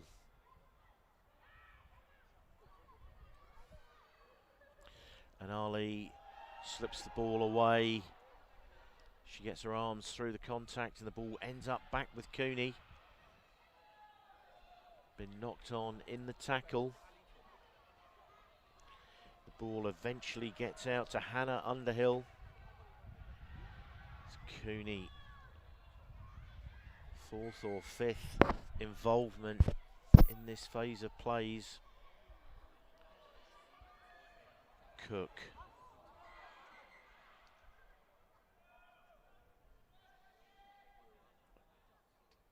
So, referee Sunny Lee's calling for the TMO. Looks like she's looking for some form of head contact here that she thinks she's seen. I'm not sure whether it's something that that Sunny has seen herself or whether or not it's been called in from the touch judge, but neither touch judge is coming in, so it's clearly something that Sunny has seen herself.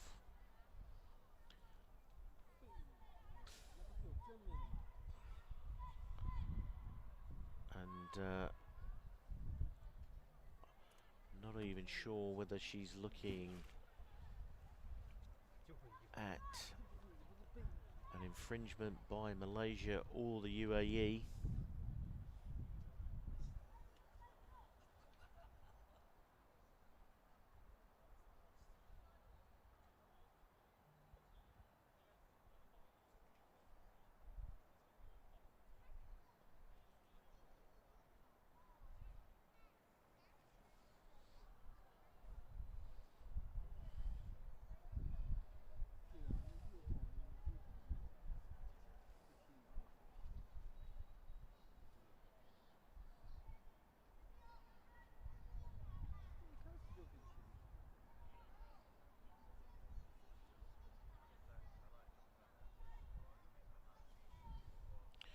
So Sunny Lee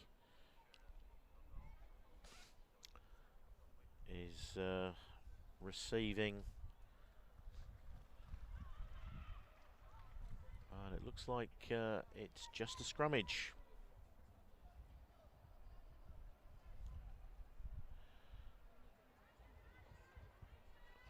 So the mark is on halfway.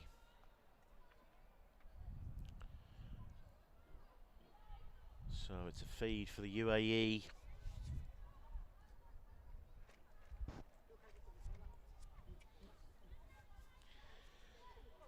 Number 9 for UAE is Ali. She feeds the ball. It's a little bit scruffy there, but she manages to get the ball away. Holly Murphy secures that ball. Alexandria Cook over the ball here.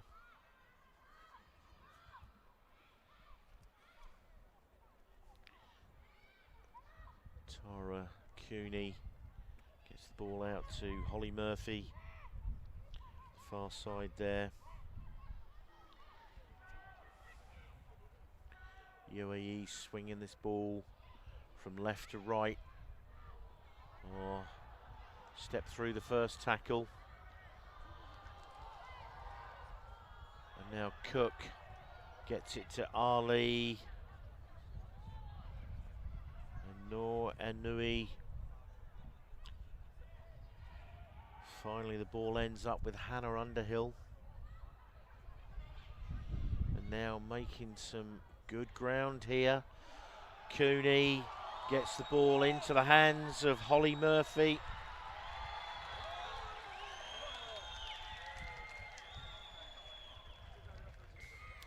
And that's the second long-range try that we've seen Murphy score today. So, as we are in the shadows of half-time, it's cut the deficit to 7 points with a kick to come.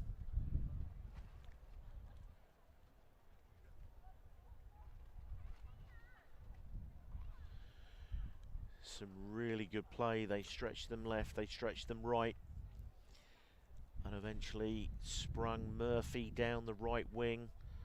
It's high, but it's wide. So a 7-point game at half time. Malaysia 12, UAE 5. So Malaysia had most of the territory in that game, and we're looking the better side.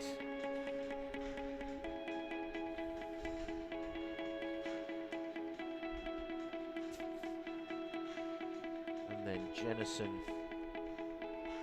the halfback, broke the deadlock with the first score. The defence just opened up in front of her, and then a mix up there in attack. And then Cooney gets the ball to Holly Murphy. Strong, powerful run.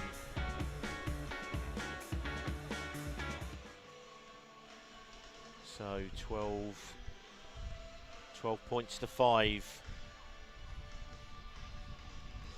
This penultimate game. Pool D. The winner of this game will go through into the plate.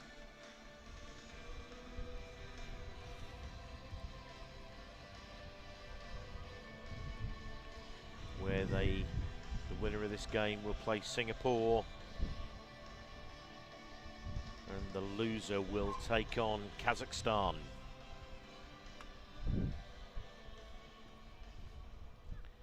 We have just one more game after this, which is the top of the table clash between Hong Kong and Japan. So the second half gets underway. Sunny Lee blows the whistle. And Holly Murphy, the try scorer, carries it into contact. It's been a long, hard day for the UAE. Played their last game for about 9 minutes with only 6 players.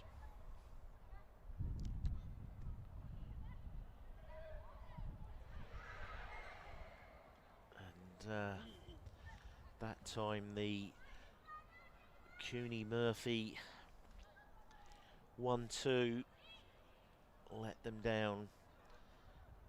Sunny Lee has brought this back for a scrummage.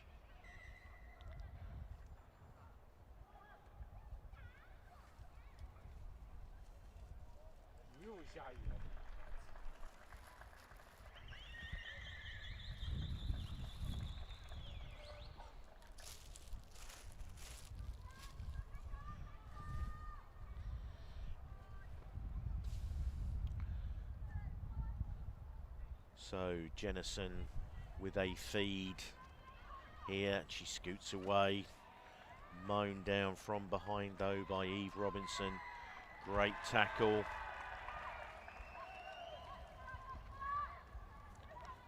So Cooney has been a big part of this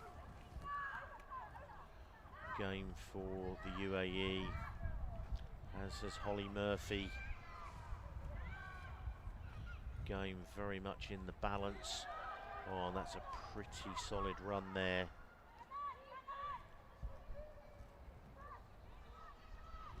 Cooney, and again Murphy cuts in field, making sure that she doesn't go to the touchline. Sunny Lee awards the penalty to UAE as they spread this ball wide. She keeps it in hand. Oh, and the ball bounces up to Eve Robinson. Oh. And Noor Enui was on the right on her toes, really difficult to pick up, and just fumbled it forward.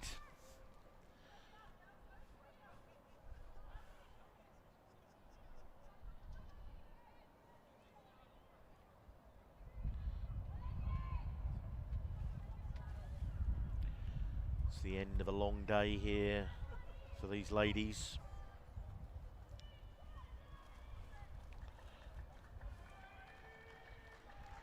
And Kajol Jennison tries to clear the ball away, but Eve Robinson all over her. But then Cooney loses the ball in contact, but the first offence was by Malaysia, so the UAE get the feed. So Eve Robinson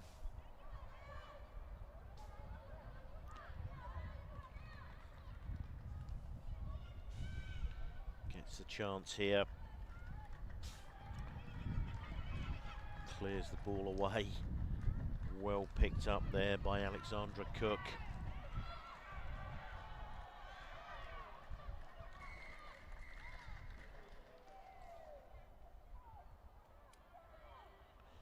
Oh, there's a yellow card there for Radza. She's from the Selangor club, so there's about 3 minutes and 15 seconds, so she will get to come back on. But this could prove crucial. Trying to play out these last 3 minutes with only 6 players. Holly Murphy gets bundled out on the touchline there. Malaysia will need to defend with all their lives here.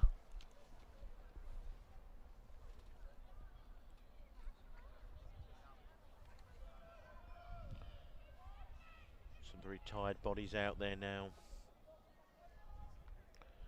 Jennison so far has been on the field since the start. Good take in the line out there by Tajuddin. And the ball hacked ahead. Eve Robinson, great pick up, but she's swamped by the tackler. Holly Murphy though is back there to help. Cook is playing half back. Cooney, that's a pretty lazy old pass there, unfortunately, and it's just gone forward.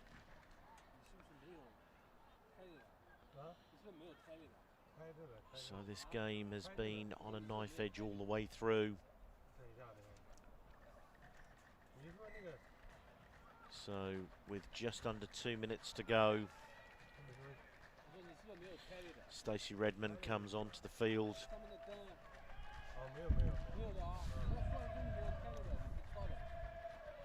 Nor Enaui makes way. So Jennison with the feed, under pressure from Robinson. Robinson oversteps the mark. Malaysia attacking inside the UAE 22, and that looks like that could be the winning score. Sam Sabari extends the score to 17-5, kick to come, but there is less than 1 minute to go. So a 12-point margin before this kick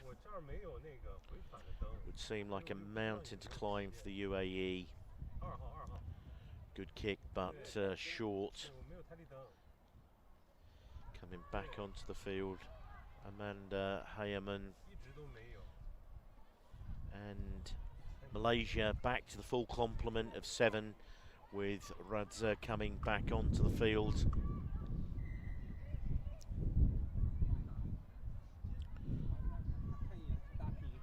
Naya Baduk with the kick-off, and also coming on Dayang Manji for Malaysia.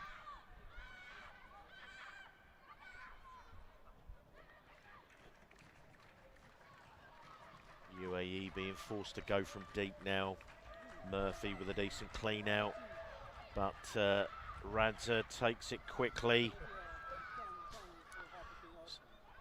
Tries to go quickly herself, but spills the ball in contact. the TV stadium clock is out. There goes the hooter. This will be the final play.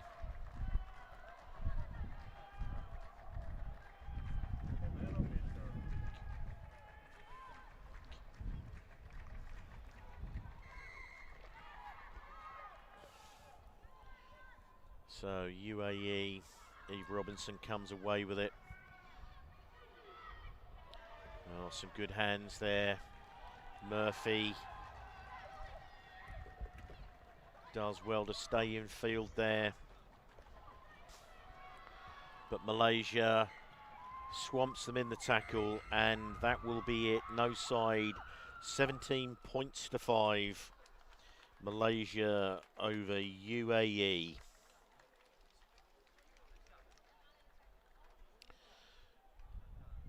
So Malaysia have had a tough day, and they finally get the win. The result is 5-17.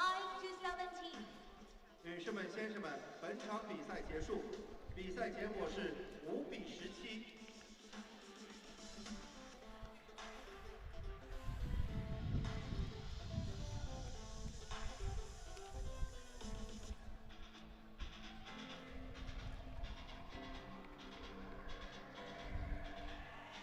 Ladies and gentlemen, please welcome the referees.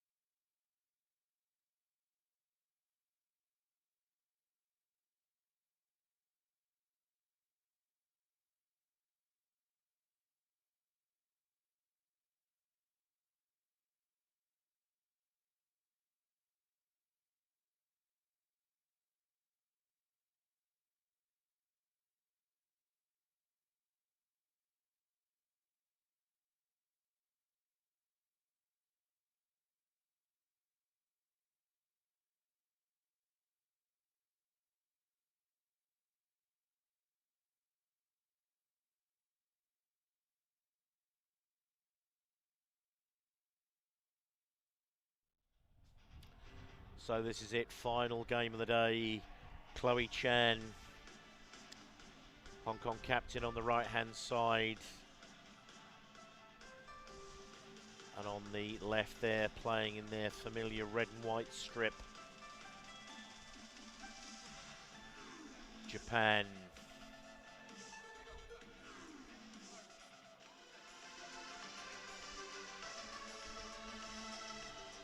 Let's welcome the Avalanche. 让我们欢迎双方运动员入场。 So this is it, final game. Team Hong Kong Pool D. is blue.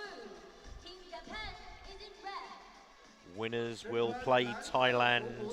是中国香港 The 队。 losers will have to play China in the semi-final. The game between Team So Hong Kong everything on the Thailand line here. and Japan will start soon.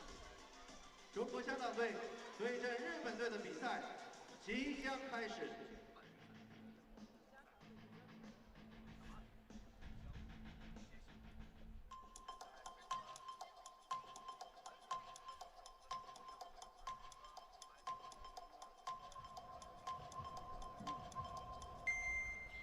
So playing from left to right, Japan. Kick off. Great take there from Chloe Chan.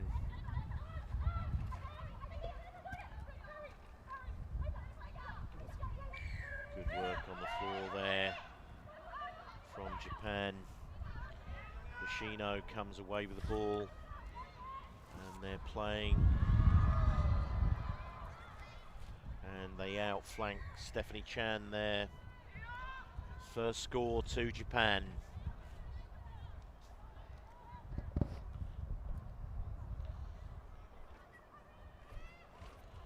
So Japan wanting to avenge their semi-final loss that they had last week.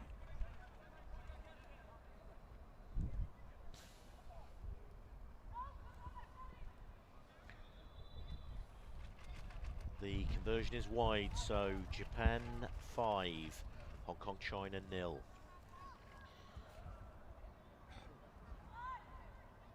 So Japan will kick off again to Hong Kong.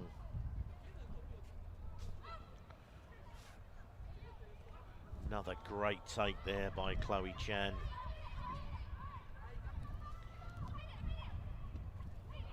Hong Kong move that ball to Gracie Hood. Abigail Chan loses it in contact, and Takahashi scoops the ball up. Japan again in control of this ball, and they bring it back against the grain. Ball's gone backwards, although it's gone down. Gracie Hood fighting hard.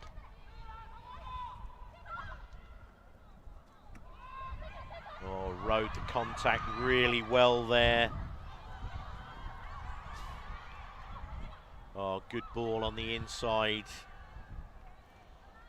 Chian Hoi Ning chases all the way, but that is a second score for Japan. And Andy Vilk, the Hong Kong coach, will not be happy with the start that the girls have made here. Kick is good. 12 points to 0. Japan take an early lead in this final Pool D game.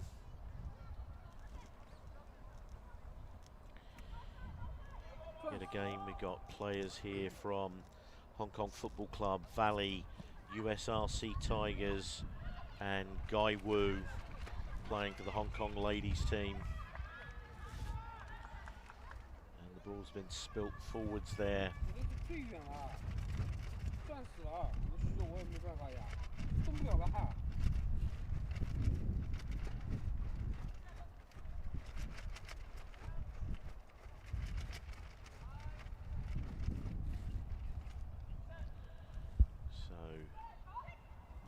Quick feed, and an easy first phase try there, outflanking the Hong Kong defence.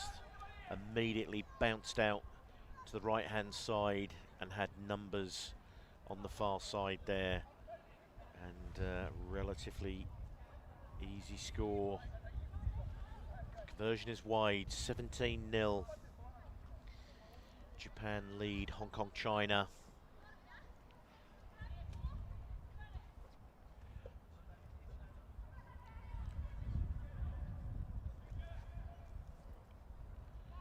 So 3 tries to 0 with just under 3 minutes to go in the half. Stephanie Chan takes the kick. Maisie run there, eventually gets to ground. Chloe Chan. Gracie Hood on a hard line, but again, Hong Kong not precise. And try number 4.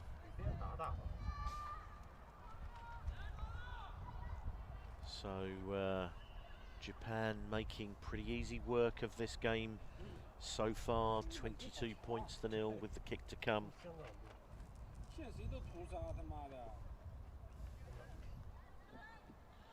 This conversion is from wide out. And doesn't make the posts. But Japan in a commanding lead here.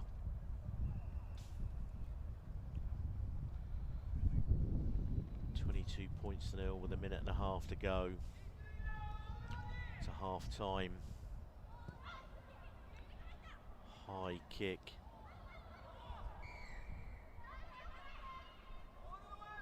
So Chan taken out in mid-air there, and suffering a little bit there.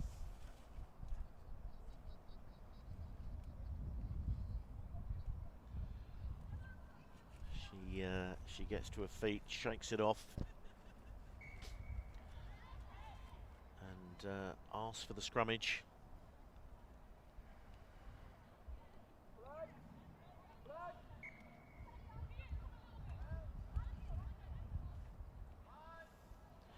So Abigail Chan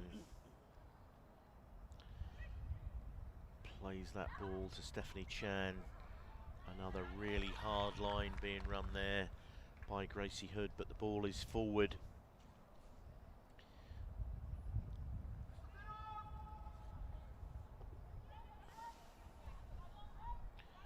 So Hong Kong so far have really been knocked off their rhythm in the early exchanges of this first half.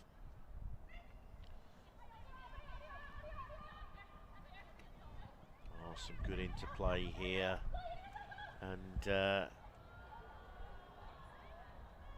again the score there from Sakoda from the Nan Aero Prism Club in Fukuoka. Managed to get to the outside, and Chian Hoi Ning ended up having to turn her shoulders in, and as soon as she did that,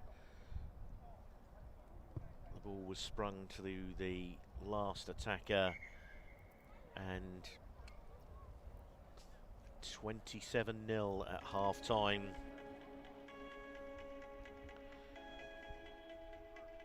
It's pretty much a mountain to climb for the Hong Kong China ladies here, so I think Andy will probably be asking to wipe the slate clean, play the half like it's 0-0.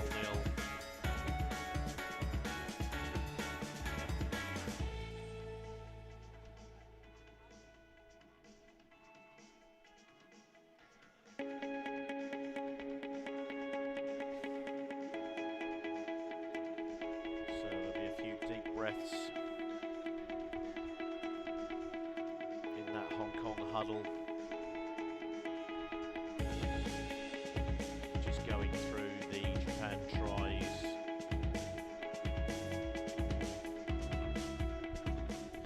Final try there scored by Sakoda.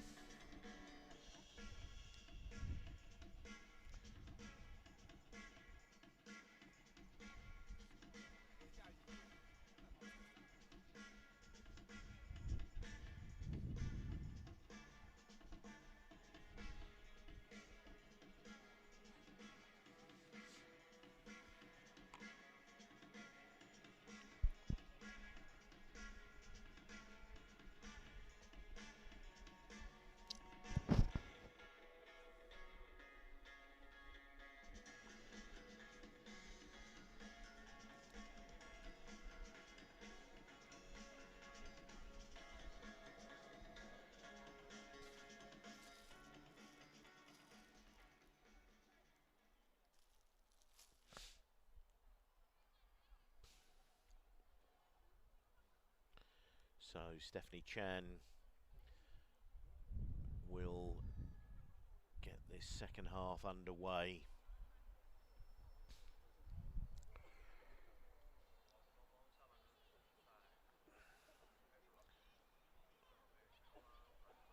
High hanging kick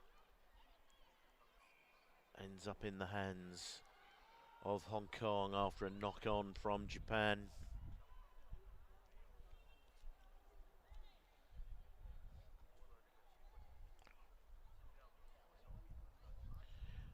Etta Kwong is on at half-back.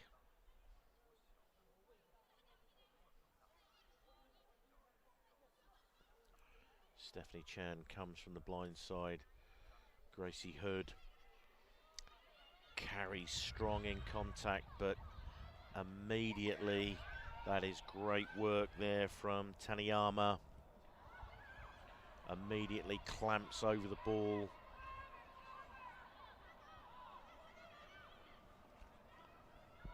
Japan moving this ball with confidence. And Hong Kong offside in the midfield.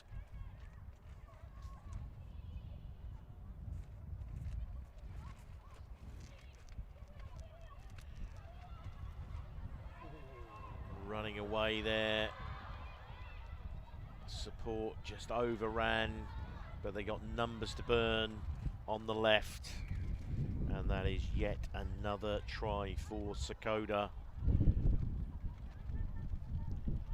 The score now is running away from Hong Kong. 32 points to 0. Kick to come and 5 minutes to go.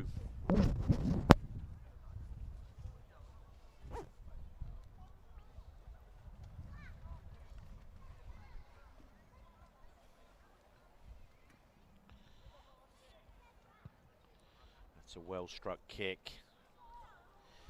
And over she goes. 34 points to 0.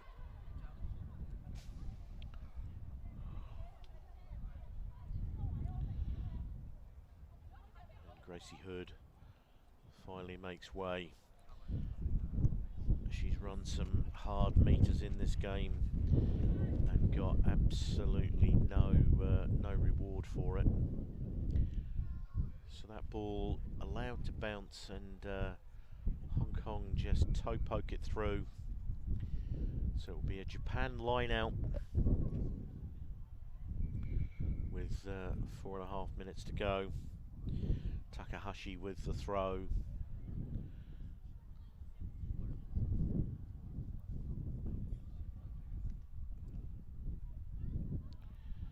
Japan makes some final changes, just trying to preserve the legs for tomorrow.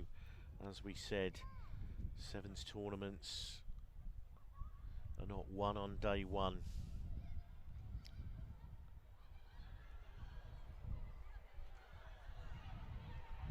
Oh, good chase back by Burke there. Driving hard to try and make a mess of that. And there's Maggie Howe Young. There's no bigger competitor in the Hong Kong team. Oh, but a clean pair of heels there from Sujasaki.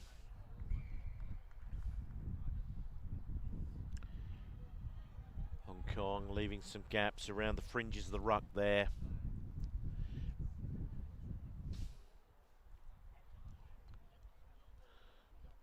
And 39 points to 0. Halfway through this second half of the final game of the day.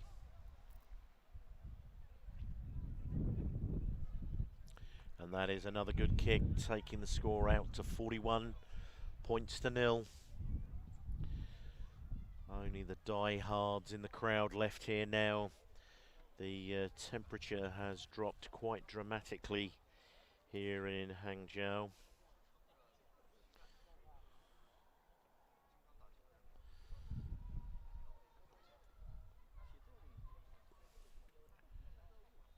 Ball batted back by Hong Kong, but Japan have come up with it. Some really fierce tackling in here. Hong Kong certainly not giving up by any stretch of the imagination. And although Hong Kong have got that ball in their hands, Mei Yao Young fighting for all she's worth, but unfortunately ending up on the touchline. So it's going to be a Japan throw. Just over 2 minutes to go now.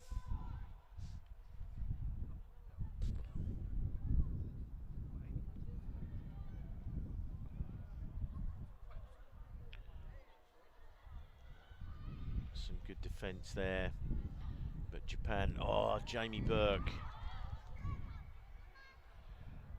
He's going to get a yellow card there, but she actually reached out with 2 hands and almost caught the ball. Felt that was a pretty harsh yellow card there, considering. But that will be the end of the game for Jamie with less than 2 minutes on the clock.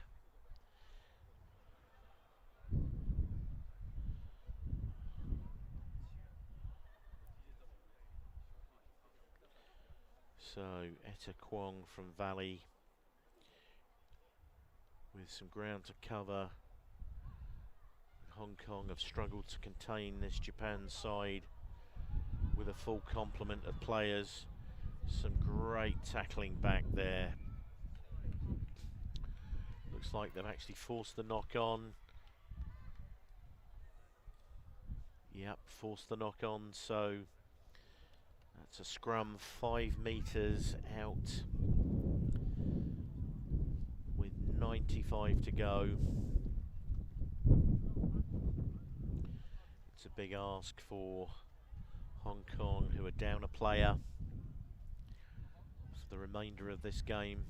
So Etta Kwong clears the ball.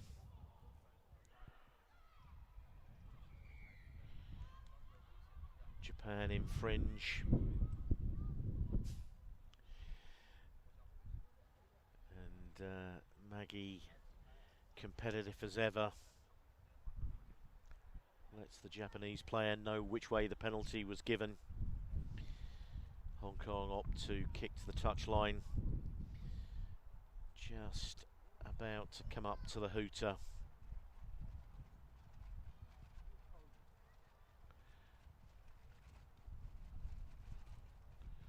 So Etta Kwong with the throw. Maggie gets hands to the ball, but it comes back on the Japan side. The ball chasing across. Oh, some good feet there. Hoining, and good inside pass there for the final try of the game. 46 points to 0 with the kick to come.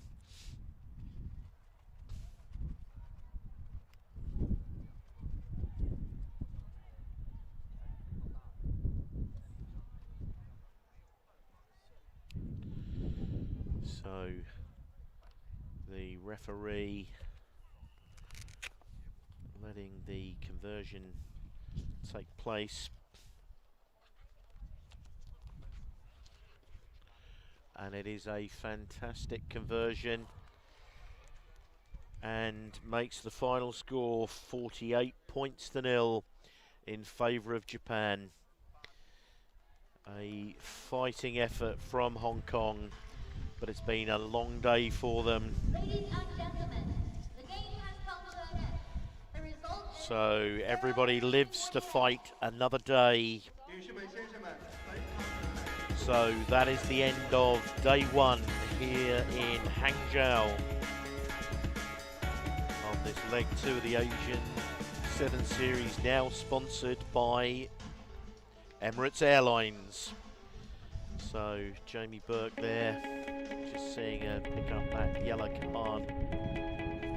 ladies and gentlemen, today's Some really good work here on this blind side.